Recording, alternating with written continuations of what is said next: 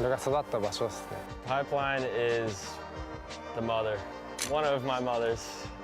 I feel like mothers lead you in the world, and my mother at home has led me through my life, and Pipeline as a mother has taught me a lot about life, and I thank her for that incredibly.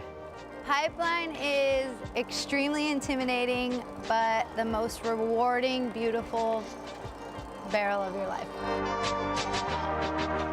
Pipeline is scary and exciting and opportunity. Just looking at it is scary. It's intimidating, I would say. It's an intimidating wave, but beautiful. Pipeline is my dream wave. Pipeline is scary. Yeah, it's nuts. But if you get a crazy wave out there, it's like the best.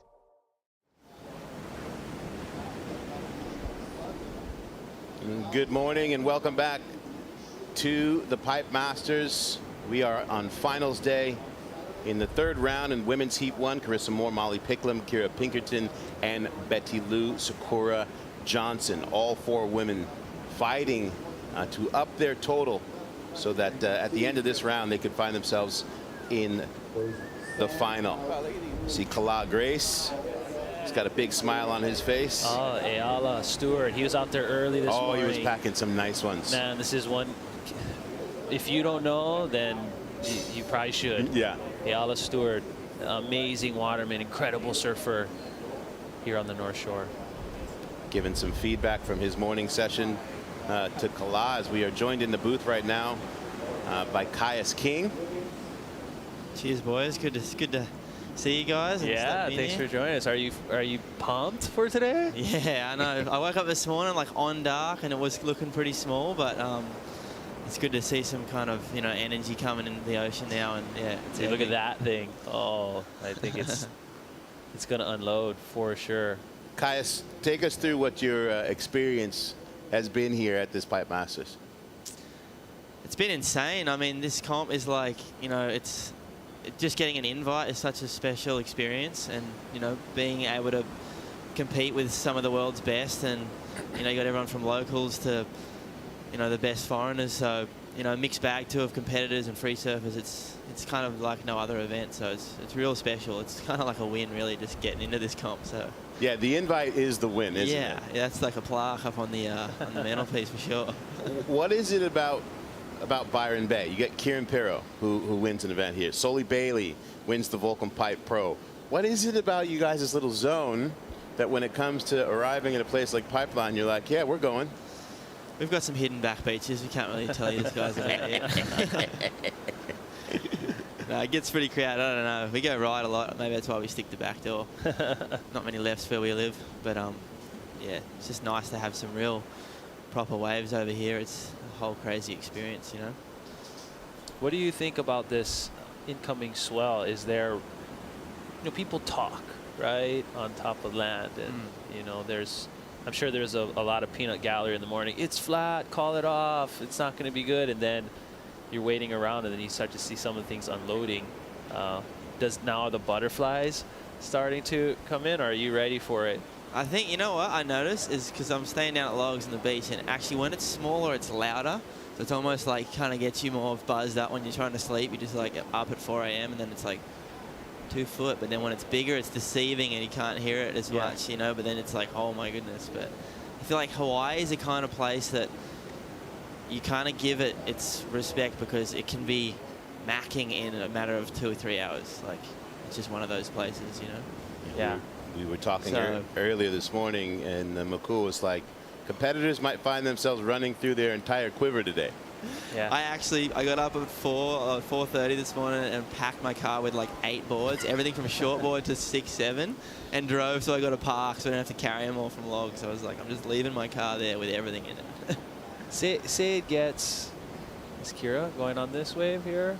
Pipeline. Oh, nice kind of stall.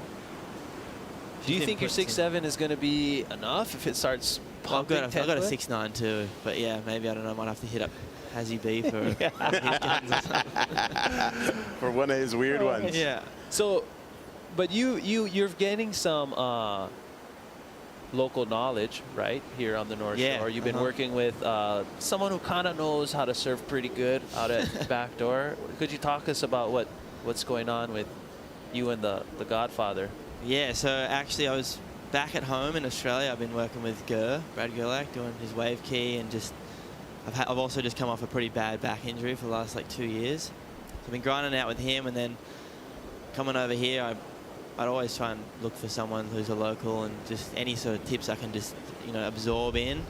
And Ger was like, you should hit up Shane, you know, let's get you out here. I'm like, are you kidding, dude? Shane's like you said, the Godfather. Shane Dorian, for those who are listening in. So no, I'm super honored to be working with him as well. And you know, I mean, it was kind of weird waves the last few days, but I mean, the first day was amazing. But I'm still taking in any information I can, and any minute out pipe. So like with 3 other guys, you're winning. So how's it been working with Brad? I mean, he was texting me a couple of days ago, and he just couldn't stop talking about how much he enjoys working with you, your surf style, as well as just your energy. Because, you know, Brad's an energy guy. But you got to sort of be willing to, like, let go of what you know as he's sort of taking you into the roots, doing this technique work of wave key. Yeah, totally. Well, the wave key thing is kind of like it's like the Mr. Miyagi Karate Kid, you know? It's how to, like, get better at surfing on land, you know, and you're seeing Brad's style. It's amazing, and that's something I think he really tries to implement into everyone surfing, or just help them out with, is a beautiful form to your surfing. Yeah, we'll call you Kaya-san. I think Molly's looking at a wave coming in. Yeah, the stakes are high. I mean, this is it. This is the final deal. Kira Pinkerton needs a 14 if she wants to get into Molly contention for the Molly Picklum. What? Wow. Good job. No way. No Not way. the present. Woo! How was that pump into that thing? How was that look up? Yeah. That head look up to be like, okay, here's where I'm at, and then that rail pull. Molly Picklum, she said she's been studying, like she said she was really frustrated with her backhand barrel technique, so she just started watching Benji Brand, like, videos and clips. She's like, I studied it and I learned the technique from watching him, and I've been applying it. Which kind of surprises me, because you usually see Benji going left, right, front side. But I look at this thing. Full double up too. Oh yeah, that pump. Hey, that was like an MF Chopes pump. Yeah. One of those. And then the claim. Yeah. Wow. Look at this right here. Doesn't yank the rail just enough to pull in to ride that. Pick that line. Look at. Wow. No, it's okay. Time to go. Go right Pickles. out the door. Let's go. 20 years old. Yeah. I mean, this is. This. She needs a. Oh. That claim was epic.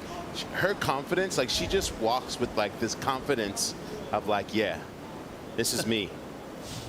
I am me. Wow. That, to me, that right there, without, I think what Makua was saying as well, it may seem very subtle to the viewer, that idea of, well, it just looked like she got barreled.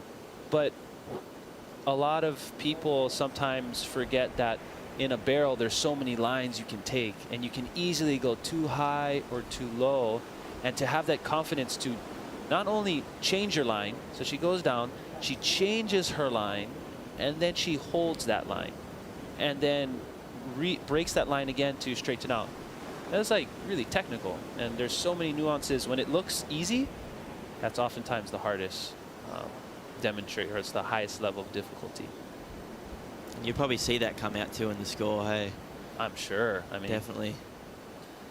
Judges are going to take their time, but that's going to be a big score. That's a big score. A possible 30. Again, 3 judges, not unlike your traditional WSL event, championship event, where you have 5 judges and a high and a low being thrown out. This is just the 3 judges going 1 through 10. Will take their 3 scores, add them up into 1 score. Best, obviously, being 30 points. We see the sun starting to come out now, shining light on the land and the ocean. Look at those buttery conditions. It's just like all oily right now. Dreamsicles. You can see the plumes of sand starting to move off of the reef with the northwest swell. Again, 29.4 for Molly. Wow. Near perfect. So that's 3 variations of a 9. Perhaps the judge gave a 10. We'll see their individual scores at some point. But Highest score of the comp so far. wow. And I agree with that. That I think, not like I'm a judge. I'm not a judge. But You for know, sure that, you know what you're talking about. I think they saw what we I saw. know you it know, looks good. They saw what we saw. Carissa, wow. Okay, Carissa, no. She pulled in a little too deep on that. Kind of pinched. That thing kind of came off of the reef. For the size, I don't think that was the right angle wave. When we talk about the criteria, wave selection being so key, how do you pick out the right wave? What are you looking for in the right wave today?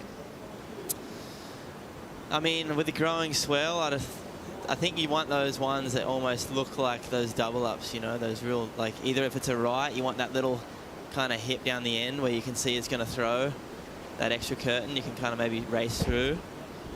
Or just like Molly's one, you know, you almost want to see that first section going over and wait for that one that's kind of standing up a bit more.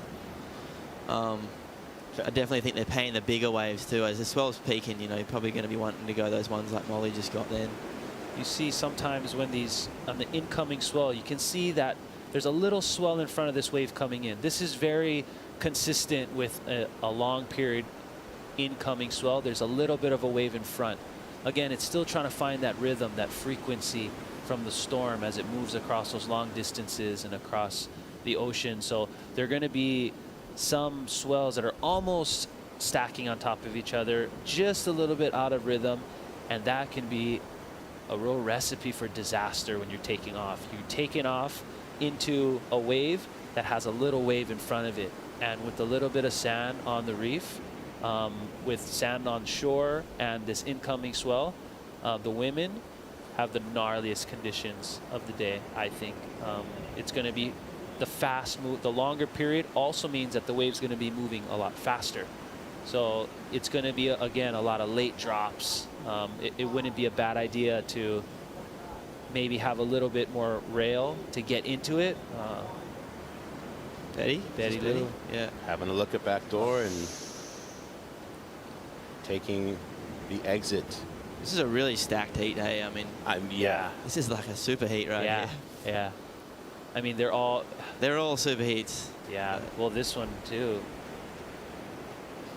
People only need 14, 11. Kira and Betty Lou, 14 and 11 respectively. That's you divide these by 3, right, to get those what they need. Mid-grade scores. Yeah. I mean, that's essentially getting a barrel, any barrel, and they're getting through. Especially for Betty Lou. And what always seems to be the case, and I'm sure you've experienced this, Caius, like when you need a 4 as opposed to when you need an 8 and you're coming down to the back end of a heat, it starts to can get in your head, yeah? Yeah, I feel like that's when you want to kind of try and get into that Zen lotus state, you know, when you just want to be chilling right out and not letting the bubbles start to fizz up. Dude, you say Zen, but aren't you? You're like a Zed head, right? You're Dude, heavy metal calms me down. Bro. I'm like, I'll put some like Slayer on in the morning and just get in the lotus pose and just like totally bliss out. Namaste. Yeah, that's my Zen. Slayer for the Slayer yoga. Caius is teaching Slayer yoga. Consists of a lot of moshing. Get that neck ready. I heard that you had an online bid going for a Dodge Challenger? Yeah, I'm actually still in it right now. Are you? Yeah. What year is it? It's a 1968. Oh. Yeah. What is this, eBay? Yeah. Wow. Oh, no, Craigslist, sorry. Craigslist. Yeah, Craigslist. Where is it? Sketch list. It's in Kentucky. So I'm going to have to figure out how to get it home. It's going to be a long drive. But it's got the 440 manual stick shift. The Hemi? Yeah. Oh. Big boy. It's got patina. It's a bit rough, but I like them like that, you know. Just. Do you work on do you do the work on the cars as well? Yeah, I've got a 1969 Caddy Coupe de Ville at home, and My brother's got a Trans Am, you know, the Firebird Of with course. Smokey and the Bandit. Yeah. Those are insanely expensive, right? In Well, Australia. I mean, yeah, in Australia they are Yeah. big time. So you but just import them in. And yeah, we just whenever we go to Cali, because we usually spend time there and surfing and hanging in SoCal, we try and sneak out to the desert and find a dry car. You know? Right? Yeah, no rust. Yeah. We know. Yeah. That's fantastic. I hope you get it. Yeah, I'm fingers crossed. All right. Sick. Well, let's take a look at how this heat has gone by. Here's Betty Lou Sakura Johnson, again, just needing that score of an 11. She gets pinched on that backdoor wave. That's a nice pocket ride, I would say. And then if the turn completed, I think it would have been a high score. Molly's wave, though. This was the standard setter for the day. Yeah. That pump, man, that pump was amazing. Could you imagine Glenn Hall right now in front of his screen? Look at that thing. Oh my goodness. He'd be screaming, yeah! That's my girl! Yeah, it seems like Riss didn't really do too much so far in the heat, but I mean, she has such a strong standing right now. Well, you can see all the sand that's filled up on those cracks of the reef. But what's interesting is now that there's sand in the cracks of the reef, now you can see just how many caves and holes there are. There's a certain region, as you can see, that there's heavy cracks, groove and spurs is what the coral community likes to call them. And it's really concentrated near the pipeline barrel, where you can see backdoor. There's not a lot of cracks that are filled in with any types of sand. That's just a flat section, essentially, the closeout. Caius just looked at you like he was like groove and spurs. I'm taking that with me. Yeah. Groovy. Band name or song name.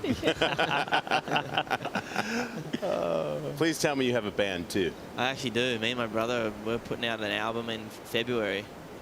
What are you guys called? Right now, I don't really know. Maybe Spinal Tap Revisited or something. Or maybe Groove and Spurs. maybe Groove and Spurs. Who knows? Oh, the coral will thank you. But yeah. It's music. I feel like it's one of those things that goes with surfing so well, you know? I agree. You should check out Eddie Suzuki. Eddie Suzuki. Eddie Suzuki. I'll definitely suss that He's out. got some good. He's got some good electric guitar. Yeah. He's I think from the late 70s, early 80s Hawaiian musician. I'll definitely Eddie suss Suzuki. that out for Check sure. him out. All right. 2 minutes and 30 seconds to go. This is the last chance for Kira Pinkerton and Betty Lou Sakura Johnson to make this final. Remember, there is no priority. Nope. So you can need to get yourself in position as you would just at a regular session.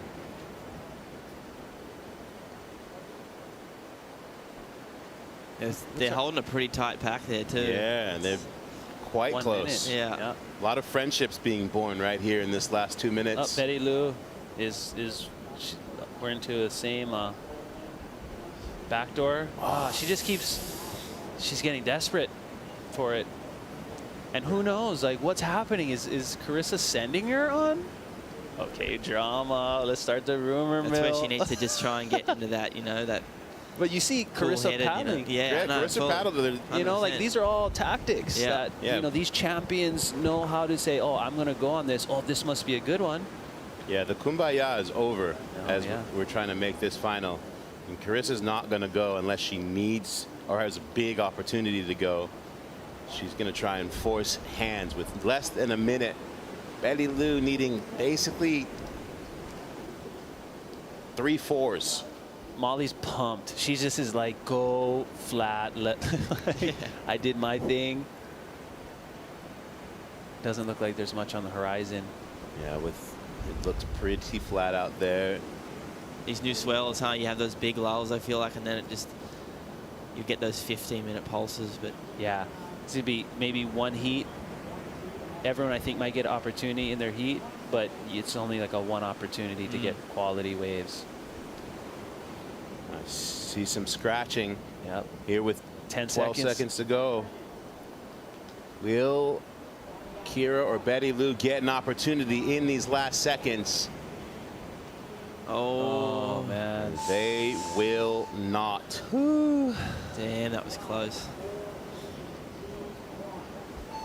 Well, a strong effort put in by both Kira Pinkerton and Betty Lou Sakura Johnson. We congratulate them on their Pipe Masters performances. But for now, Carissa Moore and Molly Picklum. And how's that for unfair? Oh.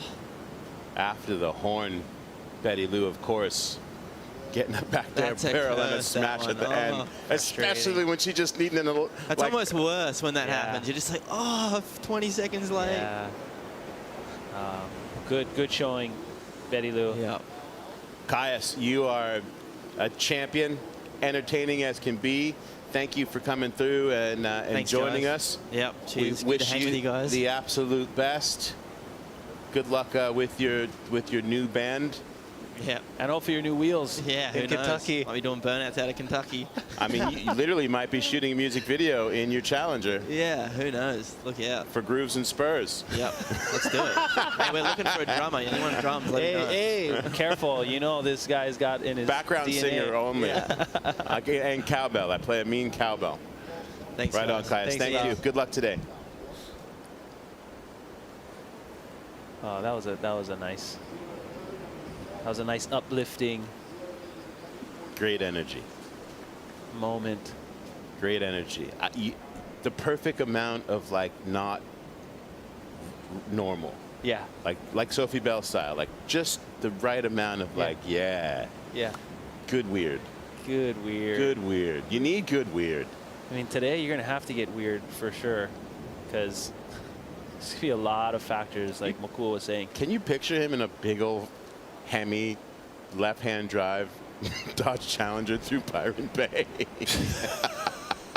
I was gonna say Kentucky. You'd be like, what is that thing driving around here?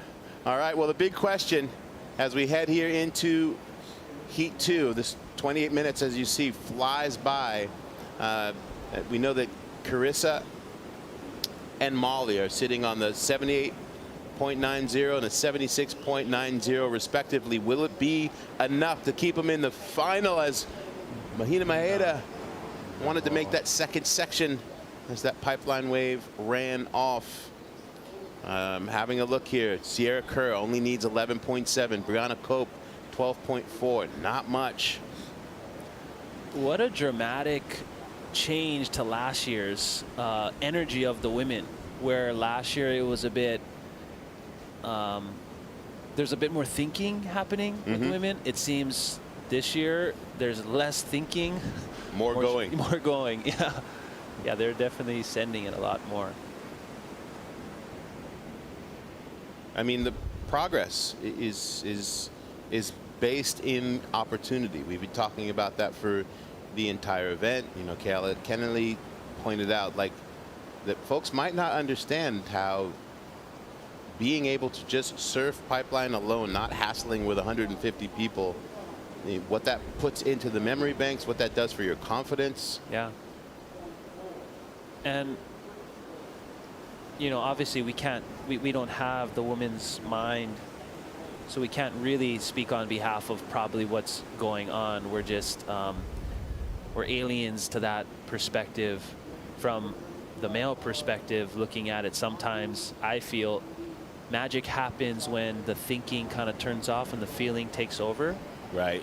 And the power of a woman's, what women bring to men or to any, that energy, that so much feeling that they exude in their person, that we're seeing people like Molly, Carissa, you know, Sierra last year when she got that insane backdoor wave. Right. Like a lot of them, you see them like, I don't know, I didn't think, it just happened. Right. And there's some magic that is. And then able to carry that forward.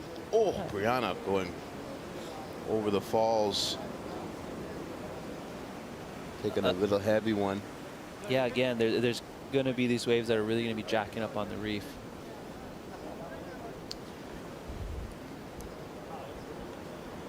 Aaron and Sierra, they kind of seem to be the next big thing. Yeah, they are the future that is now. Let's take a look at this event format. For those of you maybe who've missed the last couple of days or need a little refresher, in the women we have 20 surfers, 5 heats, 3 rounds, and we are taking their 3 best scores. Judge 1, Judge 2, Judge 3, no 4 or 5, no high or low. Those top 3 waves into one score. And the leaderboard fluctuating as each competitor is essentially competing against the rest of the field for that $100,000. That's not small money. That's not. 100 grand is literally more than most professional surfers in 2023 will make total. It's life difference money in the sport of professional surfing, as the surf industry has gone through some changes in the last few years. So the money is just not lying all over the place. So incredible of VANS to put such strong prize money behind the VANS Pipe Masters. Sierra, looking. Hey, look at that prize purse. You also, oh, Mahina. Let's go, a little double hand drag. We'll take a look at that from the front from Mahina, but there's that trademark Mahina Maeda smile.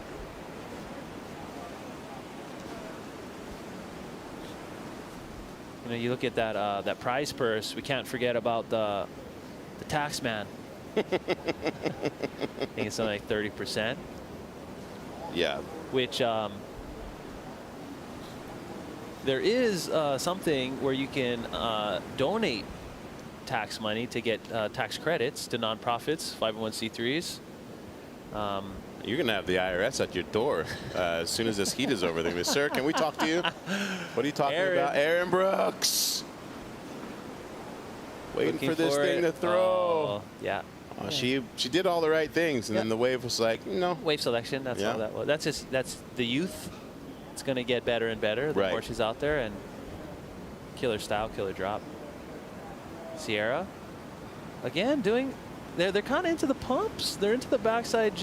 In my mind, I see Jamie O'Brien as the backside pump master. Similar. Is that similar technique to what we saw Molly Picklum executing? Again, Sierra Kerr, just 16 years of age, and an incredible. She's lived a lot in those 16 years. Stab high champion. Incredible air that she did at Lakey Peak that was kind of heard around the world at Stab High. Just won the ISA World Juniors. She's working on her own feature film that she's been shooting all over the world. We heard Josh Kerr in an interview yesterday. He was asked, you know, when's Sierra getting on tour? When's Sierra getting on tour? And he's like, we're not in any rush. You know, that's the demands, and how about the advantage that she has in being able to have that experience in her household. Yeah. From the years that Josh did on tour, to be like, there's literally no rush, because it requires a lot. I believe he said specifically, we're gonna let Sierra become a woman and then make that decision when she wants to. That's cool to be able to have that outlook as a parent.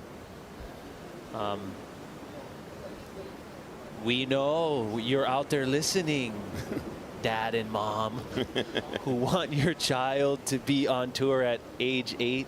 I mean, if you go to any NSSA event on a weekend, the energy of enthusiastic and passionate parents, but sometimes the way they're driving these kids these days, screamos. You're just like, they're just kids. Call up Caius, get on his band. Yeah. You can be a screamo in the band of the Spurt Grooves. Yeah, it's not that serious yet. Let them be kids. Yeah, it's living vicariously through which I'm doing through these women right now. Some of these waves, and I would be, even if I got that last wave that Mahina got this morning, I'd be stoked. You know, perfect of a day it is. It's funny, we saw the similar technique between Molly Picklum and Sierra Kerr. They've been spending time together. Oh, Aaron. Stand by. Aaron Brooks. Oh, come on. Oh. Whoa. That would have been something. Looking at that and doing that? Yeah. Whoa. Again, another 16-year-old, originally from Bourne, Texas. I mean, and she's just been traveling around the world surfing nothing but heavy waves since she was probably 6 or 7. Look at this thing. Pumped. I think they're probably gonna really be a major threat. And you know, when it comes to like these sort of barrels, I mean, look at Moana. Like some of the waves that Moana gets out at Pipeline, it's not like, oh, that's good for a girl or it's good for a woman.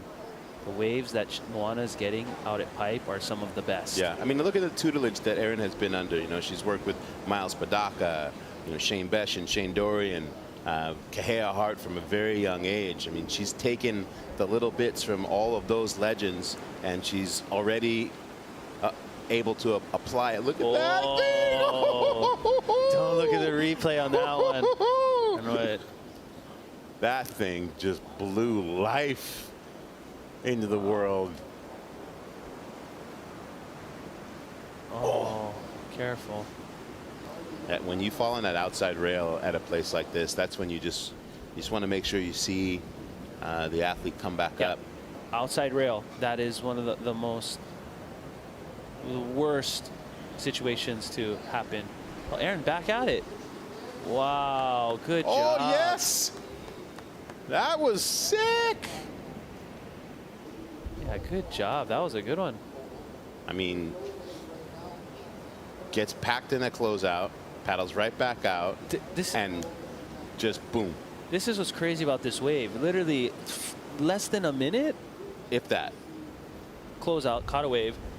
With only 4 people in the lineup, back out, got a wave. Yeah, you know, this is the dream when people say, oh, surfing Pipeline, only 4 people out. This is Erin. That's proper. Yeah. She bounced through that had a nice pump up over that foam ball, take us through it. Stall and then let go right in the, oh, kind of held on. Maybe went a little bit Sophie Bell, close the eyes now. Just bright braille.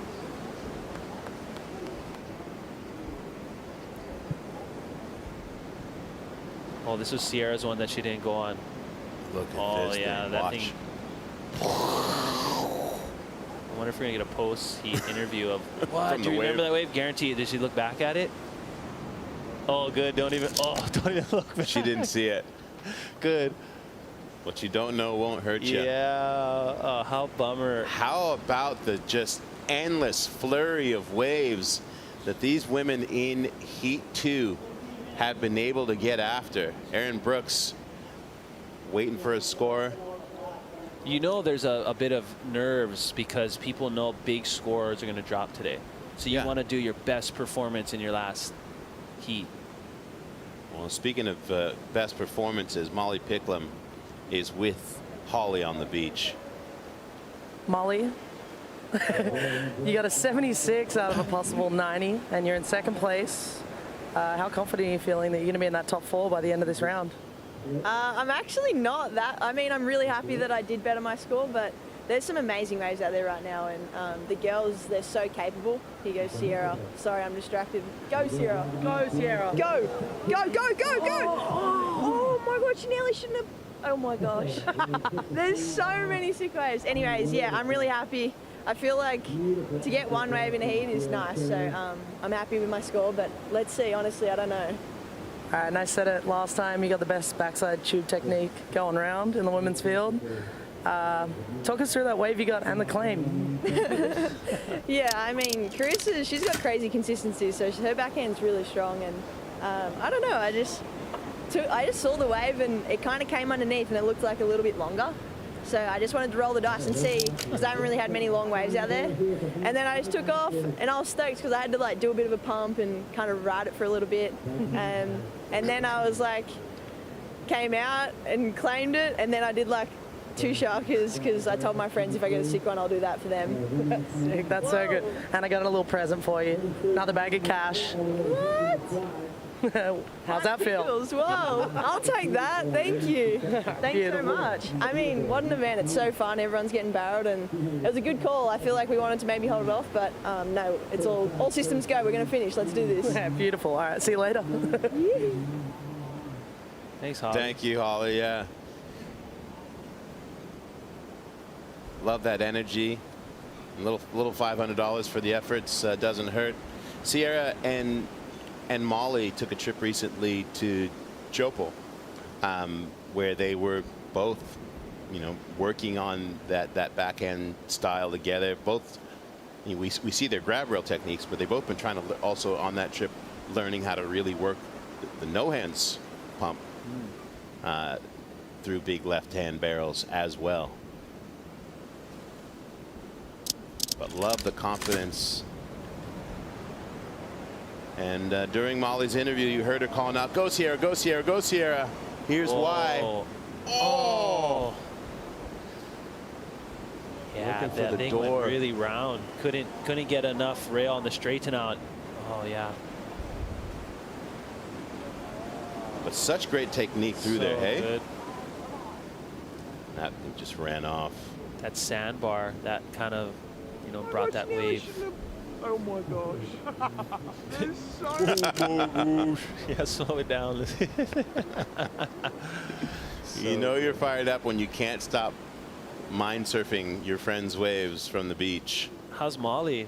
I don't know. I'm glad I got a wave, but I don't know. There's so many good waves out there. She knows the deal. She seems smart. Yeah, she knows the deal. And even Holly's talking to her about her backhand technique and gives her that compliment. The first thing she says is, well, Carissa. Yeah. Carissa is the one. I'm just trying to do my thing. Giving that deference. Sierra again. Back out. One more time. Whoa. Let's go. Let's go. Whoa. Yeah! And a little claim of her own. Looking a lot like Dad right there, that little look back. We're going to have to start doing what are the claim moves? You got to call your move when you claim it. That was a sick one. I think I've seen Josh do a little bit of that little look back. See that thing again. I mean, look at we are watching, like, we are literally watching women's professional surfing at light speed. Yeah. Into the future in real time. Yeah, this is really incredible to see. From rolling up, it's flat, to great surfing. Yeah. Shout out to Nathan Florence. I saw him yesterday. I came here for a surf. I put my keys to my car here at headquarters, and he was milling about, and he's like, "We're going. I got a good feeling. The winds look like they're shifting, and look at this, scratching into it." Drop, kind of holding her line. Wow. With the spit. Again, having that confidence to, hold that line, and when the wave is behind you on the backside, she's looking forward. She's not trying to look up, around. She's trying to find her line, and that takes a fair bit of confidence to think, okay, this thing is going to barrel. I just got to trust and pick that line. Confidence is not something that Sierra Kerr lacks. Let's look at it from the back. Full disappearance. Blown out. We love it. We love to see it. I don't, just within these first two heats, there's not, I don't really feel there's like the distinguish between men's and women's. It's disappearing literally as we're watching, like you said, in real time. Those waves, those were ridden better than a majority of men out there. You heard it from Dr. Cliff himself. See, well, Aaron, whoa. Charging. Whoa. Aaron Brooks charging. Oh. Again, outside rail. But these waves are moving fast. Her little arms just. Yeah, couple more digs. Little arms, but she. Couple more. Bam, bam. She may have little arms, but she doesn't use them like a crocodile. No. She uses them like their pterodactyl wingspan, charging in. Whoa, look at this thing on the head. This is my specialty right here. Taking sets.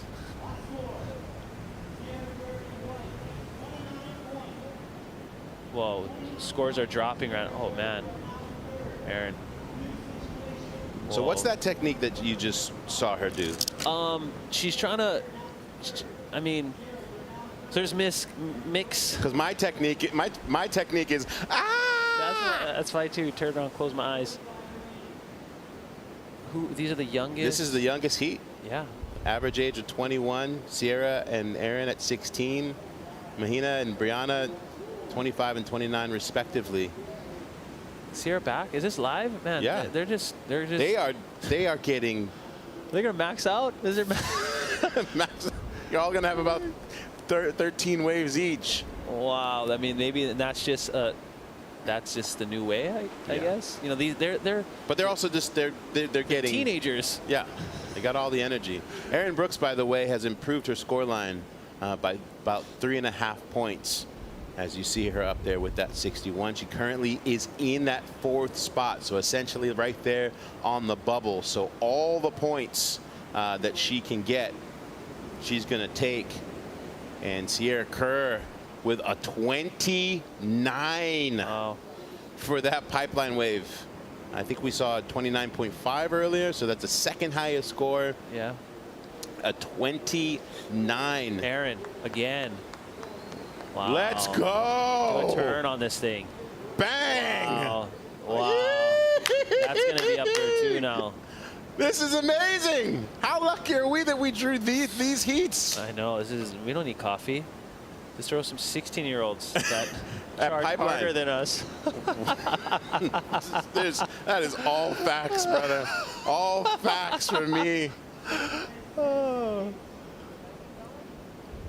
6 minutes, and these women have put on a history-making show here in this Heat 2 in round 3 as Erin Brooks with the adjustment, 2 hands, and then she's like, let me just throw the rail in for you, not go over. Wait, did Erin get scored on that yet? Not yet. I think we're waiting for that score. I don't think the barrel was at nuts, but the maneuvers. Oh, those are the. Whoa, that would have been a nuts one. Brianna, maybe be careful. Yeah, gotta be careful. Be careful. Looks like that nose, maybe a little too much front foot on it. I don't know. That's good effort. Great effort, and again, this is over shallow slab reef. Yeah. Consequences, stakes are high. These women are absolutely pushing the level. Erin looking. What was Erin's last wave? I think the score is still coming in. We'll jump on VIP headset with someone who's got to be fired up with what he's seeing. Good morning, Eli Olsen. Good morning, guys. How you doing? Morning, bro. How you feeling? How's it looking? You got some good feelings? Dude, I think it's coming together for us finally. I might have drank too much coffee. I'm just revving so hard. But yeah, we've had a couple slow heats, so I'm really excited for today. What board are you thinking about riding as this incoming swell? You know the deal. Incoming swell, long period. Conditions could be a bit more challenging towards the end of the day as the swell starts to turn more north. Are you looking back door, or are you just taking it one heat at a time? One heat at a time for now, but I got a couple bigger boards ready to go. I'm hoping by the time we surf, it'll be flexing, like real deal pipe. It's already starting. These girls are just absolutely sending it. I'm thinking 6'6", maybe 6'8" if it starts really doing it. 6'8" is a lot of board for you, so that means you're hoping for some things. Yeah, I'm just praying it just starts to just really do it for us. What's it like for you? You know, we're sitting here, can't believe what we're watching as these young women are showing us like the progress of the future right now at Pipeline. Dude, I'm so impressed. Like, I keep whistling and cheering like I'm fanboying on the land over here, and they're just, the bar is just getting higher and higher, and these girls are charging, but they're also like surfing like really technical, like Sierra Kerrs and Molly's were just like on rail, upside down, surfed it perfect. I like couldn't give them any advice. They did just amazing. Dude, Eli, when did we first meet each other down in Tahiti? You were like 14, Yeah. 15, like not too much younger than these girls. And just comparing to where you're at that level to where you are now. I mean, well, we don't even have to talk about where the level you're at now, but think about where they could be at your age now with the skill set that they have, looking just where you've come. Dude, the level is, it's crazy. It just gets higher and higher. And actually, like, it sounds funny, but sometimes I feel bad for young kids up and coming, because I'm like, you guys have to be so gnarly to like pull it off these days. So I'm like, I'm just grateful to be where I'm at. Like they're just, the bar is just, who knows where it's going to be in another 15, 20 years. It's crazy. Yeah, real quick, Eli, you have an opportunity, you know, with a rising swell, you could get the 3 waves that you need today to enter yourself in the conversation. What's your goal? Man, I'm going to just do my best to be on the best waves. And like you said, like we all have a good opportunity today, and I'm so hungry. I've never felt better mentally, physically. I have amazing boards. I just need Pipeline to do her thing and give me a little love. Yeah, dude, you don't have a broken arm this year.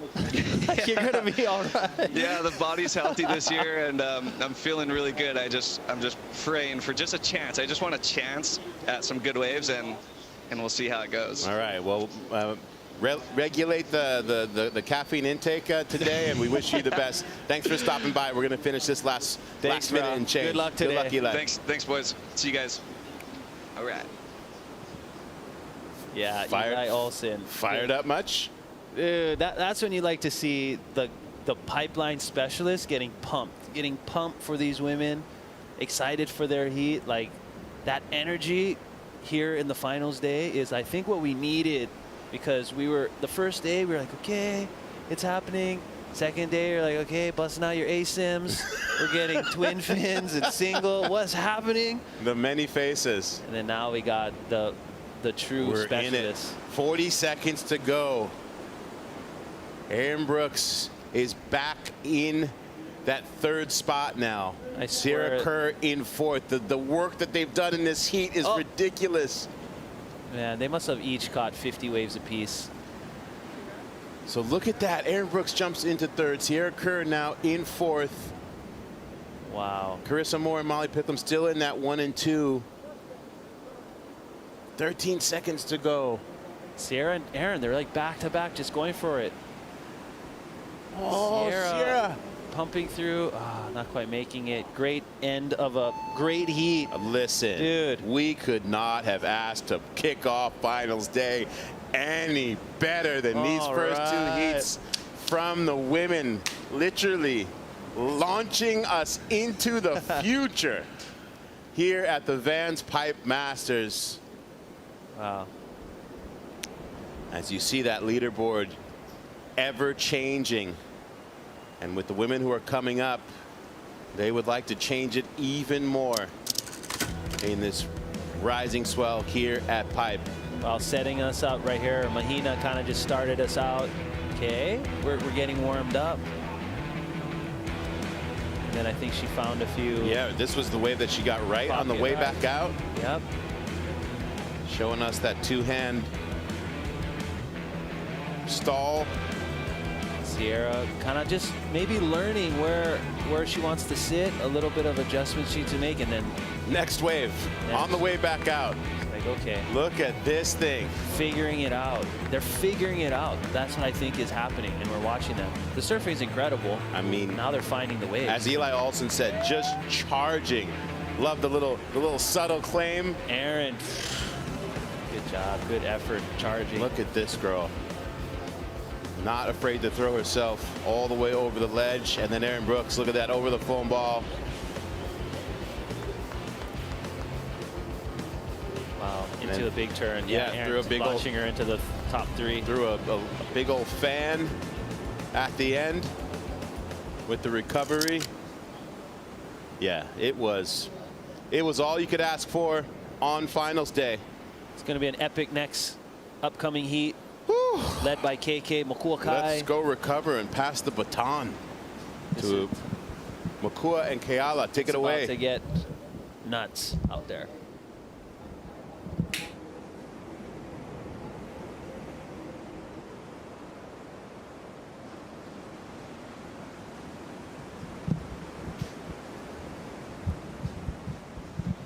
Aloha, aloha, aloha kakahiaka. Everyone, welcome back to the VANS Pipe Masters here at Pipeline. Wow, those last two heats were incredible. What about those two heats? Those things are so sick. The girls it's almost like the girl said, let's give them something to talk about. Yeah, they were charging. Incredible waves, incredible scores.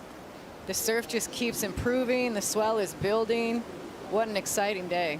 Oh yeah, beautiful. It's, you know, earlier this morning, I know people were worried about, they're worried about the waves being small and who surfs first. And I think that perfect call being made. Women getting put into some nice, beautiful conditions here at Pipeline. And KK, it is so much easier to call these heats when there's something to talk about. That's right. Yeah, we were struggling on that other day. Oh my gosh, it was like pulling teeth. With long lulls, trying to fill the space. Just make up whatever you can to keep the heat not boring. Today, it will not be a factor. It's gonna be non-stop epic action and pumping. Right now, Non-stop a little action. low in the action. That last heat was wave after wave after wave, and you know, I heard a girl come in and be like, oh man, you know, it just wasn't enough. There's no excuses today. They're out there. You can put yourself into that top four. If you really want it, it's there for you to get it.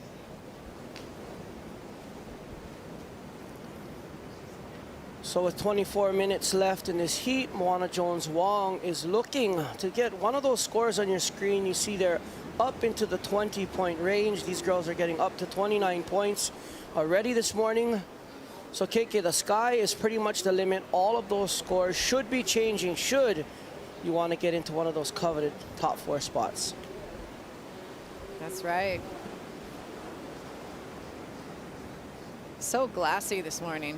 Just picture perfect conditions here at Pipeline.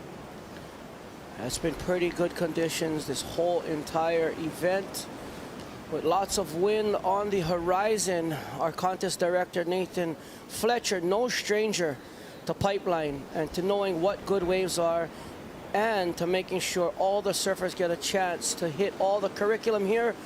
We have up and riding Sophie Bell on. Just a quick one. Today, those quick ones are definitely not the call. You could get yourself really hurt. I've seen some girls taking off and jumping off right at the peak.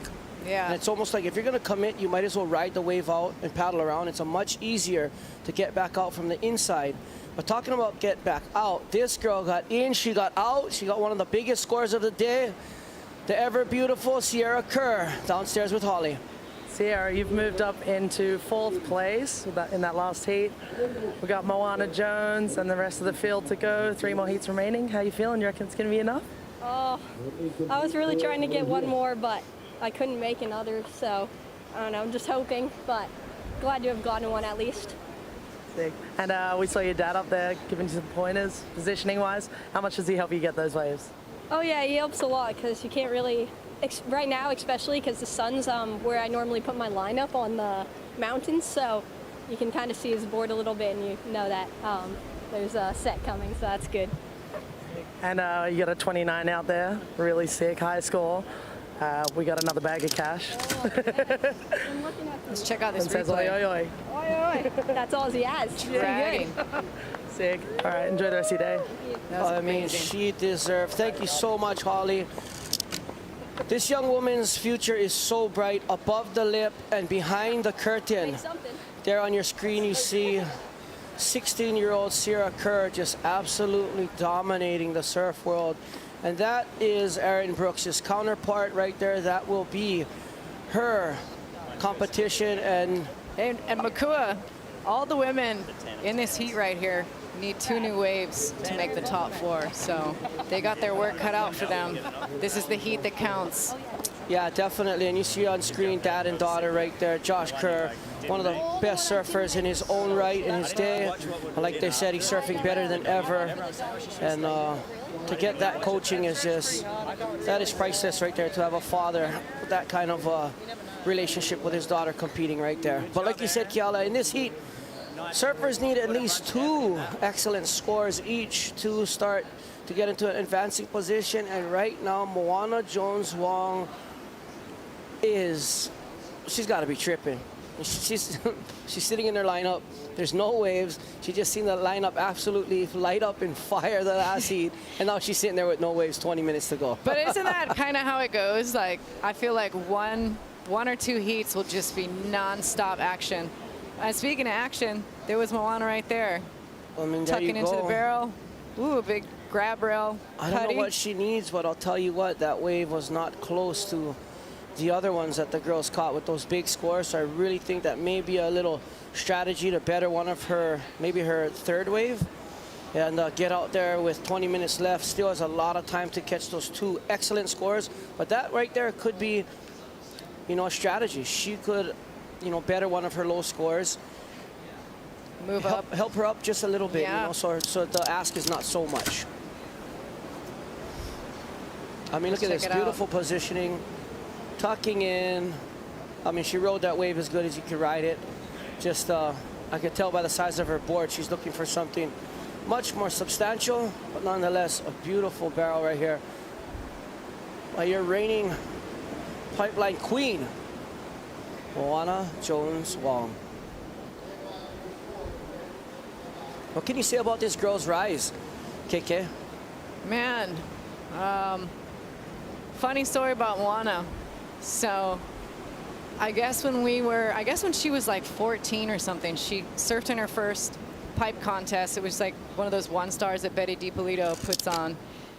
And apparently, like, I might have like yelled at her to get out of my way or something like that. And she held on to that grudge for years and years and years. And we actually got into it. Speaking of getting into it, oh, big wipeout right there. Was that Sophie Bell? Yeah, those are some of the things you definitely want to stay away from. Catching the waves and just jumping over the falls, just because I could see if there's scoring potential on that wave. But, you know, that was a... that was the elevator drop. I mean, that was charging. And some sets right here on the horizon. Who do we have? Moana Jones-Wong looking at this one. And that's what I'm talking about. Look where Sophie Bell is now. Well, that is a bad spot. An absolute apex of the wave, and that's what happens when you jump over the falls or kick out in the beginning of the wave. Let's check out this wipeout. Just free falling from the top. Oh, that wave was actually not bad. She just got hung up in the lip there. Yep. Kick the board out. One thing about these waves out here at Pipeline and Backdoor, you want to be underneath it. As you can see here, she's kind of on top of the ledge. You see how there's kind of the wave doubling up underneath her, and she has to kind of go over that ledge right there. These kind of waves, you want to be down the face, pulling in. Oh, talk about Jones. pulling in. Yeah. Just like I said, there she comes.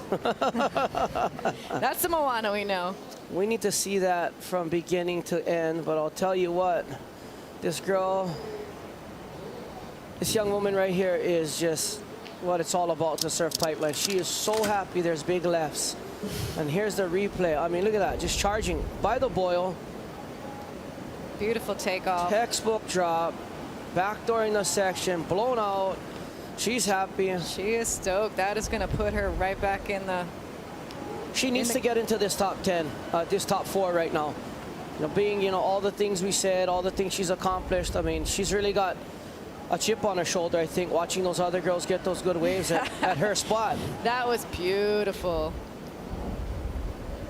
I mean, nobody likes to give up the strap, and she's fighting back for it right now. One more wave like that, and I can almost guarantee you that Moana Jones-Wong will be in that top 4 spots. I mean, look at that. Looking exactly where she needs to be. Perfect line. Perfect stance, getting low, touching the wall with her hand, knowing where she's at. Look at that spit. Guess what? How good does that feel when you get blown out of a big barrel at pipeline? Oh, it feels much better than when you don't get blown out. Welcome to the booth. Hello. You guys, lot of action. You guys know him as the wizard behind John Florence's madness, Mr. John Feisel. Hi, guys. What's up? Thanks for joining us this morning. Oh, that was sick. So, fun fact, 20% of the competitors in this event are riding your boards. Oh, that's epic. Yeah. Ah, sick. I love it. Wow. It's good. Hopefully they're doing good. As long as if they're going to do good, it'll translate into sales and we'll be off the sunset. Well, you know, that being said, there's a reason a lot of these people are riding Paizel's boards out here.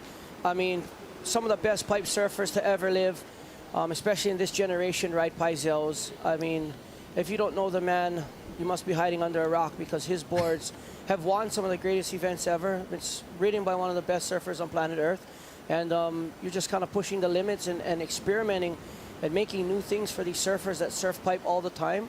Yeah. And can you talk about maybe a little bit about the equipment evolution out here that you've been seeing? Yeah, like what does it take to make the perfect magical pipeline board? I wish I knew. I'm still trying to figure it out. I think the cool thing here by living here, obviously, is that I just get to work like just naturally with all these like kids coming up. Like they're all young kids in the beginning or whatever, and then the kids that I've been working with, like including your brother, have just become, they're like the guys at Pipeline, which is pretty cool for me. And they're just all, it's funny, like around the world, they're seen as like these pipe superstars or whatever, but they're just like the kids from down the street or whatever. You know, Koa lives 50 feet from my house. John lives down the road. Ivan, you know, Nathan too. And so it's just been fun working with those guys and like actually just getting to watch what they do and then using their feedback to try to improve everything, you know, just along the way. What is harder, to make the perfect pipe board or to shape a board, say for a wave like trestles? I think both of those have a really big challenge. It's a matter of like just kind of looking at what the wave is going to do and what kind of power you're working with and all that stuff. So those are such different boards. And if you try to ride one for pipe at trestles, obviously. Oh, look at Juana this. up again. Wow. Just got to get a better one than that. Yeah, that was sick, but kind of small. Yeah. What was her last score? I want to know what her... She's in 64 now, so she's in fourth. She got a 28.9. She's in fourth already, so she's up in the fourth spot with one wave. All right. So 28.9. That's sick. Yeah, anyways, they're both real challenging, and for me it's important, like living here in Hawaii, it's really important that like I travel a lot to shape and look around and just pay attention to what's going on with different boards in different places and try not to be too like centered on boards that are just for Hawaii. And that's just the important part for me, is like learning as I'm traveling and listening to people, and my feedback from my team and stuff will help me make boards for crappy waves too. Nice. Well, not that trestles is crappy, but while we've been speaking with John, it's okay. Moana got an 18.2 and a 28.9 in less than 5 minutes. Moving her She's up into the fourth spot. Yes, I mean, look right here. This must be the 18.2. I mean, not that deep on that one. Kind of more of a pocket ride, but the wave before that. Beautiful stalling maneuver. And now you see Sierra Kerr is out of the top four officially. She will not be competing in our finals. Moana Jones has taken that fourth spot, and she is looking to move up as well. It must be a big thing, Paisel, to get the right surfer with the right board under their feet, because all surfers tend to surf a lot differently, different styles on waves. For sure. So how do you kind of tailor make? Do you make one model that kind of fits all, or is there certain tweaks that certain surfers like to make? Whoa, that was a late drop. That's a lip in the head right there. Oh, yep. God. I think that what I kind of start with the basics that work good for most people, and then tune those boards for each guy, basically, or girl, either way, and just try to make sure that like if those guys are giving me feedback. So like I have some guys that ride a little wider noses or a little more, you know, just different rockers or different things, but like all of that basically comes from like a basic starting point, that boards that I know have worked good at Pipeline for a long time. And then you just work off that and tailor it to the surfer, you know? Nice. And here you go, as you're talking boards, we see boards coming to the beach right now. Sophie Bell looks like she got her bell rung a little bit right there on that one. And You know, just you got to be careful out here. It's, you know, pipeline's not really for everyone, and these girls are definitely charging, but some of those waves, you got to be careful where you jump off and how you jump off. I mean, you've seen Chumbo's brother, Joao Chianca, jump off on a wave, a 4-footer in the wrong spot, and, you know, that guy's no stranger to big barrels. But you got a good point. Is like, not only are people learning pipeline, but they're also having to learn how to survive a wipeout at pipeline. Like, a lot of people haven't had that experience. You know, that's something we don't really think about that much. You're like, okay, it'll give you like that getting barrel or whatever, and you're like, okay, it will present that experience. How do you get out of that position in good shape is something you got to learn too. It's almost like if you charge absolutely your hardest, you don't get as in trouble as if you go like halfway out here. Any little hesitation. You know, full speed, half tank, full throttle is better than, you know, full tank, half throttle. Half throttle. Yeah. You know what I mean? Nobody really likes that. I seen Evie Wong on screen earlier yawning, and I'm like, you better wake up now, girl. It's pipeline. No time to sleep. No time to sleep now. We got 10 minutes. She's got some time to get back out there and get a wave. She's definitely charging. Let's watch the replay. There it is right here. Beautiful drop. Kind of late, and then kind of side slipped, which just messed up her line right there. there. The wave kind of went out to sea as well. It's kind of what we would call a clamper. You see how it kind of shut down on the end right there a little and got high. It's something you got to watch out for is the angle of the wave when it comes in. It might look like this nice teepee, but if it's coming across the reef too much, it'll have this like chandelier clamshell at the end. Now. Instead of one that has maybe a little tail on it that you know it's going to come at you.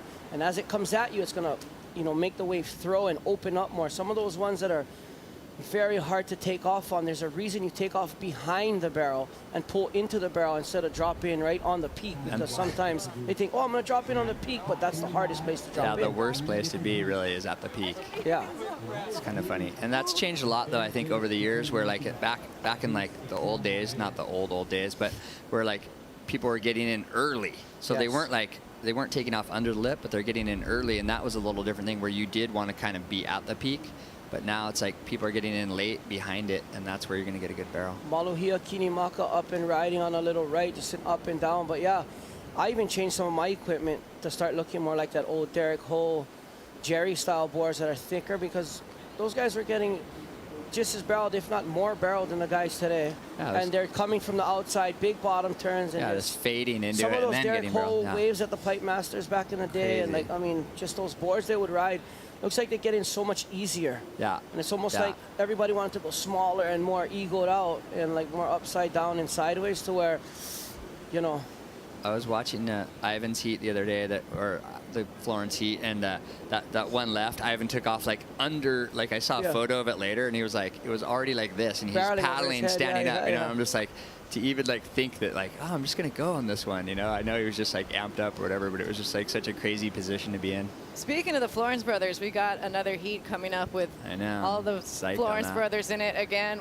Tell us, like, what's their dynamic? Are they competitive? And knowing each other so well, do they start using tactics to get in each other's head? Yeah. Before we let John answer that question, we're going to take a break here at the VANS Pipe Masters 2023, right here on the beautiful North Shore of Oahu, Hawaii. Thank you all for joining us today. We'll leave you with Laura Enever on the screen. My biggest fear about surfing pipe is, my fear is more like not succeeding. Like, of course I'm scared of the wave and like scared of hitting the bottom, but I never want my fears or my doubts to hold me back from doing something that I think I can do. I tend to be harder on myself, so I just don't like think of this. I'm more like, okay, what do I want to do and how am I going to get there? Hitting the end section at pipe makes me feel, if it gives you the opportunity, go for it. Like Mason Ho landing an air on like a 7-foot board at the end section of like after getting super barreled is just so exciting.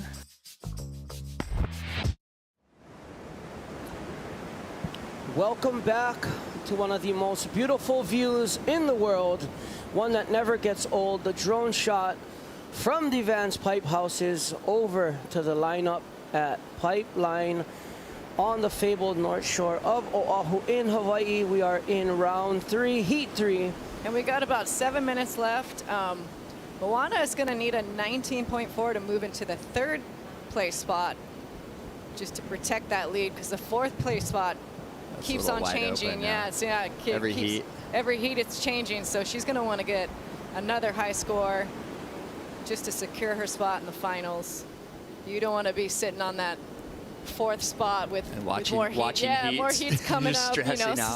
Crossing your fingers. If you're in heat 5 and you're in the 4th spot and there's no one after you, it's fine. That's fine. Yeah. But this is heat 3. There's 2 more heats of very, very capable women coming up now. Moana Jones-Wong really wants in 6 minutes to be able to get 1 more score to add to her score line. I mean, you see right behind her, there's Bella Kenworthy. I mean, there's so many girls ready to go. No, Sierra just got out. She's done. Oh. What about Gabrielle Bryan? Gabriella Bryan, she's still going. She has another heat. Oh, yes, she does. Yeah. Interesting. That can change fast. That's got to be stressful.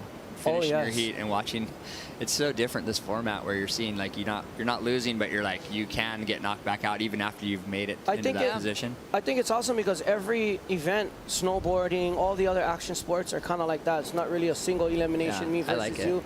It's like you get to keep coming back and watch your favorite surfer surf until the finals, right?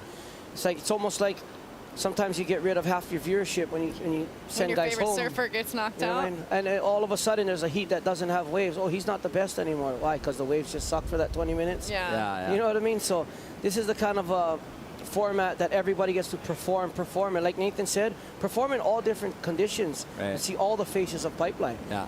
And you're no stranger to pipeline. I mean, you surf out here and your boards it's been a while. Just happen to be under the feet of some of the greatest pipeline surfers. I mean, you got the Florence boys, you got my brother Koa. Is the breadstick a real model? I hope Koa's watching this and just like going like, all right, finally broken. A quick recap of this heat. There was one of Moana's bigger scores. That was her 18. She's got such great style. Yeah, she's sick. Look at this thing. Oh, that was Sophie Bell just charging again. Ringing the bell. Bam. That looked a lot like Joao's, huh? That's what I said. That's why it's jumped in the same spot. Here's Moana again. What a bomb. Beautiful wave. Who's that? Moana Lopez Jones-Wong? Yeah. Perfect positioning. Coming in from the cold. Look at this girl. Look at that spit. She was somehow pumped. She always matches her red jersey with her little red helmet. Yeah. Nice. That's her backup score right here. Yeah. Dragging across. Dragging the arm. Nice positioning, and here's the bell ringer right here. Oh, she almost like jumped into the lip. You know, like at the movie North Shore when it says when the wave breaks here, don't be there. That's kind of one moment. Yeah, one of those she moments. put herself right there. When the wave breaks here, don't be there. Yeah, don't intentionally put yourself there, because that's what's gonna. You're gonna. What is it? You're gonna hit the reef. No, yeah. If the wave breaks here, don't be there, or you're gonna get drilled. Or you're gonna get drilled. Or you're gonna get drilled. That's the line. Kook. You're so haole, you don't even know you're haole. Such a cult classic. I was in that movie. Were you? I'm Chandler's son. Yeah. No way. Oh yes. That's epic. And when they throw the sticks, go get it, Rex. Yeah. Walking out, little kid. I remember Zoe. Oh, Zoe going for a snap. That looks like a Paizel right there. Yes, it does. She's not getting the wave she wants, that's for sure. Oh, these waves have barely been coming. Moana Jones have been on pretty much the only real scoreable waves. You know, she's kind of sat there, took her spot, and she's got the hours in there more than anyone else in this heat for sure. Yeah, almost looked like Zoe was hunting some rights. There were some rights that came in earlier, and what do you think? You think anybody's going to disrupt this top 4 right here?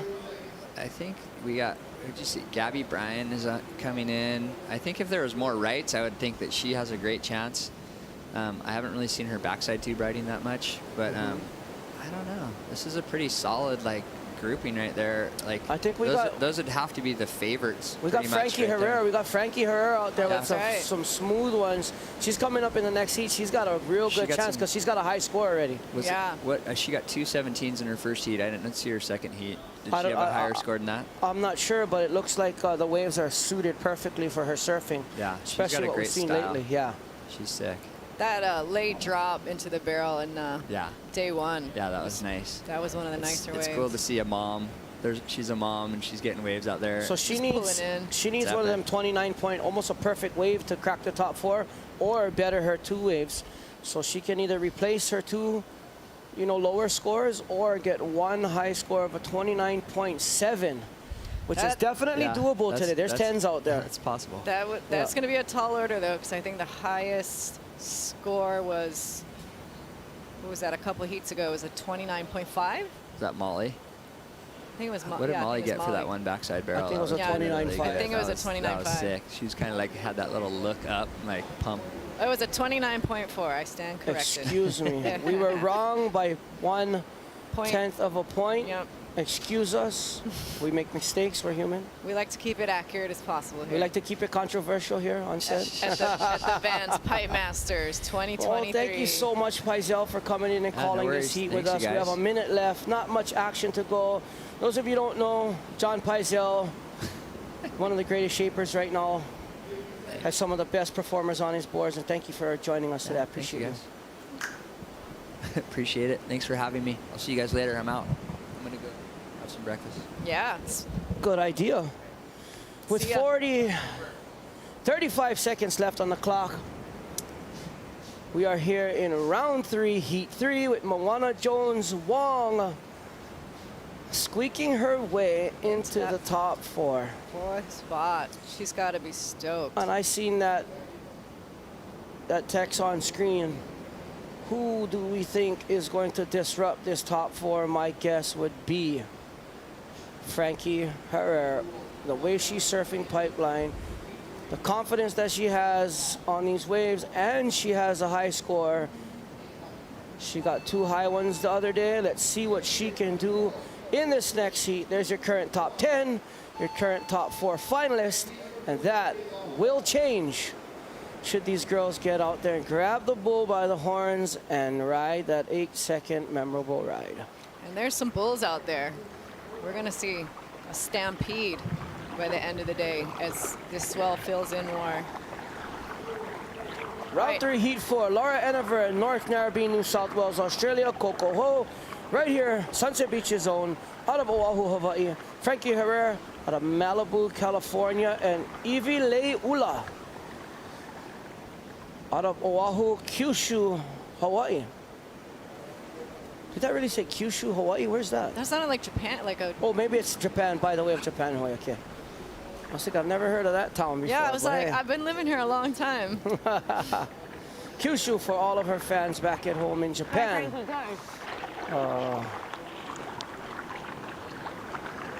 Fuck yeah, Frank, go.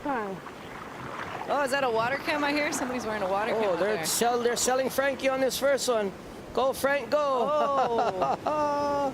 You guys just heard the perfect example on what it sounds like to sell your competitor a junk wave right off the bat. And that's how it goes. Go, yeah, go, take this one. Yeah, that's the one. They're looking back like, ha. We've all done it. We've all done it. Oh. Kelly Slater's the master sending guys on waves like that. It is really awesome to have someone mic'd up. Not too many times you get to hear the sales pitch in a contest. That was a good sales pitch, though. I wonder if that was like, it must have been like Coco or Laura sending her on that one, for sure. She bought it, though. Doesn't look like it's going to affect her too much, though, because she's right out the back and in position already. That was actually good to get the butterflies and the bugs out right off the bat with nothing else coming. Get out there, shake it out a bit, and I knew it. We have Laura Enever with the mic, saleswoman of the year. Oh, that would be cool to see how many of those you could put together. Oh, of like a little montage of like, of go, brah. Yeah, this one. Yeah, You're on this one. And then show the actual waves that the people catch and people send them on waves. That'll be all time. Well, here we go, talking about selling it or sending it. Laura on the left looking pinchy. And Coco coming out. Oh, come on, sister. That would have been a huge score.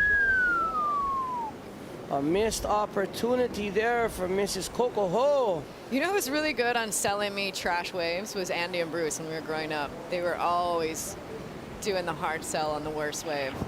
Yeah, because they were never giving away the good ones. So for sure, anyone they told you to go on was going to be a junk one. Oh yeah, and they love seeing you wipe out They too. loved watching me It's the wipe best out thing for their ever. entertainment. How was that one? And if I didn't go on the waves, they would say, you know, they would give me a hard time, like, you wussed out.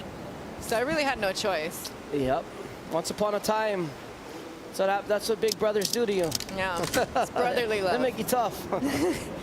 Yeah, they made me tough, for sure. On the last exchange, these girls should not be taking off on these waves. Well, on the Coco left, this right, and still it's pinchy. Right now, there's waves that can take you to the next level, and those waves, that size of wave today, is just not going to do it. Like, even if you get barreled on that wave, cool. But you got to get a score in the 20s now, too. I mean, if you want if that you're spot. comparing yourself to what's been going on, the scores-wise, it's like watching Shaun White get a 90-point run, and then you think, oh, I'll just do a 70-point run, be all right. You're not winning like that. You got to go and wait. This contest is the perfect format so that you can relax, get out there, and choose the one. Because right now, in your third round, it really doesn't matter if you get a bunch of 17s and 18s. No, they're not. That's not going to be in your top score line. If it's not an 8-point score looking wave or above, there's absolutely no reason you should be catching it, unless you want to just sit around and watch the finals and have at all these little ones, and you will be cheering from the sidelines. Right? Yeah, they're going to need some scores in the 20-point range. I'm thinking 25. At 25 and up. 25, 27 and up right now, especially with the scores that we have now. I mean, Ivile Ula Wong definitely needs 2 more scores. You know, Yes. 22's right there, but everybody, you know, the top girls have, what they have, 22, 27, 23, 24, 22, 29, 20, 21, 25. 17, 18, 28. Like, if you don't have 28 or higher, 27.5 or higher in your score line somewhere, you're probably not going to advance. And right there we see, I think the only surfer that can get 1 score and still advance. And right here on your screen, we have the queen herself, Moana Jones-Wong, down on the beach with Holly. Moana, well done for starters. I've asked this question to the last 2 heats in a row. You've moved up into 4th place on the leaderboard. Do you think it's going to be enough to get into the final? I don't know. Like, Sarah was just in 4th, and then I just knocked her out of 4th, and I'm in 4th.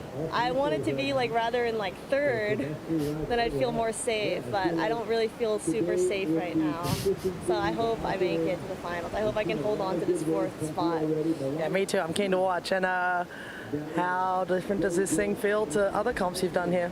It's different because it's like, I think it's harder actually, because it's like you can improve and keep improving, and everybody keeps improving, so it just gets harder and harder. Beautiful. Thank you. Well done. Thank you. Well, there you have it. Thank you, Holly. Thank you, Moana. And Check out this replay.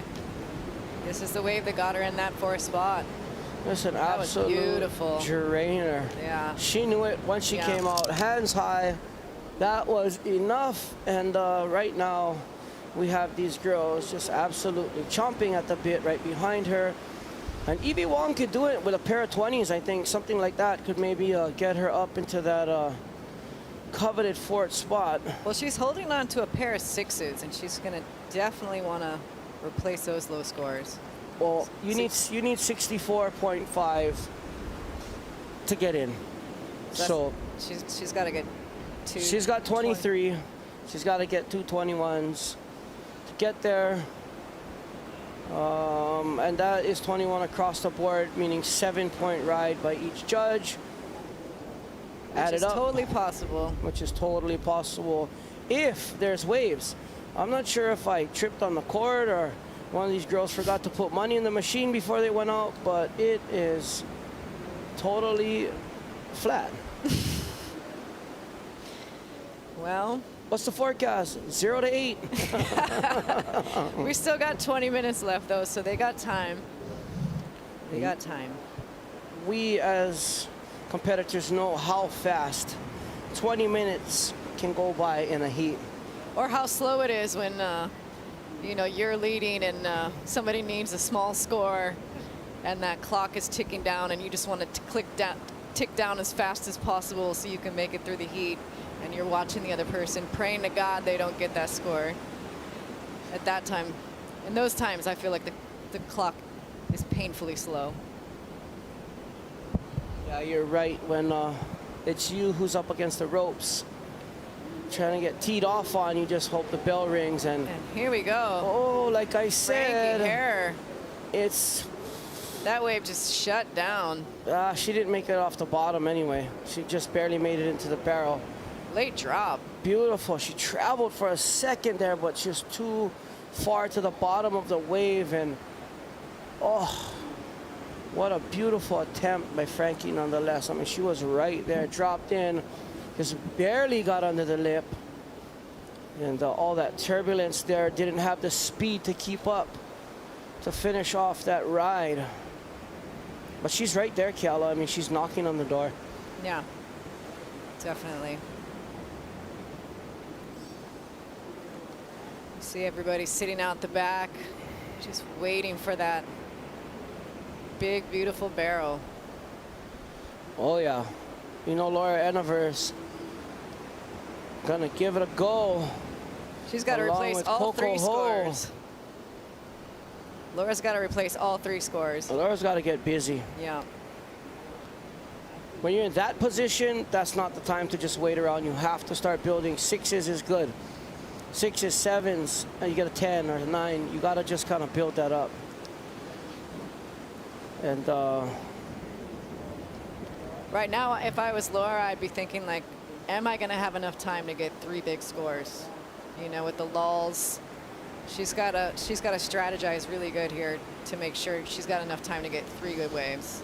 She needs 3 new strategy scores. 1 should be catch the best wave you can as quick as possible. Isn't that always the strategy, though? Strategy 2, catch the next best wave as quick as possible. Strategy 3, rinse and repeat. Rinse and repeat. Rinse and repeat.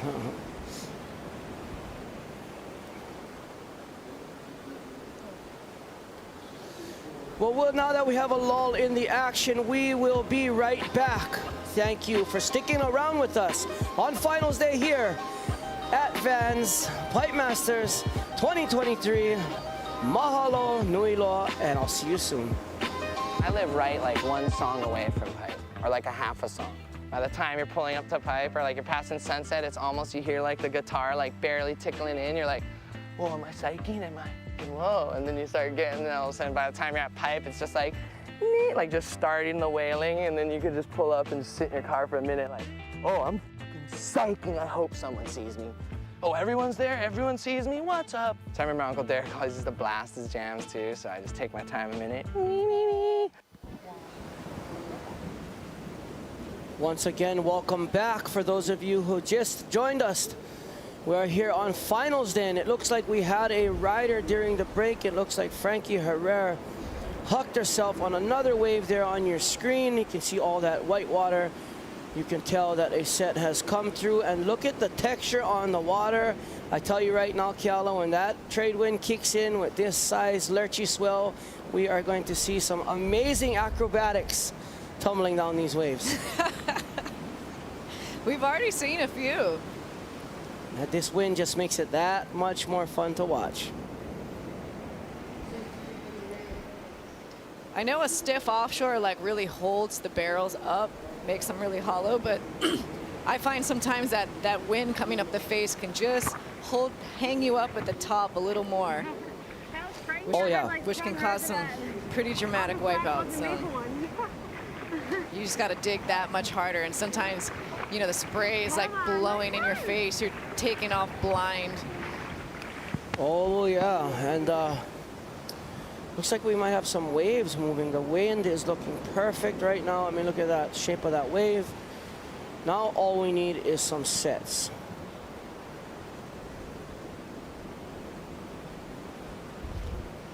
The girls getting into position. I mean, look at how beautiful that water is, just spitting barrels. If you want it, you can get it today at the VANS Pipe Masters. The swell is on the rise. Good call by contest director Nathan Fletcher. 2 more heats of women, or 1 more heat of women, and a women's final. So after this next heat, not this heat, the next one, there would be a 2 heats of men. Here we go. And then a finals. Frankie Herrera again. That will not be the one. Oh, that's a beautiful barrel nonetheless. But just missing that beginning part of that wave. Beautifully surfed, beautiful wave. I just think that to get into that top 2, she's gonna need a wave. You drop in from behind the peak, pull in the barrel like she did the other day, so arch coming through. And I really think right now the big scores, and the reason I said that's not the one, is because the big scores are gonna be coming from that outside section, pulling in off the drop. You know, she came around it nicely, perfect positioning, got a little barrel. But you see on your screen, 29.7. That's what she needs to advance. You either cut that in half or you get that one time. So whatever she's got has to beat whatever scores are on her score line right now. And it looks like she's got a low score of a 7. She definitely is going to want to replace. And then she's holding on to 2 17s. So let's look at the replay. No matter what, it's going to replace that 7. Yeah. This little inside barrel. You see on that outside, if she could have got her rail in the water, right here it's kind of bouncy. You see how she kind of projects out? She would have got to tuck into that first part and then come through that barrel. That would have been a very high score. Yes, right here. She could have knifed it right into the barrel instead of dropping down to the bottom. Those are one of those you have to hug the wall, they call it. Yeah. When you stand up and you put 1 or 2 of your arms in and you stall yourself, let the wave throw over you, and then you start bumping through those sections. There's a couple different ways you can surf those waves, you know, come out, draw a line out to the bottom like she did, bottom turn, sneak into the pit, or you can try and hold yourself as long as possible up at the top while it throws over and then start pumping through those sections, right? Yeah, that would be ideal. Frankie Herrera, Evie Wong, Coco Ho, and Laura Enever.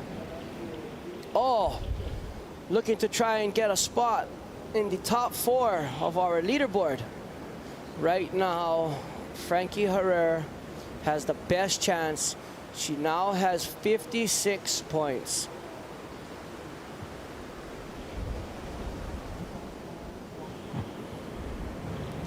We're gonna go and check in with Laura on the Red Bull water mic now. Wow, it's such a pretty day. Yeah, so amazing work. That was sick, girls. So cool. Go, Frankie, go. Where's the boil? Weird to be out there. Go, Frank. Fun take. Oh, go, Frankie. She almost sold Frankie twice there. Frankie. Yeah, she's... Sick one. Oh, 3 times. 3 times. A sick one.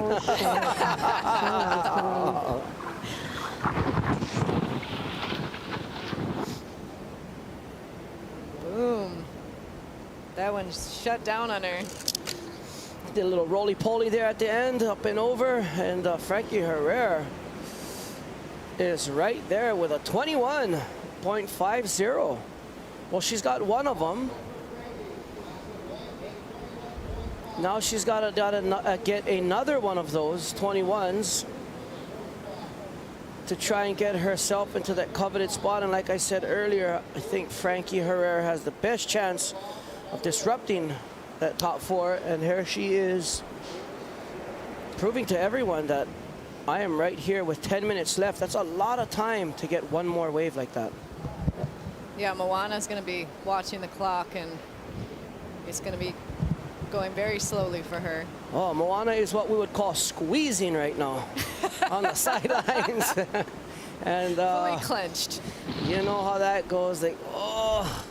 Come on. But we'll see what happens. It's up to Frankie. The waves are there. It's up to her to go and take it right now, you know, and get that spot. And here she goes. She's paddling. This could be the one. I mean, this thing looks pretty nuts. Frankie up and riding. Oh! Oh! That one looked like it shut down a little bit too. Come on, Franks. Where's she? She all right? Out of patrol. Oh. There she popped up. She's going. She's good. She's good. She's good. One thing about Frankie, she's tough. She can handle. Well, I think anybody that goes through childbirth is gnarly tough. Late drop and just caught a rail, caught a nose. Just full poke. Just a little hung up, like a little more down the face, a little more paddle, she would have had that. It's just right there, just bottoms out from her and just takes the nose right out from under her. I mean, she was charging that thing. Full send. Full send. She was in the spot too. I mean, right there, just that last moment, how that wave kind of doubled up with the wind. That's what we're talking about. With this wind right now and the way that it's doubling up, people will definitely be looking for lobsters today. Yeah, just. How many names have you heard over your lifetime in surfing that describe the pearl? Pearl dive, lobster dive, poke. Have you met my friend Doug? Doug Rail. Dougie. Doug Rail. Cousin to Dig. Right? Doug and Dig Doug Rail. and Dig. Yeah. I mean, some of the best times in your life will be thinking you got, oh my God, I got this one, we're in it, and next you know, I'm not in it, I'm actually in the lip going over the falls. Wonderful. And that weightless feeling that you get going over the falls, how's that feel? Oh, you're just like. You're just like, please don't hit the bottom. Yeah. Please don't hit the bottom. Please don't hit the bottom. You're like feeling already for the reef with your hands, like, am I upside down, am I right side up? Sometimes you don't know, and you kind of do underwater kung fu, trying to block the reef. Trying to protect your head. Yeah, it's kind of like, pia, cha, wa. Uh-oh. We got big things going on around here, and not just in the water. We have big things going on all over the site today. And we are gonna throw it down to one of the Hawaiians doing it the biggest, real Hawaiians doing real things. Brother Kimo with Kanaka Solutions is downstairs with Holly. Hello, I'm here with my favorite person to see in Hawaii, the big chief, Kimo. Just wondering, how hard is it to keep this place on lock during the Pipe Masters? It ain't that hard right now, but it was hard 27 years ago. But right now we got the reputation, and basically we just treat everybody with aloha, and you know that light button is always a quarter ready to be on. But again, you know, we earned this 27 years we've been out here. We respect everybody, but again, yeah, we keep this thing tight, you know, and we set the boundaries for all the guys out here. And pretty much everybody know what the rules is over here and what can happen, you know? Beautiful. And you got any favorites for today? Who's going to win? I'm not going to pick one name, but you know, we always cheer on for the locals, so all the Hawaiian girls, all the Hawaiian guys, you know? We don't pick any favorites because, again, they carry our flag, they represent the state, and they represent all those guys as Hawaiians, you know, as Kanakas. So, right on. Aloha. All right, aloha. Thanks, heaps, Kimo. Cheers, man. There we go, Uncle Kimo and Holly. We're going to have to get Holly a Kanaka Solutions hat, a shirt, so when he goes back to Australia, she can regulate over there. We've seen Frankie up and riding again. She needs a 25.5. And there are 25.5 waves out there, no problem. I mean, she's paddling out looking at a 29.5 just blowing its guts out right in front of her. Look at the rainbow in the spray. I mean, in the ehukai. Yeah. And hopefully Frankie can get back out there and give us one more shot. She's in striking distance. Sometimes it takes eating beep for a long time out here before you get the one. That's true. That's true. Looks like Laura Ennever turning on this one. Laura, that was not a good wave. Good choice. That looks like one she would try and sell to Frankie. She probably was telling Frankie, go, go, go. We'll get the audio later. How's that? You actually get to know how many waves your friend tried to make you go there. Absolute poop. At least you know for next time. After you watch the replay Next back. heat, we have Bethany Hamilton. What an inspiration to this entire planet, Bethany. You are from the North Shore of Kauai. Annie Dos Santos from Sunset Beach, Queensland, Brazil. Wow, these guys is throwing me off today. Gabriella Bryant from Kilauea, Kauai, Hawaii, and Bella Kenworthy from San Clemente, California, USA. Daughter Sunset Beach, Queensland, Brazil. That's like a Brazilian, Australian, Hawaiian. Yeah. It's like a shave ice. It's a colorful shave ice. And Frankie with 4 minutes left to go. What can Frankie pull out of the hat? And what is the ocean going to offer? Because that's... And what wave is Laura going to tell her to go on? This is pure comedy. We need more mics in the lineup. Can we please get a mic? Booth request mic for Florence Heat. All three Florence brothers. All three Florence brothers. Mic'd up, please. Yeah, I would love to hear the... Yeah, we need it. That's the entertainment right there. I would love to hear the banter between the bearded brothers. It'd be all time. You know, it's always kumbaya in the interviews, but we know in the lineup, it's anything but. Laura, here we go. Back to the ocean with Laura on the Red Bull water mic. Frankie, go, go, go, go. Go, go, go.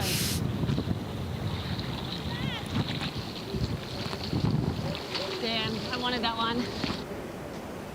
Damn, I wanted that one. Did you no, really you though? did not. Did you really though? You just totally gave that one away. Because you know she got a bunch, and if you were like, this is mine, you know. She's stoked she didn't take that one. I don't know, that was a good wave, but it's just Frankie just, you know, was unfortunately not in the right position when she dropped in. It kind of dropped out from under her, but that wave was, that was a 25 point whatever she needed all day long. And I'm really impressed. Is that Coco Ho scratching? That looking is for the Coco back door. Ho looking for the backdoor runner. Oh, on her tail. Move up, girl. Move up. Oh. See how she kind of got stuck on the back of her board right there? Yeah, that's right where you got to hit. Almost like you got to hit that bottom turn and move up a little bit so you can get that pump. Sometimes you get stuck on the back and you kind of get locked in like that right there. And Yeah, it Coco slows you was down when you just, oh, that would have been a super sick one. Good job, Coco. Amazing effort right there. Whoa. If she could have hit the gas pedal to get through that She's section. getting pounded on the inside, too. Paying the taxes. Oh, yeah. Dues paid. Oh, Laura. Also 1 minute and 46 seconds left to go. Frankie Herrera out the back. We see her paddling. 1 minute 40, Frankie. The next one. Paddle out. Go, Evie. Oh. Those drops look very, very vertical right now. It ain't easy to surf pipe like this size. It's right on that first reef. It's on the ledge. There's a lot of sand. The waves are throwing. The waves are thick. It's not easy by any means. It looks like she lost her board or broke her board. That's the Snapped her worst when you leash. paddle for a wave and you just think like, oh, this is going to be the most epic wave, and you get to your feet and the whole bottom drops out of the wave and you just know you're going to get licking. Nolan Keolana. Oh, she forgot to put her hand up. Can't do that. Nolan Keolana, one of the best watermen, ski operators in the business. See our Hawaiian Water Patrol out there, and 42 seconds left. I love it. Hawaiians building businesses, building communities around safety and their community. Hawaiian Water Patrol headed by Koteria Let's look Hui. at Coco's wave right here. And look at that right there. She just gets absolutely locked in. And that one actually ran off, Kike. Yeah, it was a fast one. It was a fast one. And then Laura, I don't know, maybe she's some pearls down there. And then Evie just absolutely charging that wave.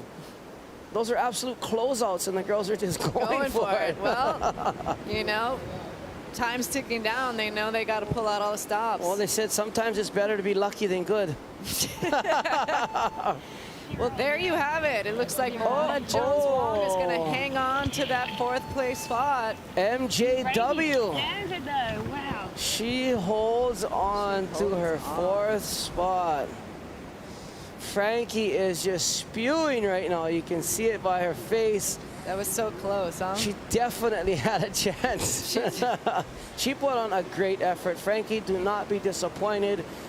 You showed bronze. You showed, you know, guts. She showed of guts. Yeah. I mean, just that composure, excuse me, the word I was looking for, in the barrel.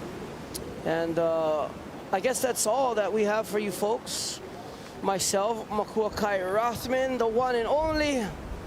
If you don't know, we're going to be passing it over to Shalema Masakela. Dr. Cliff Kapono for the call. I love you all. I'll see you soon. Ahoy ho.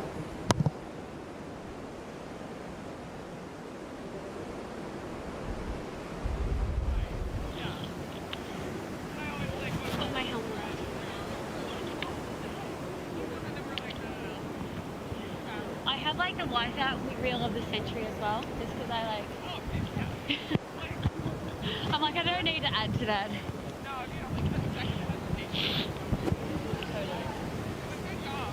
Whoa, what a Thanks, day, what a day, what a day, as we are now in Heat 5, our final heat of what has been a history-making round 3 at the VANS Pipe Masters.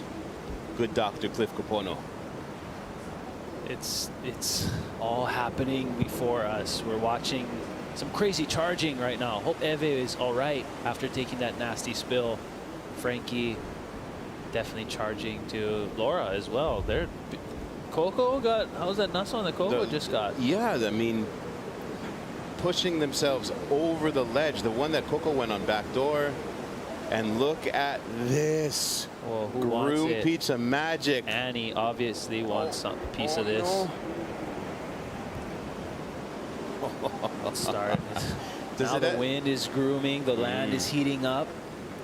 Trades are filling in, grooming the surface of the wave. And Bethany.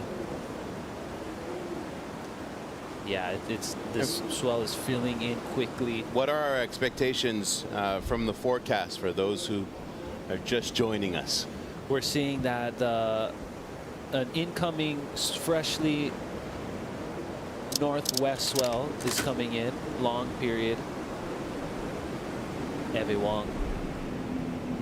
Wow, trying to take a big drop, trying to stick it. Oh, a very bad place to fall. Looking at backdoor. Trying to just stick the airdrop, sliding off, landing. Something happened, maybe hit her face. She's now some blood. Looks like she hit her head. Oh, you see her being attended to. Yeah, I think she might have obviously hit the reef. I mean, how shallow is it when you're falling on a 6 to 8 foot wave there? Oh, it's shallow. It's just less than 4 feet deep. Less than I mean, shallower than how tall she is for sure. And that consistency of reef is just like, it's like landing on concrete. Oh yeah, but again, there's not a lot of live reef there, but those little pieces of live reef that are there, they're really jagged and sharp. So you could be in that unlucky situation of just hitting that tiny little coral reef or that coral polyp, coral colony there at the back door, and that could easily just, with the power of moving across, it's like, you know, a paper cut. You cut yourself. Imagine a live coral.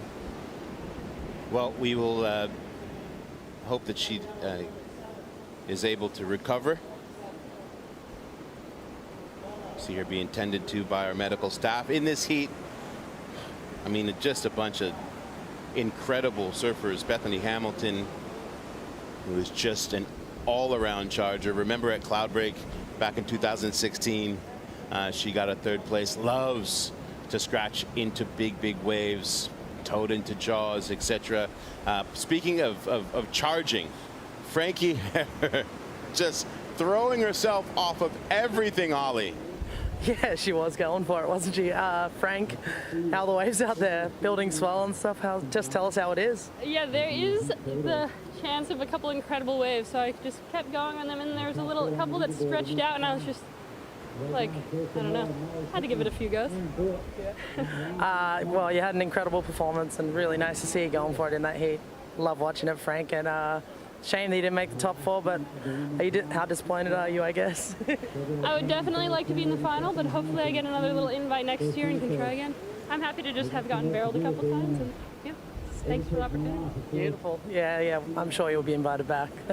Cheers, Frank. Without a shadow of a doubt, Frankie will get that invite back. Just unafraid to charge. She talked about it in our interview. You know, she's a new mom. And ever since she's had her daughter, she finds herself wanting to charge even harder and maximize her performances. Can we talk about how Anthony Walsh was standing? Side conversation? What was going on over there? I have no idea. Pipeline, no stranger to pipeline. All right, now listen, this is the 5th and final round. Opportunities to change the game and make it into the final. You see Annie and Bethany in that 16 and 17 spot, but for young Bella Kenworthy and Gabrielle O'Brien, a little bit less work to do for them in the 9th and 7th spot. You know, what a great story Bella Kenworthy is at just 16 years of age. You know, she had sort of a fear mindset that she had to get over when it comes to pipeline. When she first got the invitation, she kind of left the message on red. Like she was like, ooh, I don't know. Her team manager actually had to respond for her. Since she's gotten here, she's been in the water nonstop. She said she started to get some waves last year that made her feel a little bit more comfortable. But again, this is a wave. It's different from any other wave in the world. And making the choice that, like, okay, I'm going to actually build relationship with it, means that you're going to go through some things. Yeah, totally.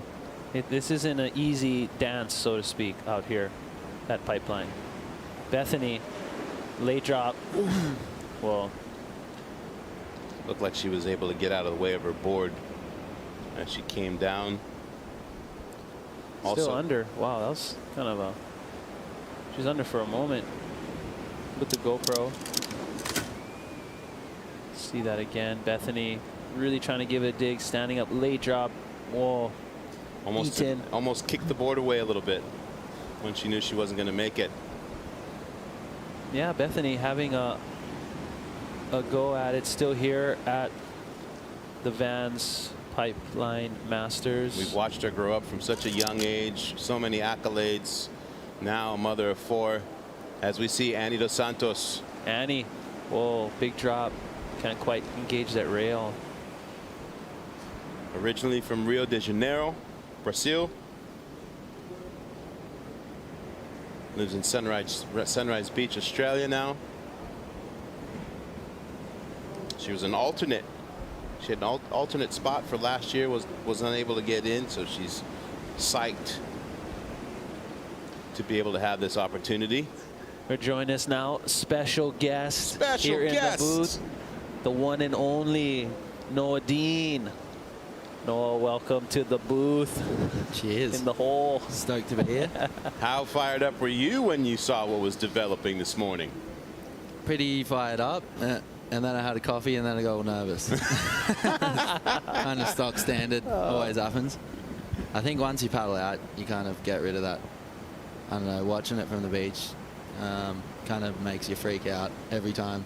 How long do you watch it before paddling out? Are you, from what I've seen, a lot of times you kind of just get up, grab your stuff, and just get out there? Yeah, I mean, I'm pretty sure I just sit around at the house all day watching it and probably burn myself out, but I think kind of watch it for a while, and then just right before you go out, you kind of got to just stop watching it for 20 minutes, or else you just, I don't know, you're just so focused on it and looking at how good it is, you, I don't know, kind of it roasts you, you know? Talk yourself into circles? Yeah, for sure. Looks like you got some pretty good waves so far. You started your North Shore campaign off pretty good. What was that, like a backdoor off the wall? A couple of them, right, when you first came? Yeah, I had a couple. It was real crowded and just got lucky getting a few straight up, and that's pretty much all I want to do when I come over here is get a few waves, and I'm kind of already stoked out. So anything that I get in the comp or not is a bonus. Yeah, it's interesting to see what's everyone riding, what's your take on it. It seems like you have a pretty, your boards don't seem too pinned out. It seems like they're maneuverable. You definitely, no matter how heavy it's getting, you still want to get a bit of release on it. Is there a thought process to that? Yeah, I think when I know that I might be going right, I'll probably try and ride a little bit shorter board. It's kind of funny because I feel like I want to ride a 6.8 for the left, but then as soon as I get a right on a 6.8, unless you're taking off in the right spot, you're like, could be too big. But when you're in a heat, you get to take off in a bit better spot, so that kind of changes everything. You can kind of ride exactly what you want in a heat. And I think sometimes, probably in the free surfs, I ride a little bit too small a board, but you kind of got to make that in-between guess, you know? Seems like there's been a battle between Channel Islands and what were the top boards again? Channel Islands and Pizels? Pizels, yeah. And then there's some DHDs in there. JS. But what are you on coming out here? I ride LSDs. And how East from Oz. Seem to be working. Yeah. Those first couple of days when it was big and wobbly, I was riding a quad too, which is weird for me. Wow. But been riding a quad a little bit lately. Really? Yeah. How's that going? I find like when it gets pinchy or tight, you can kind of just ride straight through it, and then when you're too deep, which is a lot of the time out here in a free surf, I feel like you're always taking off in the wrong spot. Oh my God. Little split peak. Bethany just getting tossed twice. Gabriel come out of the whitewater on that thing? I don't know. That should be some points just making that drop and getting to safety. We'll have a look on the replay. What is it, Noah, about where you're from that makes it so that you guys like Manners and Russell? Hold on, let's have a look here. Whoa. She did well getting out in front of that thing. That could have ended badly. That was a legit airdrop. Yeah. That feels nice when you get in a bad spot like that and you can get out of there safely, I'm sure. Bethany just poking top and over. Yeah, what is it about where you're from? Yeah, I think with you and VK, like, yeah, what's going on down there? Just the whole of Oz. I think there's a bit of a melting pot of people who just love surfing real cooked waves, and I mean, Russ is insane, and he's kind of the leader of the pack, really. And then obviously Sean and me and Harry and stuff surf together, and we all just kind of, I don't know, share a love for heavier sort of waves, and the sponge gotten pushed. Yeah, it seems like there's a heavy get on the sponge. bodyboard a little bit too. Yeah. Which is pretty funny. But a lot of the waves that you surf down there are waves that were sponge waves first, yeah? Yeah, for sure. And now we all kind of just surf them together, and it's a lot of people just are happy to surf with each other down there, so it's pretty sick. Good push in the water. It does seem to be a bit. There's a few breaks that it seems they're allowed to share with the world, and then there's quite a ton of waves that it's for you folks. We don't down talk there. about Fight Club. Yeah. Yeah, there's definitely some secretive stuff down there for sure, which is cool. You got to have that. Looked like Bethany Hamilton made a switch in equipment, maybe a longer board. Yeah, I wonder with that longer interval again. They're moving so fast. Yeah, it looks like you want a bit of board out there, I reckon. So you can at least take off a bit further out. And yeah. I took 14 minutes and 3 seconds yesterday to watch Russell Bjerke's new edit, and it's ridiculous. I was traumatized. Oh yeah. I think everyone that's watched it so far definitely been left scratching their head after that. All right. It's insane. Do you surf a bunch of those waves yourself? A couple of them. I think mostly though he was surfing in Ireland in that thing. Yeah. And I've surfed shipstones before, but not anything like that. That was stupid. The last wave of the last wave of the edit. If you haven't watched it yet, it's up on Stab, folks. Like that last wave will just make you rethink your whole life. I know. I think there's about 6 of them in a row at the end where I was just going, what is going on here? This Well, is dude, let's not ridiculous. forget about your film you released last year up here on Exactly. North Shore. Nas, I mean, that thing was filled with technical barrel riding. So much so that a good friend, Thomas Campbell, reached out and said, check this out. Oh, sick. And, you know, like a lot of times you wonder who's the audience that's watching. And Thomas Campbell, he's a snob. He's not telling you to watch just anything. So that's a big deal. It kind of is. If you, I don't know if you know T-Monk, but he definitely has a very developed and specific aesthetic and palette for surfing. Yeah. That if you get something from Timo to watch, You said it so much better than me. you're watching it, you know, because he doesn't watch things. Yeah. And he's deep in the redwood forest making art and working on his films. Yeah, his stuff's cool. So yeah, it was cool to see that your performance transmitted across broad audiences. So Yeah. dude, don't give yourself the credit that I think you deserve in your technicality. I think you got to keep reinventing yourself when you surf to keep stoked on it instead of just doing the same thing over and over again. So I admire you making, choosing to make that kind of content, especially as things are becoming more and more disposable. Totally. Via, you know, the gram and the talk, to be like, no, we're going to make some stuff that still can get people's attention and can be timeless. Here we are. Some from Nasvid. Wow. Yeesh.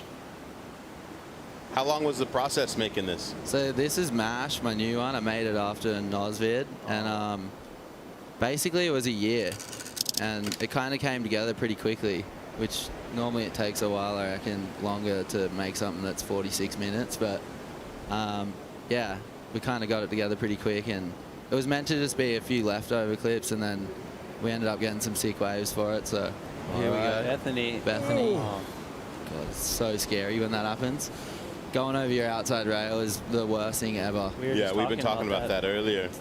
That's worst thing to watch. You dude. wouldn't wish it on someone you dislike. No. You know, I almost wonder when in the ASIM world if people want to start making that outside rail a little thicker or something, Man, so I it don't know. doesn't want to like catch like a safety training wheel. A little kickstand. Yeah. I feel like, oh, what's this next one doing? It's pretty hard to like. Oh, that was sick. Gabriella. Nice drop. It's hard to like surf pipe when the swell's coming up for everyone, because if you're not in the right spot, it's definitely a good chance of getting smoked or not getting barreled. Yeah.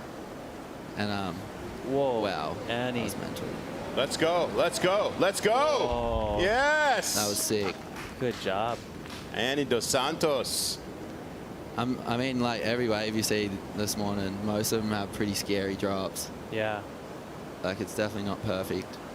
And the women have been answering the call all morning, just charging. Oh yeah, it's actually insane. Look at this thing. Wow. Disconnected. That was real sick.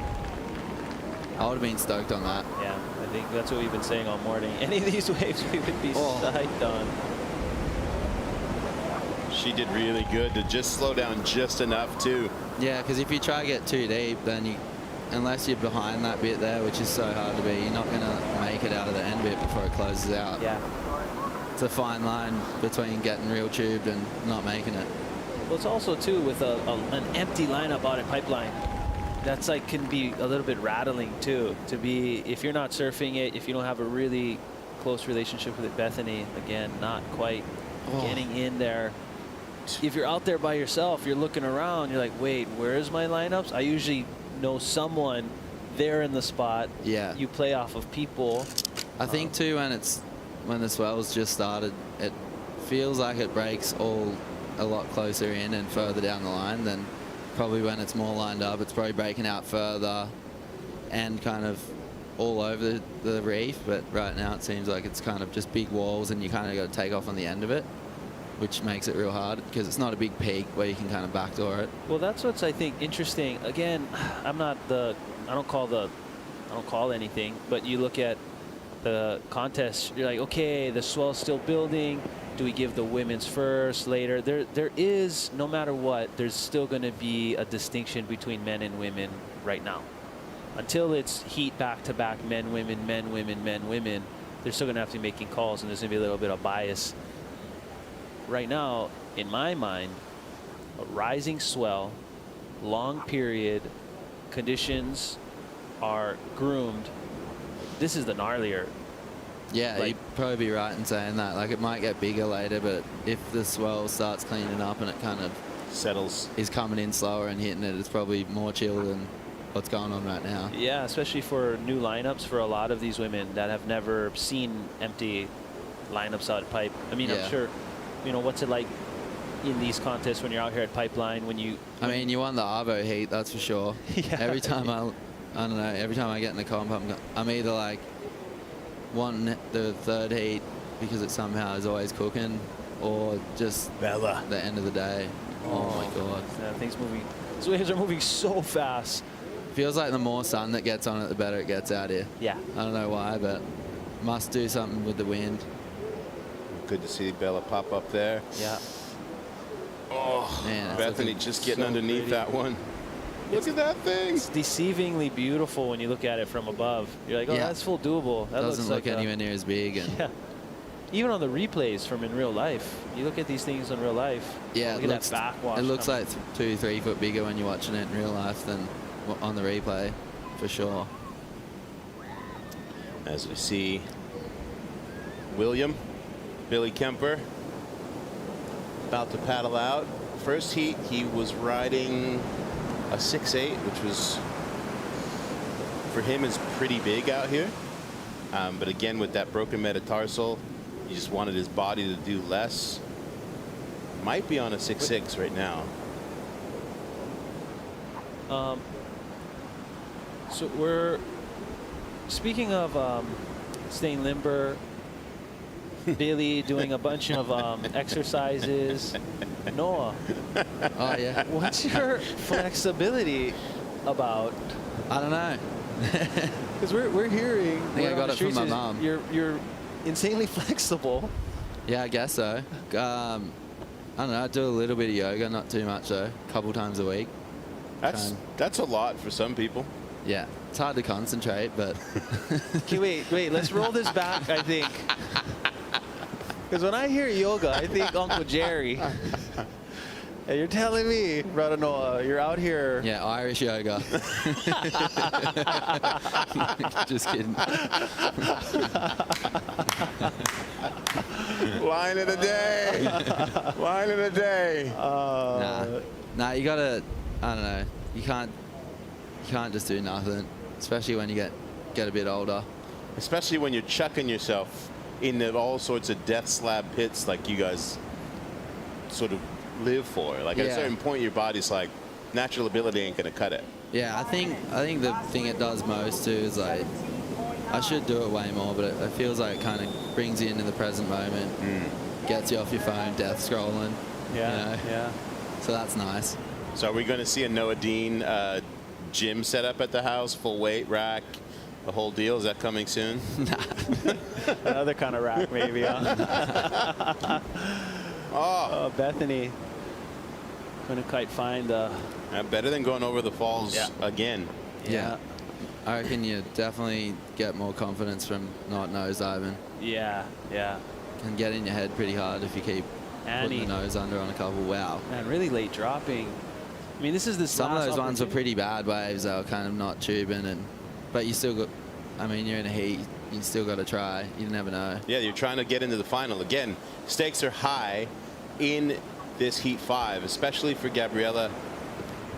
Brian and Bella Kenworthy are just a few spots out of being able to shake things up, with Moana Jones-Wong sitting in that 4 spot on the bubble. She's like, please, I like you girls, but just keep it chill.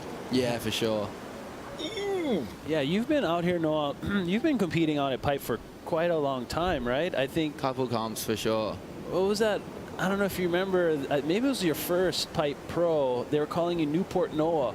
I think it's I remember that. It was in the shootout. Yeah, I was like, Newport. This guy's not from Newport. It's classic, eh? Yeah. That was... How would you describe your relationship with Pipeline? Pretty good, I think. I'm pretty scared of the wave. That's healthy. Yeah. Well, here we go. Bethany. Yeah. That one was scary. Yeah, that was her first one. So deep and late and still committed. And lucky enough to kick out. Annie with these late drops. She's like late drop Annie. How's this one? That was scary too. Those are all probably... Oh man, this is like carnage heat. Yeah, that was some brutal wipeouts in that heat. I mean, they know this is like their last That was opportunity. sick. Yeah, and from the back, you get the perspective of how critical that wave was. Yeah, I think it shows the size a bit better when you leave it in front of it or from behind. Totally. Man, they're sending it. They want it. They're like, this is my last chance. They got 2 minutes at that finals. Local body workers are going to be busy Packed after up this for event. sure. It's going to be hard to get appointments. Yeah. Even when the cloud comes over a little bit, it just gets a little bit more scary. Yeah. Right. You want the sun all over it. Totally. Well, if it was a single score, Gabriella would, as you see on your screen, looking for a 27.7, Bella a 29. Those would be amongst the highest waves scored for the women in all 3 rounds. I was kind of shocked on Moana's score. I thought she was going to get a little bit. I thought so too. Not shocked, but I think. Relative to, I think, the 29 and the 20.9.5 that we'd seen from Molly and Aaron. I think maybe because that they thought it, I guess it started cooking then, so they were kind of keeping it open, but they probably could have went a bit bigger. It was pretty skids, I think. Yeah. I think when it gets bigger too, it opens up. When the barrel gets bigger, it's hard to determine. Maybe she's made it look a bit easy too. She really did, though. Yeah. I mean, even that takeoff. I feel like you can get sometimes people get crueled for that, thinking maybe they could do a bit more because they made it look so easy. Yeah. I mean, she has this way that she gets to her feet like so quickly that she almost looks like she glides in on really critical waves. But yeah. So it looks like right now, in the current top 4, there are 3 previous VANS Pipe Masters. Yeah. Moana, Carissa, Molly. It's a possibility of a 2-time first, or young Erin Brooks could just be like, give me that. She's not afraid. Yeah, I mean, pretty tripping on what she's up to. I like when she comes out and slams a turn too. That backhand one especially. 16. Pretty heavy. So we got, who do you think? Who do you got for the women's final? I'm pretty sure it's going to get bigger in all lefts, and from what I've seen, I'm probably going to go with either Moana or Molly. And I'm kind of 50-50 on just whoever has a better heat, because Molly's pretty nuts. Right. And charged really up. Crazy. And I think both of them are actually hunting to get deep and not just catching waves and surviving. They're pretty up there. So well said. Moana too. I mean, she's the best. So it'll be one of them two, I reckon. Well, our final is set. Carissa Moore, Molly Picklum, young Erin Brooks, and Moana Jones Wong. 3 champs and a possible first in Erin. Congratulations to all 20 women in their performances over the last 3 days, and I think it's pretty safe to say that we once again watched the entirety of women's surfing get moved way into the future at this event. Bunch of sick rides that I've seen. I was very impressed. Killer. Noah, thank you so much, bro. Excited to see your heat. Cheers. And see some magic out there, bro. Thank you. Good luck with the nerves. Yeah, I'll try to get rid of them somehow. Frothing to get out there. A little yoga in the back, and it'll be good to go. Hopefully on the beach, not in the water. Yeah, exactly. All right. Well, good luck today and have fun. Thanks for stopping by. Cheers. Appreciate it.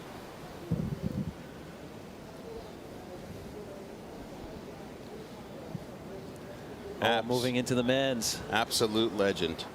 Oh, yeah. No, insane style. And here we are.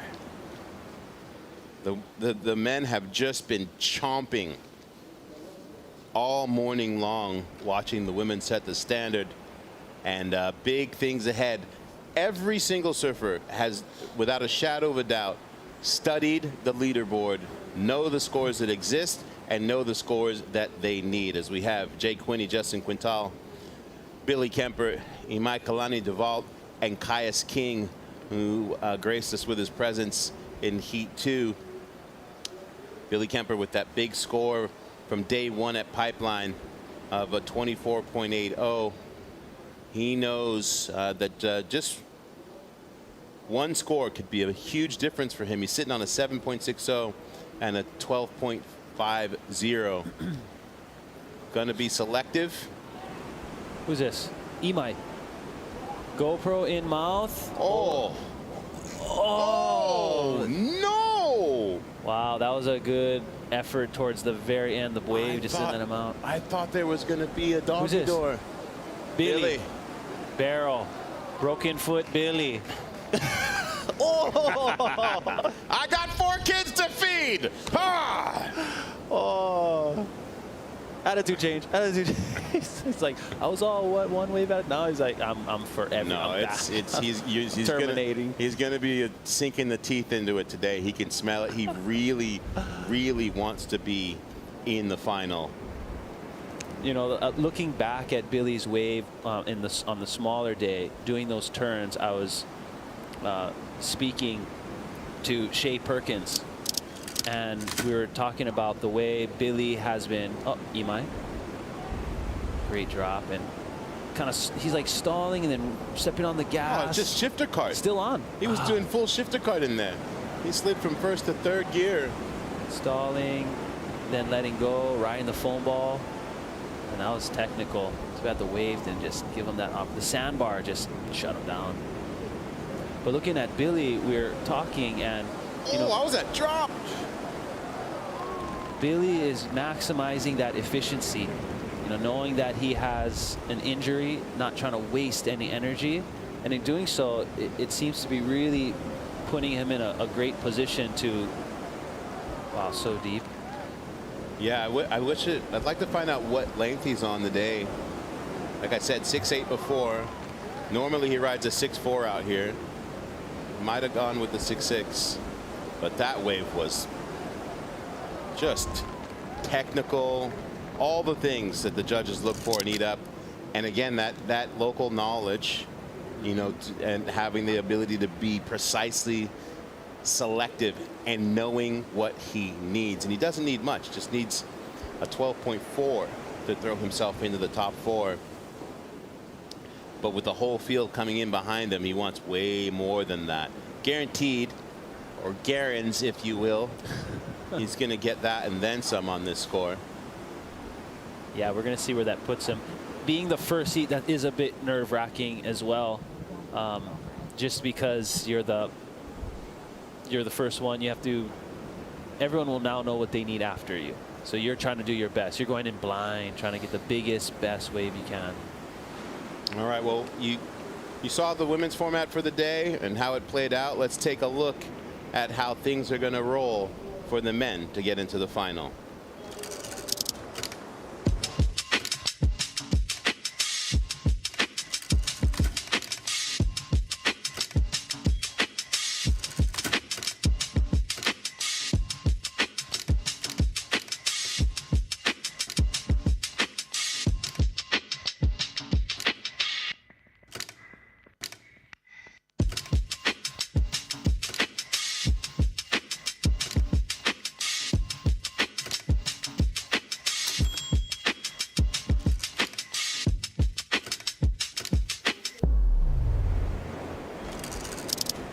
$100,000 and the ability to add your name to historical figures within the sport of surfing that have won this VANS Pipe Master. There is a prestige and a legacy with being able to call yourself a Pipe Master, and for life. That's what I think is, you can see $100,000, that's a great incentive, but to be called a pipeline master amongst, you look at the year you won with the people who were invited with you, that's, again, that's a lifetime. Kai's charging for his charger. Charging for his charger. Outstanding. Kaya's bidding for a Dodge Charger. Oh, and all final. Well, Billy scores just in. Billy Kemper with his wave just propelled him to #1 on the leaderboard. Boom. Told you, kid knew what he needed and what he wanted. And Billy Kemper is our overall leader. Quinny coming in, smooth style, trying to find the tube. People are really taking advantage of the pencil dive. I feel that wasn't quite a thing before. It's nice to see people taking notes. Yeah. And learning how to get out of harm's way. That part. It's not just for aesthetics. It's literally for safety. Yeah. Justin Quinney, Jay Quinney, a living legend, longboard world champion from Florida. And he started off as a shortboarder as a kid, and he said he started longboarding specifically just so that he could surf more. As you see Caius pulling up and under. But he's sending it. Look at that technique. And he just gets swallowed up. Jay Quinney. Went for a bit longer board here. Off the bottom and saying, no, thank you. I'm out of here. He really loves surfing pipeline. And he compares tube riding to nose riding, because he said nose riding, you're basically getting barreled, and he feels like if you can nose ride well, it gives you an opportunity to be able to play in the barrel. I mean, look at this year's world champion, longboard champion, Kai Salas, an incredible tube rider on the longboard, backdoor and pipeline. Jay Quinney, he's got a great quote. He says, pipeline is like a toxic relationship. You just can't get away from it. Every time you want to turn your back, it's just right there, calling your name and breathing down your back. Yeah, still there. Now we're getting into this very interesting part of this, make this format so unique, right? Think about it. After day one, we had Mikey February safe in that top spot. And then in came John to be like, I'll take it from here. Now, if you're looking at the leaderboard, Mikey has slid into 3rd place. Of course, he's still got a heat to go.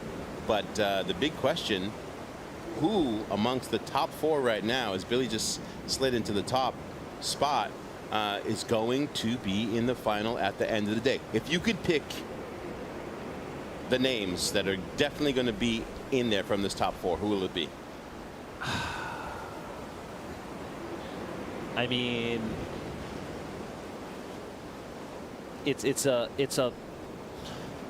hard. I don't even know if I could choose. Especially with the waves that we have this right now, probably going to be a lot different by the time we get to the final. Don't get me wrong. Billy's wave right now so far, it deserves that. It was an incredible ride. Is that gonna be enough for today when you got people like Mason Ho who are gonna be grabbing all the rails of the board in the barrel and throwing pieces and shakas? Benji double stalling deep on foam balls. Seth going upside down, free drops on backdoor. I don't know. Eli, Barron, I mean, Matahi. Oh yeah. I mean, Billy said, oh, you think that's not enough? Well, watch this. He's like got his. I got kids to feed. 4 of them. 4 of them. Oh, and something happened on back door. Imai. Oh. I think those cheers that we heard from the beach were probably from Imai. Wow. And the double hands behind the back in that closeout looked like a subtle claim. So it'll be interesting to see what just went down. Imai. And what has been mostly a quiet back door this morning. I mean, there's Coach. All right. I mean, that could be, you know. Oh, let's see, let's see. Imai pumping in it.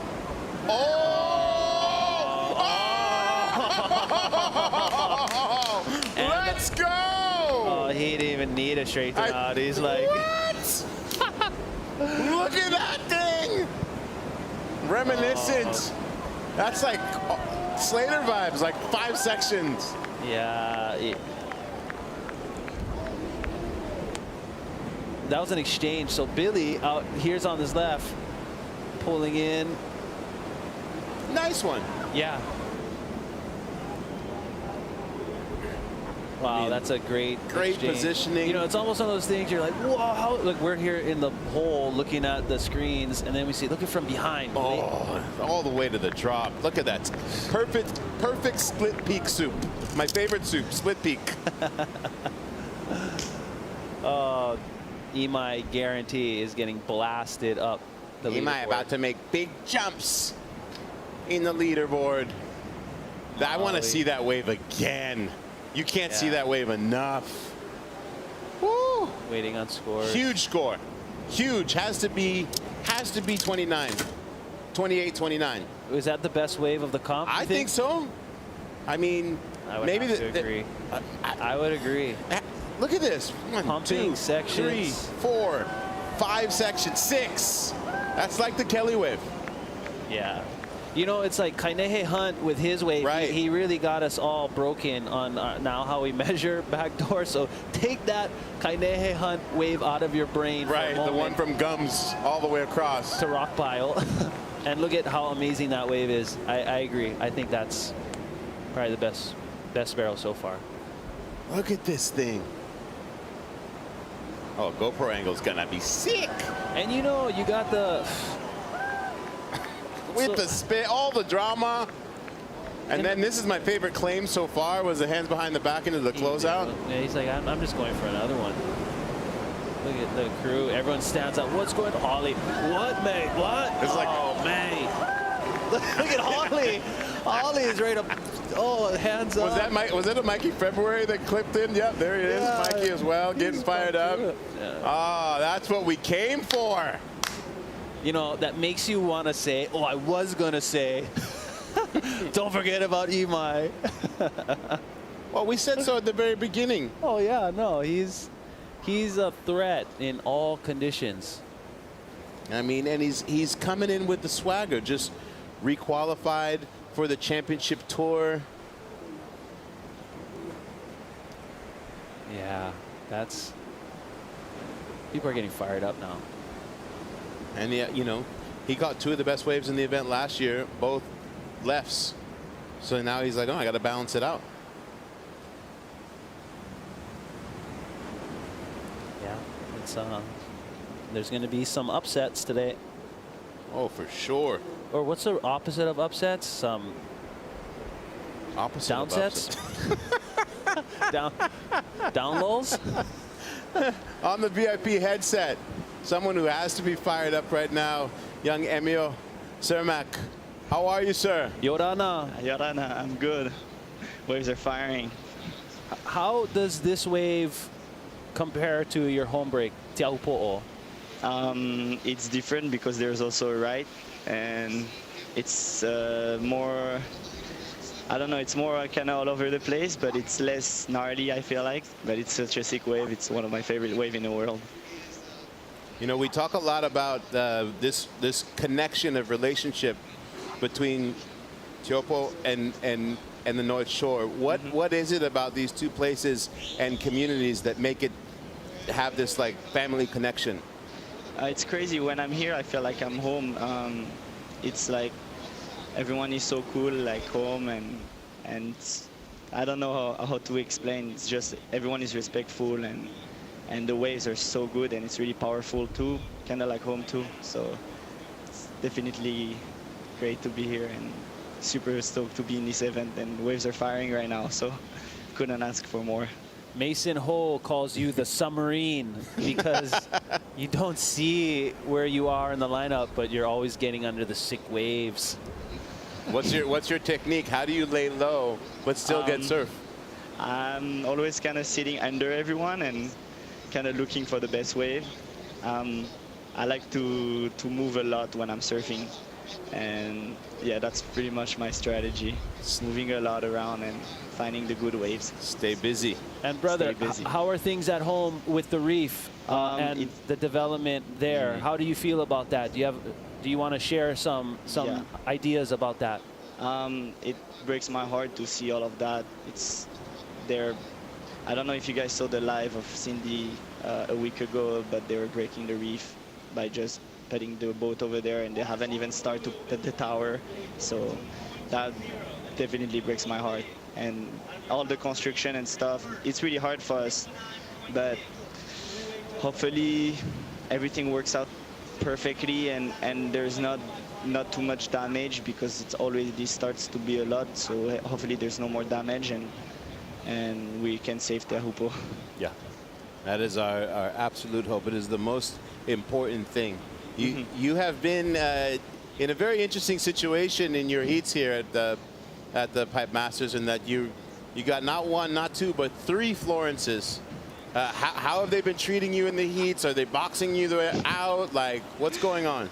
It's so cool because we're all friends and we all laugh on the lineup and stuff, but it's definitely really hard to get good waves because there's no priority. So and I kind of see them as my favorite surfers, so it's kind of hard to put myself into like, I'm gonna go, but I definitely need to do that on my next heat, and I definitely need to show that I can get big scores too, because I haven't really showed nothing yet. So I really hopefully next heat is the one. Your style has been compared to John's style, backside tube riding. Is that something that you studied, or are you aware of this? John always has been my biggest inspiration in surfing, and it's pretty crazy to be against him. I mean, with him in a heat, and even like to see him surfing, it's crazy. And his style is what I have looked up to when I was younger. So if you guys think that I kind of look it's a good thing. Well, listen, we'll let you go and get prepared. It's going to be a heavy heat, especially since Nathan just got knocked out of the top 4. He's down in 5th place, so. Yeah, it's definitely going to be an hard hit. Let's see what's going to happen. Yeah. Good luck, brother. Okay, thank you. Have a great day. Maruru. Yeah, it's so great to see the Tahitian contingent come up here, really believing in protecting their home, but also wanting to showcase alongside the people here. Well, look at this. Imai Kalani Deval. Wow. Just shooting. Who's this? Caius charging. Whoa. Let's go. Yeah. Well, finish it, bro. Finish it. More. Oh. Wow, okay. What was... He is stoked. Oh, Quinny? Let's go, Quinny. Drive it. Oh, wow. Everyone's holding their breath. It's like dropping in. What's going to do? All right, so I guess I got a little too emotional when we were talking about what the potential score was for Imai, because he got a 25.90 as I was being like 28, 29. What did I miss? I don't. Maybe there wasn't as much spit in the wave. Maybe it's a difficult view from the judging tower. Light them up, internet. What's your thoughts? Oh, that's heavy. Oh. Well, that's why we're not judges. Yeah, exactly. We are emotional. Yeah. And I guess the judges are not in their emotions like us. We'll be interested to see what this is and compare it to Billy's. Right. Now we're going to know, okay, maybe that was a great wave. He must be, you know, he came in just to be a part of it, throwing praises, stoked. And to get a wave like this, oh, he must be so pumped. He said he brought, what, 7, 8 boards in his car just because he knew conditions would be changing. Looks like he went with a little bit more length. We do a big shout out to Shano. Oh, and look at Quinny. Oh, that would have been so nuts. Oh, he almost kind of made it. Yeah. Looked like he just tripped up at the end. It's almost there. Kind of did a wiggle pump and falls right there. Yeah. He was on that big Cadillac for a reason.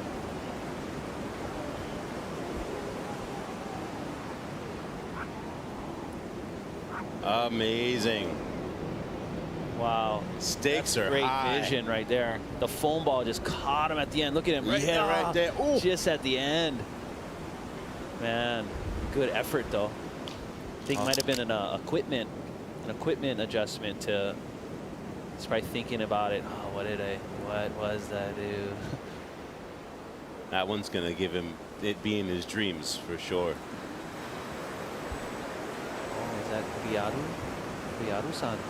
With a little quad action. Maybe the judges are keeping the scores low because it could potentially be getting better. I mean, I don't know, man. Backwards. I didn't think that wave was a 25. Me neither, but whatever. Moving on. Keep your head up. You got to keep it going. And even if the women had high scores in their heat, like, judge according to each heat. Yeah. Yeah, right. Just like we did the last 2 days, right? I don't know. Again, I'm not a judge. I'm just an emotional surf fan who happens to have a microphone attached to his head. That's all. That's all. That's the level of my skill set in this conversation. So I will fall back. 5 minutes and 23 seconds to go. William Kemper still has room. He's got sitting on 2 scores above 20. He'd like to take that 14.20 and send it upwards. Imai, also plenty of room. First heat of the men's and already a shift in the leaderboard. Well, Top 2. Yeah, we knew it was going to be. It's going to be like Sunday at Augusta. Yeah, this is. Now everyone are starting to look at. I think they're really starting to think about their equipment. It's going to be interesting if Mason's going to do another fake out. Tell us he's riding the 9.2 and ride the 4.9. Oh, you know he's stressing right now, trying to figure out what he's going to ride. Oh. Billy, late drop. First wave of the heat. Showing everyone it's pipeline time. I mean, that was all the things, right? Critical drop, incredible line choice, driving through. I won't even call that a doggy door. That was a garage door. Imai's wave, here it is again, pumping, running through the sections. Yeah. All right. Imai's wave? Yeah. We see you, judges. We see you. They're just leaving room. Look at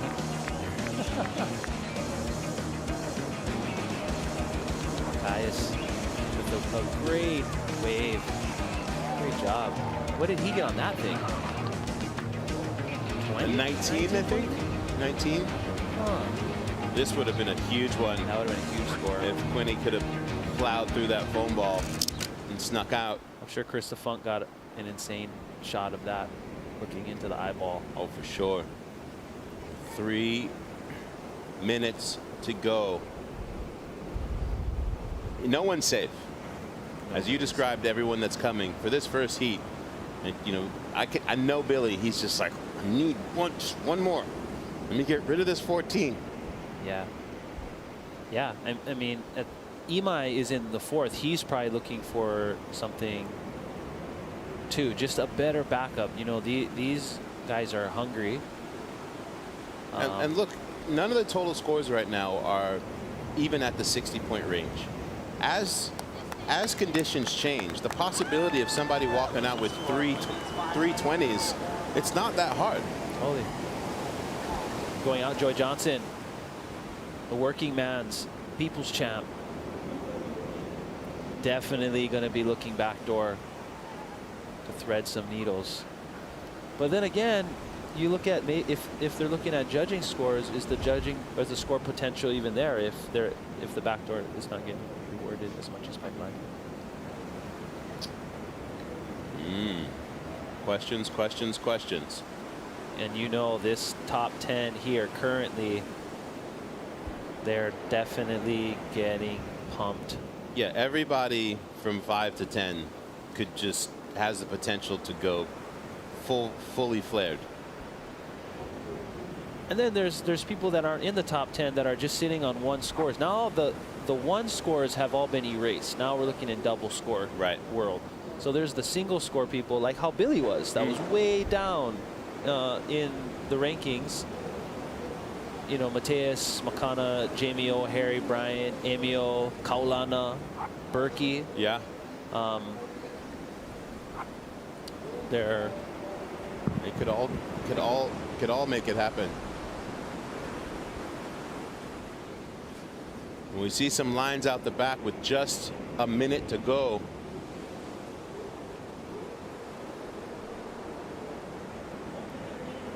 Will they get here in time to shuffle things up even further? See some movement in the lineup as they are seeing it as well. Looks like Billy's going to opt. Billy going for one more just to put a nail in that coffin. It's a pocket ride, but probably not going to make a difference in his score line. Yeah. But he probably did the math relative to how much time was left. Oh, Imai. Hold the door. Oh, just sending it, trying to get.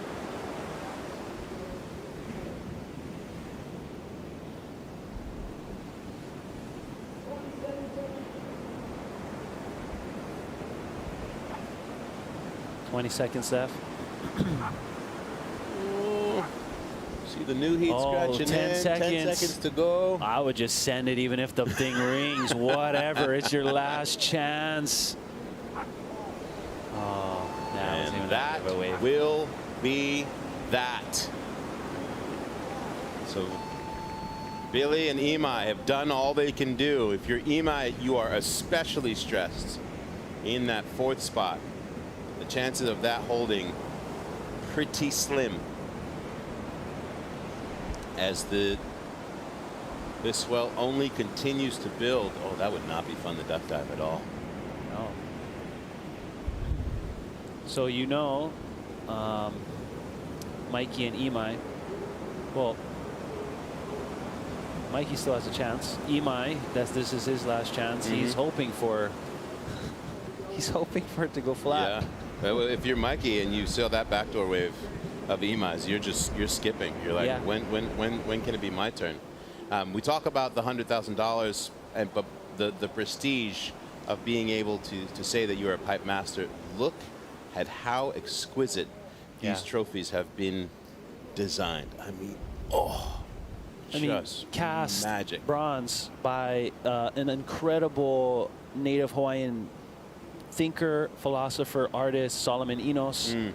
We have the representation here of Namaka Okahai, a massive battle between this ocean goddess and her sister, the fire goddess Pele. And you can see here in this perpetual motion of energy, there exists the ability to create and destroy coming from within. A big mahalo to Solomon for your contribution to this and providing these contestants with such an amazing piece of history and art. How wonderful, yeah, to have that beautiful power of the culture integrated into this trophy. Mahalo, Solomon. Good luck to the competitors as we're moving into Heat 2 of round 3. Whew.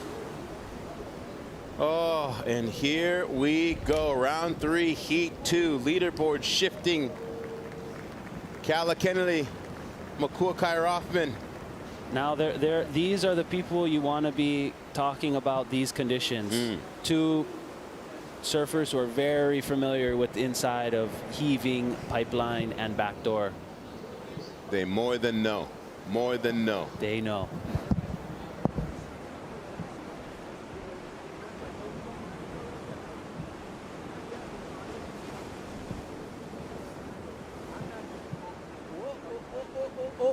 What do we have here? A leaderboard change.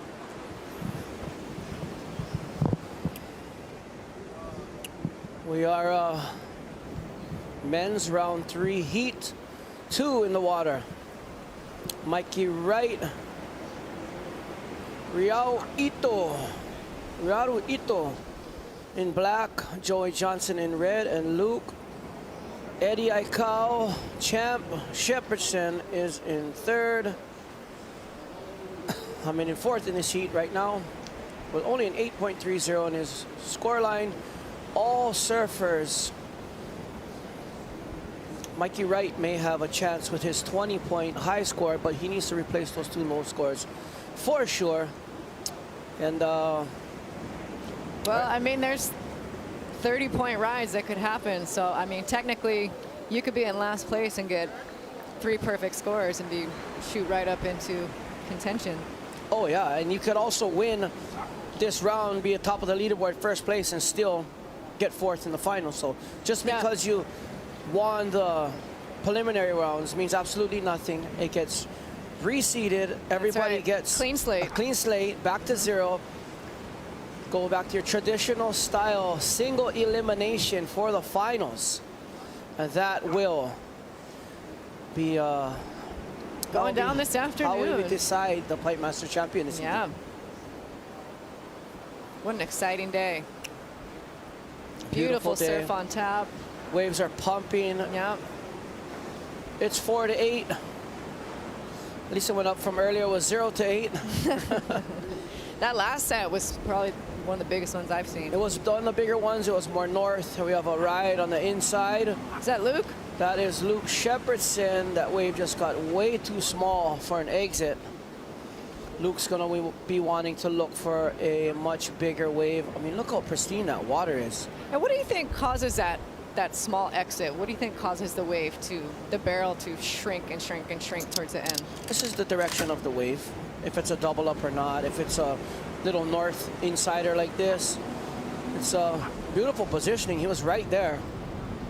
And we'll see from the side how close he was. One pump right there, one more pump coming up. Yep, there it is. And looks like he just got caught up on that foam ball. He just couldn't ride over that foam ball. Like I said, if there's more room for him to move in that barrel, definitely would have had a better chance of exiting the barrel. So what do you think is the best trick for getting over that foam ball? The best trick? Yeah. Ooh, a pump would probably be the best. Or just like get a little bit higher, because the foam ball is generally when you hit the foam ball, you try and usually stay as light on your feet as possible. You don't really want to push too hard because your board washes out from under you. Is that because you push and then the fins dig deeper into that foam ball and it could just well, swipe? the foam is air, so it starts to cavitate the fins. It starts to aerate the face of the wave. It's not smooth anymore, right? Yeah. So there's air under there, so your board's going to move. It's not going to be stuck to clean water like the face. So when you hit that, it's very turbulent. And to get through that, you have to have either a longer board or a lot of speed. You go from riding a little pony to being on a bucking bull. Oh, yeah. With your hands stuck in the strap, not being able to get out. Well, I think we have man who got himself into 4th place in that heat, my brother Imai Kalani DeVault with Holly down on the beach. Imai. So what do you think is easier to negotiate? The highest single wave score, and you're sitting in 4th. How safe do you feel heading into the rest of the day? I'm really happy, of course, to just get a really good wave, and I was looking for the right the last 3 rounds, so it finally came to me, and I was just so excited to be pumping through a wave. And yeah, I'm in 4th, and being first heat, now it's just a waiting game all day, a bit stressful, because it was the same thing that happened to me last year. I moved up and then had to watch and move down, so hopefully I can stay there, but a long day ahead. And if anyone's going to take your spot throughout the rest of the day, who do you think it's going to be? Man, I don't even know. I'm not even sure who's ahead of me. But yeah, there's so many good waves. I think it's going to be a crazy day, so it could easily, guys can get some crazy ones, so we'll see. I got a bag of cash for you. What are you going to spend this on? Good bait. Well, man, pay my filmer Miles over here, so yeah, this is yours, Miles. Stoked. Beautiful. Oh, thank you so much. Have a good rest of your day. Thank you, Holly. Thank you, Imai. All smiles. It really doesn't look like people need much to change that whole entire leaderboard right there. I mean, One pumping heat can really shake up. One pumping heat, and it's a wrap for a lot of these guys. A lot of these guys have 20-point score lines, so if they get 2 waves, I mean, in my opinion, that EMI backdoor wave was underscored compared to what we've been seeing. He was deep. He was super deep. Traveled for a long time. And I've seen a score come in earlier that I'm not sure how they're scoring the right and the left, but I'll tell you what. Imai Kalani nonetheless got into the top 4 with that wave, and he got all absolute hammers from 5th to 10th, just biting at his heels, biting at Billy's heels. I mean, everybody's got a 21, a 20, a 24, a 23, 19s. I mean, it really is anybody's game right now between 1st and 9th, I would say. It's probably going to be the biggest shake-up unless somebody comes in and just gets 2 absolute screamers in their heat. Which is totally possible on a day like today. Yeah, definitely. I mean, you see there, like, even in the women's side, a lot of those scores right there wouldn't even have made it into the top 4. Yeah. Now the women's got a lot higher scores in their score lines. And definitely throwing away some how of those how do lower the scores. judges judge between men and women, KK? What's the difference? Like, how do they get higher scores on not as good a waves, I would say, and then the men get some screamers and get lower scores? What is the scale? Do you know what the deal with that is? I don't really know what the scale is. You'd have to ask the judges about that. Yeah. I just see that it's definitely judged differently. Yeah. You could tell. Same wave, same competition, different scoring curriculum from men to women. And right now with 18 minutes left on the clock, these guys better put it into gear if they are wanting to get into the top 4. As you can see on your screen, Mikey Wright in blue, Ryaru Ito in black, Luke Shepardson in white, Joey Johnson in red, with very, very minimal scores pretty much all across the board until you get to Mikey Wright's 20-point score, which was a beautiful right the first day. And we'll see what they can bring here. Little lull in the action. Swell is on the rise, though. So we are going to see some bombs this afternoon. We will see some bombs this afternoon. I hope. It's looking kind of slow. It's definitely slowly coming up. It did a little, you know, little pulse for a second. There you go. There's your beach scene down here at Pipeline on the North Shore of Oahu. You are watching the VANS Pipe Masters 2023. Don't go anywhere. We will return shortly. See you soon. I was 23 at the time. I needed a solid job, something that I could provide for the family. There's a lifeguard trial, and that was the first thing I did. Waimea is super special because it's the original big wave surfing spot. I was able to get to use a few hours of my own leave that I've accumulated to surf my heats. So I was really in work mode, and then when it was my turn for my heat, it was kind of just like a break from working, and I was like, okay, I'll just go catch a few waves. It was as beautiful as big Waimea gets. Luke was a winner. Luke Shepard, the champion, Eddie Cow.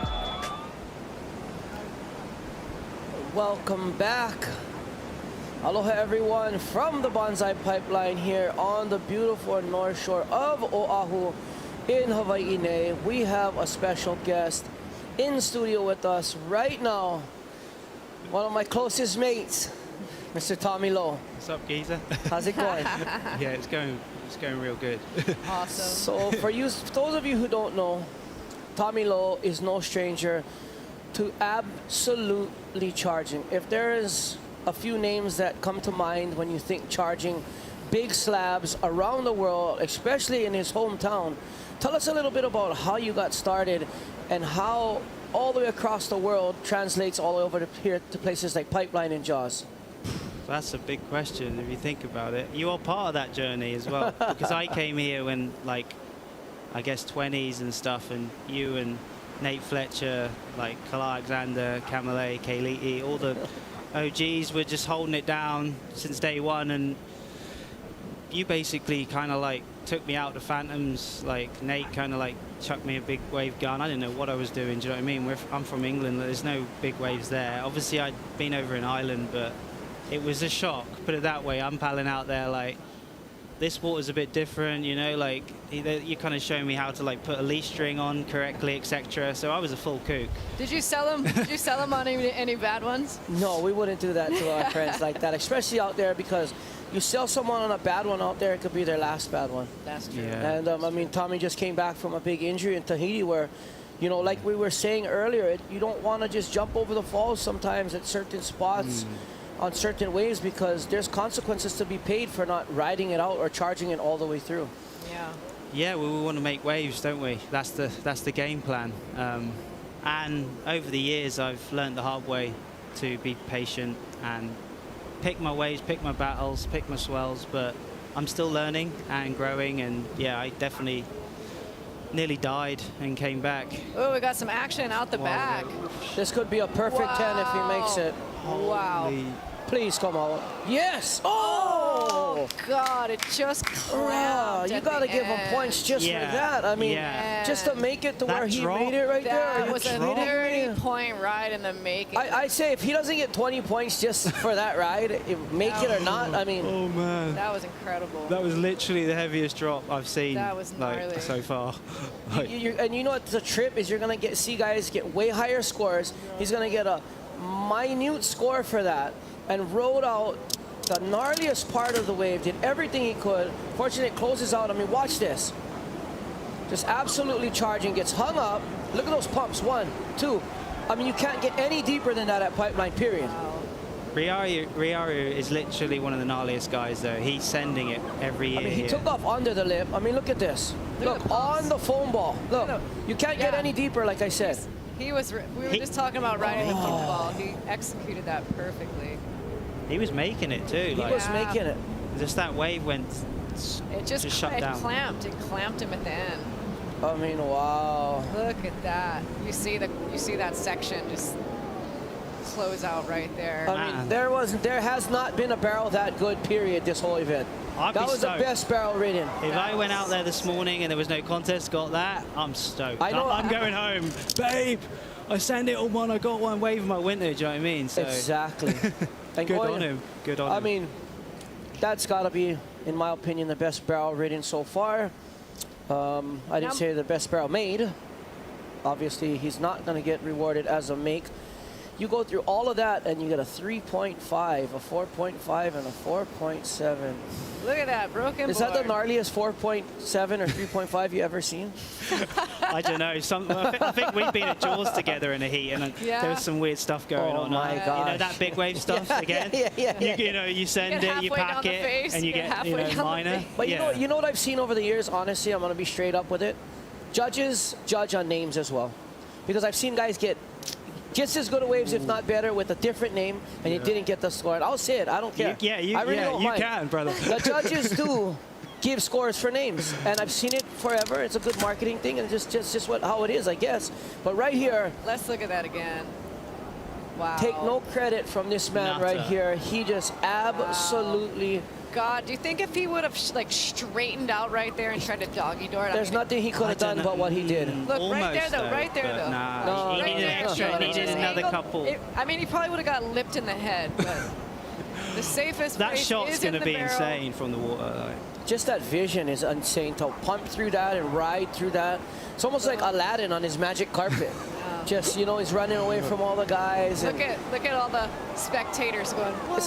Everyone's losing it. It's like when you're trying to come out of the Cave of Wonders and the cave closes down on him and the lamp goes flying out and he stays in. As here we go, Mikey Wright. This guy rips. Oh yeah. I love watching this guy surf. One of my favorites. Seamless, smooth. Look at that, no grab, coming out. Style. Mikey is an animal. Yes. Yeah. He came over to Ireland actually a few times. And yeah, I seen some footage. Talk to us about that Ireland wave. How does it compare to pipe and jaws and stuff like that, that big left? I mean, it's hard to compare, right? They're all their own beasts, but there's some similarities, I guess, between like Fiji when it does outer reef. Okay. I'd say, except it's maybe easier to position at Mullaghmore. Yeah. So yeah, Is it's a bit easier as far as like it's more of a slab than a giant sort of outer reef vibe. You know, when you're out at Fiji when it's massive, it's hard to. It's like Jaws. That's you know, a you're big looking playing around field. and you're like, whoa, this is some big ocean. Where am I going to get caught inside next? Yeah, exactly. All right, you guys, I want your input on this. What do you think? Looking back at Mikey's wave and talking about no grabs, backside. What do you think is harder? No grab. No grab. But you know, yeah. I mean, if you take off and do no grab like Kelly Slater style. But you see the difference is it was no grab to a grab. Because a lot of the times the no grab is for the big pump in the beginning. Yeah. Control yourself in the barrel with the grab. And a lot of the times we're like, oh, he did it no grab. We're actually grabbing in the barrel, coming out no grab. You know what I mean? So it's I just think no all the way. If you go no grab, then you're really talking, especially backside if it's no late. grab all the way late. If it's late. And sometimes it's easier, but because sometimes when you're super late and you haven't committed to the grab, you have to go no grab, because once you lean forward, your nose pearls. I'm not very good at that. If you're not on that back foot and getting under the lip, you're probably going to pearl really hard. But here's Luke Shepardson, and he's showing you once again that pump. Whoa, buddy. There you go. Nice. You got barrel, man. There's a no grab. That was a no grab. I kind of stalled him, kind of perfect, that little bobble at the beginning. How about Mason's hoe? Like grab Mason's to hoe? front hand grab, like switch hand grab. Yeah, or dragging that back leg off the back of the Let's tail. go, Joey. Oh! So close. It's right there. Come on. That end section is really. I want to see one of these boys jump the foam ball, because all the other scores have been like perfectly ridden, like kind of in the pocket. You guys are getting 7s and 8s for. I wonder what they're going to give once you see the guy come jumping over the foam ball like these guys have been doing this last week. I thought Billy's last ride was pretty sick and late, but like you say, he rode it perfect, but it maybe wasn't the right wave to do the foam ball grab. Yeah. Boy, you know? he was right where he needed to be on that Yeah, wave. exactly. Yeah. I think if it would have been deeper, it would have been hard to doggy door, and you see how the guys are getting pinched? Yeah. So that's what I'm maybe saying. Maybe the wave's not cooperating yet, maybe. Is that what you mean? Positioning is key, but if you do get deep and over that foam ball and then you come out the doggy door, that's got to be on a difficulty scale level. It's got to be way up there, you know. So it would be pretty cool to see the guys come through, hit those foam balls, jump over them, and actually exit the barrel. And we'll yet to see our first perfect 10-point ride. Coming. It's coming. It's pumping. It's filling in. Swell's filling in. It's only going to get better, you know. Now, Makua, when you take off on those waves, like the one we saw before, that incredible ride, can you see all the way down the line at the end of the barrel whether it's going to clamp or not? Yeah, you can pretty much see. I mean, when you're coming, see, you're looking down the line to see what's ahead of you. So when you're looking, you're kind of seeing this section over here come at you. So you kind of know, okay, I got a little bit of time. I got to go high. You want to try and go a little bit high to low so you get that speed coming out. And sometimes it's just kind of you got to get out. He was right there. Like Look I at him. said, yeah. Look at him. He was on the foam ball. Yeah, it seems like that sandbar that pushed in with that north swell is giving it that little runoff at the end. And if it was deeper, if it was a big west swell before this, and then this swell came, there would be no sand there, and that wave would hold open all the way through. It wouldn't do that clamp at the end. Gums clamp. Yes. Well, hopefully that'll be in a couple of weeks when everyone bails. Yay. We're out there, brother. I'll see you there. Oh, yes. We will be there. There's going to be more swells. Not even a couple of weeks, maybe in a few days. After tomorrow, it's over. Yeah, well, Today's our last Christmas. day. Christmas is looking interesting, Today's too. our last day. We got now until the backdoor shootout, right? Yeah. Eddie, what else we got coming? Eddie. We got a lot. Jaws contest. We got a lot of swell coming, hopefully. I mean, they're talking El Nino, this and that, but it's midway through December. Haven't seen a looking super massive kind of La Nina to me. Well, now they're saying late, you know. She's coming late. Yeah. They say a lot of things. That's what happens nowadays. Too much talking. Even in here. Here comes some action. Yeah, here we go. Yeah, give us action. Once upon a time, we woke up and we said, how's the waves going to be? I'll tell you tomorrow. Call you in the morning. Old school. Yeah, well, at least we had that era. At least we all had that era. Yeah. I'm thankful for that. Sometimes this forecasting can get tricky because, you know, it's a really educated guess. It's not guaranteed. Yeah. And sometimes, you know, I feel like they throw guys off too. Oh, there's a swell over here too, and then that one wasn't that good, but some reason over here is pumping. No one heard about it. You know what I mean? Well, we got surprised that last week swell, didn't we? Like 2 weeks ago. I just landed and it was supposed to be like medium size. I woke up in the morning to go and check the waves, and there was like no Pumping. road. It was just sand and water. And I was like, okay, You're like, all right, it's one of them, is it? underestimated this one. We got a paddle right here. Who is this? Is that Luke? Mikey Wright, oh, pumping down the line. Ooh, nice. These little barrels. Oh, is he going for a double? Bonus? Oh, not there. That end section is unforgiving. That is the gobbler. It's like Pipeline's version of Haleiwa's toilet bowl section right now. Yeah, good call. Yeah. I mean, it looks like the toilet bowl at Haleiwa just sand. And that's what's kind of, you see at Haleiwa sometimes there's these big ones, they come together and like, oh, and it just kind of mushes out. Kind of is what it's doing right now here at Pipeline. It has... Mikey Wright only needs a 14.4 to get in that top 4 spot. I mean, 14.4, that is not that much. And right here, this could actually be a 14.4. I mean, that's only what? Less than 5s across the board? Yeah. 15 would be 5, so I mean... Yeah, I think very possible he got the score on that wave. We will have to see. Nice one.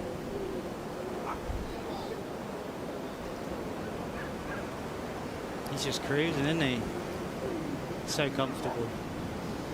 Oh yeah, look at this guy. No hand pump. I like that no hand pump right there. Well, that gives you a lot more motion. That gives you a lot more range of motion to pump your board. When you're grabbing, you only can grab so much. When the wave's bigger, you can do a better pump with the grab.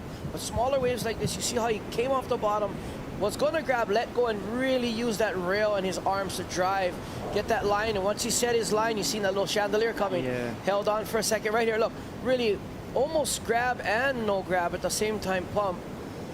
Holds on right there just to make sure he comes through the turbulence. And perfect way to execute that ride by Mikey Wright. Not a lot of people know that, you know, what the no grab is for. It's actually to position yourself. It's actually so that you can move around and pump. Because once you grab the rail, you're kind of locked in the barrel. It's kind of hard until it mellows out towards the end. And there you go, 15 points.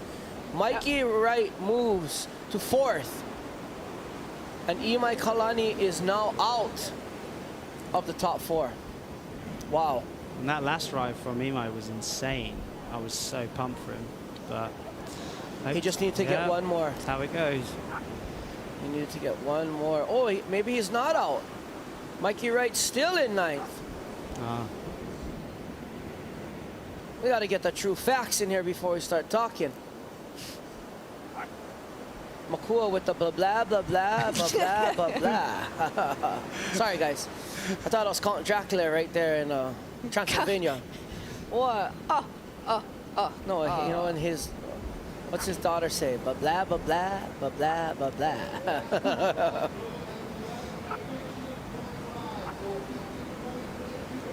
Nope, there it is. Mikey's in 4th.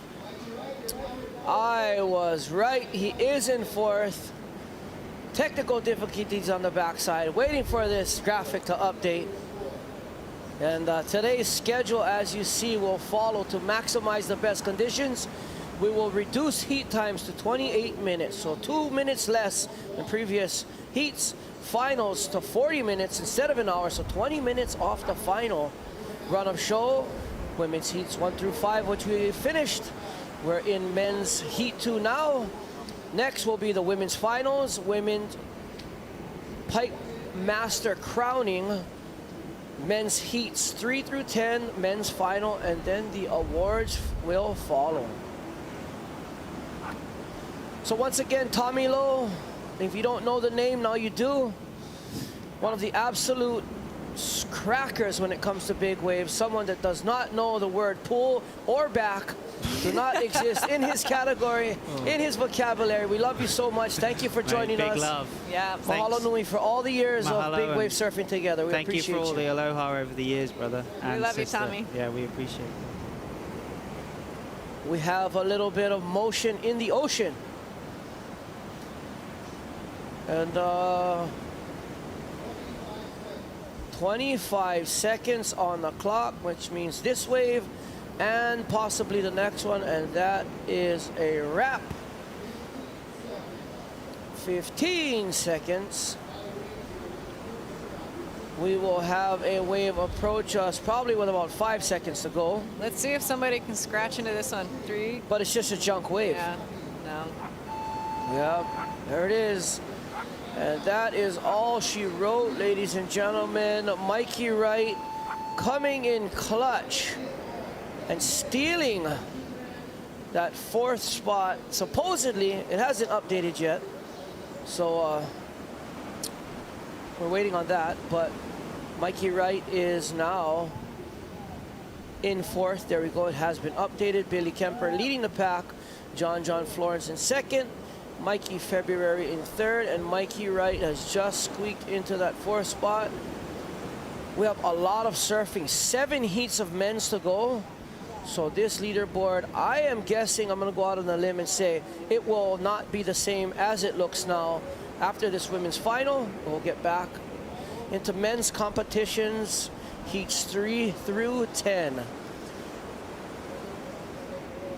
But right now in the water, we do have the finals. Carissa Moore from Hawaii. I think that should say Molly Picklum instead of Molly. Good golly, Miss Molly, though. Good golly, Miss Molly Picklum. She is picking them. She knows how to pick them. She was picking off. Erin Brooks is in this heat as well, and Moana Jones Wall, your current queen of pipeline, is out there defending her title against one Molly Picklum, who would love to just take that off of her hands and hang it on her wall. You see, she is not giving her too much space out there, sitting right on the inside corner. Really a smart tactic, sitting, kind of positioning behind Moana like that, because she can let Moana commit, and because there's no priority, whip around behind her if it's a good one, and actually take the wave off of her.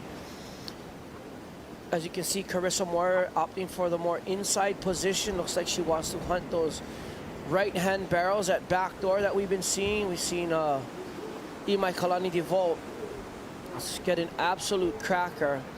And Erin Brooks is going to be, looking to me like, could be the first 16-year-old Pipeline Masters champion for the women. Maybe the youngest pipe master ever, should she take out this heat. Yeah.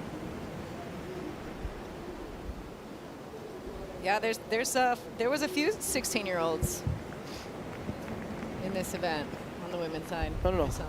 16-year-old who won a Pipe Masters. No. But I'm saying in this event. Oh, yeah.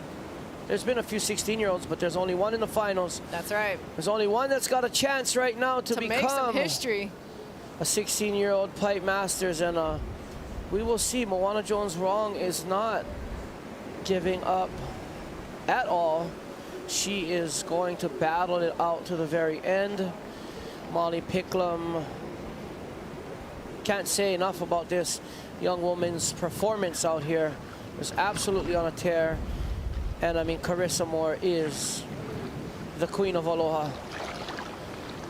Olympic gold medalist, multi-time, 5-time world champion, right? And, you know, right now that Manawahine right there is looking to represent Hawaii one more time, as she always has done, so graciously, so ferociously in the water, but on the land she is the most gracious, most aloha, sweetest person you could ever meet. And we love Carissa so much. Thank you for representing Hawaii. From each and every one of us here in Hawaii, we thank you, sister, for spreading that aloha for us around the world. Oh, there looks like there is priority in the women's finals. Yeah, that's gonna change some strategy. Why would they want to ruin the contest like that by putting priority? Oh, it's the problem in surfing right now, and this is just my opinion. It's weak when there's priority. Well, they're definitely gonna have to change their strategies up a little bit when that priority is in place. That changes things. Yep. You gotta be a little here more we selective. Go. On a roll, we have Carissa Moore. Looks like she is just gonna absolutely. Oh. That looked like an attempt, so I'm not sure how that works with priority, but I think she would be in last priority now, right? Because she missed that one. I'm That's what not I don't sure. like about priority is when I paddle for a wave and miss it, and then you go back of the line. she's the champ. Maybe we'll just leave her priority alone. And then Molly Picklum's not playing games. Oh, shoot. That was an upside down drop. What It a looked like she commitment. hit her head on the front of the board. She's got a helmet on. Looks like she's. Thank God she got that helmet on. Yeah, looked like she's got her board and she's up and she's getting back out there. One more out the back. Who is this? Moana Jones-Wong. Yeah, that's right. Oh, sister could have got deeper on that one. Nice effort. Oh, go double for the barrel. double. Oh, wow, what a beautiful takeoff. I mean, these girls are just absolutely knifing it. They are. They're Under charging. the lip. Yeah. Wow, Keala. The level has gotten so much better in the last couple of years now that the women have had these opportunities to actually compete in the Pipe Masters, you know. For the first time, started 3 years ago, and you've just watched the level just blow up. Yeah, I think we have standing by the man himself, Mr. Mikey Wright, who got himself into that fourth spot down on the beach with Holly. Mikey, how's it going? Hey, Mike. Feel like I keep asking this question, but you've moved up into fourth. How safe are you feeling heading into the rest of the day? I'm not really thinking about it, to be honest. I was just stoked to get a couple waves, no one out. But yeah, it would have been nice to get a proper set and maybe get another 20 on the board. But anyway, I think it's just going to get better all day, so I don't see it happening. But anyway. Fingers crossed, eh? Nah, I'm not even hoping. It was just good to get a few waves. It'd be sick to get another heat in the final, but yeah, it's a long day and it's just going to get better and better. So yeah. Excited to watch. Yeah, no, it should be good. Should be a good day of action anyway. Maybe might go sit it off the wall. You reckon you had a chance? Oh, nah. Alrighty, you'll have a sick rest of your day, mate. Speak to you later. Oh, listening to Aussies talk to each other have to be one of the greatest things ever. So good. I love my Australian ohana. They're, like I said, it's like home away from home for me there. And they got to be some of the most eccentric characters on planet Earth. They bring the fire, they bring the heat, they bring the competition, they bring the jokes, and they bring the love as well. So thank you, Australia, each and every one of you out there supporting your brother Mikey Wright. Speaking of competition, Makua, let's explain to our viewers that aren't familiar with priority, how it gets established, how you get it, how you lose it. I think we should lose it altogether. I mean, so how you get it, how you lose it. Supposedly, when you paddle for a wave, you lose priority right off the bat.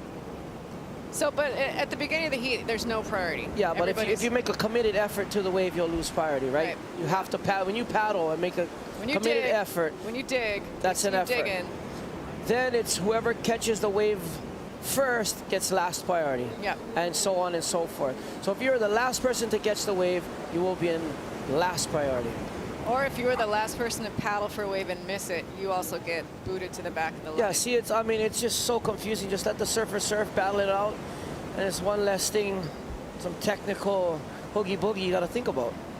Yeah, priority stuff always threw me off because I would get it confused in my head. I'd be like, wait, is it my turn? I kind of paddle for that wave. Am I back of the line? Did that girl catch a wave? Am I next? Yeah, it's especially confusing. with 4 people and a wave of consequence, because should you be dropping in deep on that like a boy from Japan's wave he just caught, and then you can just drop in on his head just because you got priority? That's actually more dangerous than anything. But here we go. I mean, absolutely charging. That was a gnarly wipeout. Wow. I mean, she just took that like a champ, too. Molly Picklum. Let's go. And then here we go. Smooth as silk. The queen doing as she does. And just getting absolutely slotted on this one. I mean, look at that. Side slip on the drop. Double hand drag. Slowing down. Making it look easy. Moana Jones. Carissa Moore got in on the action, too. This little barrel on the inside. Oh, insider. Technical, though.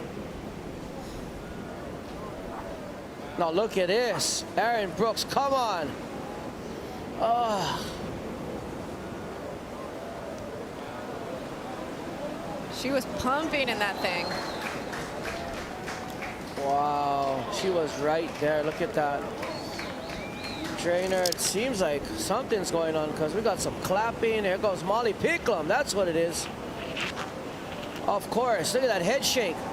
Shake it off. Look at Come that on out. spit. Smash the lip. Let's go. Wow. Huss. Okay. Can we please get the right score for that one, judges? That was awesome. And she put the little exclamation point on the end of the sentence with that. Oh, definitely. Massive. Definitely. Massive smash.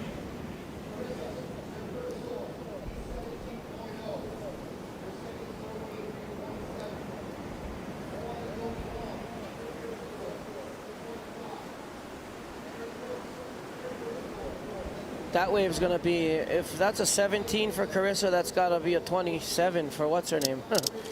Because smash the lip at the end. It's a bigger wave. Let's look at it. There we go. Pulling in with the spit. Watch this. And here we go with bang. See, we haven't really seen that all contest long, so we're not sure what kind of scores people are gonna get after pulling in to a beautiful barrel, coming out and smashing the lip. Look at that, bang. Upside down on that turn right there. Look at that. Such a good backhand barrel right here. This girl's the real deal right here. Slam. Slam, bam, thank you, ma'am. Slam, bam, thank you, ma'am. I love it. We want to go down to the beach to Riaru, who rode absolutely smoker of a wave. Holly, give us a little insight of how he felt riding that wave. Yeah, I'm here with Riaru. How's this feel? You got a bag of cash? What are you gonna spend it on? Yeah, we're gonna buy a car. So scary there, and yeah, I found a big set, and I paddling and take off, making a huge barrel, and I little bit fumbled the bone. Like I found this doggy dog, like wow, big heavy boulder. It's oh so scary. Yeah, that was great to watch. Congratulations. Thank you so much. I mean, look at that. The boy was almost speechless there. He, all he could say was foam ball and doggy door, heavy water. Well, it looks like Molly's score has come through at a 27.4. Oh, I should be judging up there. Look at Carissa stalling. On the right. Big carving turn. Yep, that was a was an all right wave. It was she was looking to stall a lot deeper, I think, on that one when she took off. It looked like she wanted to pull into that one right off the bat, and it was a little crumbly. She had to go around it. Nonetheless, got a nice pocket ride at the end with a nice cutback. And look, who do you know?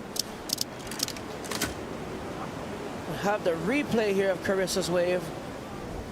Coming around the corner, stalling. See that, how it kind of shut down for a second there? Nice little pocket ride on that one. Nice carve, and then she hits a little turbulence right here, and she was like, all right. Looking to build on that 17-point ride. So Molly did a couple trips to Tahiti this year to practice her backside tube riding. Do you think it's paying off?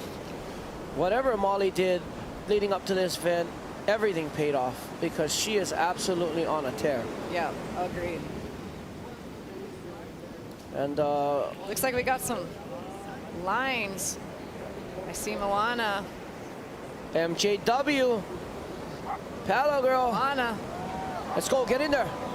Come on, come on. Oh, come on. God. That's the line right there. Wow. So, like I was saying earlier, we're going to get some real scores for these waves because these are some real pipeline barrels. That was insane. And the queen said, off with her head. It is my turn to show you why they call me the queen of pipeline. And it's going to be a battle right now because Molly Picklum, she doesn't care, queen or not. She's there to take your crown, and she's working hard at it. Here we go, Moana Jones just absolutely getting to a smoker. Look at that. Bottom turn, pulling in. I mean, that was... It's the best women's barrel so far, I gotta say. Yeah. I mean, look at that, driving, on an pumping. absolute bomb. Look at the spit. She knows. She knows. Right next to the boil. Up and in. And that was insane. That's gotta go. You wow. know. Look, that was one of the biggest. That's 28-29 all day right there. So the top 2 waves are going to determine the winner in this final. So that is going to be a good score. That is the score of That the is heat. the score. And it'll be $100,000 for first place, second $75,000, third $50,000, and fourth in this heat will go home with 25 grand. Not bad. Well, looks like Moana really wants $100,000. Yep. It's not gonna come easy because we have one of the most winning females in history in this heat, which is Carissa Moore, and Molly Picklum just absolutely chomping at the bit to take one of these events out. And then you got the future of the sport, Erin Brooks, who she might not have got a wave yet, but I'll tell you what, she is not gonna give up without a fight. 23 minutes left. There's a lot of time for these girls to change this heat around. And the scores in for Moana, it's almost perfect score. She got a 29.3. Uh-huh. Uh-huh. There we go. Hawaiian is in first. Amazing surfing by all these ladies.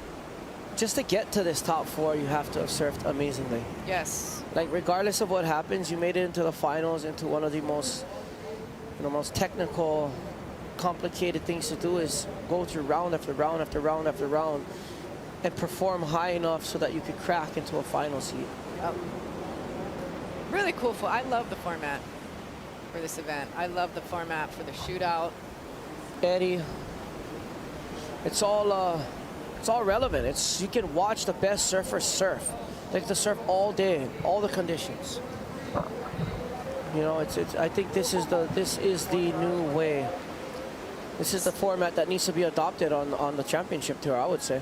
So did you know that Moana, Carissa, and Molly are the 3 previous women's pipe masters, are all in this heat right now, with a new fresh face, 16-year-old Erin Brooks. And that face isn't going to go nowhere either. That's She's right. going to be a face to remember for a long time.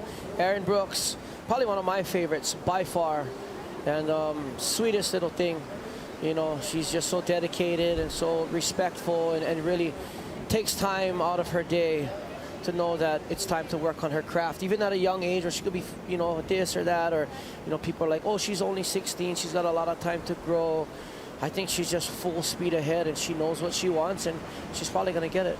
Yeah, definitely. So as the ocean subsides here at Pipeline, giving our women a chance to breathe and to process what just went down. Some of those amazing rides coming in.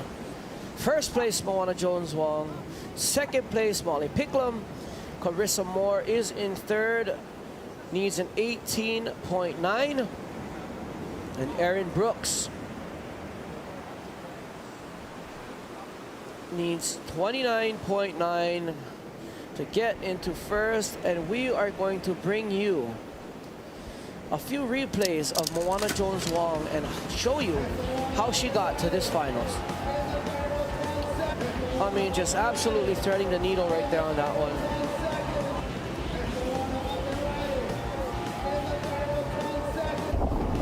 Perfect positioning.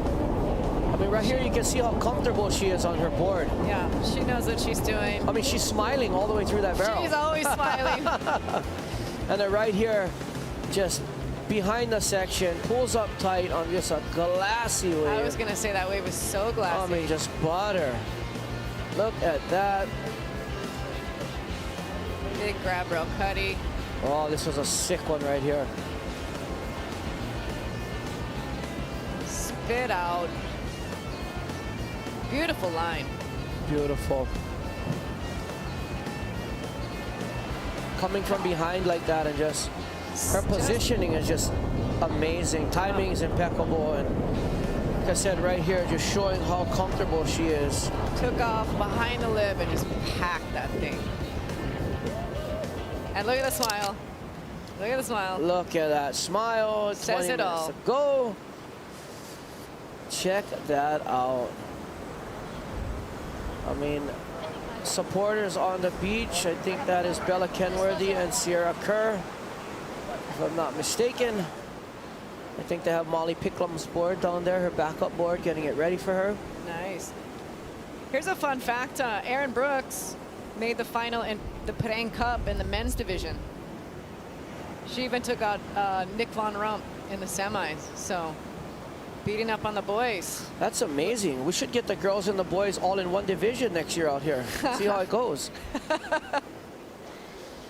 It'll be perfect. One contest, all one together, same conditions, same judging criteria. And yeah, I mean, I remember getting beat by Sina Saramore back in the days. Oh, Sina was. I got beat at Pine Trees by Sina, and I beat by Melody Bartels. And I beat Andy in his first contest, and he never forgave me for that one. I don't think anybody will forget that day. But anyways, from the Pipeline Masters, we are here in the women's final from the beautiful North Shore of Oahu, the most beautiful coast you have ever seen. Ahui ho, talk soon. Thank you, brothers. Thank you. The inside of Pipeline sounds like this ferry, like a giant diesel engine just rumbling and grumbling. When I got that one big wave, when it backspit, I could hear everyone whistling and yelling on the beach, and it sucked all the sound in. And that was really loud and crazy. And I could just hear all the screams and hoots and hollers and whistles just flying by me. It was one of the craziest experiences.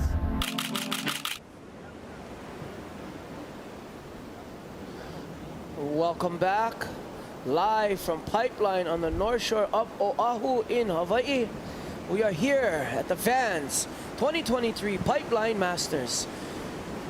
Well, Kiala, this final is really shaping up to be a cracker of a heat. We have some huge scores by Moana Jones-Huang and Molly Picklum, but don't forget, you need more than one score. You will be judged on 2 scores, and Carissa Moore only needs an 18.9 yeah, Moana's to overtake that first place. She's gonna need to have a backup.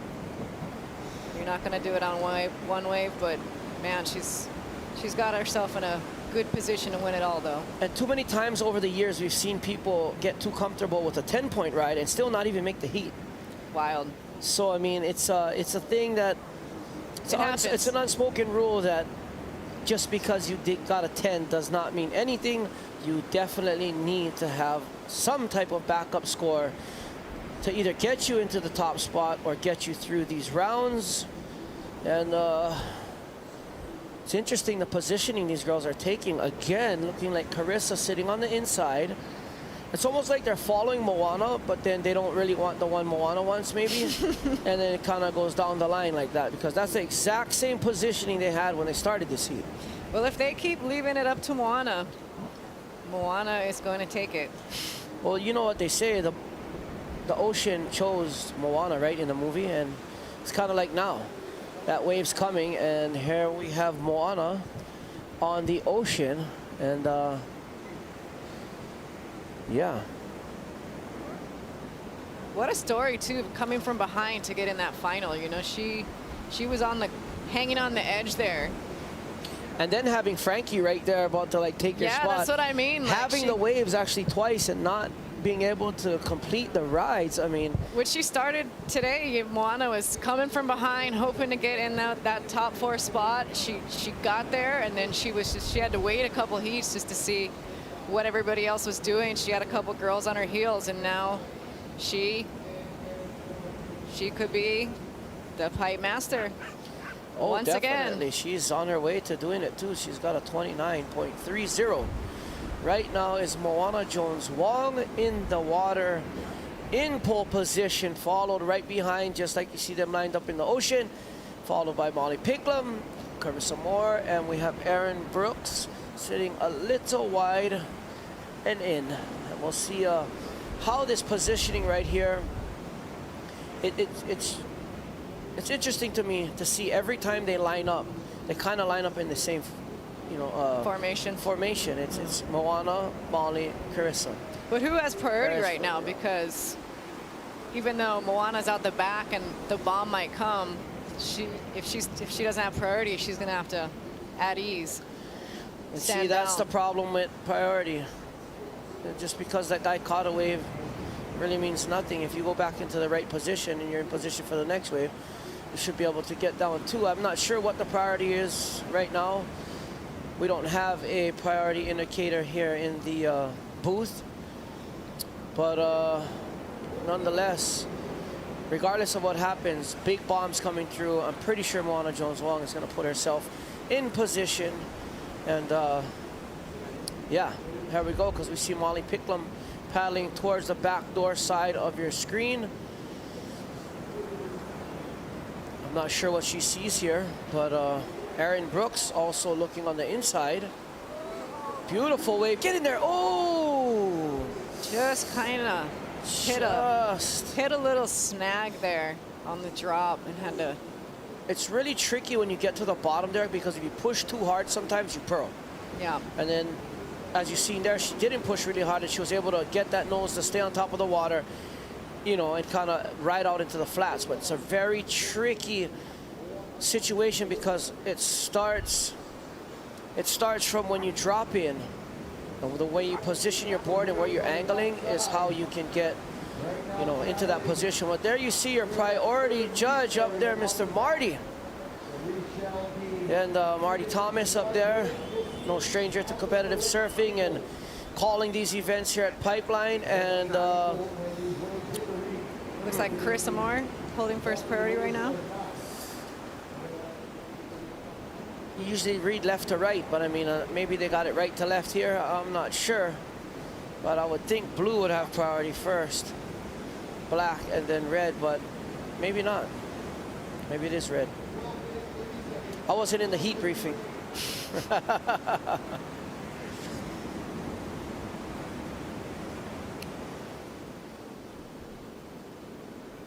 But wow, I mean, look at how just the spray off of the waves, the texture on the water. I mean, the conditions have stayed so nice all day. And it's gonna get nice and windy and radical towards the end of the day. You are gonna see some airdrops, some chandeliers, and some very deep barrels. One thing about Pipeline is it tends to suck you in. You're in the barrel and it like sucks backwards and stings your face and then blows out from behind, and you don't even know where you are. And hopefully there's no guillotine doggy door sections landing on your neck. But oh, you see how her board just kind of got weightless there for a second? She couldn't engage the fins right off the drop here, right? There, the board disconnects. It gives a little bounce. If her board would have stayed to the face, she would have been able to get on that front rail and turn. But right here, you'll see it move right there. Yeah. That's the part where it kind of got sticky, and if she would have pushed right there, probably would have lost the fins or dug the nose. So she did a great job technically to pull that out. That was not an easy drop by any means, especially the knife fit under the barrel. I mean, that wave was sick. Yeah, that little snag just messed up the timing where she couldn't get under that lip and get in that barrel. And Pipeline, it gets real tricky. You see how the water is going across your screen, across our surfer's nose of their surfboard? That means the winds are a little bit northeast, and that's going to bring a little side chop into the wave. So sometimes you're taking off, and if you're behind that side chop, it's like you got to bang that little bump or go over it as you're dropping into a super steep spot. So it makes it a lot more tricky when you have those side chops coming across the wave. There goes Erin Brooks again, just absolutely charging. I think my brother's in the next heat. Next Waves heat's out gonna the be back. a Let's cracker too. Jamie O'Brien, Mackay McNamara, Eli Olsen, Cole Rothman. Phew. Leaderboard change. But right now we have 10 minutes left in the finals. And we will be waiting to see who or if anyone gets that backup score, completes a ride. And I mean, yeah, Molly Pickman, her backup wave right now is a 1.3, so she definitely needs to get rid of that one. Yeah, I mean, would you, if you were in her position right now, maybe try and move inside and just get a higher, you know, like a mid-range score just to no, for not safety? at all, because I think she has priority if I read the priority screen right. But she's in that top 3 at least priority. There's 9 minutes left. There's absolutely no reason to waste time when you need a score. Let's look at her first wave right here. Just charging. Oh, that's the one where she went down so hard. That's just what happens when you charge hard. Sometimes, you know, that's what happens. But there's Moana Jones charging hard as well. That was her first wave. Silky smooth, just cruising in that barrel. And then we got Carissa. Carissa Moore on a nice backside, smaller inside wave. And then right here is the Combo Nation. Coming out. And then just some Where's the smash? massive re-entry off here. Beautiful. You know what they call that right there? Oh, and here's Moana. Here's the highest score of the heat. Big, beautiful barrel. We got a name for this kind of stuff right here when you do this kind of stuff, especially in a heat. Comes out and goes, boom, Kanani. There we go. That was an incredible wave. There's your heat leader right there, Moana Jones, just doing what Moana Jones does. Her boom Kanani moment, getting her right back into the lead where she belongs. Miss Moana Jones Wong. And 8 minutes left in this final. 8 minutes until eternity.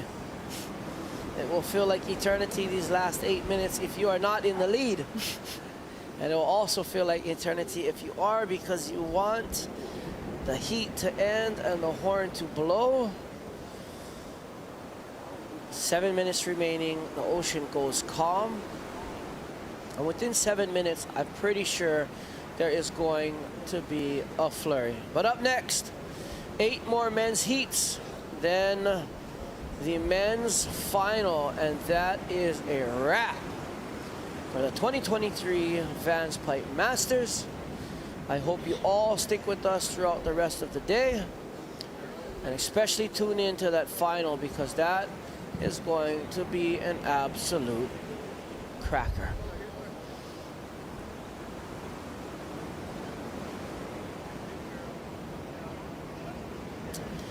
Here we go again. Moana Jones Wong in first, Molly Picklam in second, Carissa Moore in third, and Erin Brooks in fourth. All the surfing that was done in the past few days, none of it matters anymore, because right now is the only thing you have been looking forward to this whole event, the finals, and winning and taking home the coveted VANS Pipe Masters women's title for 2023. Molly Picklam in second place is so within striking distance. She only needs a small score of an 8.5 to jump in the lead.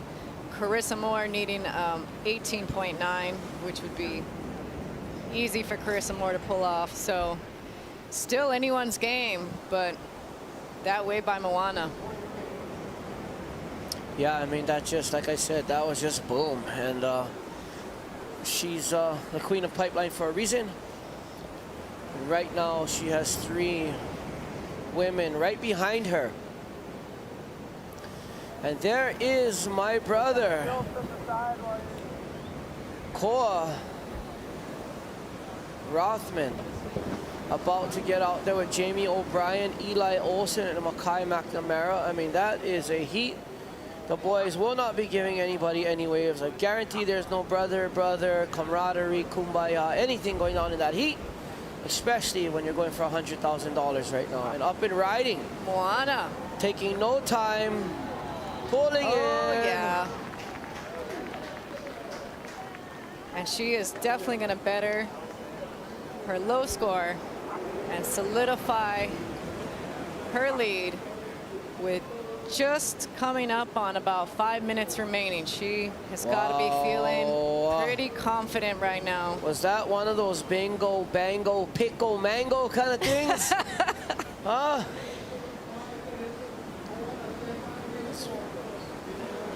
Waiting for a score. She has definitely bettered a 6.5. There's no doubt. Big 5 line. minutes Look at the lines. remaining, and look at that chandelier on your face. The swell does look like it's turning a bit north. Look at these sets coming through. This is going to be an exciting finish, Makua. It has been an exciting 35.5 minutes. And right now, it bombs out the back. Molly Picklum is looking to pickle him herself. She's looking to pick one.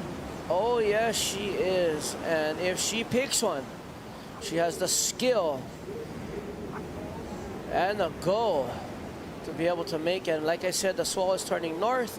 That's why you see these wash-throughs. This is the swell coming up. And as it comes up, this swell is due to be more north. So the heats in the morning might have had a lot more westerly scoring potential, not as much running down the reef, and you're gonna see these guys throughout the day. The rest of this women's heat, that doggy door is gonna be a big factor in either making these waves or not. Like we seen earlier with Riaru's wave. Still waiting on scores for Moana's last wave, but that should definitely solidify her lead. And Molly Picklum is gonna be looking for that backup score. Molly Picklum's definitely gonna be needing a score, and so is everybody else. I mean, look at that. Backdooring it, scoot, spit out. I'd say I'd have to go about the 18-point range. Yeah. 6s across the board, right? Beautiful wave. Beautifully served. That positioning, just.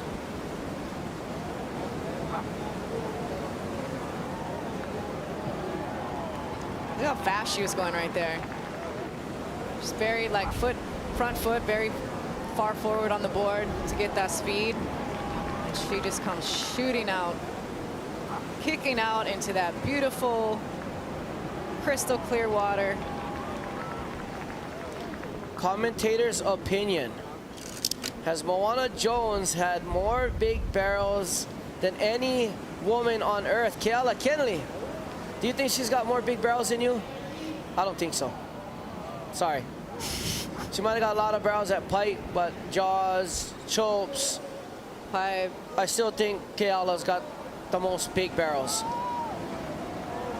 Wow, but she... Oh, she had that.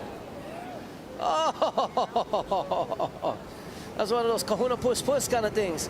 You know, hoogie boogie on the side, fall, fall, fall. Her competitors did not want her to make that wave.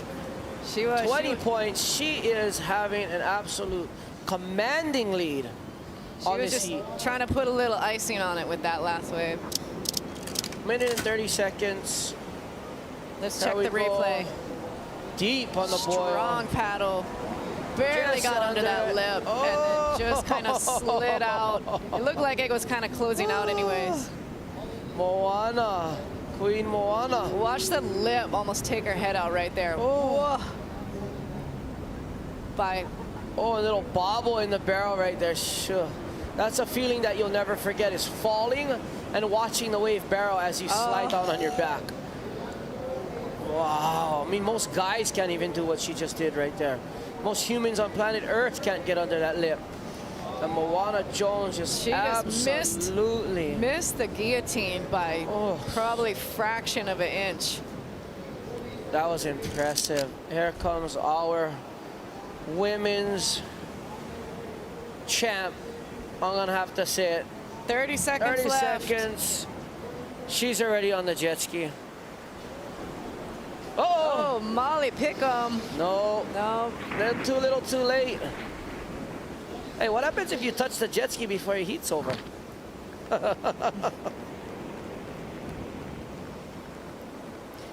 Well, there it is, guys. Oh, Carissa. Some more. No. She needed a little more this heat than that. There it is. Once again, Moana Jones drops the mic and tells chicks, what's up? I am the queen. If you forgot, long live the queen. I am here to let you know. There's her husband, Mr. Tehotu Wong. And that makes Moana the first two-time women's pipe master. Definitely not the last time, I think. Was that 2 in a row? Did she win it last year? Who won it last year? Molly. Molly won it last year? Molly won it last year. Wow. There you have your women's VANS pipe master champion, Moana Jones Wong. Maybe she's the most winning woman at pipeline. Definitely, definitely. Moana Jones Wong. Putting on a One for the clinic. North Shore. Look at that. What's up? What a show, girl. Well done, Moana. That is one for the Hawaiians right there, baby. Another Kanaka with a championship to her name. Look at her cheering squad down there. You got Brother Kala Grace, who's looking to go out later. Grace us with some style. Kalani Rivero. And here comes the queen of pipeline on her chariot. She the comes. Hawaiian Water Patrol. Bringing in our champion. And look at the crowd going nuts.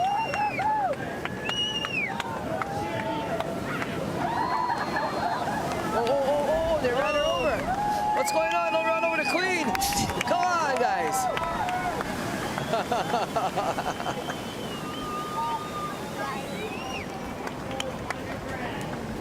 I think we're going to be welcoming in Salama Masakela and Brother Cliff Capono to take over for you folks. But once again, Moana Jones Wong is our champion for the VANS 2023 Pipe Masters Women's. Thank you, Brother Makua and Kayla Kennelly. And will you look at that?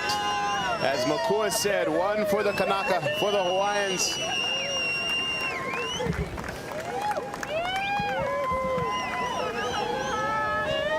This young woman, who has over the last 5 years really set the standard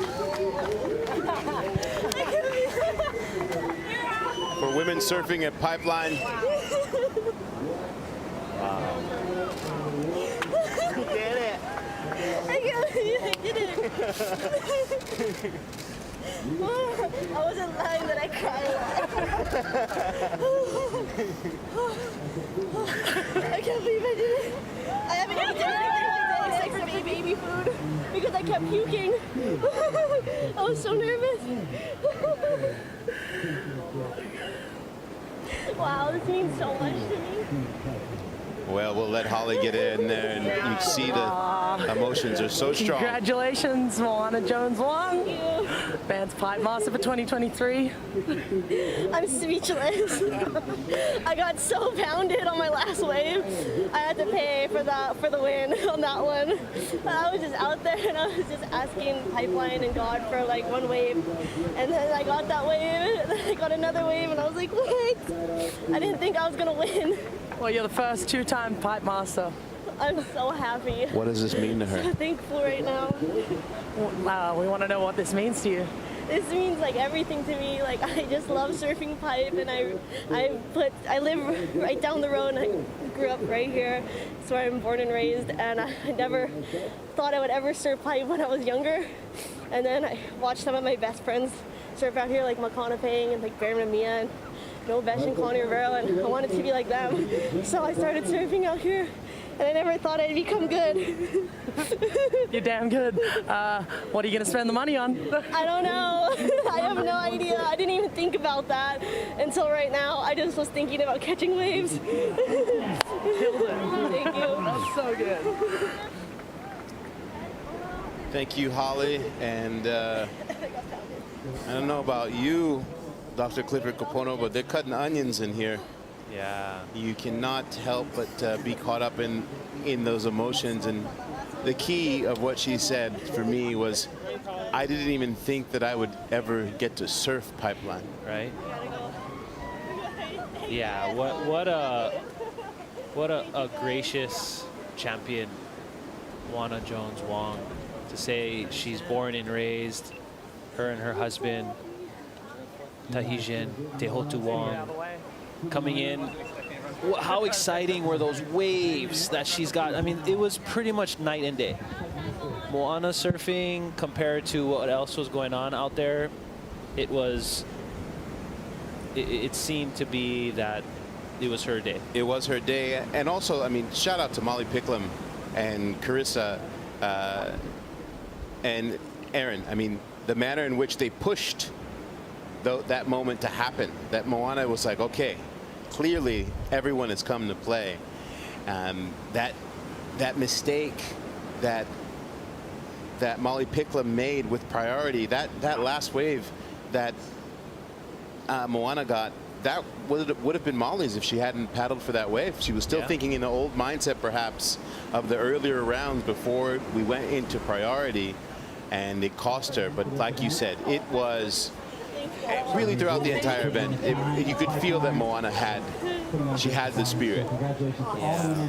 Moana, so stoked. You know, it shows how much that this means to her. $100,000. What are you gonna spend on? I don't know. I'm stoked to get those waves. You know.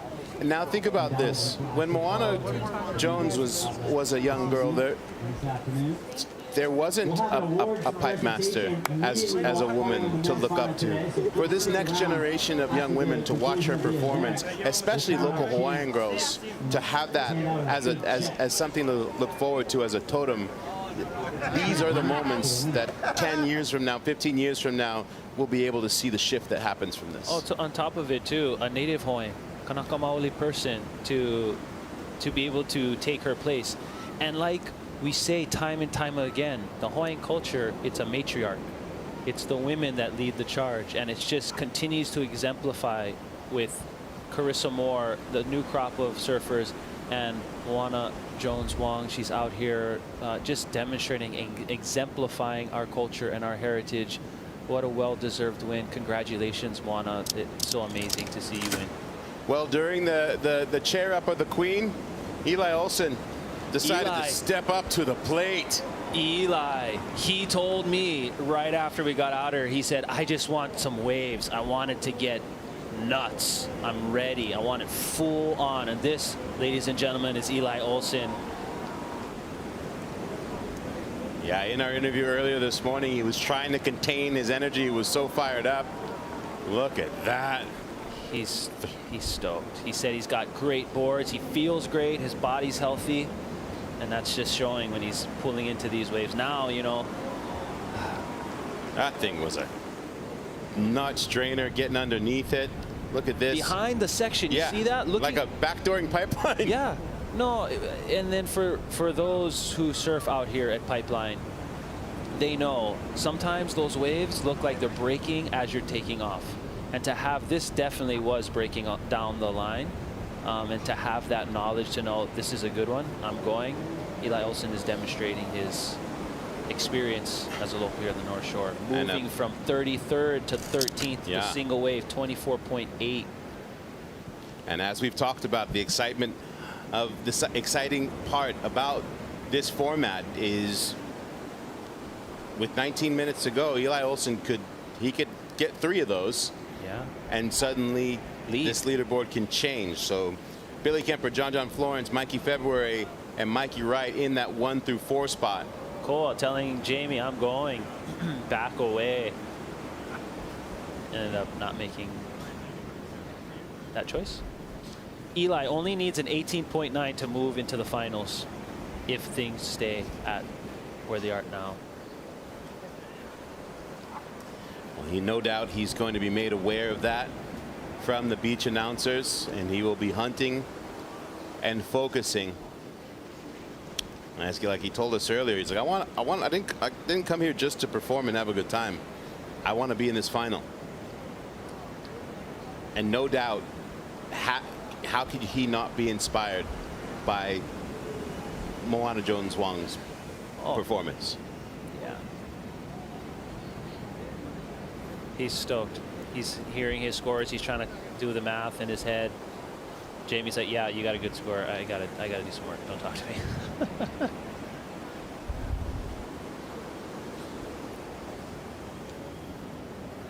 Four Hawaiians in this Heat 3. Makai McNamara from here on the North Shore. Eli as well. Jamie O'Brien and Cor Rothman. All essentially neighbors who are used to sharing this lineup with a whole lot more people on a regular basis. Jamie O'Brien, of course, being the elder statesman, the one who's paved the way for what high performance looks like at Pipeline. Jamie looking.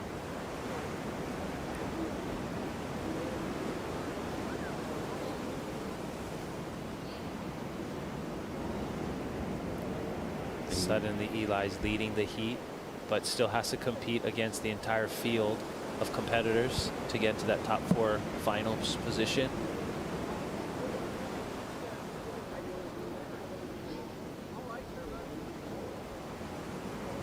And how about contest director? It's Cole Rothman turns late, driving through some chandeliers. Nice one for Koa.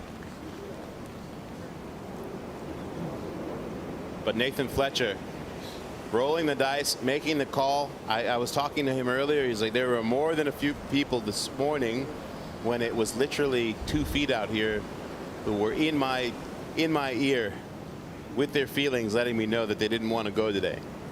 And he said sometimes you just got to bank on the experience and what you know. And looking at the charts, and he said, we're going. I'm going to live on this decision. And he looks like a pure genius. Great decision. Nathan Fletcher, legend in his own right here at Pipeline, riding himself long boards to short boards. Cole has a real good ability to late drop. You know, he just trusts his rails and he just tippy toes down into where he wants to go, trusts his line and pulls into these barrels, and then kind of just hopes the wave does the rest for him. Beautiful job negotiating those sections. I mean, you just never stop marveling at what it takes to complete a Pipeline wave, not just making the drop and then line choice and then everything that has to be in the decisions that need to be made in the barrel. Yeah. And being able to move up on the front of that board, to not sit on the tail, for that stability, to transition from using your fins to your rail, engaging the rail. I think that's something that is really unique about a great Pipeline rider, is their ability to negotiate from put on the back foot or the front foot, especially in these big barrels. On the Pipeline side, would you rather be going front side or back side at Pipe? This is an interesting one because it seems I'm sure you're going to get a mixed bag here. I would say backside going left at Pipe is more fulfilling in my mind to see. pound for pound, I think front side, it looks really beautiful.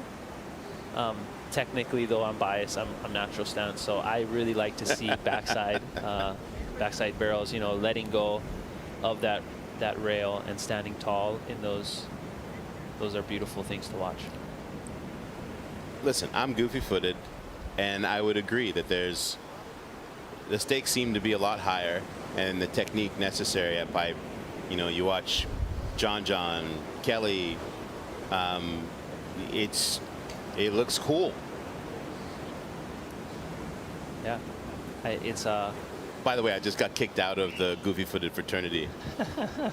I mean, revoking my membership right now. I just seen Pacha Light. She posted something on the social media about Craig Anderson on a bus in Ecuador, and he was They switched his stance, so he was a regular foot. And I was looking at it, I was like, I don't know. I don't even know if you look as good if you're going regular. I think just goofy footers have that natural ability to style out. I mean, listen, don't get me wrong. I think that we are superior overall just in life. But I am also a fan of what regular footers can do in heavy left-hand barrels. Oh, yeah. I mean, but still. But then I look at someone like Gabriel Medina at Pipeline, who has this ability to make it look that much more critical in his positioning.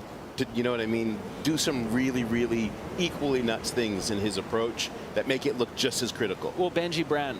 You look at Benji, the things that he, on his front hand, it looks, he has a style about him that makes it look extreme and scary. And it's still appealing. Yeah, we were talking to Benji Brand earlier, and I was asking him, as this swell's coming up, you know, what are you thinking about? And he's like, I was thinking 6'4", but now, as it continues to come up, he's like, I'm going to have a 6'8" on standby, just in case. He said, I really don't want anything bigger than that, because he said, as you saw with Jay Quinney's wave, like, you get in, but then you want to have that ability to navigate and negotiate getting up and over those sections. He's like, so I don't really like anything bigger than a 6'8", 6'9", so that I can maneuver and cruise. Speaking of maneuvering and cruising, I believe that we're going to have a guest on the headset shortly. Someone who's been maneuvering and cruising. I won't tell you who just yet. We'll have you on standby. Seems like a stat poll of 7,000 surfers agree, and 64% would be drawn to watching someone pull in at Pipeline as a natural footer. Now, was that was that like subscribers or everyone who goes substab? That probably was people who want a free surfboard, wetsuit, wax, or a subscription. Well, 64%. Makes sense. So regular footers, what I see, 64% of regular foot surfers want free stuff. Well, let's check in with someone who right now is safe at the moment. Knew what he needed to do today to move up the leaderboard. Billy Kemper joins us on the VIP guest headset, sitting comfortably in first place for the final as this swell continues to rise. Hey, Billy. What's up, my man? How are you? I'm well, brother. I'm well. How's the food? How are you digesting? We had tomahawk steaks last night that Billy put them in the Traeger and then shifted them to the grill. Yeah, I'm still smiling from dinner last night. Yeah, we got to eat like kings, so we're ready for days like this. Well, clearly you were fueled. What was your mindset coming in down the beach this morning? Especially, I'm sure when you woke up, you saw how small it was. I did see how small it was, but I touched on it last night before he left my house, just with the buoy readings and just talking to Marty and making sure that, you know, we started with the women's to be able to give the men some of the swell. And I mean, once I got here, I could tell every set was a foot bigger and bigger. And I told you a few days ago, for me, it's just going wave by wave right now, step by step. I'm not looking at tomorrow. I'm not looking about next week, next month. I'm just literally 1 foot forward, next foot forward. And same thing with the waves. I'm not trying to mind surf 5 waves. I'm just visualizing 1 wave at a time and just really trusting my instincts. You know, I've been doing this my entire life, and I just want to give a shout out to Matt and Cherie Chan on mentally, aside from physically helping me, they've been helping me a lot with the mental side of things and just really prepping my mind for days like this, and just trusting, you know, like I've done this my entire life, and you know, with the broken foot, I haven't done that, but just knowing that this is normal for me. I'm more normal out there than I am here, right here on land. You know, I feel more comfortable on a wave in the barrel at pipeline than I do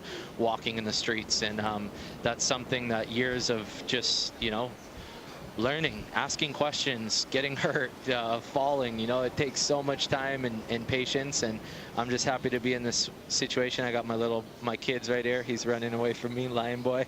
This guy gives me all the courage in the world. He taught me how to fight in life. This guy was born early, and he fought for his own life, and he's my, you know, when I let it roar, it's all because of him. And yeah, I'm in such a good place. I got Kala Grace, my brother, my partner, my wife's here, my kids, Hayes.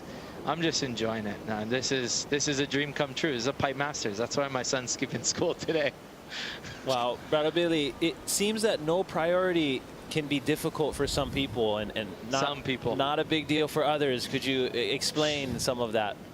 I mean, Cliff, you know, we grew up here. This is the most powerful place in the world when it comes to surfing. There's nothing like this right here in front of us, and there is never priority out here. There's respect. There's a totem pole of respect, of growing up and putting in your time and getting your waves and just really learning. And I grew up under the greatest of all times. You know, I was standing right here in these yards watching Andy and Bruce win. I watched Derek Ho, like Johnny Boy, Kaimana Henry, my brother Eric. Like, I literally grew up idolizing some of the most iconic surfers in the world, and they're all from here, and it just came with a lot of respect. And I feel like I've earned my stripes out here, and I put in my time. And when it comes to an event like this without priority, there is a little sense of kind of a free surf vibe, but then at the same time, it's like, I'm not going to sit there and let people paddle around me and just take waves. I truly want to win. Like I told myself 3 days before this event, I went and caught 2 waves,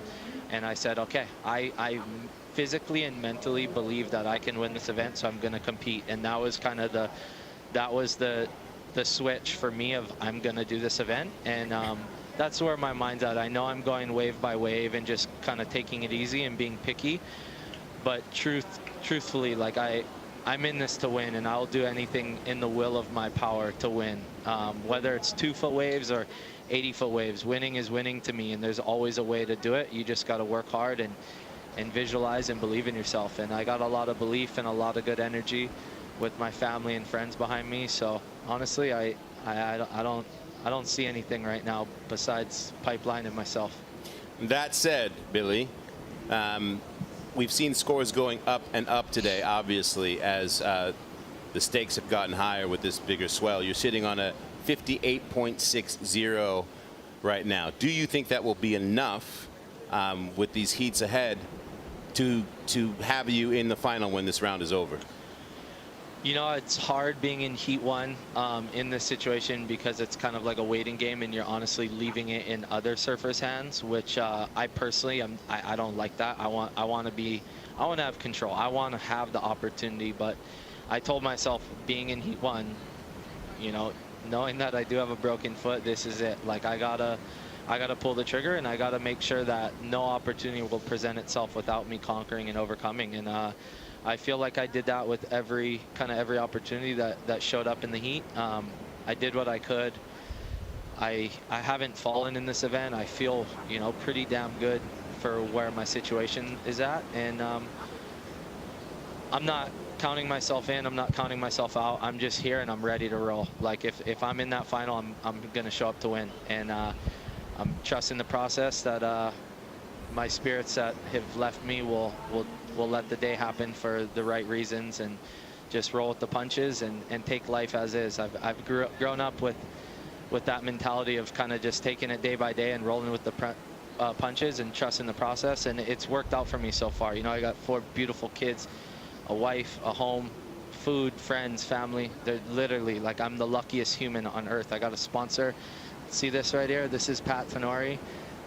this is new, this is fresh, this is culture, this is community, this is love, this is passion. We're going to do something in action sports that's going to bring back love and pure respect. And I'm in a great place, and I'm really excited for the rest of the winter, for this event. I'm all in. Here we go, Jamie O'Brien at back door. Nothing new right there, same old. Get over here in the booth, brother Billy. Yeah, I just lost my job. No, come on, I'm hanging with you. I gotta know how to drop lines when I'm around Mr. Salema, Cliff Capono, two of the greatest. You guys are my idols. If you guys out there don't know who these two guys I'm talking with, we have, in my opinion, the most respected Hawaiian ocean activist right here speaking, Cliff Capono. What he's doing, a lot of people don't know, and Thanks, brother Billy. Let's get back to the action, brother Billy. Thank you. You're amazing. We're just looking at the replay of J.O.B. dancing through that foam ball on that little backdoor wave. Just like you said, same old, same old. That's just a two-step for him. Yeah. You know, nothing new. That's a quick 1-2 in and out. These are the best guys in the world. Right here, this heat is incredible. It's all my best friends. Like this is actually a shootout heat is what this is. And we're talking about this at the heat draw the other day.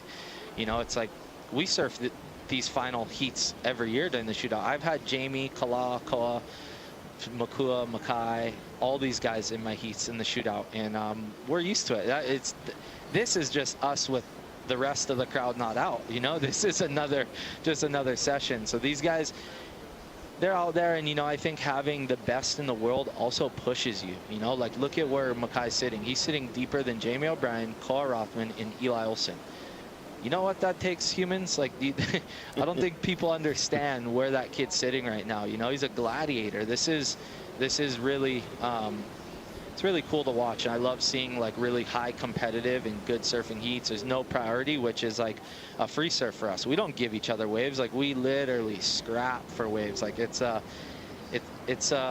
know, it's warrior of love today. You know, it's really, you got to stand out and push a lot and be in that mentality to win, but also, you know, have some respect and really pick the right waves in order to be the champion. And I mean, look at who just became she is the women's queen of Pipeline, but she just solidified herself as the 2023 Pipeline Masters, Moana Jones Wong. Like, talk about a Hollywood fairy tale, like the hometown hero, the queen. I'm so happy that the waves turned on, and honestly, like, I love seeing backdoor, but I want to see these girls ride Pipeline, and that's exactly what just went down. All of them put in an unbelievable effort. I was in the gym yesterday morning with Erin Brooks, and she's just picking my brain like I was a dictionary. I'm just like, who are you? How old are you? Like, are you crazy? Like, and then you got Moana, all these girls. It's so rad to see. Everyone's put in such a great effort, and I just love the charging mentality that those girls had in that final. Those girls, every one of them was just going, sending it. And the fact that they're able to do that without holding back like that, I mean, every one of them should walk away very proud as a winner in this event.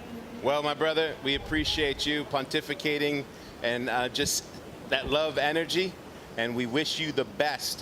Fingers crossed we will be seeing you in the final. So kick back with the keikis and cross those fingers. Get the tomahawks and champagne ready, Salema. All right, I'll see you later. Love you guys. Have a good one. And to all the fans out there, enjoy the show. This is the greatest show on earth, and I'm very blessed. Thanks, everyone, for tuning in. Aloha. Aloha. Thank you, bro. Just under 40 seconds to go, and Koa needs a 20 to move into that top 4 spot to knock out Mikey Wright. Eli looking for an 18.9. The dying mid-seconds. mid-seconds. Was needing an 18, so with 20 seconds to go, there might be one shot. You see Jamie sprinting to the north. What's he gonna do? Look, people are looking backdoor, Pipeline. Oh, Eli? Scratching. Trying to get in it. Koa went right. Eli, did he take off? That's it. Nunza. You know, that's got to be, you know, like Billy was saying, that's a backdoor shootout heat. And for these competitors not to find the waves that they know they get on any given day out here at Pipeline, I'm sure is frustrating. Absolutely. That's especially Eli. You know, you saw how fired up he was, and then when you get that big score at the start of the heat, you fired up being like, okay, let me get more, let me get more. But wasn't to be had. Congratulations to all of them, though, on fine performances here at this VANS Pipe Masters as we move into Heat 4. Noah Beshin in Mason Ho, Mateus Hurdy, and the man from South Africa, Mikey February, who still, after 2 rounds, finds himself in that top 3. And just his performance at Backdoor on the first day still stands. I think as the new swell starts to fill in, it is projected to start to swing north. And with the energy coming in so quickly on a building swell, this isn't picturesque pipe right now, but it's definitely not bad at all by any means. But we're looking at the conditions.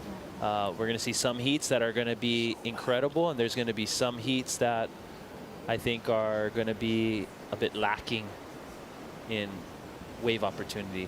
You see here into the horizon, there's not much going on, or can't really see too much out on the horizons. Which is nice about this coastline is there's these outer reefs that exist, that they're kind of indicator reefs. Looking to the north, you have these reefs outside of Pupukea.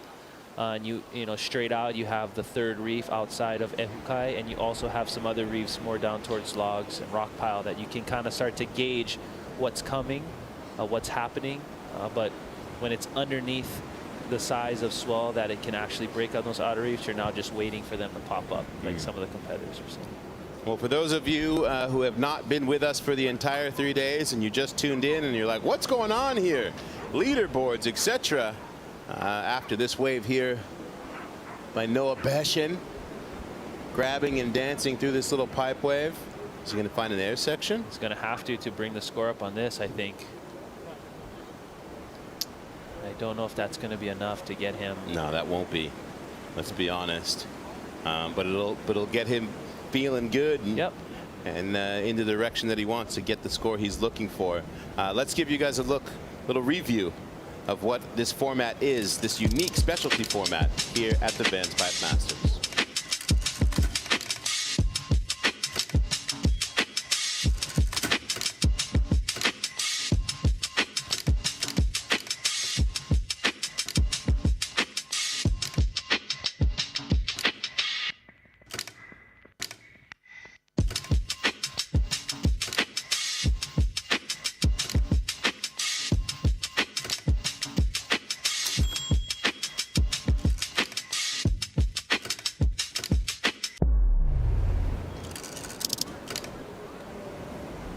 Class dismissed. You all know how it goes. As scratching Mikey February, too deep. That's that out there.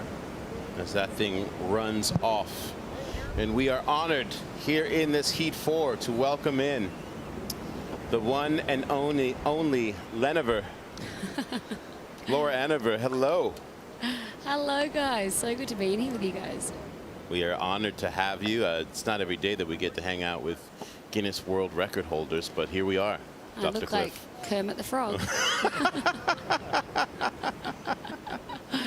How was your last heat coming out? And could you kind of explain to us what that was like out there on a rising swell, flat to bombs? What was that like? It was so sick to get out there. I mean, every time you surf out pipe, I mean, I haven't had it happen a lot when you're out there alone. Like I've done this event at pipe and then last year surfing out here, but every time you're out in that lineup and you have it to yourself, it is just magical and scary, and you just have to trust yourself and know what you're doing. And like we've seen today, whoever's knows this lineup the best is getting these incredible waves.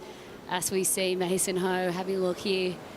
But it was, epic. Me, Frankie, Hara, and Coco Ho were really close, and we tried to get in the same heat, and we nailed it. And yeah, it was just like really fun to be out there and just like call each other into waves. And I was pretty far down the leaderboard, and when Frankie got her wave, I was kind of like, wanted to get her another wave to try push her up the leaderboard.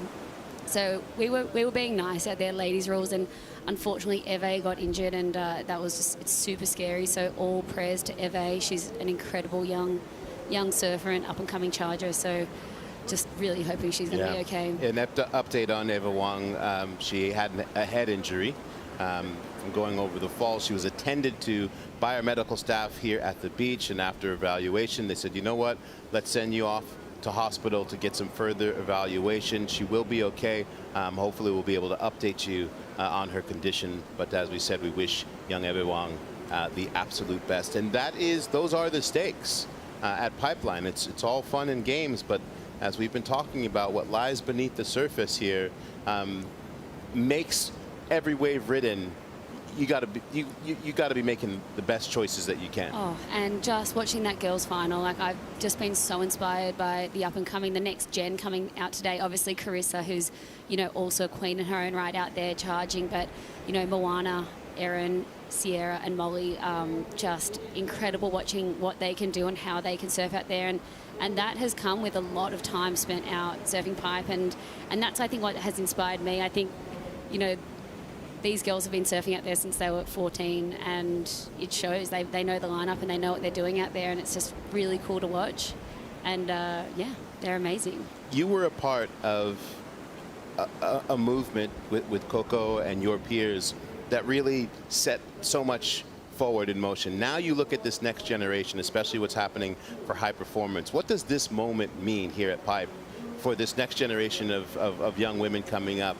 What does this mean for the sport of women surfing? Oh, it's just unbelievable. These girls, just breaking down barriers and, making us all believe that we can do it. And, with the hard work, time, dedication, like every morning I saw Carissa out there still going for a free surf. She's been competing for so many years, and she still is out there every morning at the crack of dawn, putting in the time.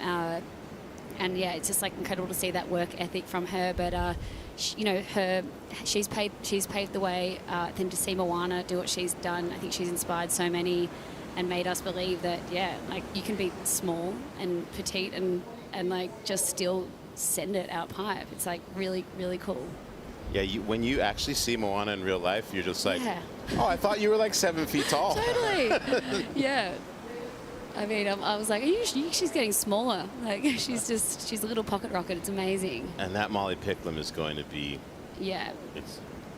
it's nuts. I'm so proud of them. It's just the best. 1959 here to go. And direction-wise, as this swell has continued to build, what are we seeing as some of these waves are sort of passing by? You can kind of even see some of these swells kind of cross-cutting as the strong wind swell is going to also be coming in. There's like a northeast wind swell, so you're starting to see some of these swells kind of dislodge. It's not having that nice long west break. You're getting some disconnection. And then you have to always think about what number set. Is there too much water that goes onto the reef? Is the first one the best? Is it the second one? Yeah. Sometimes there's 5 wave sets we've seen in a heat where is the last one the best, or is it just too bathtubed out? What was it like, Laura, when you're out there, when you seen how throughout your heat it seemed to change even? Yeah, it's been changing all day. This is an incoming swell, so we knew that we'd be out there and there'd be those double ups that would come, the medium ones, and then all of a sudden we need to be just aware of our situation. There could be an absolute bomb coming from the boil out there. So just trying to be aware and just be ready for anything, really. Do you remember your first Pipeline session, and who did you surf with? I think first Pipeline session, I feel like I would have been around 16 or something, and I just was out there sort of watching on the side and just like making my way up, and then I kind of like got a bit intimidated by the crowd and moved over to off the wall and spent like the last 5 seasons surfing off the wall. And I think that's like bitten me in the ass, because now I go out pipe and I'm like, I don't know what I'm doing, like where is the wave, and I need to put in the time there. I think that's what I've realized. It's like the only way you get to know this wave is by being out there watching the best of the best do it, where they're taking off, where they're lining up, and how they're just absolutely sending it. Where does Pipeline's power fit in terms of your global travels? Because you've been to your global send fest. Yeah, I mean, you've been to the biggest and the gnarliest waves on the planet. Where does Pipeline rank in that for you? Oh, I mean, Pipeline just comes with its whole other fear. I mean, I think the fact that, you know, this is one of the most dangerous waves in the world. You see the most injuries go down here. You see the most head knocks. Every year that I've been here, I feel like you're watching someone get injured and get sent away in the ambulance, and it's so scary. And it's just, you have to be so brave and courageous out there, and also smart. Noah, oh. Yeah, and you're seeing people who get hurt. Yeah. It's not just like kooks. Yeah, so it's the in the best back of your best out mind, there. and you have to actually work out how to block that out. And when you go, like, totally commit and have no second guessing. Otherwise, if you second guess yourself, it's that's when it can become dangerous. It's also having that understanding to know this is not a good one, like Yeah, kind of a discipline. exactly. Like you can get into a bad situation relatively easy out there. You might not be able to get out. Totally. But yeah, I think it's got these whole other teeth to it, and there's so many different faces of Pipeline. I mean, it's such an incredible wave. But yeah, just Hawaii in general. Like, I've been drawn here every year since I was 12 years old to come and surf these waves, and to be able to go and surf Pipeline, surf Sunset, surf Outer Reefs, like all within the space of a week, and then surf a sandbar that's 2 foot and fun. Like, you could literally bring every single board to Hawaii and like Ride them all. out, ride them all, and just, that's what I've always loved about it. I also love that it's warm. I hate the cold, and it's just literally bloody paradise here.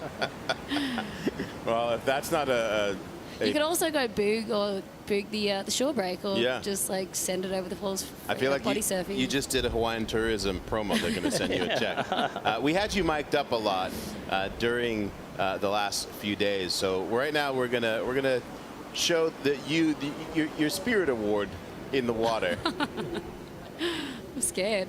Crap! How many times did I swear? We'll see. Pretty day. Yeah, sorry.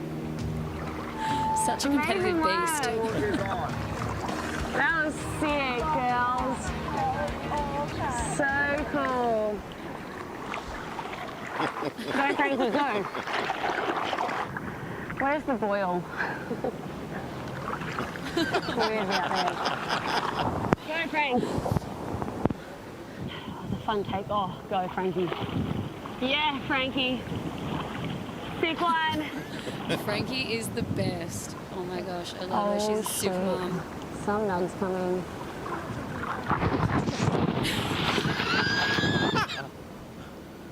Oh, great wave selection, Laura. Go, go, go.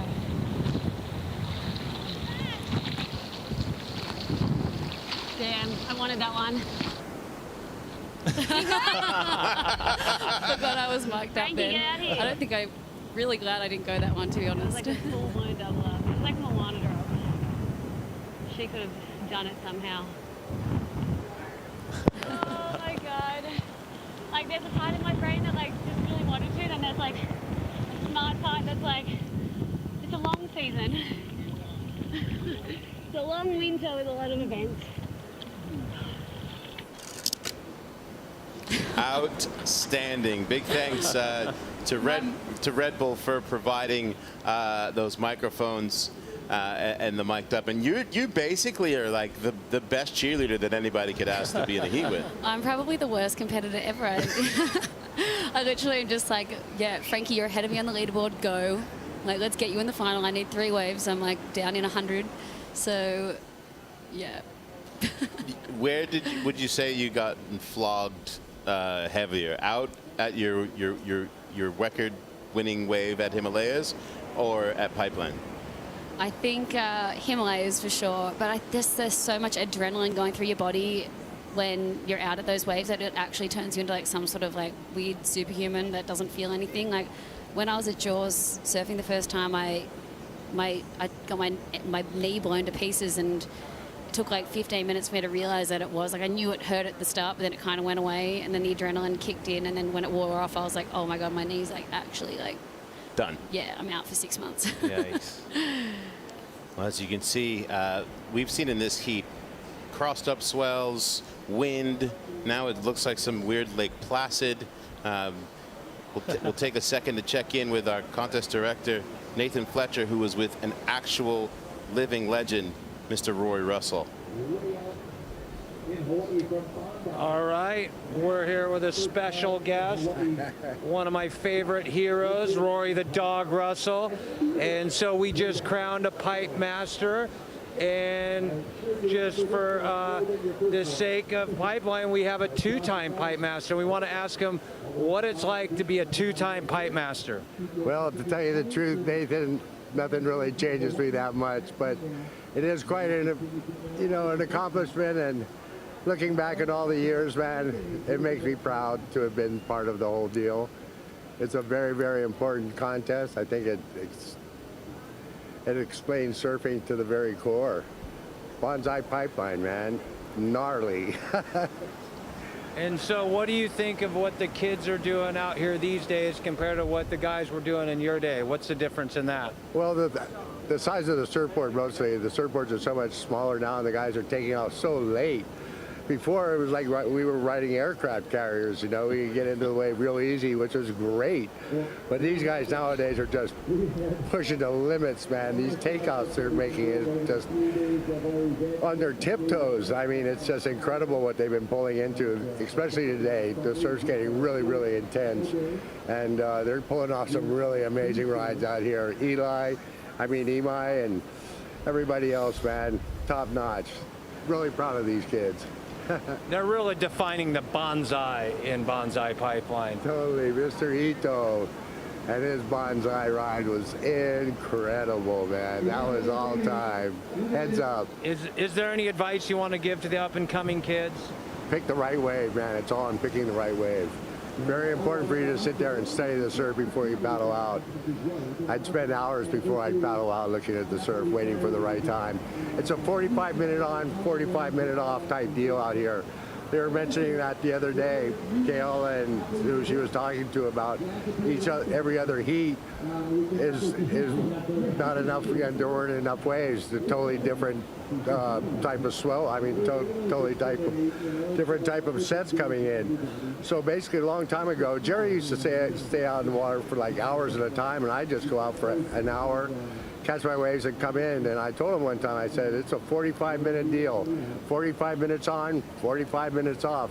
So if you get in one of those heats where it's on the 45 minutes off, more power to you, but basically Pipeline isn't good all day long. It's a very fickle lady, and she has her moments, and it's like basically, as far as timing, it's a 45-minute deal. All right. Well, thank you, Rory. We really appreciate you coming down. Pick the right wave, you're in. And I really appreciate you inviting me down. Yes, it's been 60 years standing right here looking at these waves. Pretty neat. All right. Thank you. All right. You're welcome, folks. Thank you, Nathan, and thank you. That was the legend, two-time pipe master Roy Russell, putting you on game. What a lord. I mean, how about all those gem nuggets? He's like, hey. Oh my gosh, I should have got him to coach me. He's like, on what planet do you think this wave just stays the same all day? And right now, you could argue that we're kind of in a 45 minutes off. We are.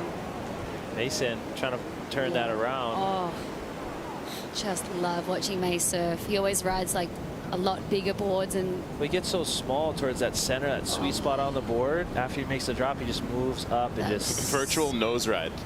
Yeah. Oh, look at the air vacuum. His hair was like sucking backwards. Look at how he gets up on the front of that thing. And there is a world where he might have made it up over that bump. Yeah, I'm sure he has a story of why it didn't work out the way it did, but what a shot that is, though. You see his hair vacuuming stuff back. He's literally blow dryer. Yeah, what's great about Mason's stories is 3 seconds he could talk for 30 minutes about how from every I heard he was classic in the booth the other day when Coco and I were surfing. So good. All right, with 8 minutes to go, if I'm Michael February, I'm like, really? Is this what's happening? Because, yes, he's in that third spot, but with the heat still left, there's not safety for he or Mikey Wright. And you know he just wants to like put a little something on it. I'm a bit blind. What does it say he needs better? 14? Well, he doesn't need to better. He's in third. But if he wants to, like, he would like to put a little sauce on it, maybe replace that 15 that he has with a 20. He's also got a 14 point something. You know, he's got that nice high score of a 24. But it would. I'm super biased, but I want Mike February in the final really bad, as does all of South Africa. Yeah, there we go. He'd be looking to drop that 14. It's any point he can get over that. It's just going to help his cause, really.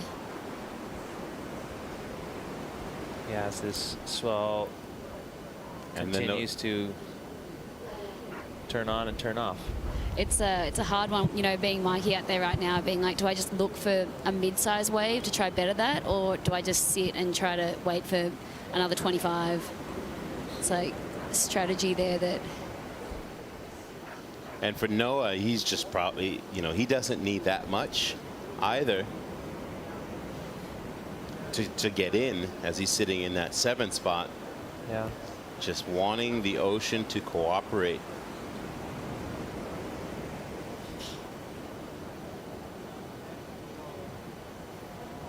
An absolute beautiful Tuesday here on the North Shore. Laura, thank you for coming by and spending time. Enjoy the rest of your season. Will do. Your long season. I know. So much exciting waves and swells to come. Right on. And we will be back here with this, hopefully, fingers crossed, exciting finish to this round 3 heat as we march towards crowning a men's champion here at the VANS Pipe Masters.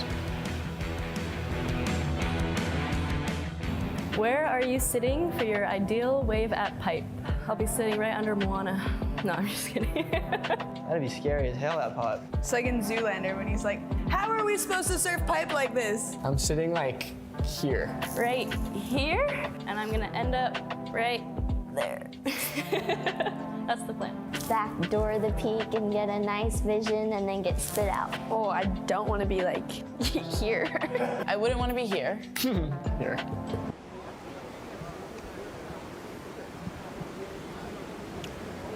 Back at Take a look at it.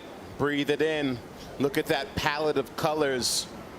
Palm fronds and clouds and blue sky and sand and ocean. Can you feel the energy, the magic energy of the one and only pipeline here on the North Shore of Oahu, as we are in the deep end of this Heat 4 in round 3. As Roy Russell said, hey, 45 minutes on, 45 minutes off. These competitors have definitely been challenged in what feels like what's been an off as far as what's been on offer. They're probably tripping. They're like, whoa, the women's was firing. And the last heat was also firing. Yeah.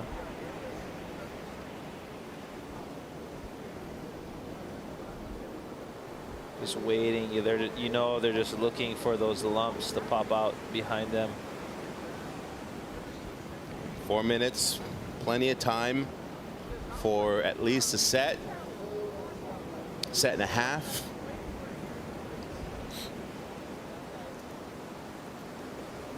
But I couldn't imagine all the adrenaline of after what you've watched today and the performances that you've seen and the waves that they've been mind surfing, and then getting out here in the ocean just being like, yeah. You see those ribs from the east kind of pushing down the coast. What does that do? I think it just kind of disrupts your takeoff.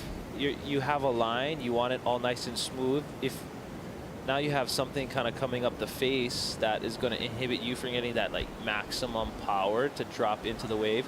Even a small little ripple sometimes that your nose could just bury into the water to pull you back, like that could be the difference between getting a nice entry into holding you up just a tad, being too deep, or not even making it to your feet. You can really see it from this angle, that white water capping from the side shore. And this is kind of what the the prevailing winds are expected to be over the next week, stronger from this direction. So we're kind of in the window right now that it's manageable with swell, which is why I think Nathan opted to want to hold it today.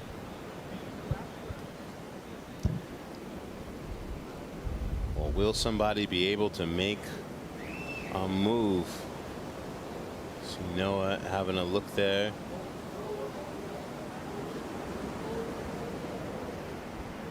Here we go. Something's happening. We Lots. got Mason scratching, getting pumped. Oh, he didn't want it.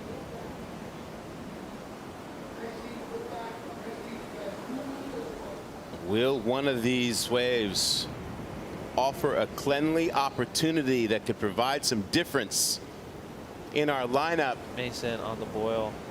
Still a bit too deep. See, now these more northerly direction sets are breaking a little bit off of the reef from the spots that I'm sure those nice west swells coming in. They're moving more north. They're not quite on those the typical west swell spots. It's shifting, it seems like, throughout the day. Yeah, we've seen in the last couple of hours there were some of those more keen northwesterly ones, and then just pure norths kind of bouncing back and forth. Yeah, again, when we look at these forecasting, the buoys may say northwest 6 feet 16 seconds, but that's an average. There's still going to be things that are a little shorter period, longer period from a different angle. So it's also what some people like to do, including myself, is to look at the raw data, not just look at averages. Go in and open up and just look at all the numbers and see what the things are looking like. Because an average can skew, which is another reason why it's so great about this competition. It's cumulative. There's no averaging. That, my friends, is what you call science. Dater. Welcome to the dater. 43 seconds to go. We are frustrated for these athletes because we just want to keep on losing our minds. Yeah. All day. I mean, the performances that we've gotten to see all day long in what had been pretty incredible conditions. But for Michael February, Noah Beshin, Mason Ho, and Mateus Herdy, truly challenging 28 minutes that has flown by, and there will be no change. And like Rory said, 45 on, 45 off. But it looks like this set's now coming. Of course. It's about to get 45 on. 45. You know what I'm talking about, 45. All right, so again, leaderboard remains the same. Billy Kemper, John Florence, Mikey February, and Mikey Wright still in position. Starting it off. No way. Oh my gosh. Wait, who is this? Was that at the horn? What? What? Wow. Was that Seth? Sethy boy. Opening up. Are you kidding me? We literally said 45 minutes. Could this be 45 minutes on? Harry Bryant. Oh my. What? Are you kidding me? Wow. What are you talking about? Wow. How? That last heat, Mikey and company must be like, what is happening? Oh my God. KK Makuokai, you gotta get in here. You gotta help us out. Our minds are melting. 45 minutes off, 45 minutes now on. Makuokai. And Seth Maniz only looking for a 15.8 to move from 7th to 4th. For sure, he just got that score on that insane double barrel into the sand. Makua, take it away. My brain is broken. Wow. I'm speechless, Makua. I'm not. You got some words? Harry Bryant, we call that wow, lao, lao. Look at that. He unwrapped a gem of a gift just right now. Sharif Fall, St. Clemente, Way of Senegal, Ethan Osborne, Ventura, California, Seth Moniz, Honolulu, Hawaii, and Harry Bryant, South Coast of New South Wales, and Brother Harry. Once again, my brother Harry is deep, steep, and wow, that's like some, I don't even know what to say about that wave, but I'll tell you what, he might just take the lead off everybody after that. He got a perfect score on that wave. Harry Bryant with a 30 moves into 4th position. Mikey Wright is outro. Wow. What a shakeup. This is Seth Moniz's one earlier. Which was Beautiful already wave. blowing our mind. Getting the double barrel. Yeah, getting the little bonus on the inside. That was already mind-blowing, and then this happened. Oh, here's a replay of Seth's wave again. Oh. Beautiful, right on the buzzer. That's the way to start a heat. My goodness. And he got that little inside bonus section and was able to squeeze out, but this. Oh, my man. Just an absolute unbelievable trainer. That is a 30 point. Look at that. Full ball hopping. He fully disappeared, and that's from the water angle, looking right into the barrel, and he disappeared. Harry Bryant. 30-point ride for Harry Bryant. This heat is going to be on fire, I gotta say. One after another. Seth Moniz, Harry Bryant. I hear more action out the back, but right now. That was insane. Did you see that chandelier? That could go for slab of the season right there. Pipeline wave of the winner. Man, that was a doozy. Look at that angle. Barrels Double coming ball. down the reef. Magic carpet ride. Like I was talking about Aladdin earlier. Epic conditions for the VANS. Out Pipe of the Cave Masters. of Wonders is brother Harry Bryant. Rubbed the lamp 3 times, and he must have wished for an absolute perfect wave, because that is what he's got. Harry Bryant is now, Seth Moniz is now in 2nd spot. John Florence in 3rd. Mikey February in 4th. Harry Bryant with a perfect score is out of the top 4 spots. Seth Moniz in 2nd place. Wow. Wow, some major shakeups. This is the shakeup of the century. We are not even 5 minutes into this heat. We have Seth Moniz looking for another one. This guy is not stopping. I mean, Seth Moniz is no stranger to the Pipeline lineup. No stranger to finals out here at Pipeline. That a historic final with him and Kelly. Yeah.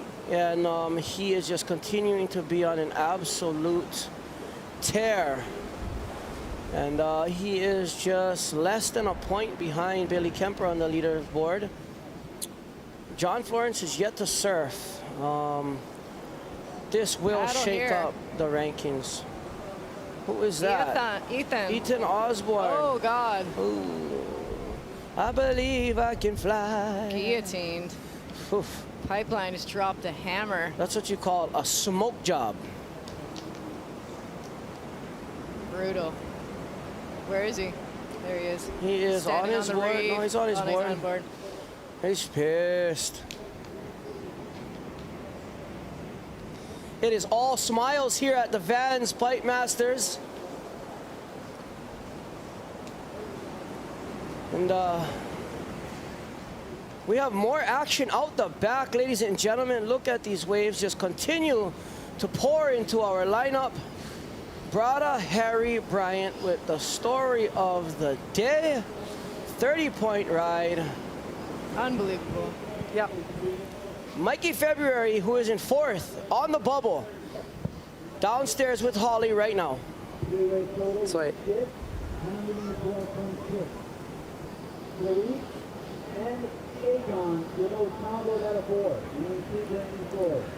Hazza. I mean, sorry. Did you see that? Yeah. Anyway, but how is it to have a heat like that and then be sitting in the water for a wave like that right after? Yeah, I mean, our heat was pretty uneventful, but then the most action was like the last 2 minutes just after our heat. I remember seeing Seth go on that first one, and I saw Haz was kind of deeper, and I was like, oh no, he missed it. And then Seth got a crazy one, and then Haz just got the most perfect, like, I don't know, I felt like I was in the barrel with him. I was literally just staring at him in his eyes, and yeah, I thought he wasn't going to make it, and then just got spat out. It was insane. Yeah, I'm so stoked for him. That's so good. And you're still in fourth, but how are you feeling? I don't know. I'm stoked. I mean, I had a really fun day the other day, and I feel like it's all about, I don't know, I'm just enjoying all the moments here, and even just seeing Haz, get that one was super sick. So I don't know. We'll see what the day does. Hopefully guys get more good waves, and I guess that's what this format's about, really. But I mean, I'm sure everyone wants to win 100 grand too. But yeah. And Fevo, they want to know, do you ever get angry? Yeah, I get angry. I don't know. Every now and again, but it's not that often. So, yeah. All righty, beautiful. Thanks, Ace Fevo. Have a good rest of your day. Thank you very much. And in the studio here, I have with me the one and only contest director, pipeline extraordinaire, one of my best friends, Mr. Nathan Fletcher. How are you doing, sir? I'm good. I just came in. I was told to come in to explain the backstory on Harry's board. Okay, let's hear it. And the backstory is Harry was taking me through South Australia, and our car, we broke down. Our radiator was bad, so we pulled into this town, Penang, where they have one gas station. Then across the street is the hotel/pub that we were stuck at for 3 days. And so we were at the hotel pub, and then we come to find out there's this shaper, Paul Gravel, who his shaping room was right next door to the pub. And I think the town consists of maybe 200 or 300 people. And so we're at the pub, and this guy comes in, and Harry's talking to him. Next thing you know, we walk out of the pub, and we go to this guy's shaping room next door. And then Harry bought one of his used boards, and he gave us the rundown. And I think he's been doing hand shapes for about 50 years. And since then, Harry's built a relationship with this guy, and then he's gotten custom boards, and it looks like it really paid off well for him. And, I'll say. And it's kind of a real, unknown shaper, but it looks to be what Harry needs, Magic feather. It looked like it worked very well on that wave there. 30 points nonetheless, a perfect score. I mean, it looks like he's found those magic carpets down south. And now Harry only needs a 12.6 to get back up to the 4th spot, so very doable. But on another note as well, on his board, it looked like a little bit more board really worked for him. You see him, he didn't bobble, or it wasn't a problem getting into the biggest wave of the day or the biggest barrel of the day. Wow. It really worked in his advantage, where you see a lot of guys riding in the 6.6, 6.8 range. And that once you hit that foam right there with a smaller board, your history, that big board kind of carries you through all that chatter. And if you look, I believe it's a polished glass coat, glass on fins, totally, 90s kind of era board, but it really worked in that situation. And so it might even go back to where people are riding a little bit bigger boards on the bigger days instead of always just trying to ride at least amount of board as possible. I know Mason Ho will opt for a bigger board. Oh, that's experience. That's second generation knowledge right there, So he's no stranger to surfing big, gnarly pipe, and neither is his dad. And so I know that they talk about it at home and go over it. And Kalani Chapman's another guy that rides a bigger board out there and gets some ridiculous barrels. Yeah. Especially when it's windy like this, you got to catch the wave. You got to be down the face. You don't want to be hung up fooling around at the top. You don't want to be doing no backslide boogies. I seen, what's his name, Michael February get a wave, and if his board would have held, he would have got an awesome score. But it side slipped. It looked a little small, and unfortunately wasn't able to engage the fins and ride out of that one. So these bigger boards, even Moana's, if you look at her boards, you can tell it was a little bit longer, and it was carrying her through those barrels. That's another thing that I saw too a lot with the girls.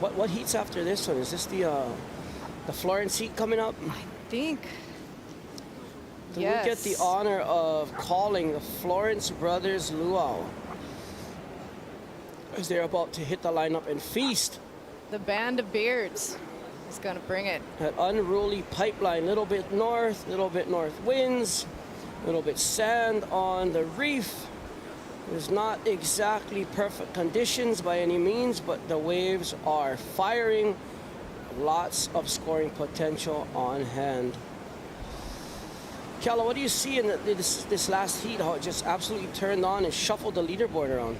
That was crazy. Like the first 5 minutes was just crazy. Like huge scores. The leaderboard was just jumping all over the place. Guys were in, guys were out. I mean, so exciting. Yeah, it's definitely a spectacle when the waves go off out here and they start firing, as we would say. When all surfers have the opportunity to catch big waves, big barrels, and get big scores. That's what it's all about here at the VANS Pipe Masters 2023. And just a little lull in the action. Pipeline, it just woke up. Catching its breath from that flurry at Catching the start. its breath. It's definitely been putting out a lot of energy these last few heats. And it seems like it turns on and it turns off right now. It's not really at the point where it's just kind of firing throughout the day. Yeah, there's some heats where it's a little slow and then other heats where it's just banging. Yeah, this seems to be a heat that was banging. And now they are probably banging on their boards, trying to create some vibration in the water to bring those sets along.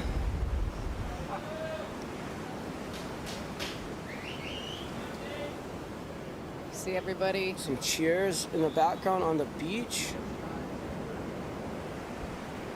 We got somebody on the inside. Somebody taking this one? Cherie is up and he is down. I am not too sure. Yet to see who that surfer was on this last wave. Looked to be Cherie Fall. Looks like Nathan Florence is off of the egg-shaped fun size board. And he's back on a very serious looking none other than John Peisel. The three brothers will be riding Peisel surfboards. Here's a replay of that last wave, Kiala. Yeah, just clamped. No exit. On screen, Mr. Nathan Florence, GoPro in, I would say in hand, but in mouth. And hopefully we get some insights from that GoPro, and hopefully we get some insight, and one of them are mic'd up. It would be amazing. And once again, Harry Bryant only needs 12.6. 7 minutes, 47 to advance into seconds. our final four spots. 7 minutes, 42 seconds remaining. Can Harry Bryant pull the rabbit out of the hat? If anybody can, Brother Harry can. And that'd be wild to have the highest score of the entire contest, but not make the final. But yeah, it happens. Like I said, you could have a 10 and still not make it. Yeah. Here we go, Seth Moniz right off the bat. I mean, this was seconds into the heat right here. Look at that, so committed, so stuck to the wave. It was perfect positioning. He knew exactly where he wanted and where he wanted to be. But right here. Brother Bryant. Let's go, Brother Harry Bryant. I didn't think he was coming out, did you? You never doubt Harry Bryant. I mean, these guys so deep. These guys come from a place that the waves are absolutely firing as well. So barrel riding skills. I don't doubt any of these guys in this event that they're not going to make waves. They're all so good, and it just takes that one section to let you through. Yeah, but that section where it kind of spit and the spit came out almost before him, and then there was another section, then you saw his board come after the spit. That's what kind of pushed him out of the barrel, was that spit, and that foam was driving forward instead of him being on the backside and falling off. It kind of caught under his board and kind of was like a little cannon, like a little floor escalator, you know, in the airport when you're tired. You don't want to walk. There's those flat escalators. The people mover. Yeah, it's like he jumped on one of those and it just kind of right through the barrel. It did look like he had a little string Harry attached Bryant to his... looking like Harry Houdini. Yeah, on it that looked like he last had a little one. string attached to the nose of his board, just like pulling him along. Oh yeah, there was definitely a string trying to pull him off his board, but he handled it. Here he is again. I'm not sure what's up with this wave selection here by Harry Bryant. Brother, you need a small wave, just a barrel come out to make it to the top 4. Let's get back out there, hold position, and choose a wave that's going to be a score that's going to let you out. There's not that many. You got to go out there and search. And even those inside double ups I've been seeing are sick, and I think that... You can get a 12 on one of those, easy. Oh, 4.2? Yeah, that's... he could probably do that with his eyes closed, I'll be guessing. Here comes that current. No Puerto Escondido-ish. Harry Bryant better paddle, because that is not the place you want to be when the set comes in. You will get absolutely smoked. You see that wind, how it's starting to crumble down the end of the waves? Yeah. Yep, here comes the north. Not getting the easy The northeast exits. winds with the north, more northerly angled west swell, I would say, a little west, with that northern tail on it, and it will definitely shut the waves down. The thing about this northerly direction is you don't want to sit too deep. Yeah. There's no sense sit way back there unless you can get really lucky. For the most part, the waves will be breaking more towards the middle of the lineup and towards the middle of the pipeline lineup, that is. Not too far towards off the wall and not too far towards Ehukai. Kind of just right in the middle. And Derek Hull was always good at finding that end middle section as of late, and he would just absolutely dominate. Derek was out there just getting insane waves all the way up until the end of his life, like still just charging every session. One of the best out here at Pipeline. Oh yes, I mean, to be doing it at his age, at that high level At still. that level still. Is insane.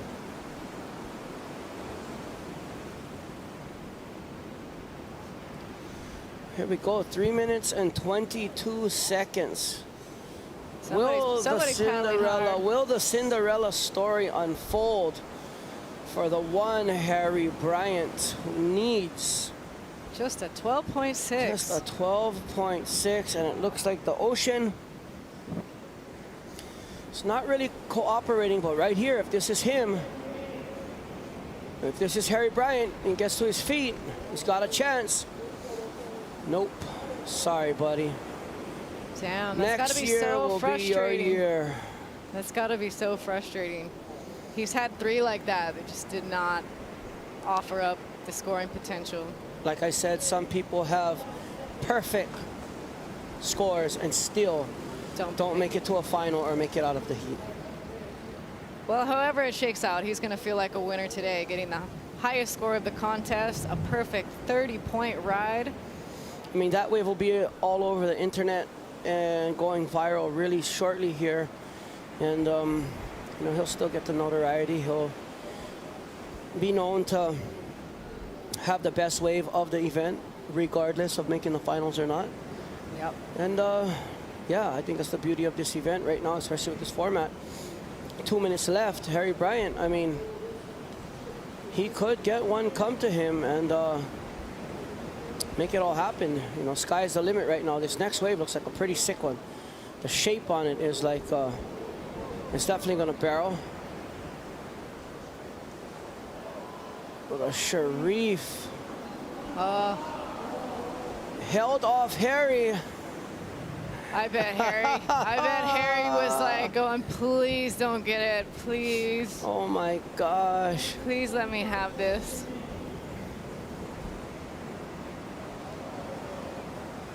Oh my gosh, what was that? Looks like it's getting a little bumpy with the wind. That looks like the board went backwards and it was not the right board for pipeline, maybe for airs, but not for here. And that's what happens when you have the wrong equipment. It ends up going the wrong direction. 1 minute remaining. Harry. Brada, Harry. Look, there's Harry on the inside right there. Harry's just like looking over his shoulder like, please don't get it. Please let me go. And Sharif is like 6'8", and he just was like, I'm catching that for sure. Let's see what happened here. Ooh, it's nothing's pulled out. Harry would have been in that thing right there getting drained. That would have been his 12 point. Oh my. That would have been his 12.6. And the worst thing is Sharif never even had a chance to make it to the finals, but you can't give anything to anybody in these events. This is a competition. And well, looks like our Harry Bryant will be going home, ladies and gentlemen. Wow. Just goes to show you, one wave does not do the trick here. You need at least 2 waves and some backup scores. What a heat, though. Harry's got to be stoked anyways. Wave of a lifetime.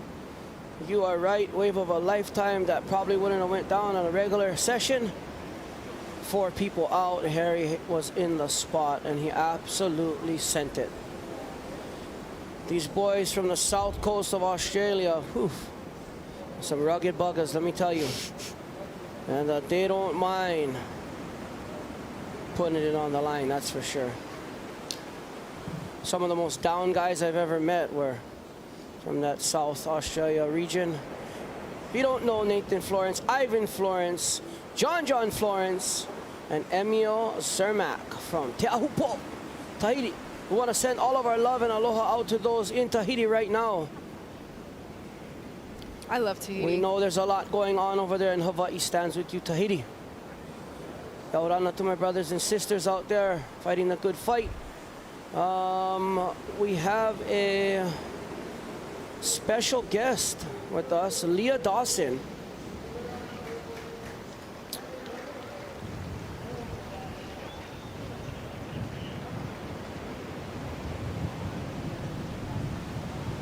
On the camera there, Miss Leah Dawson, bringing What's up, guys? That angle from, what is that? You right in the middle of the beach? Yeah, I'm straight in front of Jamie's old house. Yeah, pretty much on the lineup of where all the guys are sitting. Right on the 50-yard line. Yeah, right in between the pipe and the back door. This is the angle where here. dreams are made. This is the angle here from Leah's camera. It's that front-on shot that you get so you can see how deep the surfers actually were on their waves. And Leah, what are you seeing out there right now? What's the conditions looking like from your angle? I literally see sea spray blowing across the ocean. It's got to be blowing at least 15 or 20 miles an hour now.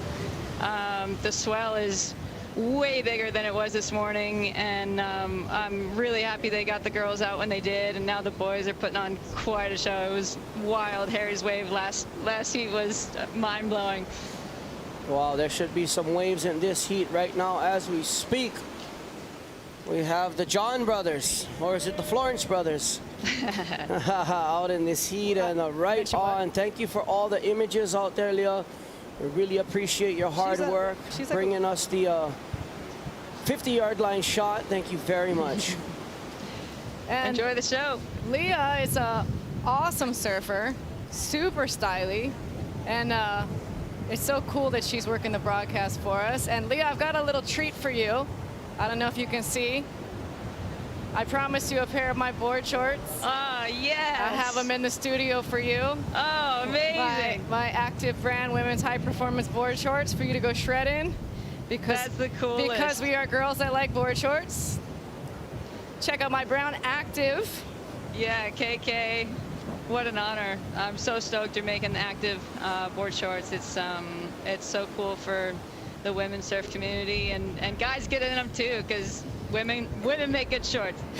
Sometimes guys like shorter shorts, man. I've had some guys buy my shorts. Your legs look good when you show Yeah, your legs look good. Remember those like Quicksilver high waters or whatever they were? Back in the 90s? Yeah, that's what made Quicksilver famous back in the day here. Well, cool. Set the next style. Yeah, there you go. I'll get you a pair. I'll get you a pair. I have to go in the sun. Check this out. I might blind guys if I wear too short of pants. Check it out. Oh, we got some tan. We got a wave. We got some tan lines. There we go. Nasty Nate. Ooh, that was a nasty wave. That was an absolute smoker technical drop, and he somehow got out the back there.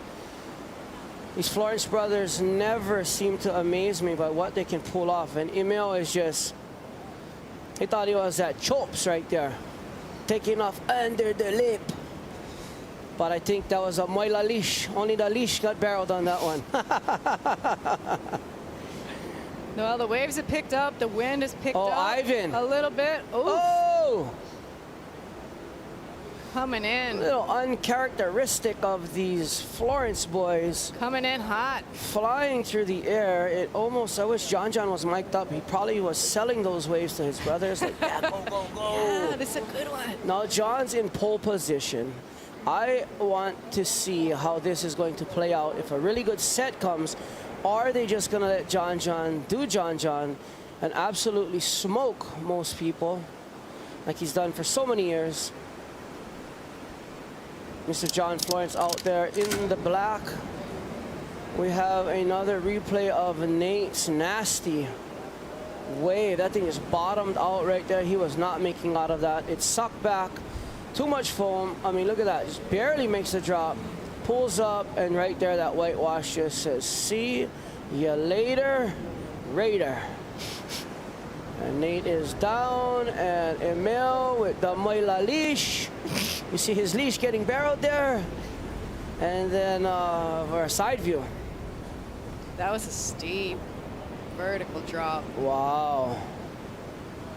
Look at that. Pounding guys from the point to the channel, that wave. And I don't know, maybe these guys have a competition of who can get the most hang time on the drop. You never know.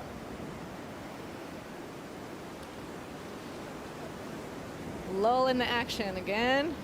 Lull in the action again. There's no lulls in the booth. We want to introduce one of the North Shore's finest. And a boy that I've watched grow up, watch his father absolutely rip the entire world to pieces. And I want to welcome to the booth Mr. Noah Beshin. What's up? Hey guys. How's it going? What's going on? We're wondering the same thing. What's going on out there, buddy? How was the waves? I mean, my heat didn't have much waves just now. So, you know, it's the ocean. Some heats are firing, some heats aren't.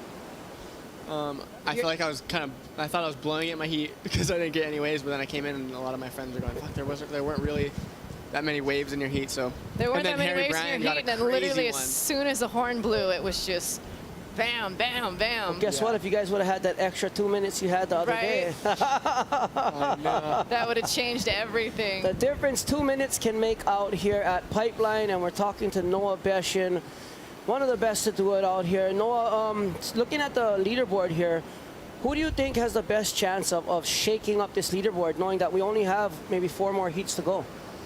I mean, I think anyone can really. It's just if they're in the right place at the right time. You know, it's like right now it's kind of all over the place. So I think all these guys are capable of making these waves. Is Barron coming up in a heat soon? Yeah, Barron and Matahi. So. Okay, well, there we you got go. Nathan right here paddling. Nathan Florence. Oh. Talk to us about the little bit of a north crumble it has on the wave. People are kind of wondering why, you know, it looks so perfect coming in, nice big set, and then it just kind of closes out. What is that? It's just the north wind, you know, the north wind kind of coming a little onshore and crumbling the barrel, making it not as not as pretty and nice as you'd want it, but How much more difficult is it to ride a wave that has those chandeliers and those crumbles in it? it's a lot more difficult if you have to be punching through whitewater sections. I mean, you guys know that.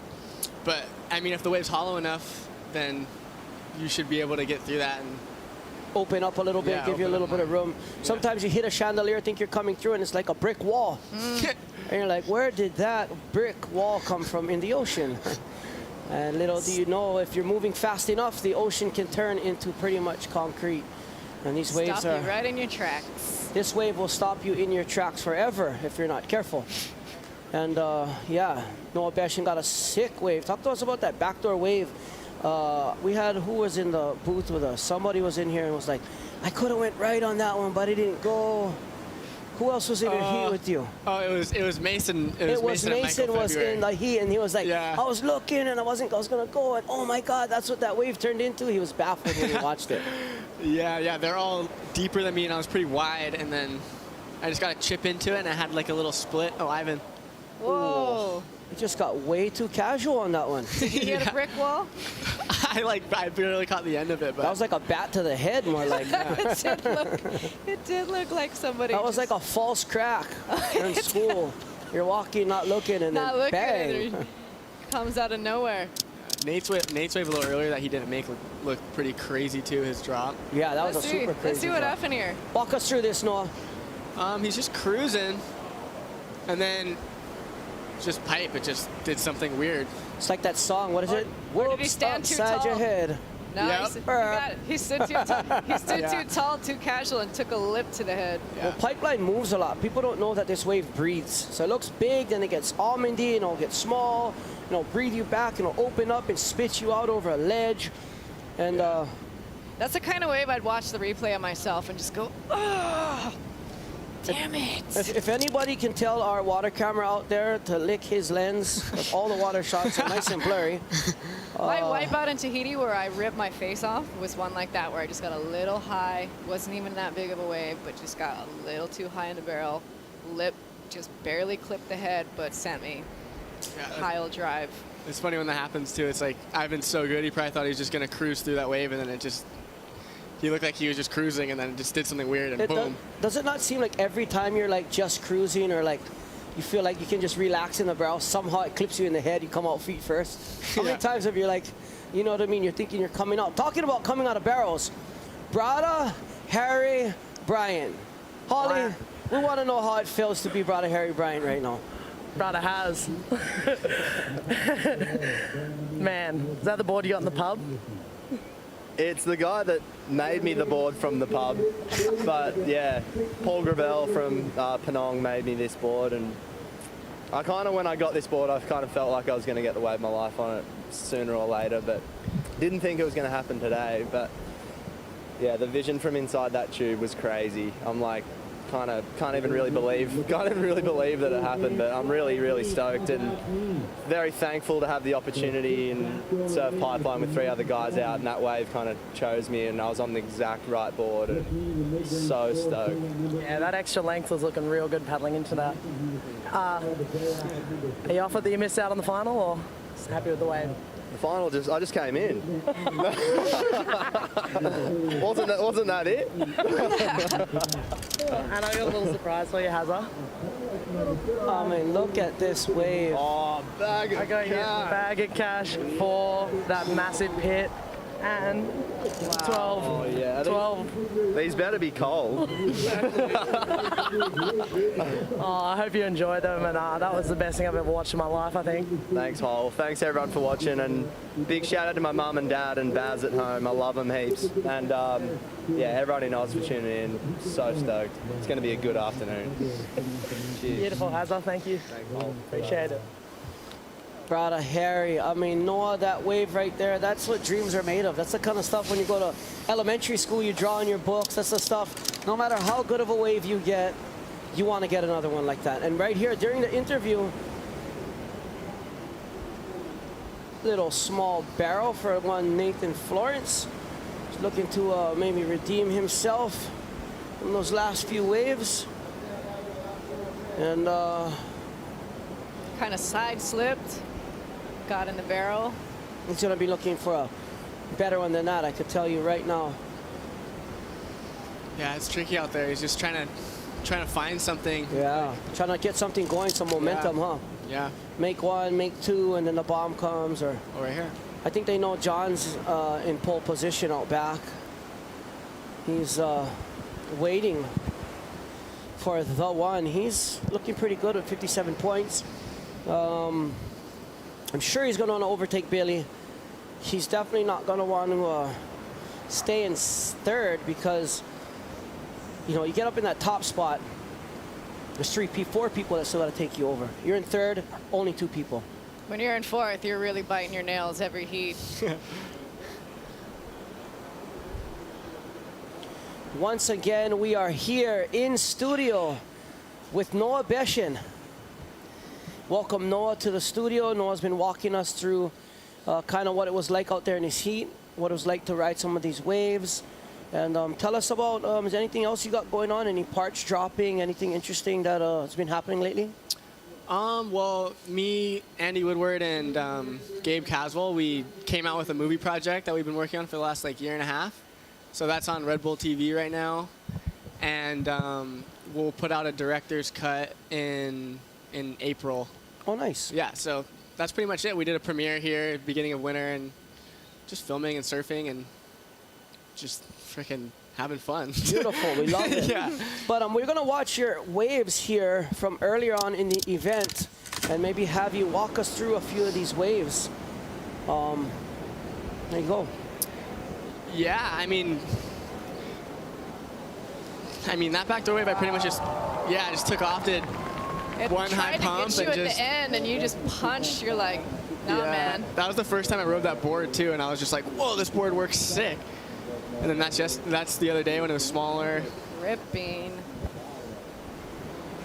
Showing us you can kill it in the variety we had on tap for this event. Yeah, frick. This day there's crazy ramps. I didn't really get any proper sections, but because I was going on a million waves, like every wave I could see. What's the difference in competing?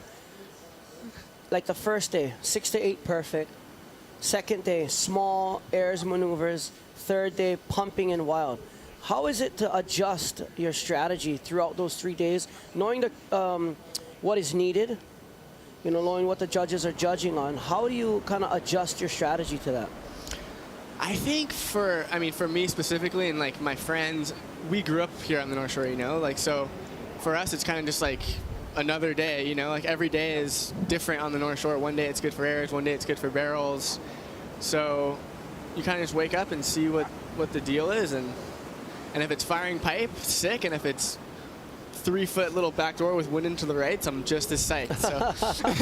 So, so however it is, it's like we're lucky over here. We have so many different styles of waves, so many different styles of surfing that we can do. So, well, it's pretty cool to see all those different styles highlighted here at this event, with that kind of smaller days, with the big, like you're seeing on your screen, kind of wild, unruly, bigger pipeline, and then that perfect first day. But yeah, we enjoy your surfing. We enjoy all your content that you create and you put out. Noah, you're just an outstanding guy, not just in the water, but out of the water too. Real respectful kid, and always, you know, seem to be doing the right things. Here we go, up and riding. Ooh. And Mel, talking about doing the right things, that was the wrong thing. Mako time. I appreciate that, though, Mako. Thank you. No, it's all you, man. We're just giving the credit where the credit's due. And your father and your mom, such awesome family. You know, your brother out there doing his thing too. So aloha to the Beshin family if you folks are watching. Wow. Uncle Gav as well, and his little tribe. But here's John. This is the one he was waiting for. This is two John. Is that his first wave? That's his first wave. God, wow. 20 minutes later, 19 minutes and 40 seconds later, John gets his first wave, and I think it's going to be better than 20 points. 15 points. He's back. He's got a 15-point backup. Yeah, he's definitely. At a 19. Wow. He's definitely going to lose that 15 and replace it. No real high scores all put together, huh? Look at that drop. I mean, butter. Wow. I mean, the fact that how wild and like difficult it is out there for him to just catch his wave that whole time and catch his first wave and that's it. Be that smooth. Look at this. Look at the wind. Not a bobble out of place. Nothing. Wow, 100% control. Look at him on that foam ball. Just like it. I would have got bucked. Look at that foam ball. And he just comes. I mean, look at that. Out. Tries that little rotation at the end. It's really hard to beat John out here, especially in a format like this, where you carry scores over, because he's gonna get 1 or 2 each heat. And a lot of the times it's just bad luck on a backup score or this or that, you know, wow. John usually. But in a free... Look how far forward his front foot is. You have to be. You got to be up forward to get that momentum. You cannot be back on your grip right here, huh, Noah? If you're on the back of your board, you'll just willy right there. Oh, and then right there, he's just... He's laughing right there. He's laughing right there. And watch the foam ball starting to come up and get under his board, and he almost like slid a little bit and then got it back under control. That guy's so under control. Even when it's looked like he's sliding out or he's gonna do this or that, he is so under control. It is insane. Yeah. The board control that John possesses, it's unlike any other. Yeah, situation under control. Oh yes, the situation is under control now. I think he will be controlling our situation, if I'm not mistaken. Ooh, Baron and Mate.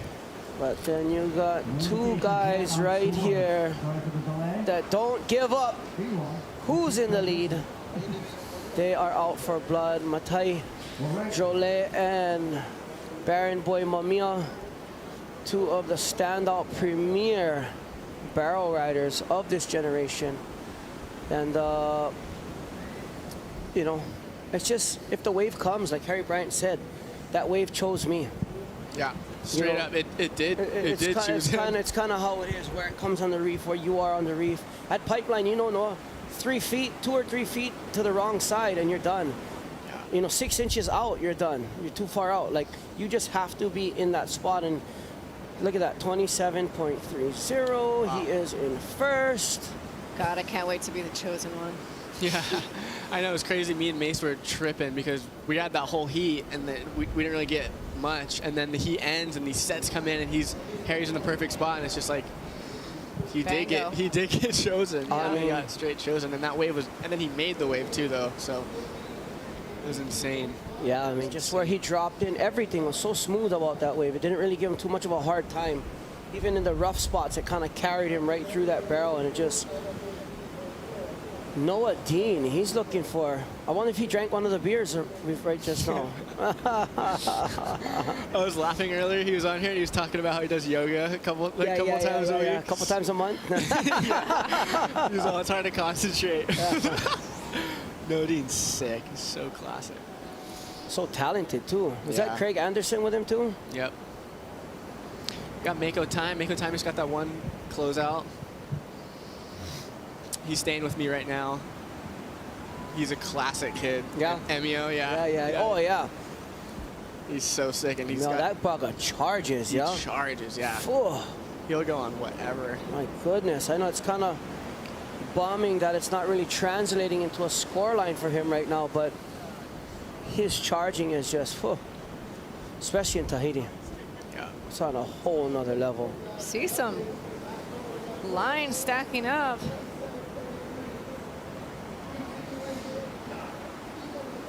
Oh, John has jumped first, guys.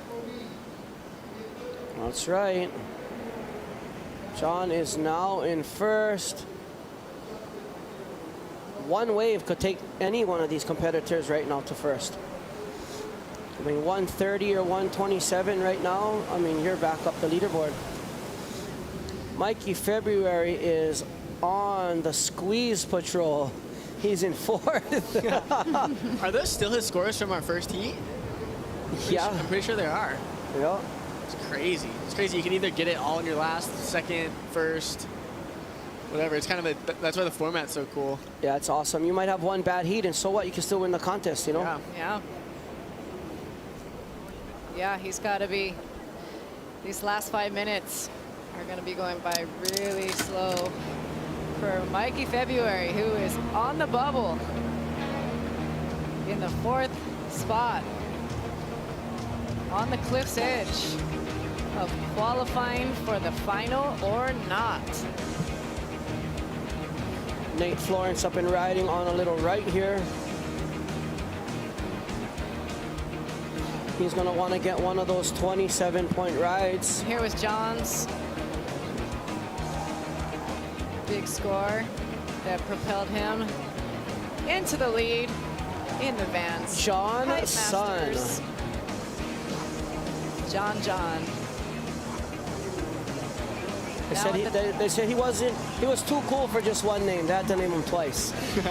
He is now your top of the leaderboard, John Florence. As if we couldn't have bet on that, huh? No surprise. I wonder what the odds would have been of John coming out in the lead after the preliminary rounds. If they bet on it in Vegas, I wonder what 1 in 10, 1 in 2. I mean, I'm sure they're betting somewhere right next door too. Oh, John Florence in the lead, Billy Kemper in second, Seth Moniz in third, Michael February in the coveted fourth spot, and how he's been hanging on to that this whole time is definitely the question of the day. So many talented surfers, so many opportunities, but yet Mother Nature just not letting them get that score needed to, you know, jump into that fourth spot. And Michael February holding on to it, respectively so. He was getting drained, but a lot of great waves, and he's deserving the spot that he's in. Yeah, he's held on to that top 4 since day 1, which is crazy. I mean, looking at these conditions right now, Noah, it's super challenging with the north swell, with north winds, to get any type of score, huh? Yeah, 100%. That's why it's like, you see Nate, there's the strategy where you kind of go around and you just try to catch waves, and hopefully one kind of is good, and then there's John where he just kind of waited to... Oh, right here, Ivan. Oh, he's going... Wow, make it. Down. That one was fluffy. Oh! He was almost he right still in there. there? Really? Was he still in his there? board was traveling through it. And maybe, I don't know if it was him or his board, but I seen his board coming. That one looked fluffy from the get-go. From the get-go. That's tricky. It could be so bad, and then a really good wave could come in. Yeah. Yes. You know, so it's like... As long as it has that double up and that west angle to it, the wind's not as bad, but when they're stretched out and they're a little more, like have a weak shoulder to them, that long, weaker shoulder, it's kind of, it's almost a wrap, especially down there by that sandbar, huh? Yeah. Let's check this out. It was already crumbling. Bucks it under. No way he was still right there. Look, Oh, yeah, you're right. Look. Good eye, Makua. I don't know if his board was ghost riding or if he was actually on it for a little bit traveling. Yeah, I definitely think this format was really cool.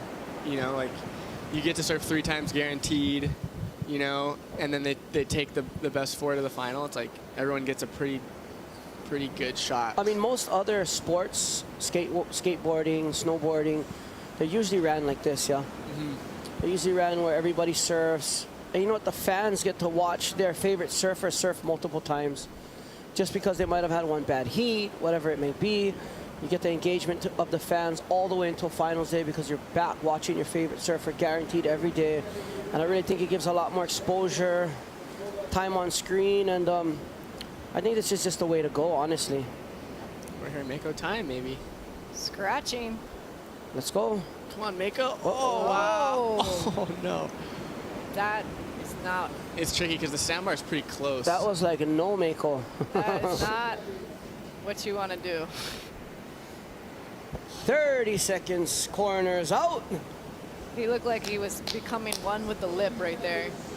And for Nathan Florence and Ivan Florence there, Pipe Masters' dreams are coming to a close, and once again they will have to watch the man, their big brother, John Florence, carry that Florence flag for now.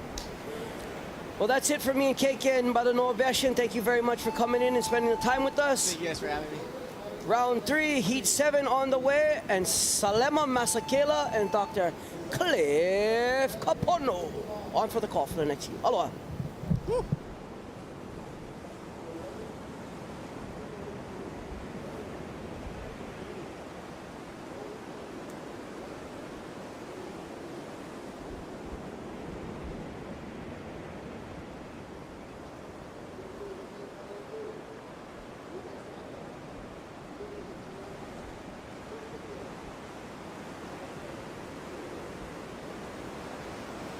Man, that means a lot. Noah Beshen, it's crazy to see him here. I literally remember being at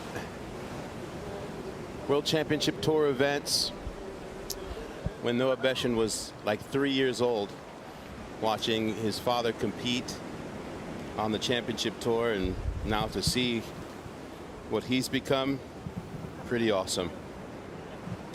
Here we are, round 3, heat 7. Matahi Drole from Chopo, Baron Mamiya, Craig Anderson, and Noah Dean. And if you're Michael February right now in that number 4 spot, you're clenching. Oh, I was with him. I was with him that whole time. And as soon as the brothers Florence entered the water, he was just like, oh man, these guys. As we say, Emil. Oh, might have got hurt? Yeah, I saw a kid walking up with a broken board of his. Oh, no. So he'll get some attention as the being looked at.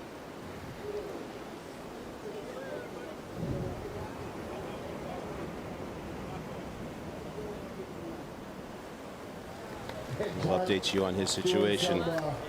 But how about Ivan Florence and Nathan Florence? You know, super challenging conditions where they just threw themselves into as many pits as they could. Yeah, they sent it. That was, you don't really see that from the Florence brothers falling too often. I mean, well, the waves, weren't giving them necessarily all the opportunities. But then John's like, well, look what's out here, guys. Yeah. They didn't need the biggest scores. But again, at Pipeline in general, sometimes those are the hardest scores to get. It's the men's field is tough. The judging is not easy. Or I would say it's not quite predictable, maybe, for competitors. Yeah, Nathan Florence noticing that MEO is being tended to. You need to make that first lap. What a day. Again, if you're just joining us or you've been with us, you know Pipeline has a billion faces, and we have seen all of them over the course of, most of them over the course of these 3 days of competition. But today has been uniquely interesting, as when we came to the beach, it literally was waist to chest high. And this swell just started building and building and building. As you see, perhaps the greatest surfer in the world right now, all around, John Florence, who's now in that #1 spot, focused on a Pipe Masters championship. And when you see John against and standing next to other humans, you realize not a small human. No. The growth. I think we all remember him from the Thicker Than Water movies. Yeah, 12 years old, 7 years old when we first got to know him. I remember that Surfer magazine. I remember when he got the cover of Surfer magazine. I believe he was around 12 years old. And back then, you know, pre-social media, the cover was the most coveted spot, photo incentives, etc. And there were a lot of people who were chirping, how can a 12-year-old get the cover? That should be me. And, you know, that cover said, hey, this guy is the future. It's one thing to have the entire surf media and the world say, hey, you're going to be the guy. Another thing entirely to live it and build the legacy that John Florence has. And he is with Holly right now, stoked in that #1 spot. Hey, John, first time surfing pipe? Yeah. Yeah.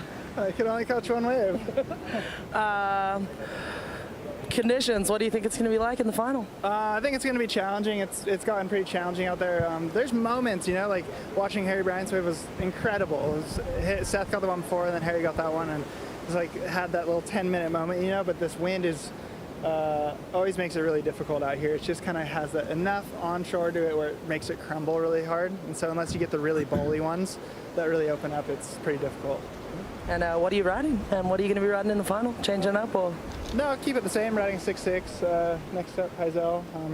Kind of my go-to pipe board. And yeah, there's some pretty good-sized sets coming right now. And there's still a lot of energy from the swell filling in. So yeah, hope for the best. Yeah, sick. All right, thanks, Aves. Cool. Yeah. Ripping. That was John 4. I'm going to destroy the field and win this thing. Yeah, a few years back, a football player, American football player, Jimmy Graham, asked me if I knew who Johnny was. Hey, who's that Johnny guy in your sport, bro? Johnny, I was out on the Triple Crown. Well, he was saying he was hanging out with Reef McIntosh and co at the Big Silver House. Big football fan, Reef McIntosh. Remember, he had the collaboration signature Chargers.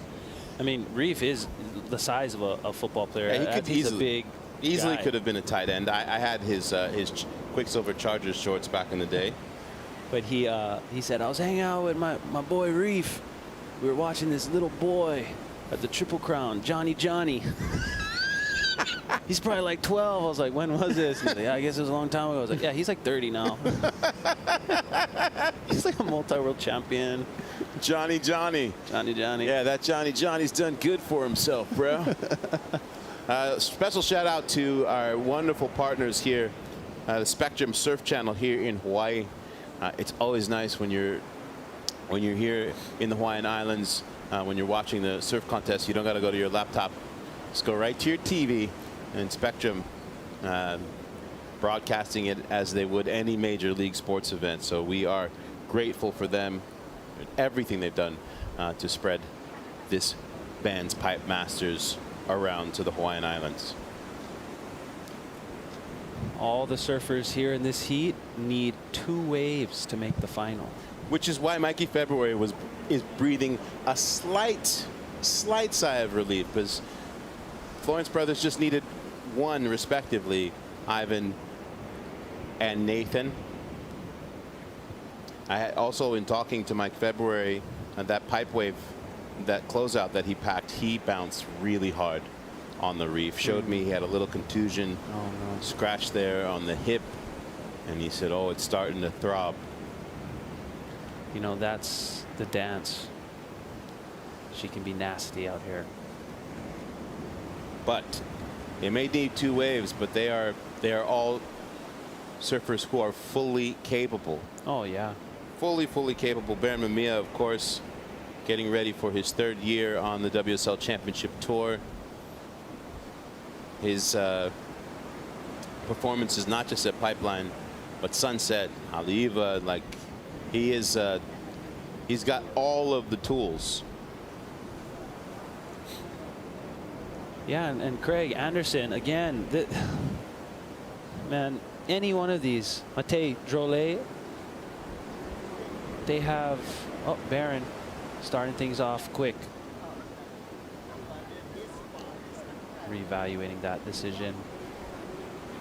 Mikey was also describing what you've been pointing out in these ribs that are coming up the face from that wind. It's east wind, yeah? Yeah, northeast. Northeast wind. It's actually, it's coming more into across the face than offshore out the back when you got a bit of north in that easterly trades. He was describing just how challenging it is trying to just to get into waves when you've got these big ribs and this crazy wind, and then on top of it, like negotiating all this still weirdness from the sand that's left in the channel. Yeah, you can, if you look closely, you can see those. So now you can see the intervals. You see the water moving in really short intervals, moving from the bottom right of the screen to the top left. Those are that's the wind swell, and it seems a lot smoother from the drone. But in the water, those are significant chops moving up the face.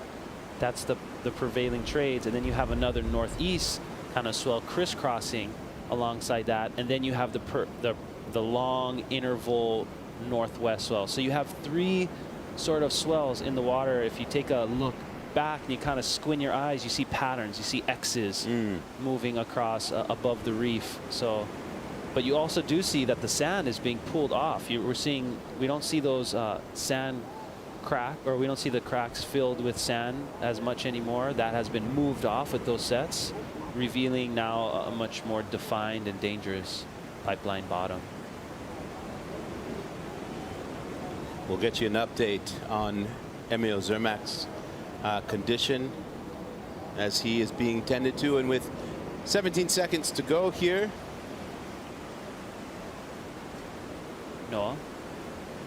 Noah Dean scratching and dodging. 17 minutes to go. As John said, it is challenging out there. I love the fact that he said, hey, it's super challenging, but when you see Harry's wave, when you see his wave there, you gotta find those opportunities. As we will take a short break and return here in Heat 7 at the VANS Pipe Masters.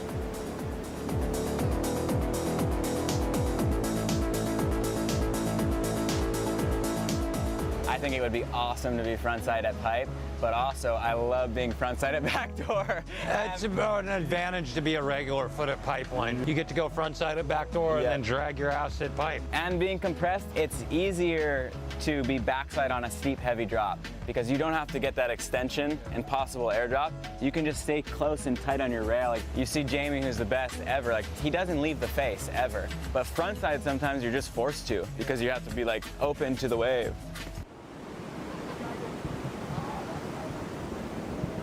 Welcome back to a magical Tuesday, a live shot of the beauty that is pipeline here at the VANS Pipe Masters. We are in Heat 7. And some bombs coming out the back. But as Dr. Capono pointed out earlier, with all the triangles and movement that's going on, it is unruly and hard to pick out the gems. We see there's a bit of rolling the dice today, and some people it's been in their favor, others not so much.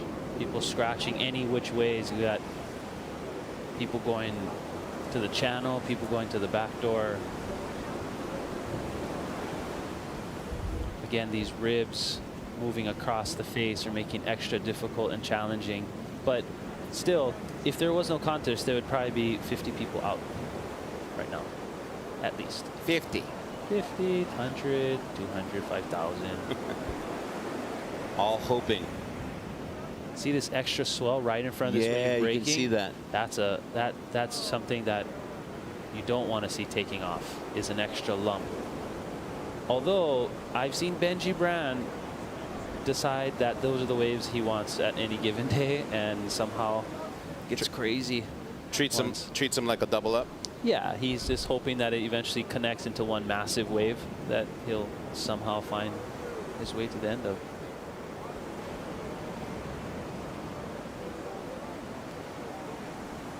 You engage in something called reef modeling you've talked about before. What does that mean and how do you do it? So, Craig. Oh, stand by. Craig fading. Pulling in on his. Oh. I mean, stylish. So stylish, it makes you think, like, is he doing anything? In reality, he's doing a lot. I wonder what he's riding. But that looked really cool. You could see kind of faded that takeoff a little bit. Yeah, I think he's riding a Hayden shape. Looks to be a thruster, more foam up front sort of board. Would be interesting to know if he's opted to ride a polyurethane board or a expanded polystyrene EPS or PU. But yeah, reef modeling essentially is taking a series of images see Craig looking, really getting into it easy and finding that line and kind of hoping it stays open, which it doesn't. But you do see he did jump. Again, these individuals understand, hey, I have to penetrate these waves if I want to stay safe out there. But by taking a series of photographs, they can be inserted into a program, and then they're essentially stacked into three-dimensional models. And what the benefit of having three-dimensional models of the bottom mapped out over just a 2D image is you have extra dimensionality to be able to see and go into the different cracks and structures of the reef. We see here, this is a 3D model of pipeline. That crack right there is the slab section, which water moves through here, causing a wave to really heave and throw a really wide barrel. So again, our lab called the Mega Lab tries to find these features on the reef to be able to know where are the most important reef features that translate to perfect waves. One of the things that we've seen over the years, especially with Kelly, you've heard Kelly Slater talk about here and also at Cloudbreak, is he describing them as fingers and knowing which ones to sit on depending on what the swell is doing because of what the wave is going to do in that position. Yeah, you start to see that traditionally we like to think of just energy being tripped by a bottom, a reef, a rock structure, a sandbar. But we're starting now in the Mega Lab, we're starting to uncover specific features within the reef that are specific to certain parts of the wave. At Pipe, you see it kind of capping and it doesn't really heave until a certain section. We have now found certain reef features below Pipeline that time it just perfectly, where you kind of know, okay, the wave changes its face once it comes into contact of a specific reef feature. And these reef features aren't just ubiquitous, they're not just scattered willy-nilly throughout the reef. They're actually put in, they are found in certain areas which make the wave a bit more predictable. That being said, when people triangulate again and find their land references, it correlates really well. Like in Kelly Slater's wave pool, they say, okay, wait for the flag. Okay, now it's going to barrel. You hear Raimana or Kolomona saying, now this is it. As you can see here, this is that backdoor section where it's all flat, and you have a big channel here that sets apart Aints and off the wall. And all of these features and spur and grooves and cracks in the reef have a very specific role in creating the waves that we see and we've learned to surf out at Pipeline and Backdoor. How does this, I mean, this is incredible, this ability to 3D render what's taking place underneath. How is that going to assist us in how we understand reefs around the world? Well, there's selfish uses, and then there's more altruistic, I guess, uses. Some of the more broader impacts as we can start to understand how energy gets diffused to protect our coastlines. You know, waves, they're not just resources for us surfers. Waves are resources from a lot of coastal communities to disperse heavy energy and storms that occur in the middle of the ocean. They protect the coastline. They disperse, again, that energy in a way that doesn't just cause beaches to get eroded or infrastructure to get pulled onto the sea. So understanding more about how these features transfer energy and dissipate energy, they can be implemented into understanding where to build, where not to build, where to restore, and what to take away. From a surfing perspective, finding these features, once we start to identify key features that are consistent at waves like Pipeline, Cloudbreak, Kurukuru Mairangi, what they call it, or Tiahupo'o, which we've been mapping, now we can find those same reef features using satellites or drones or diving and say, hey, there's some potentially new waves here that are yet to be discovered. Instead of waiting for a wave breaking, we can look at reef structures to find new waves. I love it. You know, I remember growing up, there were so many conversations, especially mid to late 90s, early 2000s. We thought we were going to see this proliferation of artificial reefs, structures that are man-made but put in the ocean to create some of our favorite waves in the world. What has been the hindrance in man being able to meet nature. They where weren't she's looking at nature. No one actually modeled it to understand, okay, I'm going to make a wave that is a good wave. They just throw sandbags. It's like so primitive to think like, why didn't it work? Oh, because they just are guessing. Just random. Let's just randomly throw some and stuff. Mother in Nature is not random. No, it's millions of years of refining. So, yeah, there are all benefits. It's interesting, and it's just something where you can map a reef with a GoPro, or you can map a reef with the camera you take to film each other surfing. Anyone has the ability, and that's what we are trying to do in our lab, is to share. You can use the same camera that you capture beautiful surfing with. You can also capture something that is going to help the environment understand more about our humanity. So, let's empower people to know that you can have a good time and party for the planet at the same time. Awesome. And thank you for your wonderful insight. Jolet. Matayo Jolet. Late drop. Almost goes nose heavy. I mean, it's rare to see him nosedive. Remember, we are on a quest here to crown a men's champion here at the VANS Pipe Masters, and we've already crowned a women's champion. An incredible final. The women really setting the tone for what's taking place today. Erin Brooks in 4th place, followed by Carissa Moore, Molly Picklum, and Moana Jones-Wong. Wow, how's Moana's waves? Look at this thing. Wow. Some people just have the mana on the day, right? And I mean, those were some of the best waves yet so far. Incredible performance. $100,000, and now a two-time VANS Pipe Master. Again, as you talked about, to be a native Hawaiian, that Kanaka, how inspiring that is. Oh, and her best friends, her husband, cheering her up the beach. Such an amazing end to the women's competition.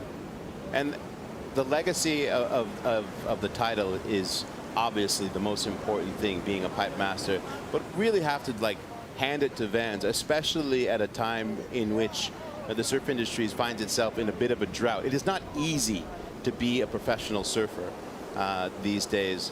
But VANS putting a primary financial investment in the structure of this event, and also for the pay, and equal pay for the men and women. 100,000 for first, 75, 50, 25. That's life-changing, game-changing money for all of our competitors, and we are grateful so much. Just an honor to be able to sit in the booth with you and tell these stories as well. Oh, I mean, I even can't believe that we're here speaking on behalf of these competitors for Pipe Masters in an industry that is seeing a lot of change across the landscape. There are still individuals and corporations that are stepping up to ensure the culture stays alive. Yeah. And Pipe Masters, surfing wouldn't be the same if we didn't have a Pipe Master. Craig, taking off. He had that wing cranked, ready to go. Mm-hmm. Reminder to you at home, our men's final will be taking place in 90 minutes from now. 4:20. At 4:20, I'll say it again, at 4:20, our men's final will be taking place. So prepare accordingly. You know what to do. Correction. Look at that. They throw us under the bus. Our producers tell us one thing, and they're like, oh, actually, it's not the final that starts at 4:20. It's the ceremony, the award ceremony. I was doing the math. I was like, that seems quick. Our award ceremony will be taking place at 4:20. There's a beautiful stage that was just built yesterday by our crew, just behind where we are commentating. And how about this crowd on a Tuesday? There is a Saturday style crowd here on a Tuesday here on the North Shore. Much bigger crowd today than we had yesterday. and all passionate surf fans. All these folks making the wise choice. I wonder what the ratio is of folks on vacation to like, I don't have a job and that's okay. I can just come and watch surfing. I mean, judging by the look, I would say visitors. But who knows? You know, times are changing. Might be the new residents here on the North Shore. I'm not touching it. I'm not touching it. I'm not touching it. Hey, 2 minutes and 20 seconds to go here in Heat 7 of round 3. Noah Dean, Baron Mamiya, Craig Anderson, Matahi Drolet. As we said earlier, all of these surfers are people who are looking for 2 scores to break into that top 4 spot. Remember, we've got Michael February, who is sitting just on the bubble there in the 4th spot. How is this only 1.5 minutes left in this heat? That seemed to just breeze. Next heat's going to be firing. Of course. I mean, you heard Roy Russell. 45 minutes on, 45 minutes off. Oh man, Rory gave a speech this summer in Huntington. It was on his birthday, 70 years old, and he stood up on stage and started off with, "I made it. I told you." Oh, that man has lived 1,000 lives. And to see just how passionate and joyful he is after all these years. You heard him earlier, he's being like, hey, 60 years of watching this wave and having a relationship with Pipeline.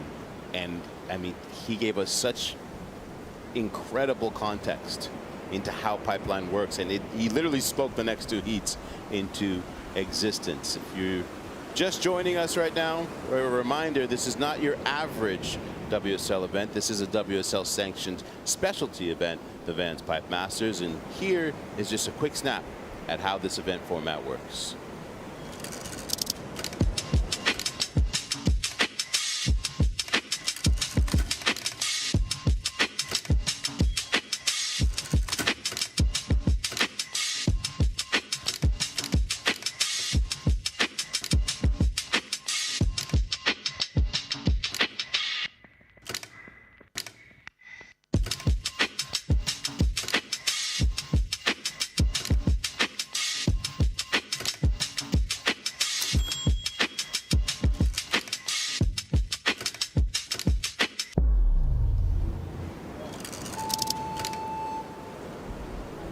That ends Heat 7, round 3. Didn't manifest for the boys here, unfortunately. So frustrating for them, to say the least.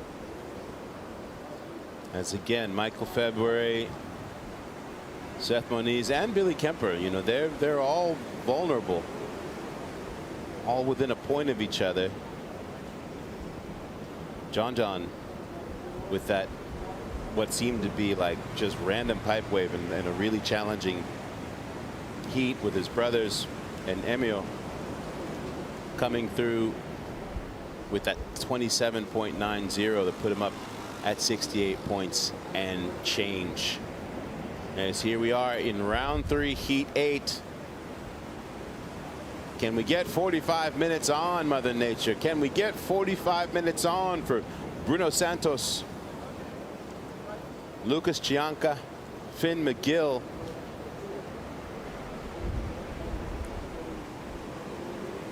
and Makana Pang? All in, well, we'll see exactly what each surfer needs.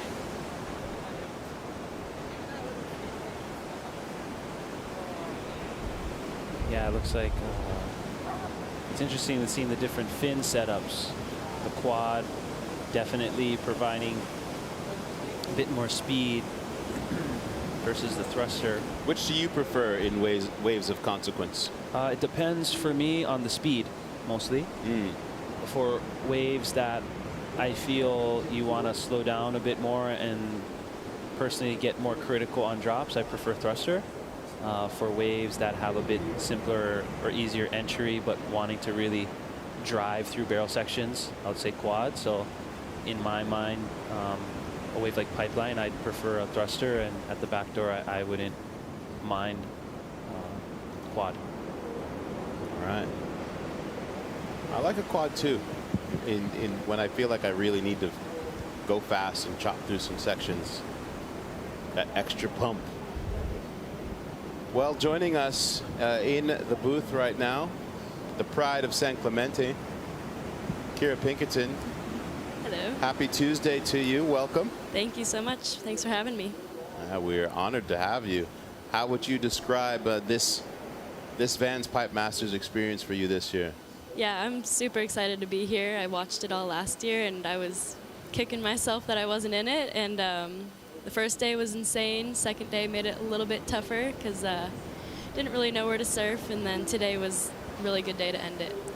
When you say you weren't in it, did you not get an invite, or did you have an injury? No, I just didn't have an invite, and I really wanted to be here. So what did that look like for you to say, I really want to be in this? What did that year look like from December of last year to December of this year, or whenever you got your invite? What were the steps?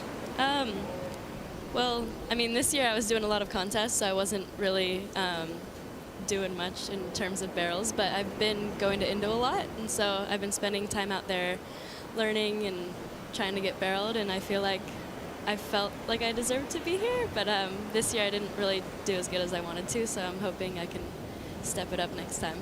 I thought it was really interesting that you made the choice to put yourself in the water with 3 former pipe masters. What was your thought behind that? I just feel like when you're in the water with people who push you, you kind of step it up a lot more. And Carissa wasn't in the heat yet when I chose it. And so when she got put in there, I was like, wow, I really screwed myself here. But I was actually super stoked to be in a heat with them, especially if I want to be on the CT. Like, they're all CT surfers. And yeah, they were pushing me, and they're all hasslers. It was fun. We talked a lot about, as we see, what kind of paying? Late drop. Oh, you literally saw the steps, those ribs that you talked about, as his board had to negotiate them, and 2 steps down, he was out. What did you learn, Kira, about Pipeline in this experience? Yeah, I mean, I haven't really surfed pipe much. I hurt myself a long time ago here, and I kind of never paddled back out. And just, there's a lot behind it. I feel like the people who do really good here put so much time in, and you can really see it shows. I have a lot of respect for people who do good here. And, I was actually really bummed Barron didn't do super good because he's amazing. But yeah, watching Harry Bryan on that last one, like that was crazy. I'm really enjoying this event. As we see Makana skipping into the danger zone on his last wave, and Finn had a wave before, and now he's up again looking for these end corners just to get busy. I mean, they're doing the best they can to make the most out of truly challenging conditions, as this wind has only gotten stronger. In your campaigns in the qualifying series, you're generally speaking in priority 4-person heats, and your mind is locked in to a certain sort of structure of how to work through that. You find yourself in a completely different situation here in no priority. How awkward was it, and what's your takeaway of the experience?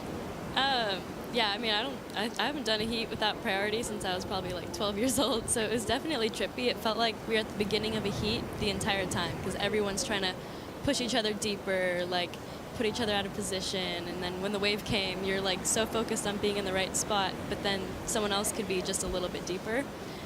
So I was kind of struggling because I'm also like, I don't know, I'm not super like knowledge with this wave too, so like trying to find the right spot but not be too deep or too wide, just it's another factor. So it was tough, but I was stoked. I was having fun. How would you say this experience sort of shapes your you know, you talked about, like, I had a really bad wipe out here, and that kind of spooked me. Didn't really want anything to do with it. Then you saw the event taking place last year, and you're like, I think I'd like to be a part of it. Now this experience, how does it sort of affect your goals for your relationship with pipeline? Yeah, I'm wishing I put in a lot more time the last few years. I just kind of rattled myself. I was like 15 and paddled out. It was like 10 feet, 22 seconds. Should have never gone out. So I was always surfing off the wall. I shouldn't have gone out. I'm sorry. When you described it before, I was picturing like a 6 foot day. I should have never paddled out. I don't know what I was thinking. That's like the beginning of a horror film where you're like, oh, this is the person who's going to go first. Yeah. No, I think everyone was kind of expecting it, and then I ended up on the beach, and they're like, oh, yep, there's the little girl who paddled out there. Well, salute to you. That was kind of like a win that you actually made it back to land on that day. Yeah, but you'd like to keep pushing yourself out here. Yeah, definitely. I want to take a lot more time to be out here. I feel like even though I was here for 2 weeks before the event, I still know nothing about this wave, and so I'm hoping for next year I'll just give it a lot more time and spend a lot more time this year too. Well, it seems like you did a good job. It seemed that you have you're a quick learner out there. Trying. I've seen you get some nice waves out during this competition, and it seems like you're going to be all that much better for it next year when you're coming out. Hope so. 19 minutes and change.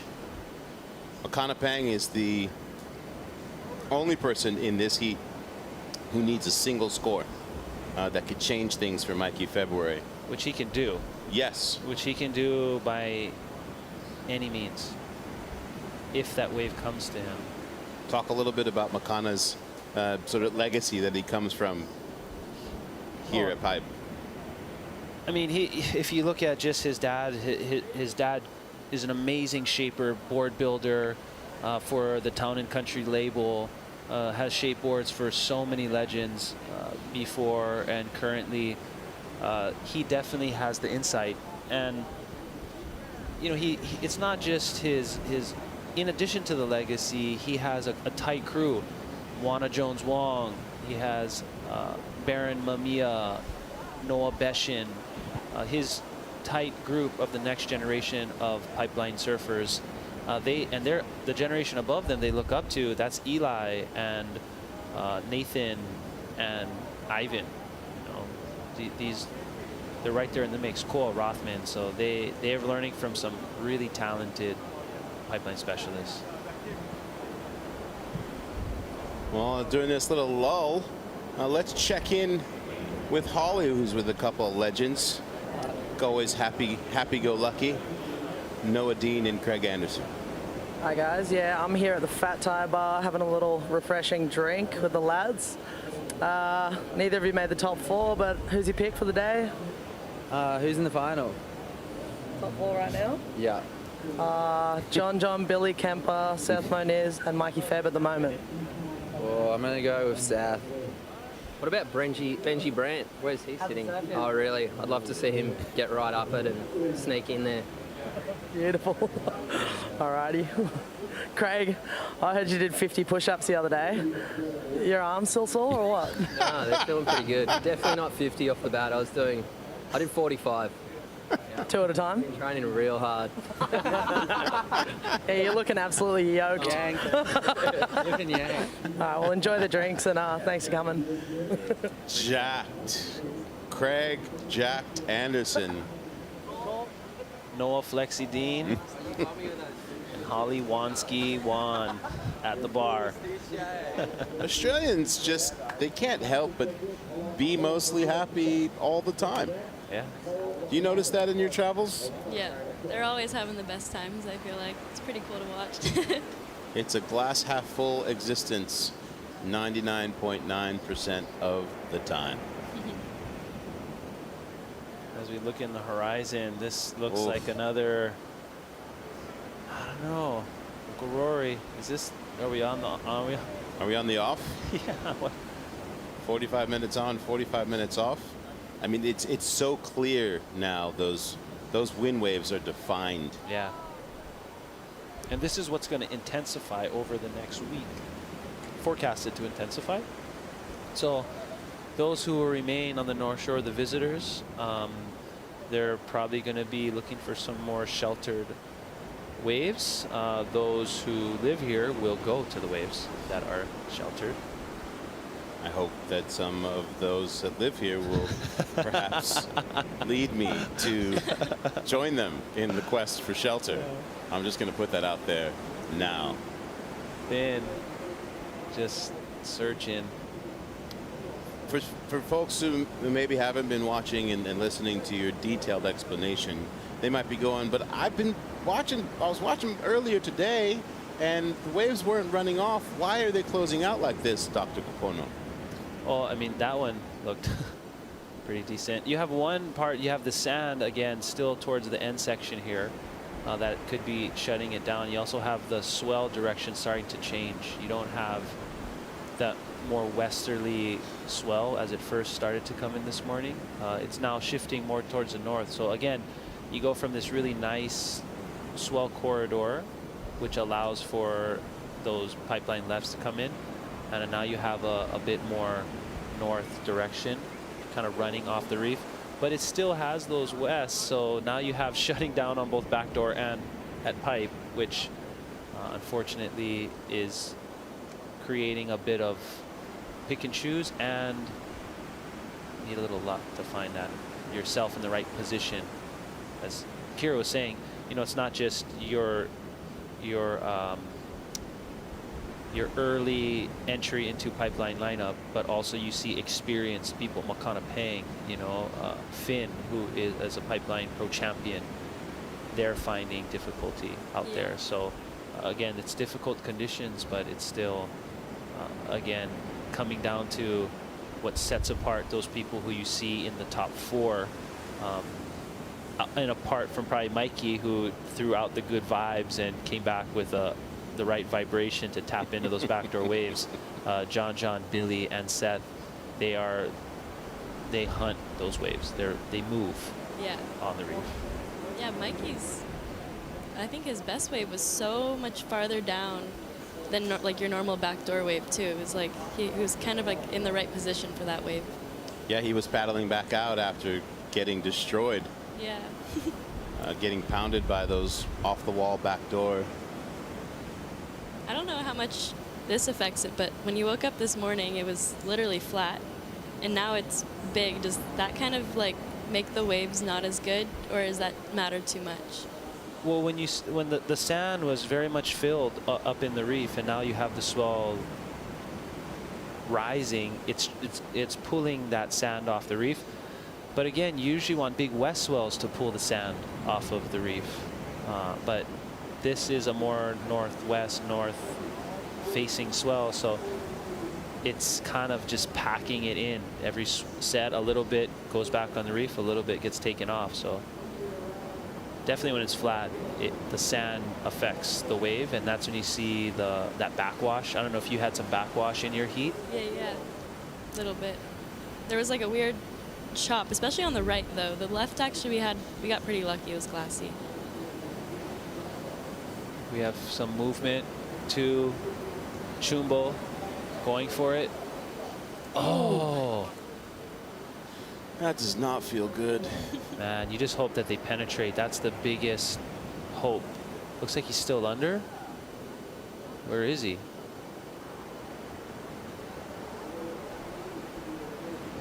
It's crazy from the beach. You just see it, There and he is. you don't see that much power. And the other day, I just bailed on one, and I didn't come up for so long. I was starting to get a little worried, and then I could hear waves going over me, and like board broke. And thank God I came up. Oh, my Pang. God. Wow, Driving. Wakana. Oh.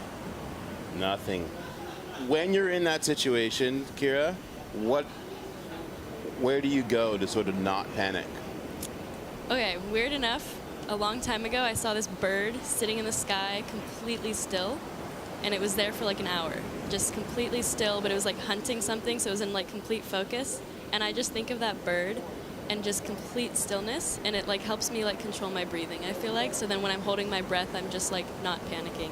Bruno Santos pulling into. Oh, that one looked like it almost could have been makeable. That's amazing.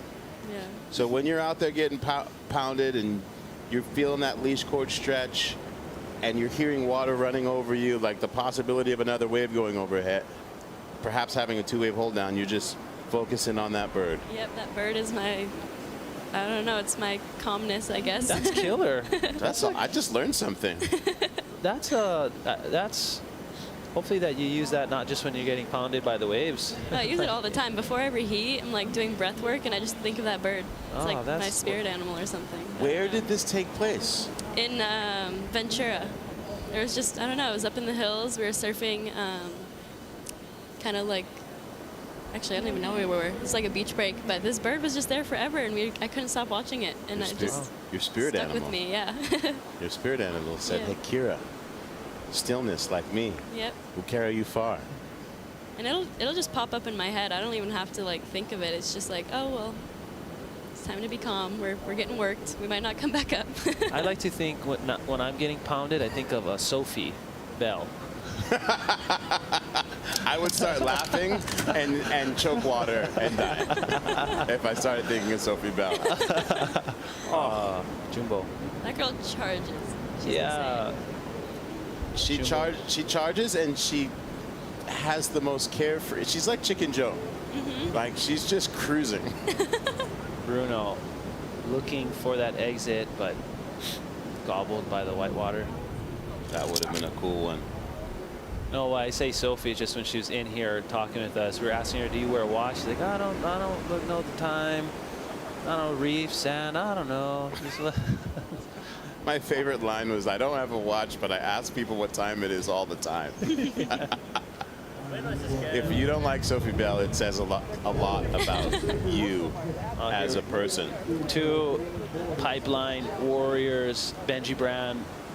Some saying the best pipeline wave so far of the season, and the Hawaiian powerhouse Kaulana Apo, runner-up last year. Runner-up, such an incredible event last year with Kaulana, coming from just really feeling he didn't know if he should have got in. You know, the draws were, it was the first invitation in a long time. People saying a lot of things. Kaulana just took that as fuel. Now making in the dying moments the final from literally one of the last positions, shooting his way all the way to the finals into second place. Kaulana Apo, the people's champ. People's champion. Big party in town after for him the event. Oh yeah. It was like he won, huh? It is like he won. That's awesome. Shout out to Scotty Fountain in town with the rest of the crew at Summer Street.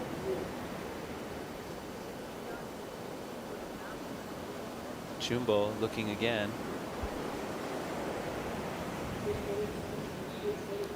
It looks tough. Like not a lot of opportunity, and everyone's kind of scrambling. It looks like you folks had kind of a killer moment today for competition. Kind of? Oh no, we got the best of it for sure.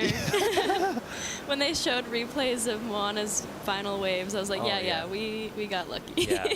I mean, it was dreamy. I mean, critical, but like the dream waves that were ridden by the women today, completely standouts. It kept it pretty on your toes because there was a lot of high scoring waves coming, whereas it seems in the men's in these final heats, there's 10s and 0s. Like there's not a lot of high scoring potential to do work. Yeah, how long ago was Harry Bryant's wave? Maybe an hour? Hour and a half. Hour and a half? Which was after a lull, for a long lull. Seth got his. Yeah, about a 45-minute lull before, you're right, before Seth Moniz, and they got theirs back to back. And then the only other sort of real standout wave after that was John's wave. Yeah. Which was, not as good as Harry's. Taro Watanabe. Taro Watanabe. Style king. Who was on the rise. If you haven't seen his new edit, so check it out. Is this become more commonplace as Makana? Oh, Makana. Leaning in. Wow. Driving. Let's Makana. go. Let's go. Oh, hey! That's what we were talking about. Are we seeing you think we're seeing a shuffle? And the only person in this heat who needs a single score, it was Makana Peng. Oh. Looking for a 22.6. Is that going to be the score to take Mikey February out? I wouldn't be with what's being.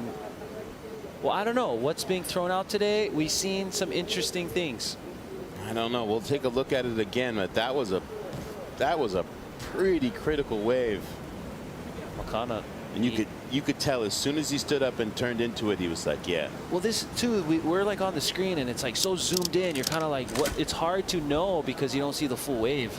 As you're, we're looking at it like this as he takes off on the boil, drops in, sets the rail, one pump, holds it, knowing, okay, I'm out. Stoked. He's stoked. Oh man. I mean, there's not many opportunities right now. I think this is gonna go pretty Wow. Yeah, that thing heaved. So careful, bro. Don't be jumping head first into the sand. He almost got like a chip shot off of the boil. Yeah. On that takeoff. He's another one that does these late drops, toe hangers, and he's just into it. That's so comfortable. This is like a roll-in to him. And the way he negotiated that first rib that came up the face, just like pumped over it. I would be surprised if he doesn't get that score that he needs. Well, I mean, that's 7 and change, right, across the board. 7 and change across the board. I'm thinking that he's probably gonna. I'm gonna say he's gonna get it. Not gonna waffle. Bruno Santos trying to look for a similar situation. Running off. I mean, that was, and again, if we look at the criteria of wave selection, also coming into the factor, and when it's literally a needle in a haystack style pipeline, I wonder how much of that will factor in as well. Yeah, I feel like it'd be hard to judge a day like this because it's so different from 2 hours ago that a wave like that is just like so rare. Totally. It's hard to get it. Chumbo. Oh, gosh. Hammering through, trying to find his rail. Again, in the soup. He's thinking about the bird right now. The bird got him through. Yep. Chumbo, he's a machine. He'll do that 20 times in a row. He's so happy-go-lucky, but in the water, he's Terminator. Looks like he got it. Makana has moved into second place. Wow, good job, bro. And so if the final was to happen right now, it would literally be all Hawaiian at the VANS Pipe Masters. The score from Makana Peng coming through at 28.80. Wow. 3 9s and change. Yeah, see?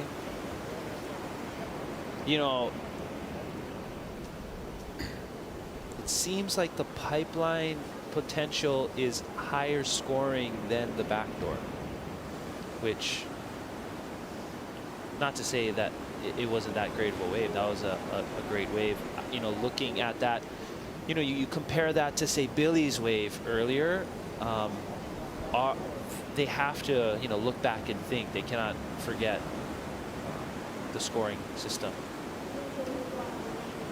2 minutes. Well, we send our congratulations to Michael February for an incredible performance overall as he sits now in that 5th spot. And he was in a heat that was wave starved and wasn't able to make a difference. Right on that boil. Right, getting barreled over those cracks that we're talking about over the reef and blown out right into that channel. Look at this. I mean, that was a lot to negotiate. Stoked. And how that instant fire, all heart. Such an amazing, Kaulana and Benji are frothing right now. They're like, yes, those are the waves we like. Benji's like, maybe I go a little bit deeper. Maybe Kaulana's like, maybe I stall. Now they're looking at each other. How do we improve on what exists if we get the wave? Because it's hard to now beat that wave. Yeah. It's hard to find one of those waves, and how are you going to beat the score? when you have something that's executed so perfectly. Does Benji or Kalana have any good waves already? Or Benji has one, right? Benji has one. Yeah. Because I feel like if you have at least one or two, it'd be easier, but it's so tough out there right now to Two get would to. be way, if you have two, better than way better. Yeah. Yeah. As Makana just, he won the lottery basically. He's so stoked. Now he's just trying to keep people off waves. Yeah, now he's battling. Yeah, he's just trying to keep it. He wants it so bad. He's so stoked, but he's looking pretty good here with a 61.6 out of a possible 90 with John at 68. Looking pretty solid. Yeah. You see someone scratching maybe to have us look at back door. Finn. All right, Getting Finn. barreled. Turn. I don't know if that's enough, but good effort moving his way up the rankings. Last 10 seconds of the heat as we're counting down. Great job, Makana. I'm sure he's stoked, and all his friends. And great job, Kira Pinkerton, coming in. Yes. Absolute killing it on the mic, giving us some Zen vision to think about when we're underwater, thinking about our existence. Thanks for having me, guys. Yeah, I thank you. enjoyed it. It was fun. And we wish you the best in your continued campaign. Thank you. As you're working your way up. Hey, guys. And if you see me out at lowers, maybe give me a wave. Yeah, we'll see about that. No, I'm just kidding. I can barely get waves out there. Well, we knew there would be lots of changes today. Makana Pang, he is just, his energy, he is just stoked. He knew the number that he needed. And he also knew what kind of wave he would need. He knew what he needed to do. He did it. 2 more heats left before our final. And you know that they're fired up. Kalana Apo, Tai Wakita, Benji Brand, and Tar Watanabe, they're fired up after seeing what Makana Pang just did. So we are going to pass it off for our exciting last 2 heats before we get into the men's final. Kala Kennedy. Kaulana starting it off.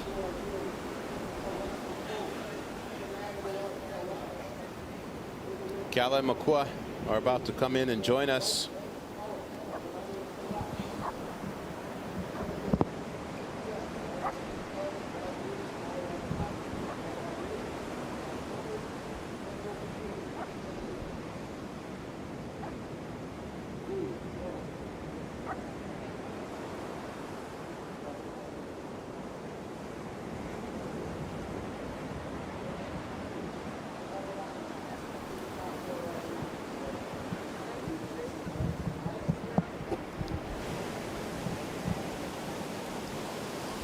All right, we're back. Makua.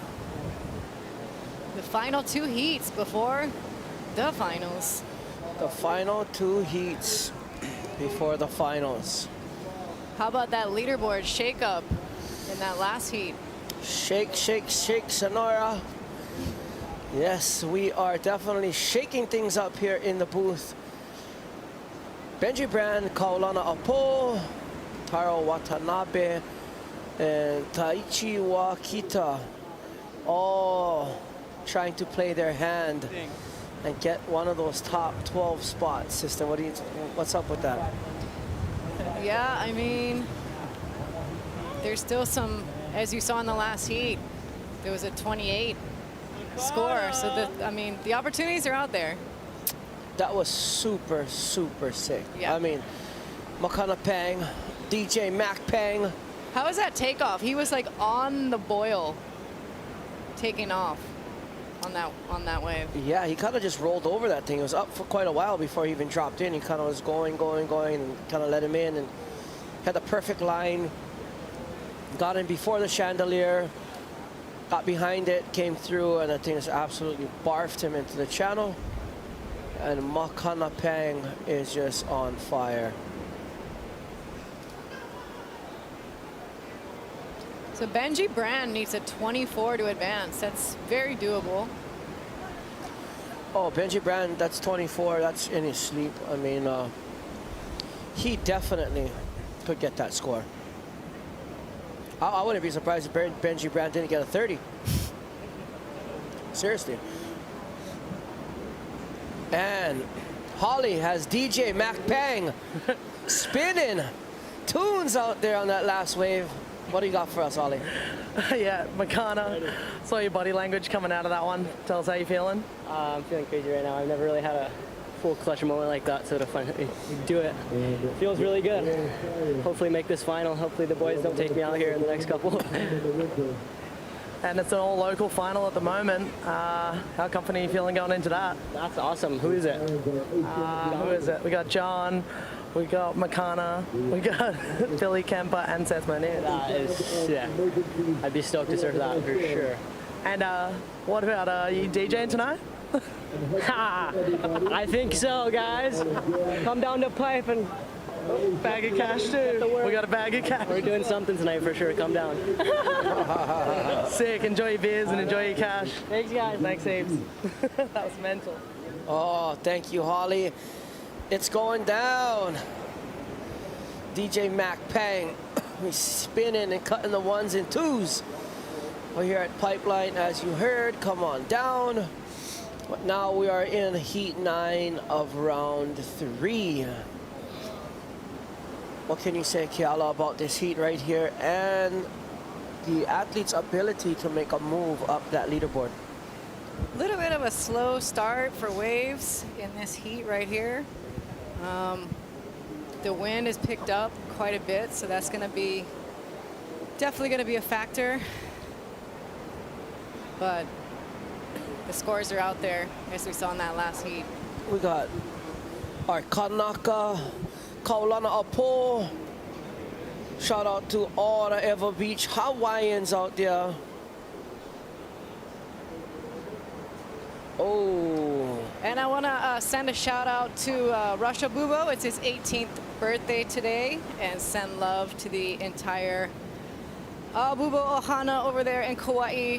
Auntie Saran, Uncle Eddie just celebrated their 50th wedding anniversary. Love you guys. Thanks for watching. Amazing people, amazing Ohana over there in Kauai. Happy birthday, Rush Boy. Back to the action. Or lack thereof. Or lack thereof. Lack thereof action right now. Lack thereof action. That could be like a lyric in a song. Speaking of songs, I just released a single called The One and Only. People Yeah. gotta go check it out on Can't iTunes wait. and all that stuff. That's gonna drop on iTunes next week. We got it all happening right now here in the booth. KK, where you spinning at?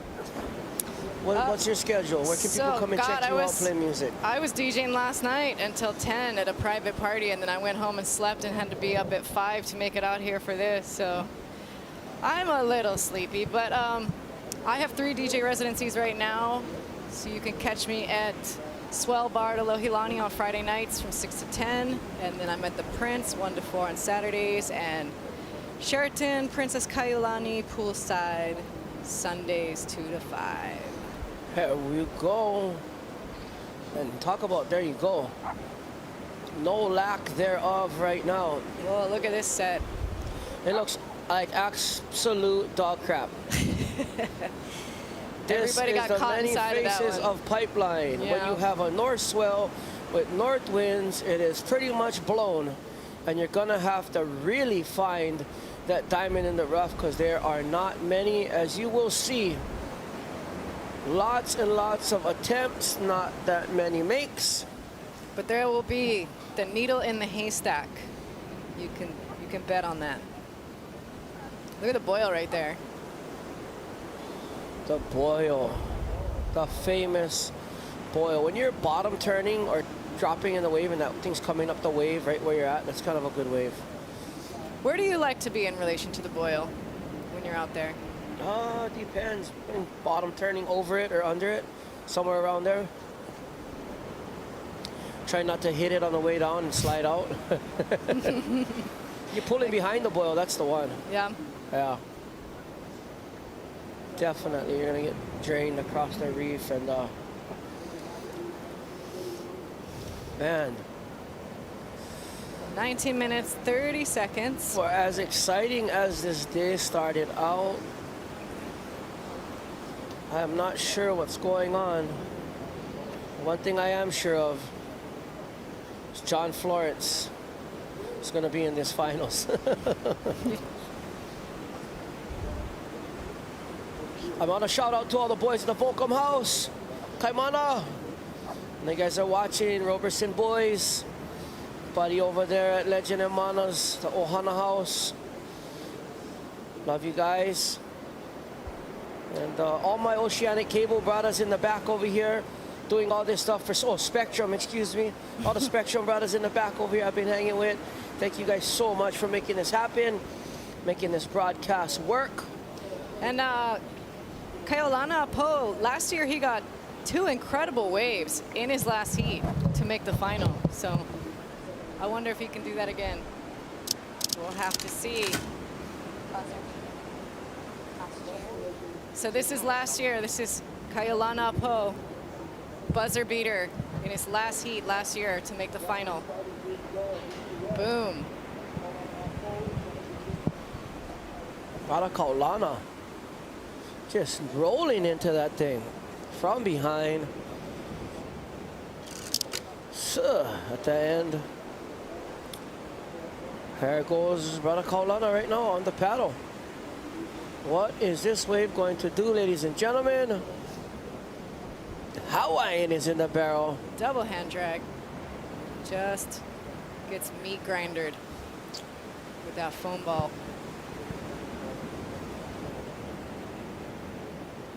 Ole hiki no can do. Oh.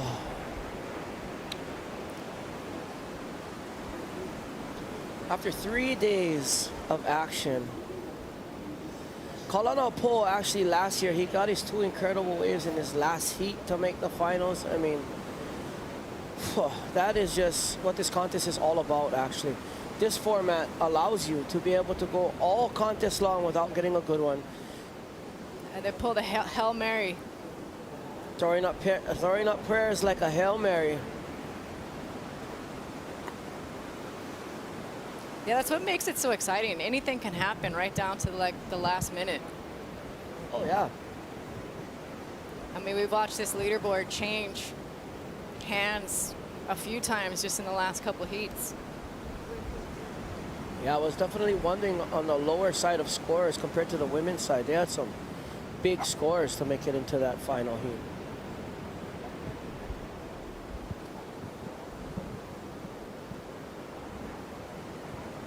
Pipeline slowing down a little bit here in this beautiful afternoon on the North Shore. With 16 minutes and 17 seconds left, round 3, heat 9 for those of you who are just joining us out there in internet world. Benji Brand in white, Kaulana Po in red, Taro Watanabe in black, and Taichi Wakita, son of the legendary Takayuki Wakita, who actually has his own lineup here in Pipeline. Oh yeah, Wakita Bull, everybody knows that.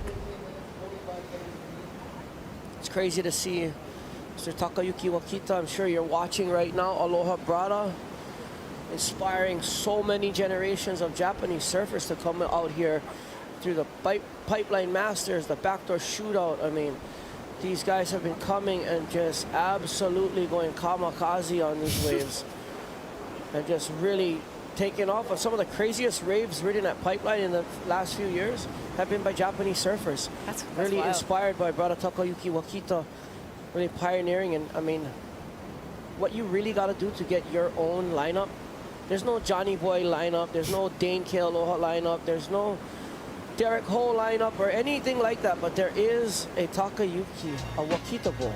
Wakita Bowl? Talking about Wakita Bowls, go get yourself an acai bowl or something to eat while we take a little break here on the North Shore at the VANS Pipe Masters 2023. We'll be right back.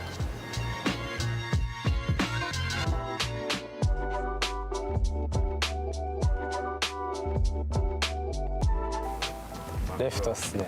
絶対パイプですね。バックドア、まあ行ったことはあるんですけど、なるべく行かないようにしてます。やっぱフロントでチューブ入るの気持ちいいですからね。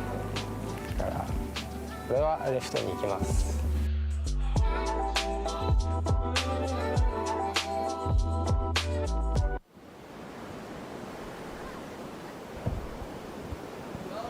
Welcome back. Live from Pipeline, we are back at the VANS Pipeline Masters 2023 from the beautiful North Shore of Oahu in Hawaii. 14 minutes to go, round 3, heat 9. Benji Brand in white, Kaulana Apo in red, Taro Watanabe in black, and Taichi Wakita in blue. Kiala, we're just, we left them with the notion of Takayuki Wakita and his bowl and what it means to actually put in that time and inspire generations of surfers from around the world. And yeah, the only other person I know that's got a bowl named after them is the very west bowl. We would call that Bevo's Bowl. Claire Bevilacqua, a little charger from West Oz, would come every winter and stay at the Volcom House with all the boys. I thought you were going to say Ronnie's Bowl at Rocky Point. Oh, well, that, yeah, as well. During the break. Action. Out of Japan. Whoa! Taro Watanabe. Oh! Looks like they split the peak. We got action on the left, too. Benji. That's uncharacteristic of my brother Benji right there. As it comes out of those, no problem. But you see, even the best surfers at Pipeline are having a difficult time with these tricky and bouncy conditions out here that we have today.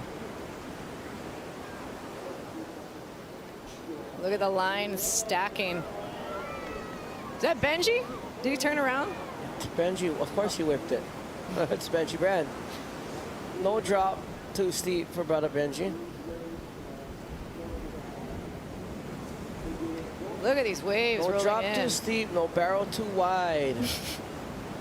There's no place that brother Benji Brand won't hide in the barrel out here at Pipeline. Hey! He's one of the best right now, man. I mean, every swell you see a wave. Benji Brand, Benji Brand, Benji Brand. Let's see if Benji Brand can put that Pipeline knowledge to work. Get himself into that top 4 spots.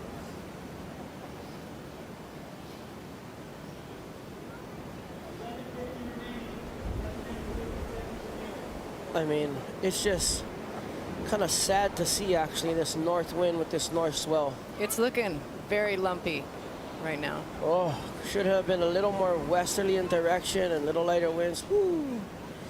We would have had a smoker.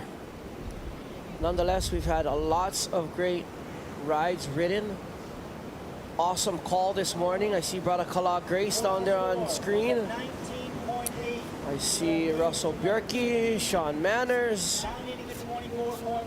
These guys are getting ready to paddle out at the world famous Banzai Pipeline. In the background, you see there Jerry Lopez, the famous Jerry Lopez house from all those years ago. On your screen now, our surfers moving around and positioning themselves to be able to come one step closer to one of those 4 coveted spots. Mr. Watanabe only needs a 24-point wave now. So you have Benji and Taro Watanabe with the ability to crack into that top 4. 10.5 minutes. 10.5 minutes to go. Benji Brand scratching on his way back out. Hunting.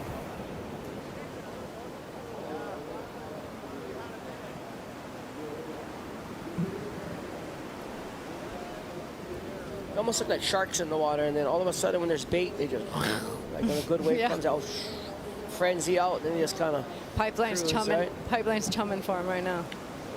Well, just throw a couple waves out. Pipeline, let's go. Boys are ready to eat.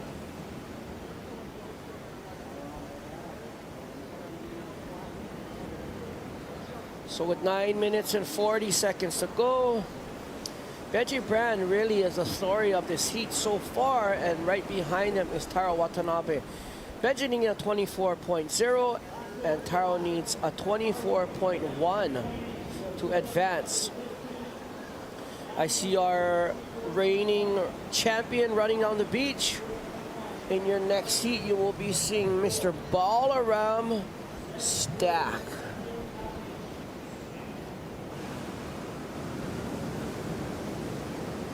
I wonder if Balaram's going to ride that Kaimana board. Probably be a good idea.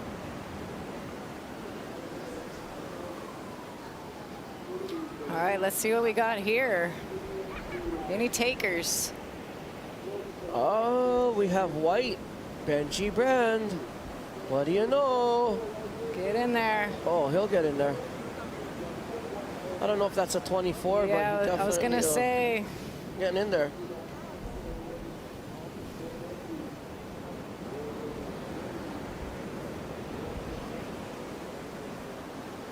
Looks like that was just a little score, something that he's looking for something a lot more substantial to go into his score line. Anything 24 points and above, and out the back kicking. Look at these sets. Taichi Wakita kicking out on that one, not very much on offer. Look at the stack out the back. Come on, come through. Give us one. You can see that crosswind going across the face, bumps going across the face. Current ripping down the beach. It is not easy to surf pipeline. It's almost like a big beach break right now. And definitely looking like a washing machine. Oh yeah, definitely. Like, look at this wave, has massive backwash on it. Look at that. Oh. Not looking pretty. I'm kind of enjoying myself sitting in this booth commentating, especially on days like these. I mean, waves coming from the right, waves coming from the left, waves coming from straight, waves not even coming. Waves not coming. We got it all today. Look at that current ripping through the inside.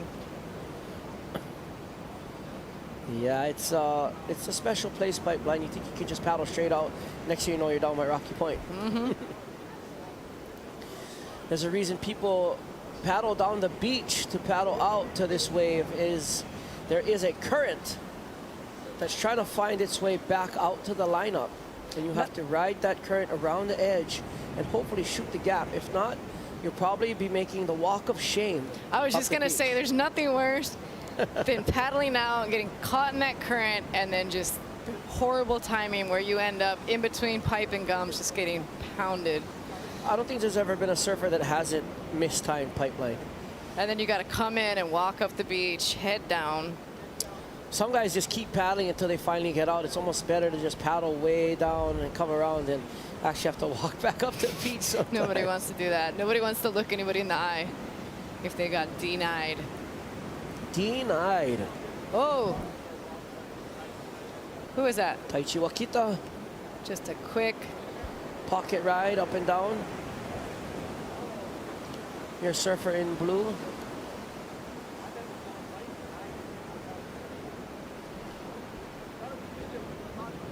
Wow. Look how bumpy it is.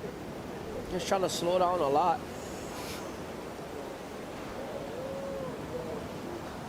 Is that Benji? Wow. Look at that bumpy takeoff. Oh, how much I can't believe he stayed on his feet. How much points does he get for that? Look at the backwash. It's crazy out there. It's definitely not perfect pipeline. It is definitely. Whoever wins today is gonna have their work have had their work cut out for them, especially surfing this evening. You're gonna have to pick and choose. I mean, here we might have our first cleanup set to wash guys through the lineup. That'd be pretty cool. Show you guys what it looks like to get mowed down on TV. And here it comes. Let's see if anybody's too deep and gets caught inside by it. Two surfers out the back. I think our other two surfers had caught in waves, so they're safe in the channel. There's one of them. But you're gonna have to be really selective. This final. That one was good till it wasn't. No, that was not. That one was good till it wasn't. By any chance, that was not a good wave. There aren't very many good waves out there.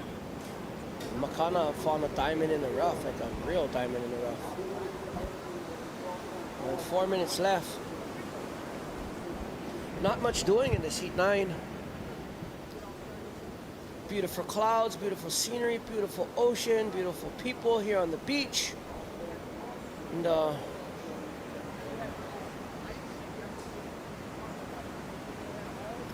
just about 4 minutes remaining in this heat. Hopefully. 4 minutes remaining, ladies and gentlemen, here in heat 9. The second to the last heat of the round. Before the final. And the last chance for these 4 surfers to try and do what is needed to be able to get into one of those coveted 4 spots that are up for grabs. Anybody's game.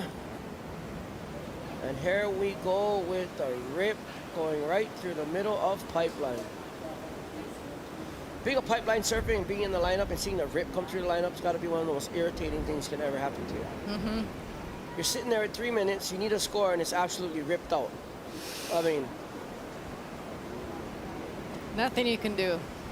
Maybe that's where they got the term ripped out from. Something that's like real bad vibes and sucks. Someone that's ripped out. I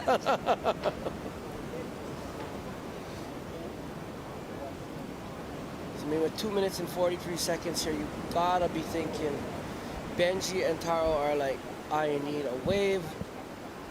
Please, please, please. 2 minutes and 30 seconds away from either jumping in one spot closer to 100,000 or one step closer jumping into the donation pot. You have donated your time and your efforts, but sorry, sir, not today. All right, so if the 4 Hawaiians that are in the top spots right now do end up in the finals. Well, I guess you got 1 Kanaka and 3 Hawaiians. Just so of to those keep 4, it real. who do you got your money on to win the whole thing? Right now I'm gonna go with Seth Moniz. I'm gonna go John. He's always a safe bet. Yep. But I gotta go with the people on this one. Our 1 Hawaiian blooded surfer in the final so far is Seth Moniz. And we back in Seth Moniz 100% right now in this event. Billy Kemper, always a threat, even with a broken foot. Billy Kemper is right there, 59.60. He's in the mix. He's no stranger to competition and winning events, so we'll see what Billy can do. Makana had that amazing wave in his last heat. Mac Pang is just, he's always keeping it real. That's one of the brothers that, you know what I mean, you can always know what you're going to get when you see Makana. Coolest brother, such a warrior out here at Pipeline. All right, 1 minute remaining in this heat. Second to last heat of the day. Surfers needing some scores. Hope is fading.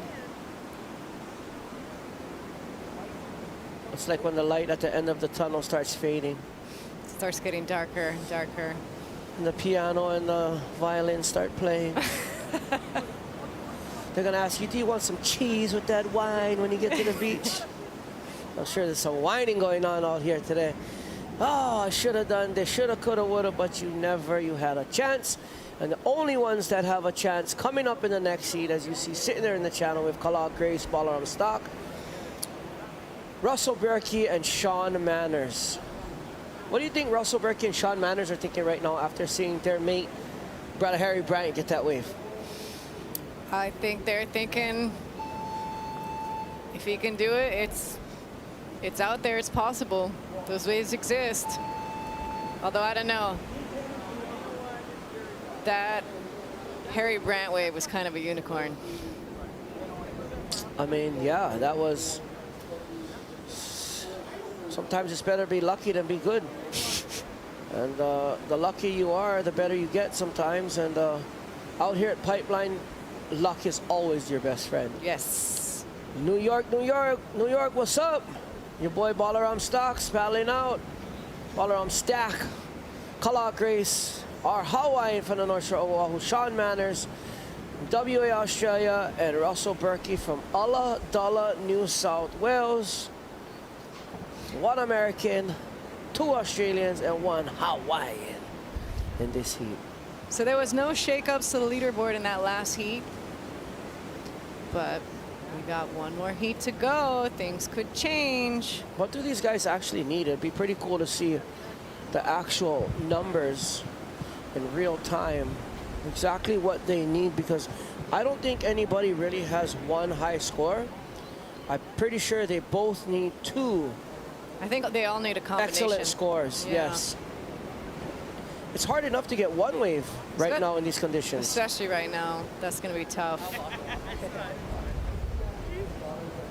Watanabe-san. But you never know, Makua, how many times you've been out here at this hour in the afternoon and pipes looking messy like this, and then all of a sudden the wind changes, some little thing just changes, and all of a sudden it just turns on.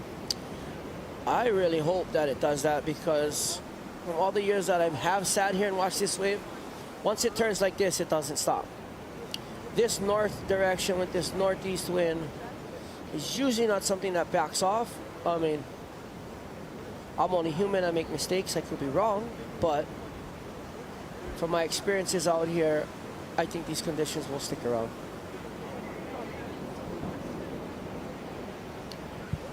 There you see on your screen Russell Berkey with the highest score, single wave score, out of any surfer in this heat. Nonetheless, he will also need 2 excellent wave scores to crack into that top 4.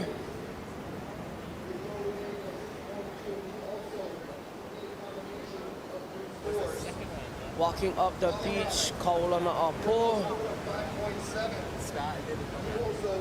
If I'm not mistaken, one of Eva Beach's finest. Everybody out there in Campbelltown. How Bush boys, where you guys at? Everybody about a chase. So you guys are watching Kaulana right now. Aloha.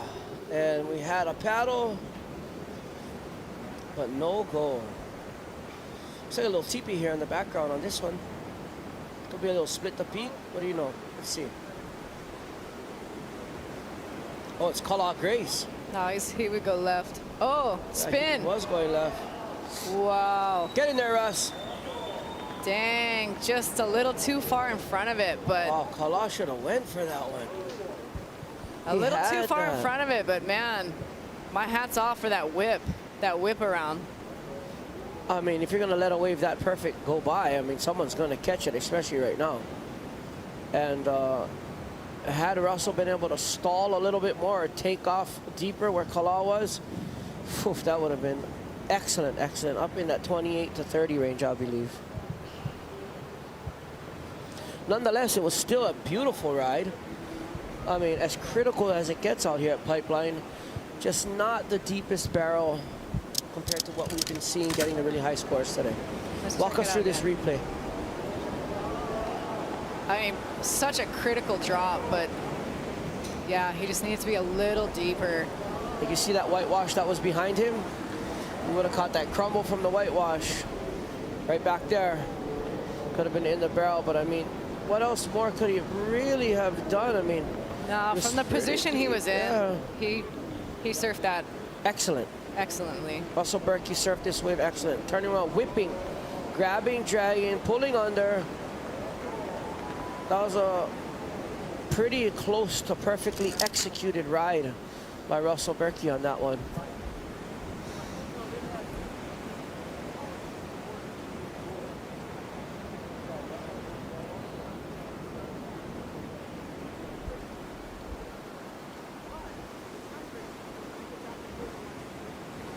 .22 minutes remain in the final heat of round 3. This is the last heat last chance. 4 surfers to crack into those last 4 spots, KK. So Makua, how hard, maybe explain for the viewers, how hard is it to make that last minute decision and just whip around and almost like no paddle takeoff drop on a wave like that, on a wave like Pipeline? That decision is a big one sometimes, you know. But and it's a split-second decision. Well, that decision, it's not hard to make the decision. It's hard to follow through with the decision. It's hard to execute. It's hard to execute the whip. You whip around. Anybody can whip around and make like they're going. But to actually go and pull into that barrel to find out more, you're going to have to come back. We have a special guest coming up for you folks. Look at that beach. Beautiful people, beautiful day, beautiful waves here at the VANS Pipe Masters 2023. We'll be right back.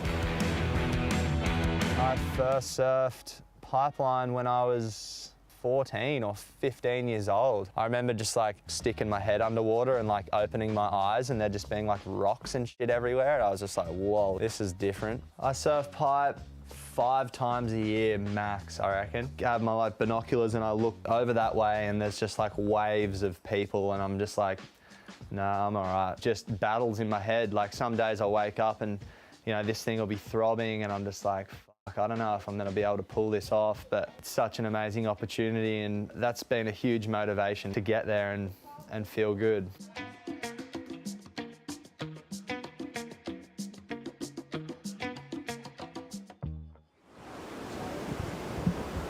Aloha everyone and welcome back to the Pipe Masters, presented by VANS, live on the North Shore of Oahu in Hawaii. We're back. Heat 10, round 3 of the men's, the last heat to try your hand at one of those 4 spots. We have a very, very, very special guest in studio with us right now. Moana Jones-Wong, the queen. And your 2023 VANS Pipe Masters champion. How does it feel? I'm really happy right now. Well, good for you, sister. You absolutely smashed it. You went out there and just did what you're supposed to do. You defend your title. You take what's yours. You give nothing. And you left it all out there on the waves. Tell us a little bit about that heat. It was kind of, I didn't know what to expect, honestly, because it was small in the morning when we first got here, and the swell just kind of picked up faster than I expected. Yeah, we saw you talking to the contest director at the morning. What was your conversation? How are you feeling? It was a little small, and you were kind of like, Yeah, it was a little small, and I was like, oh, maybe we can do like 1 heat girls, 1 heat boys, because I was like, I want to go out when the waves are firing. Well, I think you got literally the best conditions of the day for your final. I think we did. I didn't even see that angle yet. I never even watched anything, actually. Look how sick this is. Walk us through what it feels like to get one of those waves to be in there. You're smiling the whole time. Yeah. I don't know how I'm smiling. My face would be so like resting bee face focused, and she's just got the biggest grin in like the most critical situations. I don't know. How do you do that? I really don't know. How was that little backup wave? Because I know there was priority, and doesn't look like anybody wanted this wave. And you kind of just paddled past everyone like and you kind of seen it, looks like, and I mean, look at that. Does that ever get old, getting carried up that beach? No, I just want to relive that moment again and again. That's the first time I saw that since this morning. I only watched that live, so seeing the recap is nice. I want to cry again. Well, I mean, you deserve it. You put so much time and effort out here, and I mean, look at your T-shirt that you're wearing. Yeah. How much of that man right there is inspirational to you and what you've done so far here at Pipeline? So that's something I want to talk about, because this morning, like I said, I just grabbed stuff in the dark and I just ran out of my house and I didn't know what I had. And I showed up and I was like, oh, I have my Uncle Derek t-shirt on. And Uncle Derek is like my favorite pipeline surfer, pretty much. Like, he's just the style master, and I shared so many special moments with him out there. And I remember he told me like, hey, just don't ever stop, girl. you got big things coming your way in the future, and I just took it at a grain of salt back then, and now I look back at it. Boy, was he right, though. Yeah, I don't know what he saw in me, but he saw it, and well, he surfs pipeline a lot. I would always see Uncle Derek out there, even, you know, just even in the last couple of years of his life, he was still just always out there, and you are always out there. Like, I don't know another woman that puts in as much time as you do, which is why you surf this wave so good. You've really put in the time and gotten that experience, and it shows in your surfing every time you paddle out. So, oh, thank you, Cal. I want to know what your biggest confidence booster is out there, knowing that people are going down, knowing that this wave is so powerful and dangerous sometimes. What gives you the biggest motivation or the confidence to get out there and do it time and time again, even though not every time you make it? I don't know, honestly. Like, when I go out there, I actually feel like I have zero confidence. I actually feel like I'm gonna get smoked every time I paddle out until I paddle for a wave, or actually until I see my wave coming for me, and then all of a sudden, like, my brain just turns off, and I go into like this state where I don't even think. And she just smiles. Yeah, I guess I just smile. So I'm curious, so tell me, you know, at the start of the day, you were not in that 4th place spot. You had to scratch your way into that spot in your heat. How does it feel to not even be in contention and then claw your way in there and win the whole thing? Like I said, like, this is like, I am speechless. Like, that's what I said when I first got out of the water and they tried to interview me, and I was like, I'm speechless. I don't know what to say. It's crazy. Like, I don't have crazy confidence in me. I am like not a confident person. Which is so weird because you have so many accomplishments now. You are the most accomplished female in competitions at Pipeline. You have won more contests at Pipeline than any other woman ever. It doesn't make sense. That doesn't boost your confidence at all? No, it actually does the opposite. It makes me like freaked out. Like, I couldn't even eat breakfast this morning. I puked everywhere. Yeah, so do you feel a lot of pressure to like live up, like they call you the Queen of Pipeline. Do you feel like an immense pressure to like live up to that title every time? I do. Like, when I'm on the land, I like totally remember that, and I'm like, oh, I'm the Queen of Pipe. Like, I gotta do this, I gotta do that. But then when I'm in the water, then for some reason I just forget everything, and I just think about me and Pipe, me and Pipeline, and all I want to do is just enjoy like her. You've had a really great relationship with Pipeline since you were, I mean, when did you start surfing pipe? You were like a teenager, right? Yeah, I mean, the first time I paddled out, I was 12, and I dropped in and nose pearled. Got smoked. Yeah. That's a good first ride. Yeah. So when was your first barrel at Pipeline? How old were you? I was probably 18. 18? Yeah. And we've lost count of all the barrels you've gotten since then. So what made you want to, because you have really dedicated your life to perfecting this. I mean, this is your wave. You've dedicated your life to this one spot and being the best at it. What made you decide to make Pipeline your spot? I didn't really like decide that. I was 18, and all my like best friends, my brothers, Makana and Baron, and like the boys, they're like my best friends, and we would surf together every day. And then they all started surfing pipe every day, and I wouldn't be able to go with them because I was too scared. And oh my God, it's just sounding like Blue Crush. Yeah. And they would always be like, Mona, let's go surf pipe. And I was like, no, I don't want to go surf pipe. Like, I don't know how to surf out there.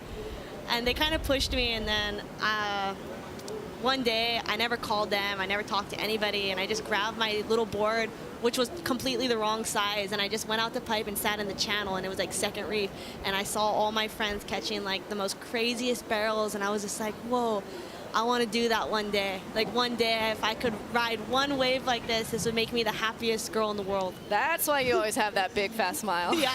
You've ridden so many waves, so many memorable waves out here, sister. And, you know, to be so consistent and carry that title isn't an easy thing to do on the land or in the ocean. But You do a very good job at it. You represent Hawaii and your place, your sponsors, your family, and each and every one of us from the North Shore very well. We want to thank you so much for that. It's just one thing I wanted to add, that you're such a stand-up person, and it seems like all the luck and all the best wishes come your way from being that type of person. Thank you, Makua. I really So appreciate which wave do you want to master next? I don't want to master any other waves. You're like, I'm good. This is my spot. I'm good. I'm just going to reign supreme right here. This is enough stress for me. Well, you have definitely earned everything that you've accomplished here. So, saying that we have the top 4 so far, Hawaii guys, John Florence, Makana Pang, Billy Kemper, Seth Moniz, who would you be cheering for in that final? That's really hard because that whole group, I really like all of them. I look up to all of them. But Makana is like my brother. He was the first person I had a sleepover with. I learned how to ride a bike with him. Like, we've been friends since we're in diapers. And if he won this contest, the same time that I won the contest, this is like a dream come true. Yeah.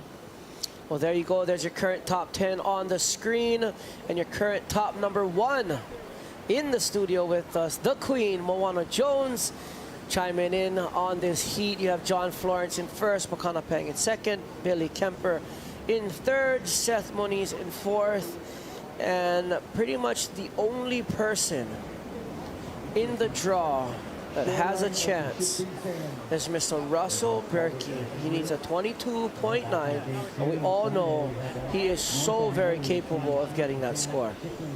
We've got about 11 minutes left, and this is the last heat before the final. This is the last of the last. There you got on screen Mr. John Florence, the phenom. From such a young age, there are only very, very few people on planet Earth that from that young of an age have the ability to make people watch and know that one day they will become one of the greatest ever. And John Florence has done that time and time again. I mean, congratulations to John. He's got his own company. He's got a great team behind him. His beautiful wife, Lauren.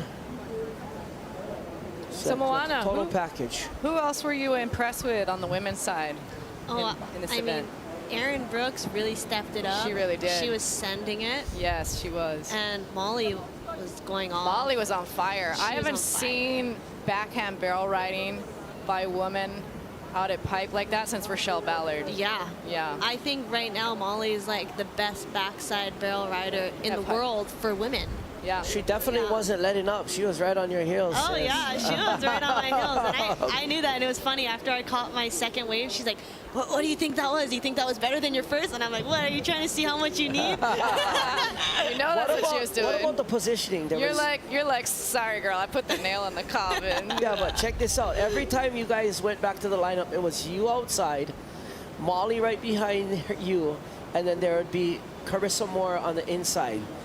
And it started off like that. The middle of the heat, it was like that, and at the end of the heat, it was like that.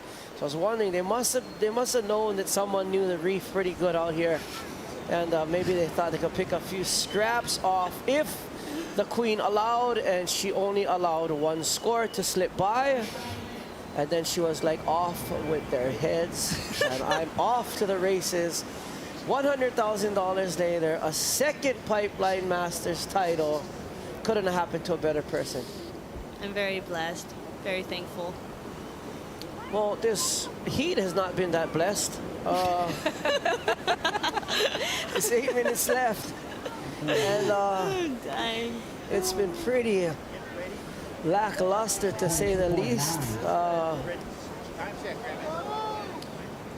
Uncle Ray over there. Oh, Balaram. Balaram. Nice. Oof.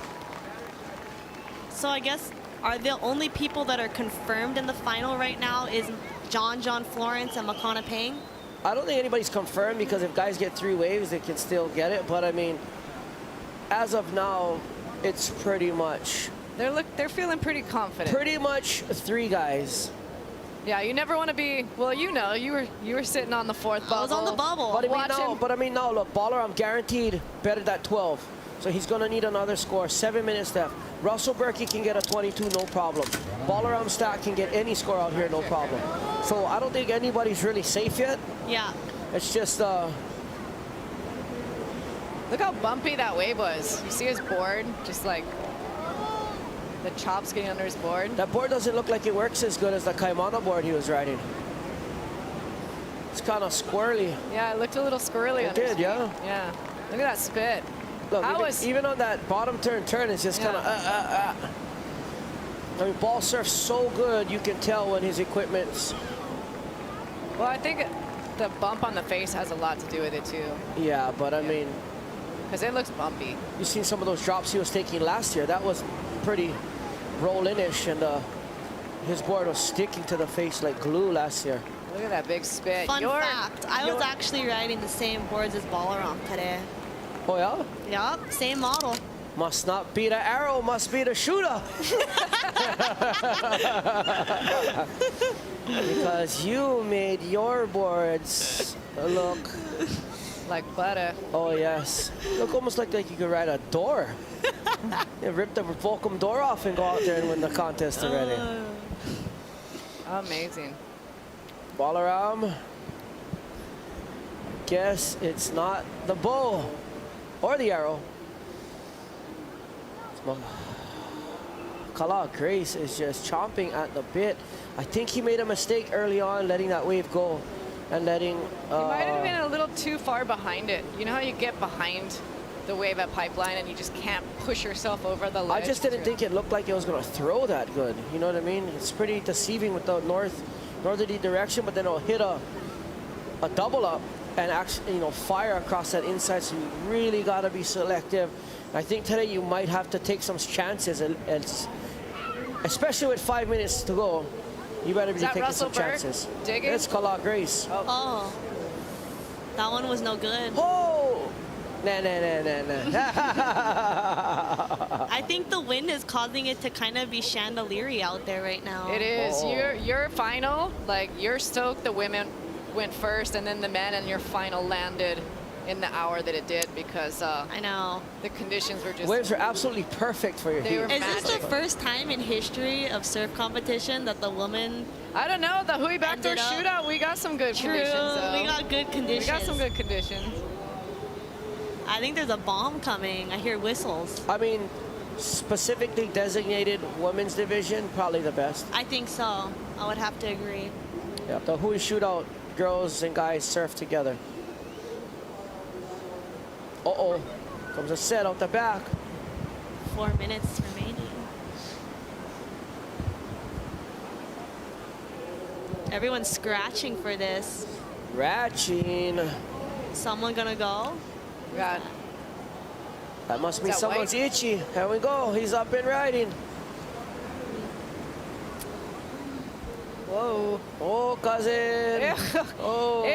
It gets ugly in that inside. Yeah. Just a big mess. I got pounded earlier, actually. That's actually Pipeline's mother-in-law in there. Where did he come up with these jokes? He's got the zingers. She's kind of angry every once in a while when she shows up. She's not always there, but when she is there, oh, you know, don't mess around. Nobody really likes to hang out for the holidays. I mean, look at that. Yeah, just kind of wonky, kind of sketch right now. Pretty sketch, not very open barrels, kind of crumbly. Hopefully for the final, clean up a little bit. The only kind of crumble that I like is a crumble cookie. I knew you were gonna say that. I thought you were gonna say apple crumble.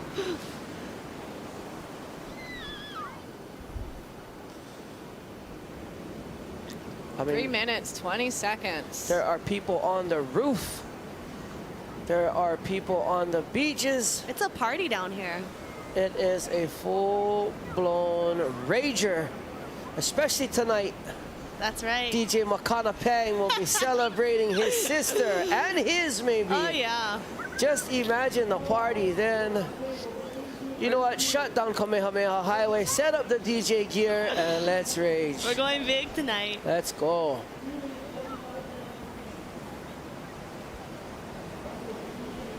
Ballroom stock, there we go, 28.7. We've seen a few of those today already.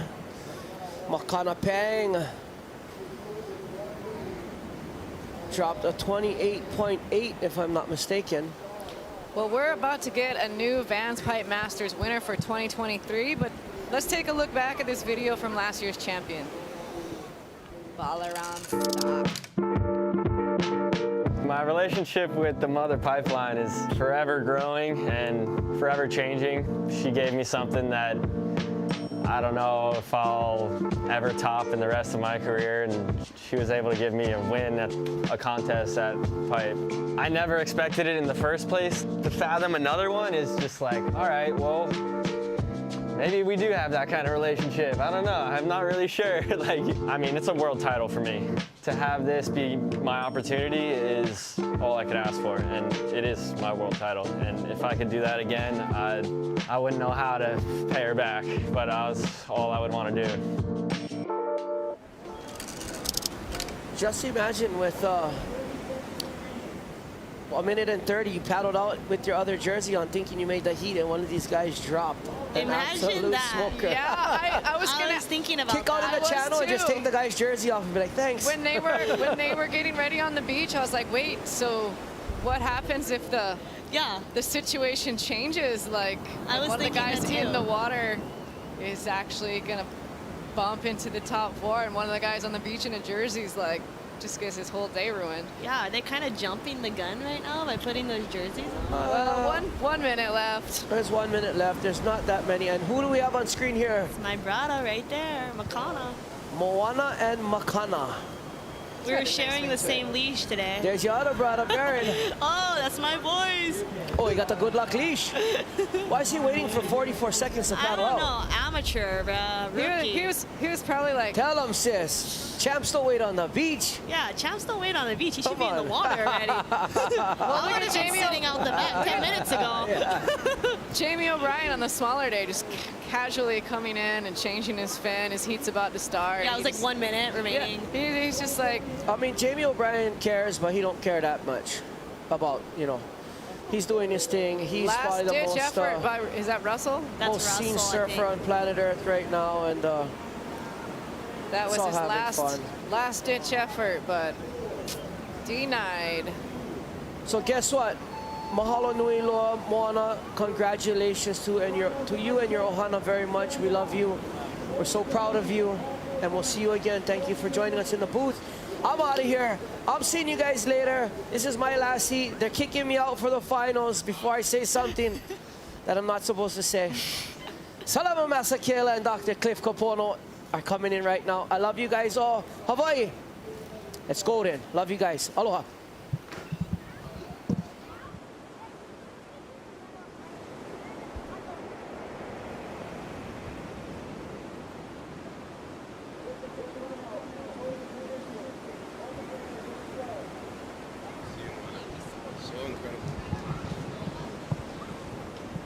Here we go. All Hawaiian men's final. John, Florence, Makana Pang, Billy Kemper, and Seth Moniz. Incredible performance from Makana Pang in heat 8. To jump his way up.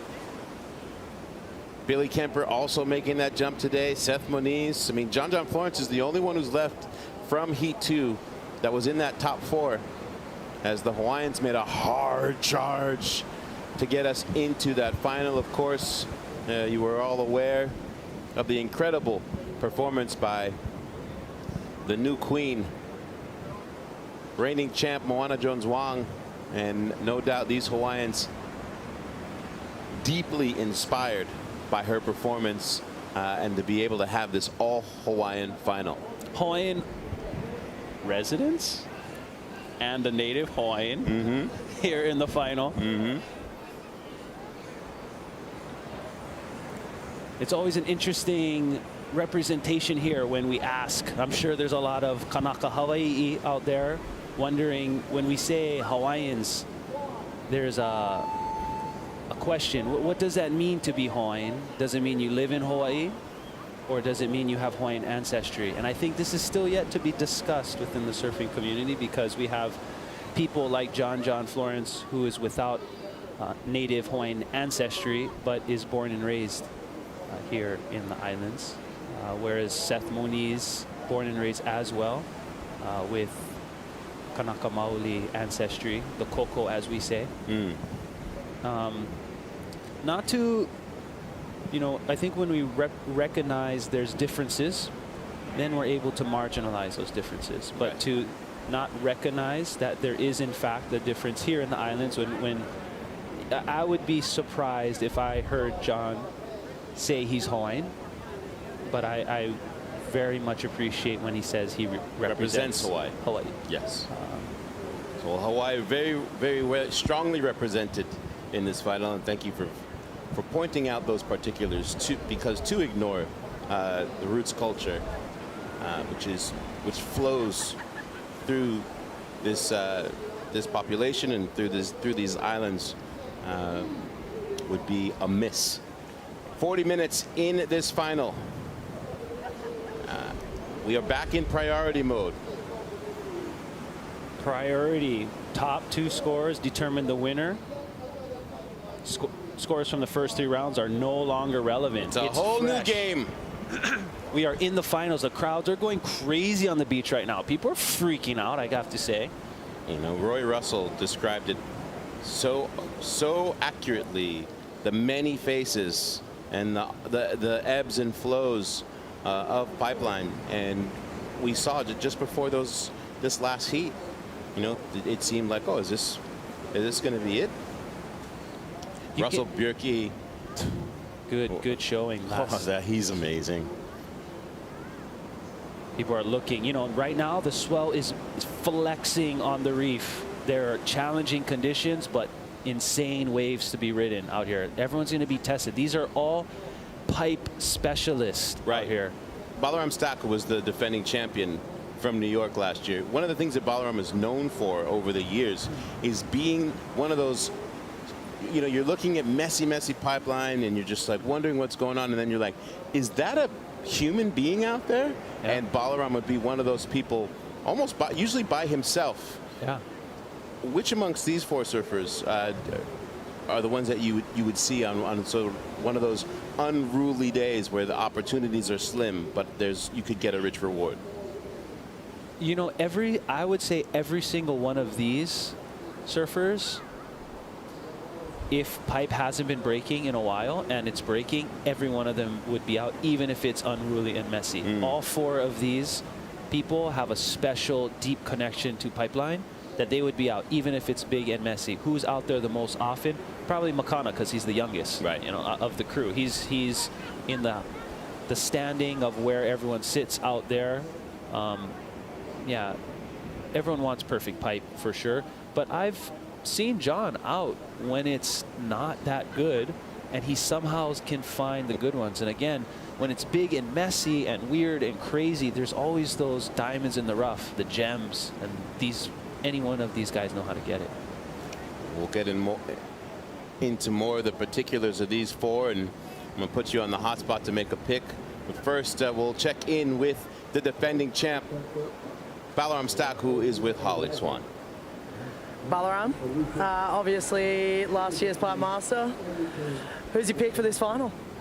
Makana Pang all day. I would love to see that dude go and fucking take it out, especially with the field he's got with him right now. I'll be stoked. Yeah, and how was it out there? The conditions are obviously big and gnarly. Man, it was big, it was gnarly, it was everything you can fit into those 2 words, and like, I don't know, it was fun giving it a try. It was like, either you're not catching a wave, or you're going over the falls, or you might get a good one, and like, kind of got a little in between of all that, so I don't know, it was fun. I had a great time fucking trying, and I mean, I heard before I went out, my brother's grounds, I got 2 nieces and a nephew, Cohen, Serafina, and Caden.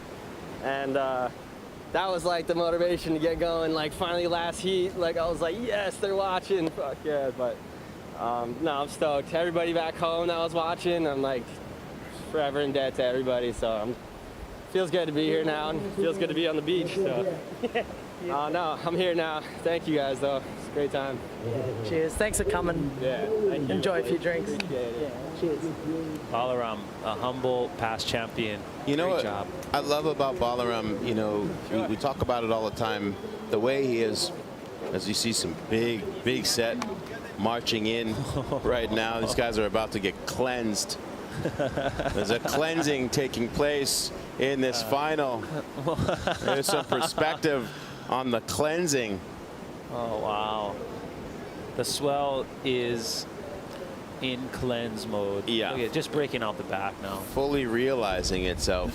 You see those videos of John doing those duck dives where he goes underwater all the way across a pool. And you wonder if he's able to apply some of that right now as all 4 surfers getting flexed on. But back to Balaram Stack.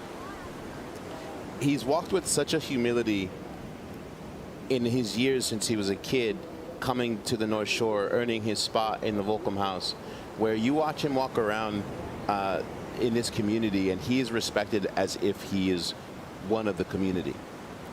Yeah, he's the honorary Hawaii resident here. I think spending time, and also again those big and messy days, he's out there by himself when the people are out surfing Pe'ahi, Jaws, Waimea, outside different places. He's out here at Pipe waiting for it to just get small enough where it's not just washing through like what we're seeing here. The question is it better to duck dive or do you bail on the second? I didn't see anyone bail their board. I think I seen Makana bail. Did Makana board, bail? Or someone did. You know, sometimes.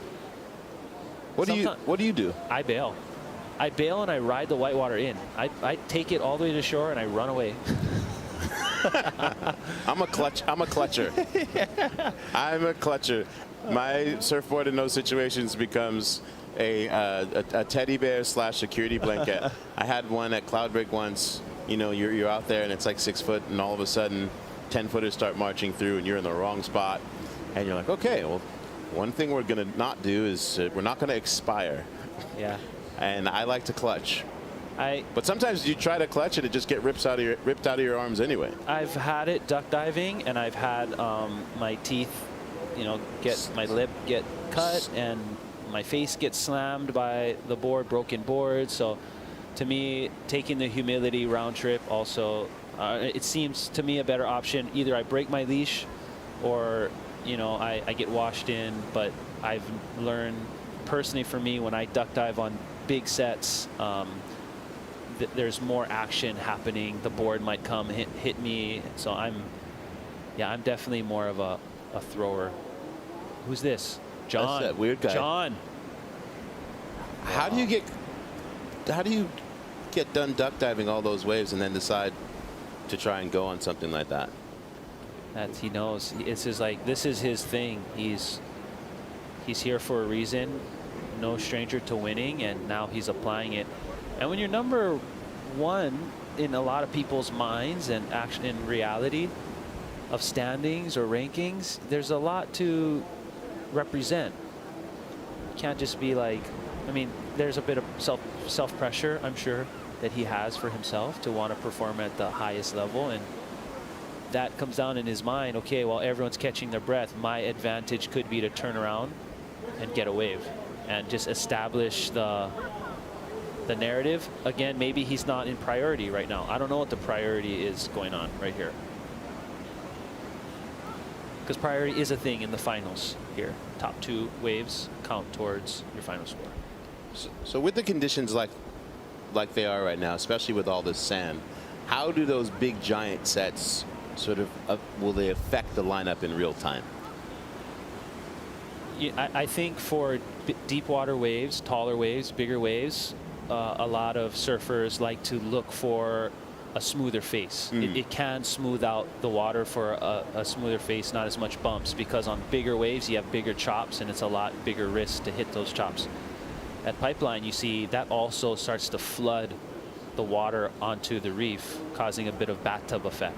So it's not set in stone that, okay, let the first one go and the second one's going to be smoother. There might be too much water now from the previous wave coming in, and now you don't have that same amount of draw off the reef. It could affect negatively what the face looks like. Yeah, we saw like during one of those really big sets in the last heat, in that heat 10, like 3 foot side waves running from south to north across the reef. All right.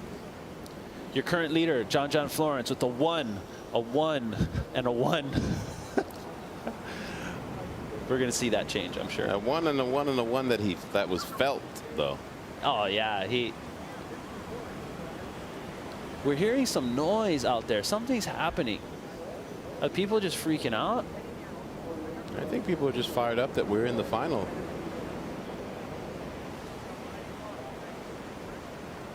Great performances today from, John Florence to just put himself out of reach, basically, from a Hunger Games perspective of being taken out. But brothers, Makana Pang, Billy Kemper, Seth Moniz all came in to the day knowing that they needed a wave, and they set their intention, and they were able to accomplish that. I mean, it's, everyone on the North Shore, whether they competed, they are no longer in the finals, in the running, to the people who haven't got in the contest, who we know as part of this competition deserve a spot to be here. The Shaden Pocaros and the Ayala Stewarts that are out there who put time and time again, the Sheldon Paishans that are, working their way to show they deserve a spot. They're watching this too, and they're stoked. Everyone is rooting for someone. You got multiple generations here that are represented in this lineup, in this final, from John to Makana, Billy, and Seth. People from town, country. You got Outer Island. We got people who are from the young, fresh crop. It's a killer representation to see who you're rooting for. Everyone on the North Shore is probably tuning in, listening, and that's exciting. It's exciting to see at least a community is now represented in a really interesting way. It's not complete, but at least everyone is at least 1 degree of separation between everyone here in the finals. Well said. Well said. And one of the things I really appreciate in getting to commentate with you is your ability to really put into context the working parts of what culture looks like here in the islands. It's so easy to have a skewed point of view from the outside looking in, not really understanding the culture. And so I just appreciate all the different manners in which you're able to explain and learn people, if you will, on what it means, and also so that people can when they come to the islands, it strengthens their ability to show the proper type of respect when visiting this incredible place. Well, we appreciate this opportunity to have a celebration in this makahiki season that we're in, the time of celebrating agriculture, fertility, peace, but it's also a time to showcase sportsmanship. Makana Pang dropping into something that didn't quite materialize. In the Hawaiian culture, traditionally, we have a 9-month, semi-9-month period of war season, where the chiefdoms battle for mana, we call, and that word, if those surfers out there, we talk about this mana, loosely translated the spiritual power, but this mana is this kind of intangible thing that exists not just in humans, but in the waves, in the reef, in the wind, in the rocks, in the trees. It's something that is transferable, and it's a feeling, and that's something that maybe people describe when they come to these islands. They feel this mana, and this wartime, these 9 months out of the year, you're trying to elevate your ability to acquire the most amount of mana through war is one aspect that is allowed. But in these 3 months of makahiki season, which we're in currently, it's about a different way to acquire mana, sportsmanship, celebrating your value. And these makahiki games were put forward where people would showcase their efforts, and this is one expression, a modern day expression of that. So we're very fortunate to have this opportunity. Whoa, Billy Kemper. Remember, Billy competing with that broken 5th metatarsal in his left foot. So every time he takes off on a wave, he's doing the best he can to not make things worse. He just gets greeted, if you will, by that wave.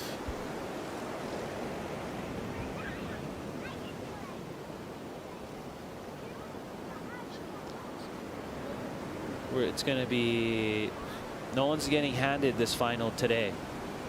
Whoever wins this is working for it. As more sets out the back come in. See the Hawaiian Water Patrol just coming in to make sure that Billy's okay.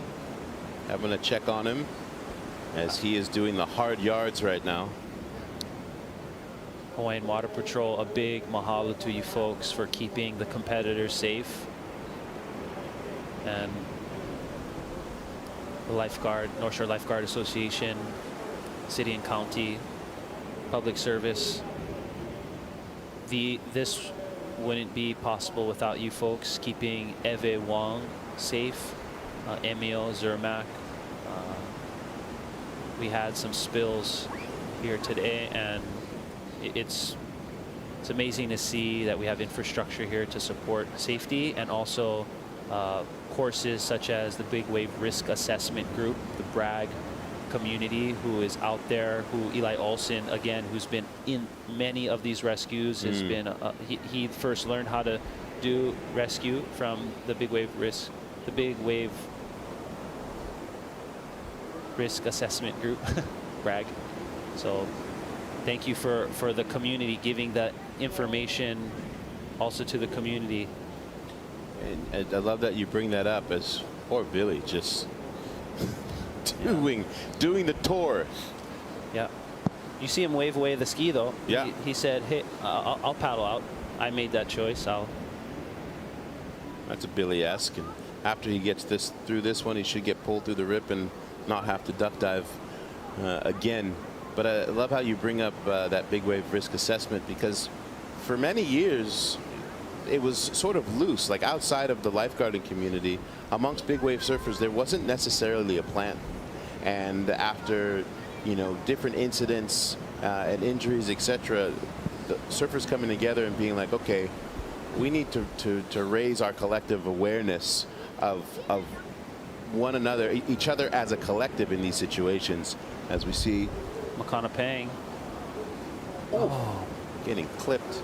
And it's been great to watch the way that has evolved, not just from the life-saving perspective, but also in the work for all of these surfers to learn the breath work, do the underwater work, what happens in bad situations, to make sure that everyone is as fully equipped as possible for this level of surfing. The strategies are definitely not very clear out here during this heat. We have people waiting, but we also have people, so far it seems like Seth didn't try to grab something. He's waiting, trying to be patient, trying to pull from his family's experience. Son of legendary surfer, Uncle Tony Muniz. Seen lots of shots of Tony Muniz on the beach, all smiles. What a legend. Such a kind human. Whole family. Kind human, but Uncle Tony, he had to work to get to where he is to be that legend status. He's I always was pretty nervous around Uncle Tony. Oh, first time I met him, I couldn't even look him in the eye. I was just like, oh, but you're not just in the movies. Yeah, right. I mean, he had these pogs with. It was, if you got the Uncle Tony pog, like I remember having them, and they were like gold to me. I don't know. I'm sure the younger generation doesn't know what pogs are, but like bottle caps, it's like a game. And here's the road to how our 4 finalists made it in. And on day 1, John Florence was doing John Florence things at Pipeline. Wow, look how perfect that looks. Can't believe that was the first day. But also Makana Pang today doing what he had to do to get to the final. Very similar to how Kaulana did last year in the dire heats of the day, just staying true, holding his line and finding those waves gifted to him. Love that GoPro perspective. This was Billy Kemper, caught 1 wave in his first heat, and he made it count. Yeah, this was a wide tube that he just opened up saying, yeah, I have a broken foot. Opting to ride the 6'8" instead of his normal 6'4", 6'6". And Seth just doing the work, getting really underlip, riding a little bit longer board, but navigating out through these barrels. That wave was insane. I mean, that's what gets you to the finals here, being able to navigate. And for those who didn't watch the entire contest and are just tuning in for the finals, it was not easy.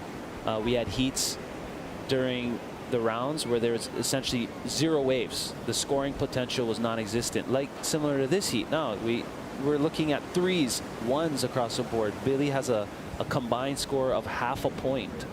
Makana Pang's wave that we saw, that was the only wave of its kind that came in his heat, and he seized the opportunity wholly.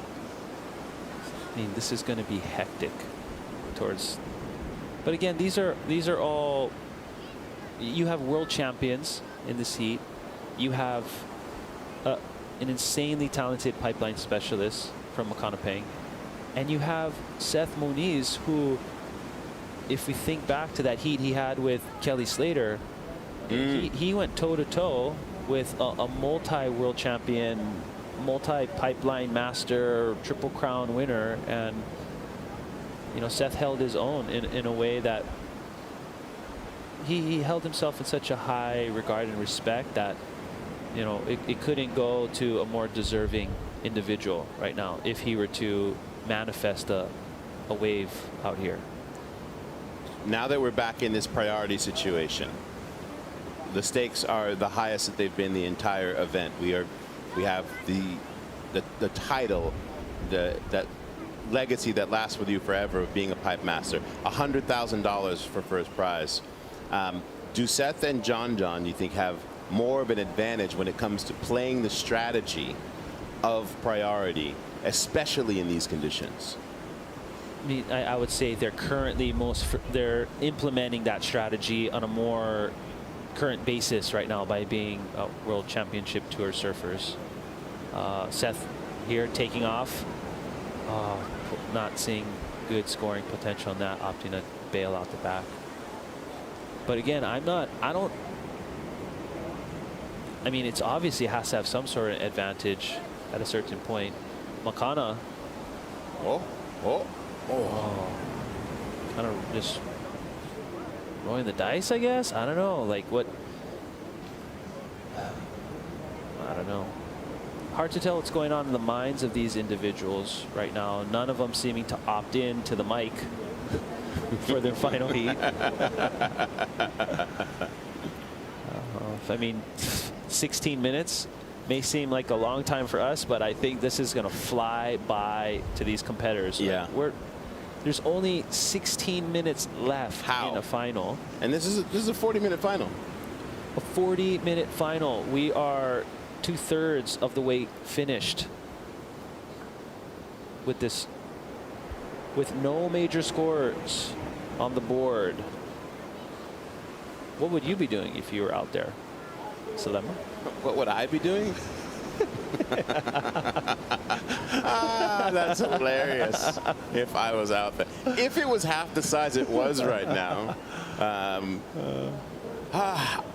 I don't know. I mean, oh, there's some sets probably coming out. We can hear the beach. What would they be doing? First Look at priority these. is red. Second priority This white. generation. Third priority black. Love it. Fourth priority blue. They're about to fire up the Barbie. Who do you think those guys are rooting for? Makana. I mean, that's the closest to their age group. I'm sure. They're like, oh, maybe Uncle John might bring in Uncle Billy. Throw yourself in this heat right now with 14 minutes to go and everything that we discussed on the line. What are you looking for? I can't even imagine even being out there amongst these surfers. But if I was to, in some alternate universe in space, to be alongside of these amazing, talented humans, I probably would be just sitting out the back, waiting for one wave. Something similar to getting an opportunity like what Harry got or what Balaram got, or, you know, just essentially what Caius got. You know, at this point, I just Russell Bierke, like at a certain point, all these guys want to win, I'm sure. Like we're getting a good wave up pipe with 4 people out, that could make your life, really. I am wondering where our priority situation is right now. I know Seth is probably in the back of the pack. I'm sure our production team will let us know. I believe Seth was the last person to go on a wave. You can really see that wind swell now coming from the northeast, those ribs. That's a surface swell, getting a bit of surface current, pushing people down towards off the wall, that if you see they're continuously paddling, and it's also pushing them in, which you've seen a lot of surfers are getting caught throughout the day. They sit, they think they're in the spot, and this wind just kind of keeps pushing them into the impact zone. You're always got to think ahead. Yeah. And I'm sure that's going through the minds of these surfers. Okay, how do I stay? But all these surfers are from the generation of sitting underneath the double up. Right. These aren't roll-in specialists that are also amazing, incredible surfers out at Pipeline. This is the crop of sit underneath it, so they don't want to paddle too far out, and they might be riding shorter boards to make sure they. John Florence going around it, reading it. I mean, there he's you go. that guy. He is that guy. Did you see how he made sure once he saw that first section wasn't going to offer? He's like, all right, I'm going to go around this thing and maximize whatever points I can get. Yeah. I mean, if you look, he didn't just pull off the takeoff into some crumbler. He looked at it, went around it, waited to find that barrel. Again, that's just experience, knowing, okay, at this time, I got to get busy. I got to do something. What if a set doesn't come? Is it enough to win? I don't know. Probably not. Seth. Now, here's a weird thing that I'm going to say. It might be enough to win, given these conditions. This all comes down to that 45 on, 45 off. You know what? And if you wonder now if he might sit just a little bit more to the north and try to get some weird wide one that comes underneath to chuck an air, do a couple of turns, and stay away from the pack. Oh, and just going like right? that. Oh, John going backdoor. Wow. I mean, this is just he knows what he's got to do. You know, I laugh because people forget like how tenacious of a fierce competitor John is, because he doesn't wear it in his face. He's not vocal with it, but he's so focused. As we saw him be like, all right, you guys paddle back out. I'm going to sit on the inside and back this thing up. Makana Payne going in. Let's go. Driving. Falling. Smoked at the end. You can almost see maybe the years of experience in here. You have Makana. I'm going to go. I'm going to catch all. He is the most waves caught so far, which also gives him the most potential to get a high score. And then you have John recognizing, let me just put something on the board. This format is what John does for a living to win world titles. Yeah. And when that's what you do for a living, like you saw it, and you're also the best in the world, you do this. Taking the lead with a 12.5 for his last wave. You know, when you see the waves that are coming in, but you know, okay, these smaller backdoor waves, just get deep and get out. He's stoked. Makana looking for better quality waves, but a little bit of imperfection. I don't know what happened there at that very end. Let's take a look. See the foam ball just gobbled up his board. Waiting on the scores for Makana. As John paddles back out, I think now he's thinking, okay, now let me wait for a good wave. You know, just strategy where he can be patient, wait for something big and weird, knowing that he's put pressure on the rest of the field to get 2 waves. Yeah. Remember, for the last 3 rounds, excuse me, it's been, you know, I can get a wave here, a wave there. Now we're back to like, you got to stack these 2. You know, but you can't count out anybody in this moment. A single wave, a single mediocre wave will propel any one of these competitors into the top seed. Into the mix. But now John is at a combined 30. We're looking at 18 and a 12.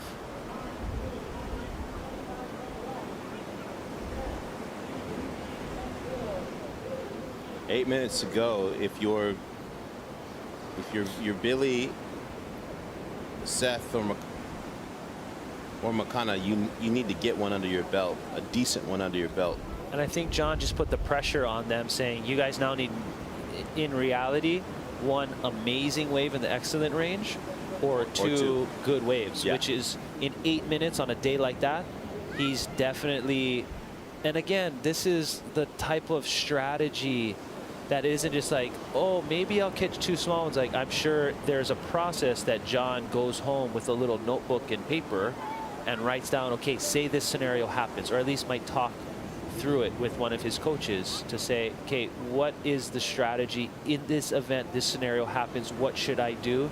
And you know, no doubt, he's drilled this 1,000 times. He had this heat already before it happened. You know, this is just one variation potentially, and this is all speculating because I don't really know how freakish he is in all of this stuff. But I could imagine, and I wouldn't be surprised, because you kind of, people who are successful in their life, they do this in whatever profession or path they choose. They have multiple scenarios that they have planned out, and they wait for each one to present itself, and then they execute. Makana, he's just going big on these closeouts. He's trying to secure something. Well, you said it before. You'll see the difference in energy from that sort of measured, calculated, to Makana just being like, I'm gonna throw myself over as many of these things as possible, and I'm gonna get that wave. You know, you can feel the tension pooling as, why is Billy and Seth, their game plan must be, we're waiting for good ones. So if that situation happens, again, we don't have the priority in front of us, so we don't really know how this strategy is really playing out.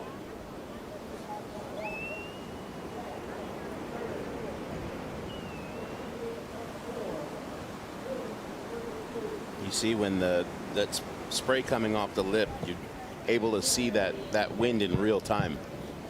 Yeah, that's the wind that's moving now, more from the north than from the east. The pristine conditions out here at this coast along the North Shore are southeast winds. This is coming from the northeast. We see winners battling out through the wind First place, $100,000. Second place, $75,000 for second place. That's, yeah, we talk about that 100 grand the whole time, but that's 75 for second, 50 for third, and 25 for fourth. All strong difference-making funds in a professional surfer's life. Of course, John, the only former pipe master in this field. Seems they're now all clumped together out there, with Billy trying to separate himself from the pack and maybe Seth following him a bit. 5 minutes left. Wow, this is... How? I demand a recount. How?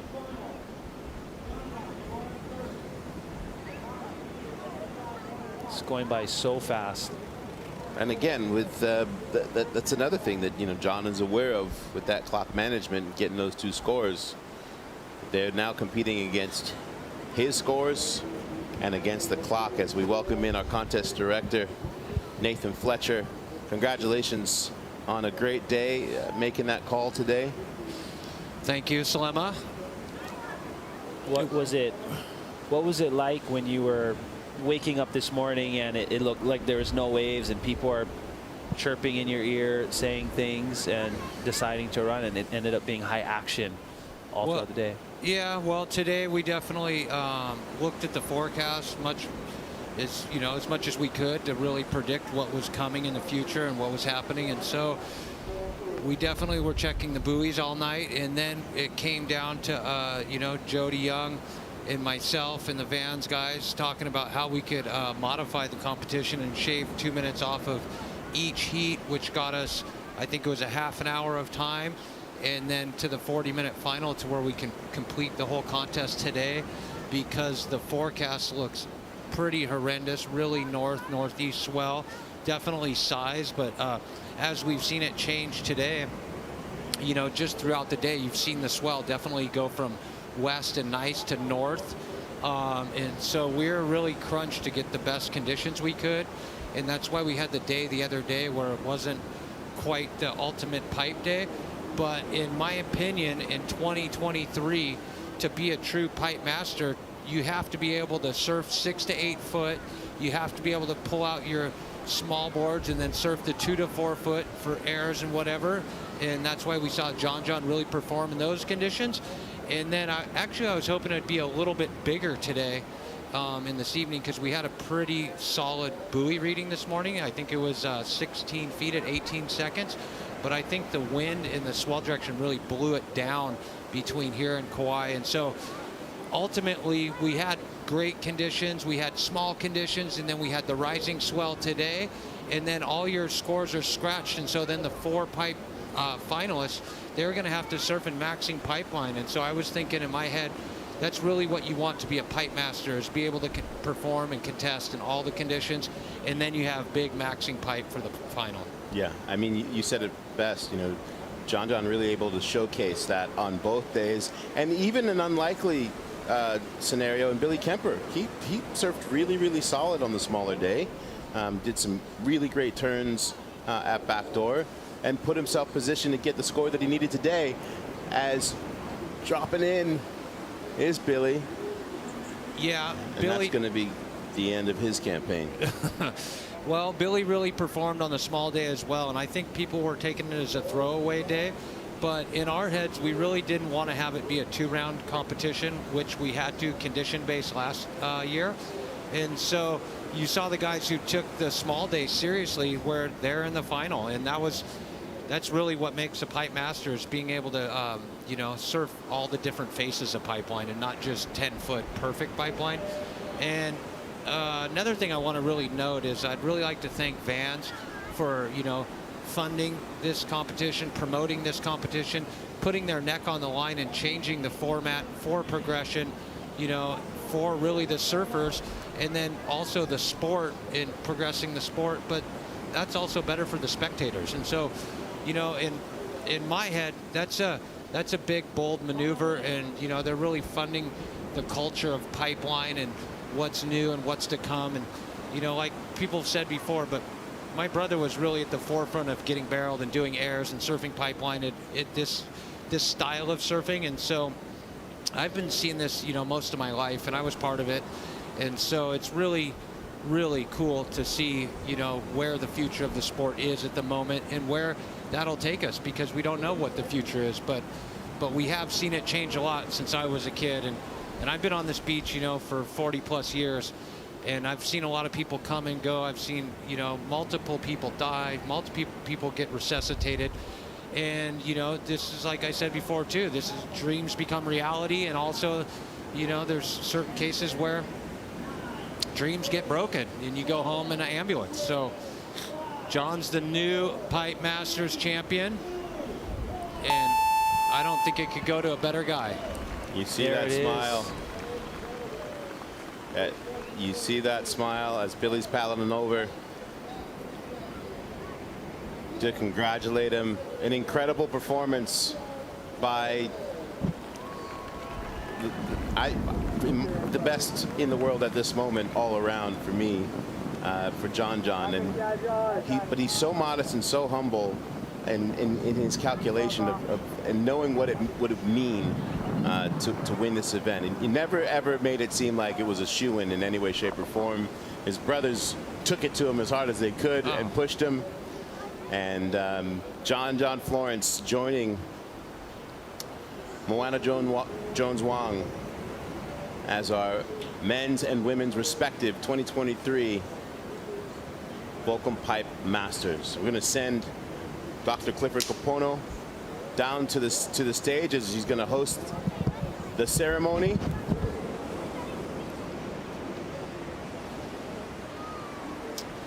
I gotta say, you know, what a win. That must feel really good for John.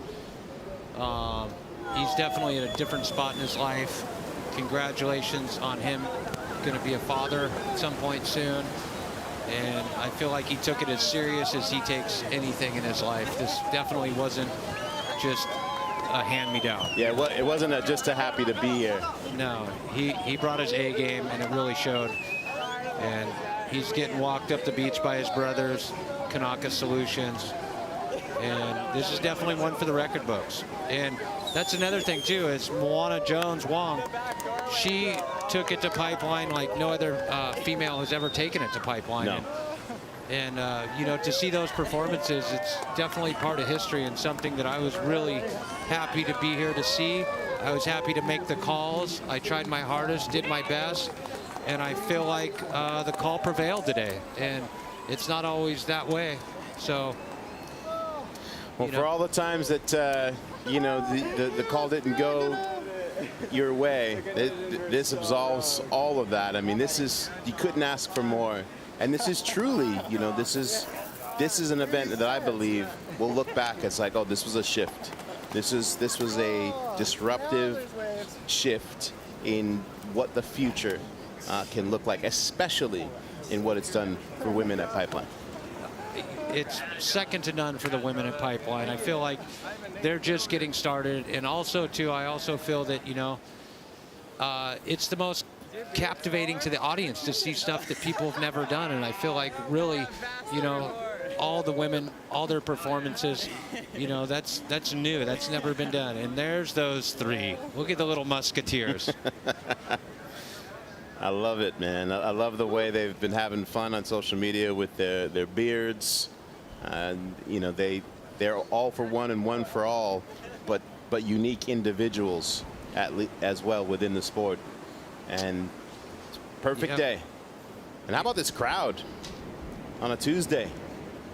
On a Tuesday. You know, the one funny thing is you'll probably see Ivan at the skate park today after the contest because he has definitely put his time in at the skate park.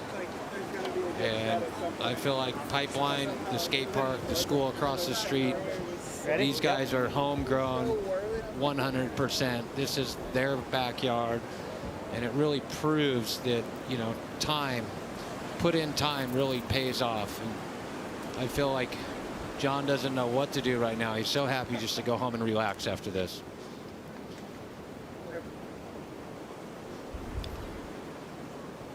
Well, we'll find out what he's going to do and where his mind's at, because he's with Holly right now. Yeah, John just came in from his second surf ever at Pipeline. How's that feel? Oh, it feels so good to. Those ones are so hard. Those types of heats when it's just there's not a lot of good waves. It's a grindy heat, so it feels good to win it. But it was tough. I wanted to have a good battle with everyone, and just the right waves didn't come. Yeah. But I'm stoked. Yes. It was so good to watch. Congratulations. Thank you. Fantastic. Thank you. The smile says it all. And I'm sure Mama Florence right now is smiling really big. I mean, the manner in which she helped to set the path for these boys from the time that they were yay high to say this is your life. She really put him here. Like this was destiny, and it's funny because she almost knew that it would happen, but you could never know. But I remember watching John when he was just a little kid, and you really knew. You could see the difference in his surfing. And then there was a little period when he was about 14 or 15 where people speculated this and that. And I remember going on a boat trip with him, and he was a little guy. And then the next year we went on the boat trip, and he was 16. And once he turned 16, you knew that he was going to be the best in the world. Yeah. For a kid to be sort of ordained at a very, very young age as the second coming of Kelly Slater, to be mentioned in the same ranks as Andy and Tom Curran, etc., and to be on the cover of Surfer Magazine at 12 years old, that's a lot to live up to. And a lot to live up to, especially coming from such a small island. And what he's done with it, with each time he's continued to fulfill another prophecy, it hasn't shaken him. He's had this ability to stay centered, despite all of the, we didn't even talk about all of the injuries that he's gone through that could have ended his career. It's just great to watch and see where he's at.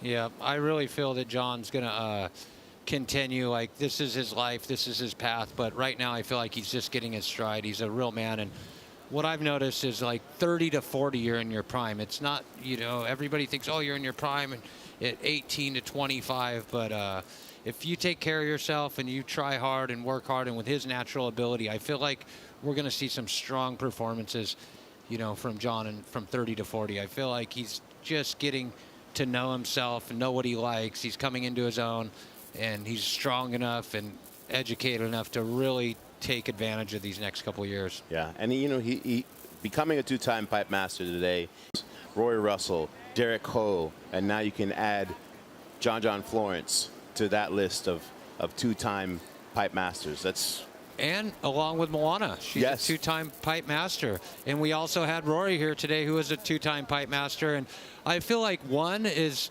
something, but when you do two, it really, your spot is like a true pipe master. Indeed, it does. It has been an incredible 3 days. I think they are waiting for you. Me? On the beach. Oh, I'm out. Yeah. We love you, Salema. I love you. Oh, you're staying. Holly, you're wrong. Holly came in here and tried to. Holly came in and she almost threw the post show. She tried to steal your company. I'm not doing this by myself. Well, let's take a look at how this thing all started, huh? This morning, you made the choice to trust the buoys. I did make the choice to trust the buoys, and I also made the choice on the forecast as far as, looking to see in the future and what the capabilities were of maybe having all women in a women's final today and then going into men another day with a men's final. But that just really wasn't an option. I felt, with the conditions we had all the way up to Harry Bryan's wave was phenomenal pipeline. It definitely got tricky later on, but you can't control the weather. And, you can't control the forecast. So we did our best. We tried to get everybody out there. And as good as, and Moana is just an absolute beast. I got to tell you. I mean, you can see that this is before the sun has fully come up. Shortly before this, maybe an hour before this, it was flat. It was flat, but you knew it was coming because those buoys, they tend to not lie, and you can really trust. Forecasting, when it's a week out, that's just all speculation until it gets to be about 2 days away. Once the wind hits the water, you have a much better idea of what's going to happen, and then the waves hit the buoy. And when it hits the buoy, you really know. That was the Imai wave at backdoor, and it was just a festival all day. That was one of my favorite waves, was Reiaru. And, you know, he was right there. He just didn't get the exit, but the drop and the commitment, and then Harry's wave right there. The first 10. Reiaru's wave probably would have been a 10 as well. But that Harry Bryant wave was insane. The foam ball looked like it was CGI. He's really had, I mean, just I don't know, a string of luck or just destiny. But with his backdoor wave last year where he got that huge backdoor one, and then he's like the slow creeper guy to where it was like third round he got the 10. But I feel like those are two of the best waves of his life at Pipeline, 100%, and they both came in this contest.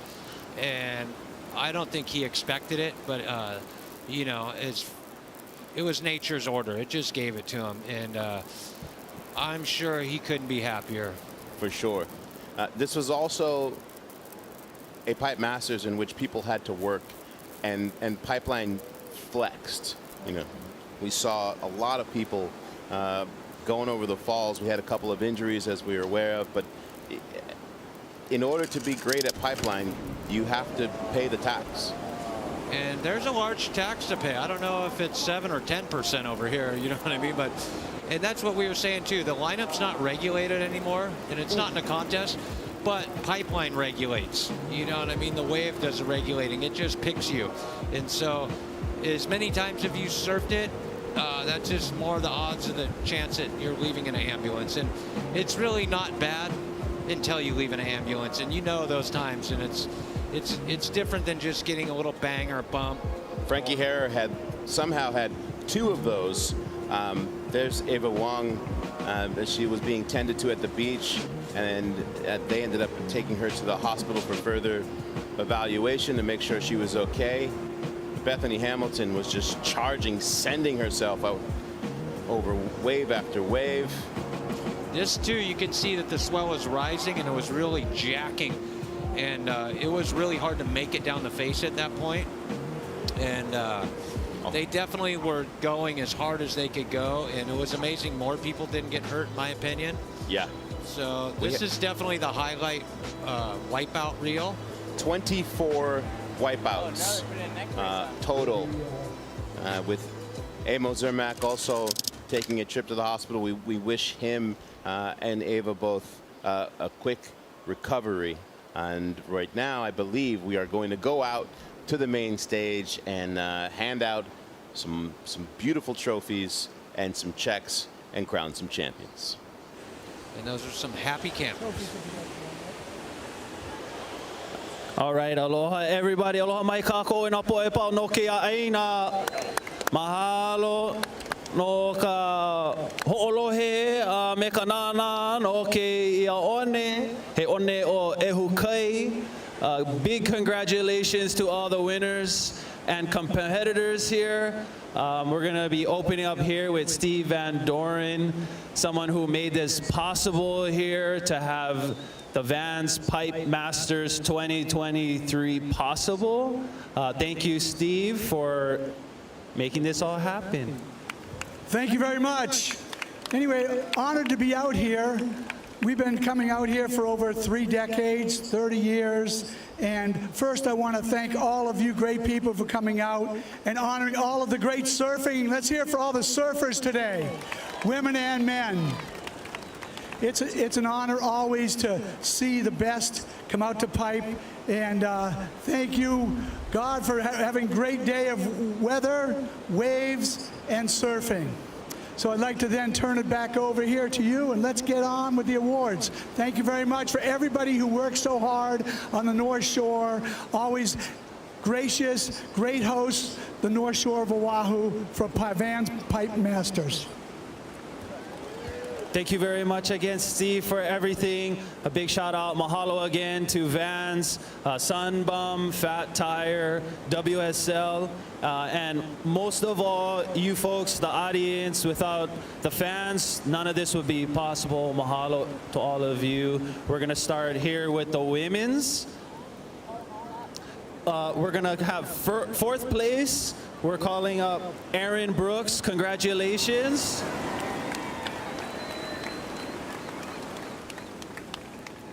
One of our youngest competitors in the event. a young Aaron Brooks demonstrating power, grace, and progress. Congratulations, Aaron.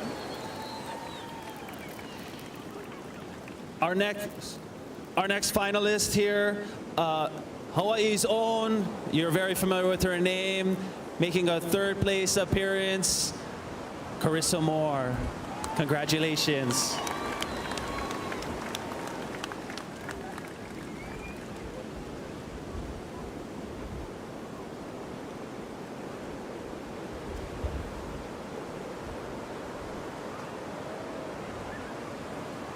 We know we've seen the results already, but we want to bring up an amazing performance by what many are calling some of the best backside pipeline riding we've seen in history. Molly Picklum, congratulations, second place. Incredible performance, mahalo.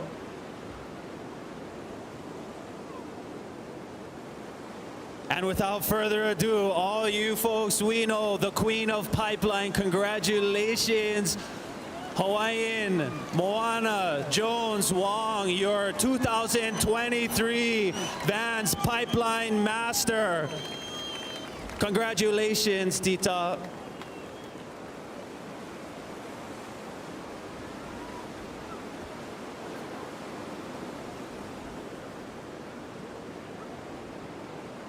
Let's hear it for all of our finalists for this year's Women's 2023 VANS Pipeline Masters Women event.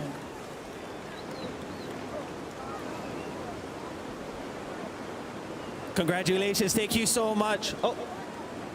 Moana, can you please come and we hear some words from our champion? You are now not only a pipeline master, but two times women pipeline masters, never been done before. You are now setting the stage for many, many men and women to look up to you as an amazing role model. Do you have anything to say? Yeah, first thing I would like to say is thank you, God, for keeping me safe out there, and Pipeline for sending me all the waves that I wanted, and thank you to my whole family, my community, and my friends, everybody that's down here today. Thank you for cheering us on, and all my other competitors. I'm super stoked and very grateful. Thank you. Congratulations. One more time, round of applause for your 2023 Pipeline Master, Moana Jones Wong.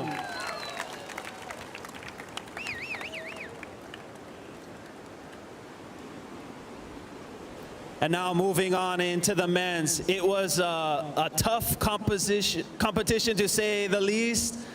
Challenging conditions, not very pristine, but to be a master of pipeline, we know that you need to see many faces of it.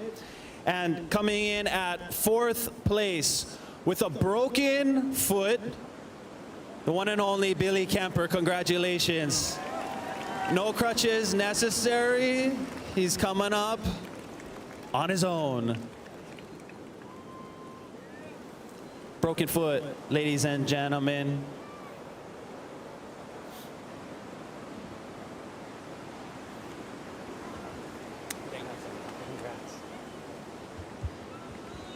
Third place. Challenging conditions, but we know this man is no stranger to finals here at Pipeline. Towns, Summer Street, Seth Moniz, 3rd place. Congratulations, Hawaiian.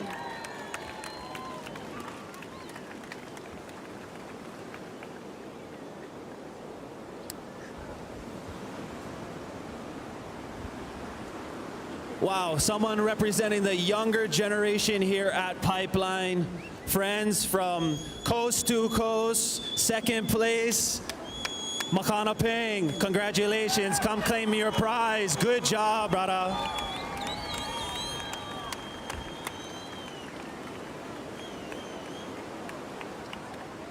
Coming right off a previous contest, coming straight into the Pipeline Masters final, 2nd place. Congratulations. And And without further ado, your 2023 VANS Pipeline Master, the one and only John Florence. Congratulations.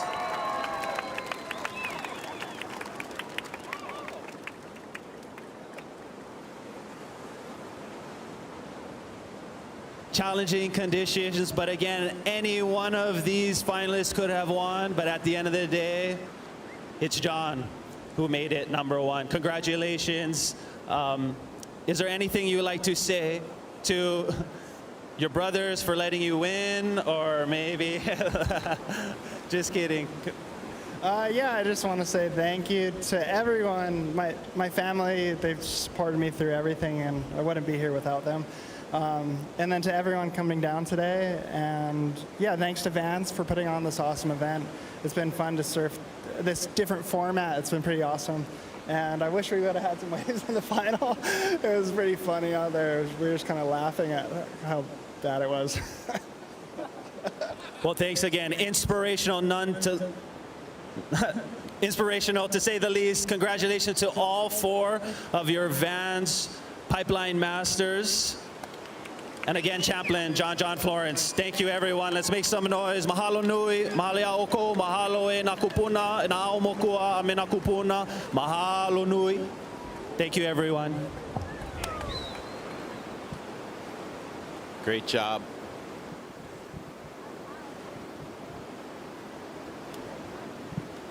A fantastic job hosting that ceremony by Dr. Clifford Kapono.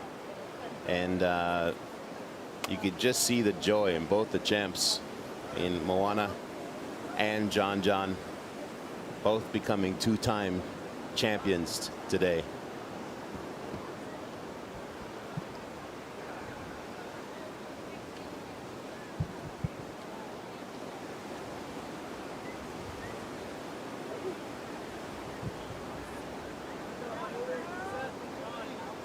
Today was watching these people push their limits and try as hard as they could, and really solidifying their dominance at Pipeline. Yeah, and again, as John pointed out, not in ideal conditions. And you could, there's sometimes in some sports, right, where things aren't going a competitor's way, or the field conditions, whatever, people might take a play off or just say, like, whatever, I'm over it. You didn't see that energy at all today. As the conditions deteriorated, these surfers only threw themselves more into harm's way, challenged themselves, trying to do their best they could to move forward in this event. And that, to me, was the heart, and I also think, like, the appreciation and belief of what this particular event means. Definitely, and what I really saw was, you know, the first 2 rounds were not lax, but because of this format, people were kind of surfing at a level. But man, once that 3rd day started, the excitement and the energy, and really it just had such a different feel to it today. I really feel like people came and really gave it their all today. There was no, you know, no slacking in effort, and today was something different. Once the 3rd round started, you really saw the guns come out. It wasn't a joke today. Yeah, I don't even think that it was a joke before. I think it was just, there's the format breeds a little bit more happy-go-lucky, right? It does, and then, but man, the 3rd round, there was not happy-go-lucky. No, all that was out the window, and you saw the leaderboard change so many times today where that's exciting. Yeah, you saw people just see it in their eyes to be able to get onto the leaderboard, even if they were 7th or 8th or whatever. All they needed, they were calculating scores, they were watching heats, and it was a little different vibe today than the last couple days, which I really like to see. So some contests, it's a lead up to that, you know, you get to the semis,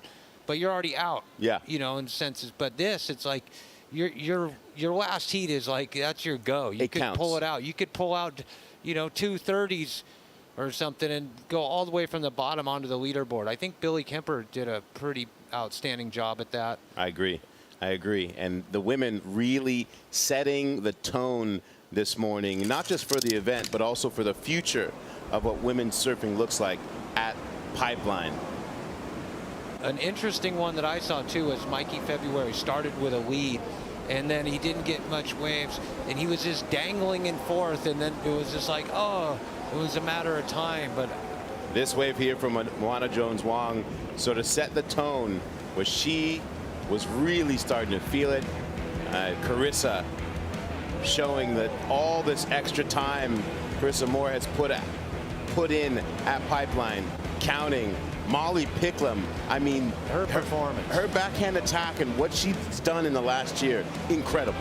My favorite part about Molly too was she didn't just get barreled, she came out and slammed the lip with, like, you know, I want to say pure aggression, but she didn't let anything go to waste. Aaron Brooks definitely put on a show. 16 years old, just weaving and threading. Yeah, this angle I really like right here. You could see her smiling in the barrel. Moana Jones-Wong just having all of the fun. And she said, you know, she really felt like the waves that she wanted came to her. It was funny the way the conditions kind of changed after her heat too. It was like, and also starting with the coin toss to where, you know, there was a little blunder there, but she didn't want to go in this heat. She wanted to be at this time, and you know, all that stuff really worked in her favor in the end. Yeah, the queen. The queen. She really lived up to that today. Amazing. It was amazing to be down on the beach. You can feel the energy. People were freaking out down there. I was like, oh, trying to do my best. You killed it. You did great. To Great keep job. up with it. I was like, no, you set the tone, speaking the language. Really, that was perfect energy. You killed it, man. Thank you. Thank you for you folks to be here. Thank you for Vans. Incredible. Thank you for you, Nathan, and the competitors most of all. Man, that was an incredible show. Thank you, Pipeline. Yeah. Well, we'll finish it off with, we just saw the women's role in their final. The men, much more challenging conditions, but they did all they could. Throwing themselves again. Nobody took this heat off. Yeah, and our prayers go out to Eve and Emio. Those two both left in an ambulance, and they really put it on the line. And like I said before, you really don't know what a real wipeout is or a real pipeline beating until you're leaving in an ambulance. Yeah. It really changes the tone. And not to mention the PTSD afterwards and trying to get back on the horse. Right. John really showing his local knowledge as well as his years and years of how to grind through a heat. As after that Pipeline wave, he sat just inside and said, let me see what's on offer here and stay away from the pack. Got this little backdoor runner. He kind of played that perfect because he got the left, which was a score, but then he got the right on the way out from the left. And he really showed his true competitive nature and how good he works under pressure. Indeed. Final thoughts, Dr. Clifford.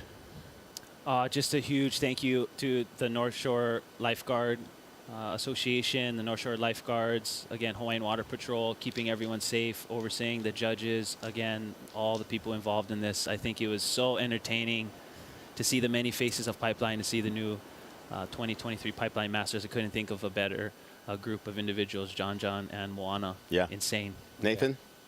I think that's, you know, I want to reference that too, as, you know, there's so many layers that go into this contest behind the scenes, you know, from all the Vans people, Jody Young, who puts on an incredible performance in her work, and none of this would happen without all these different, you know, Spectrum, the Vans, all the different sponsors, Fat Tire, WSL. Yeah, Kanaka. GoPro, Kanaka Solutions, a huge shout out to them. They hold it down strong. Nothing moves around the area. Everything is secured.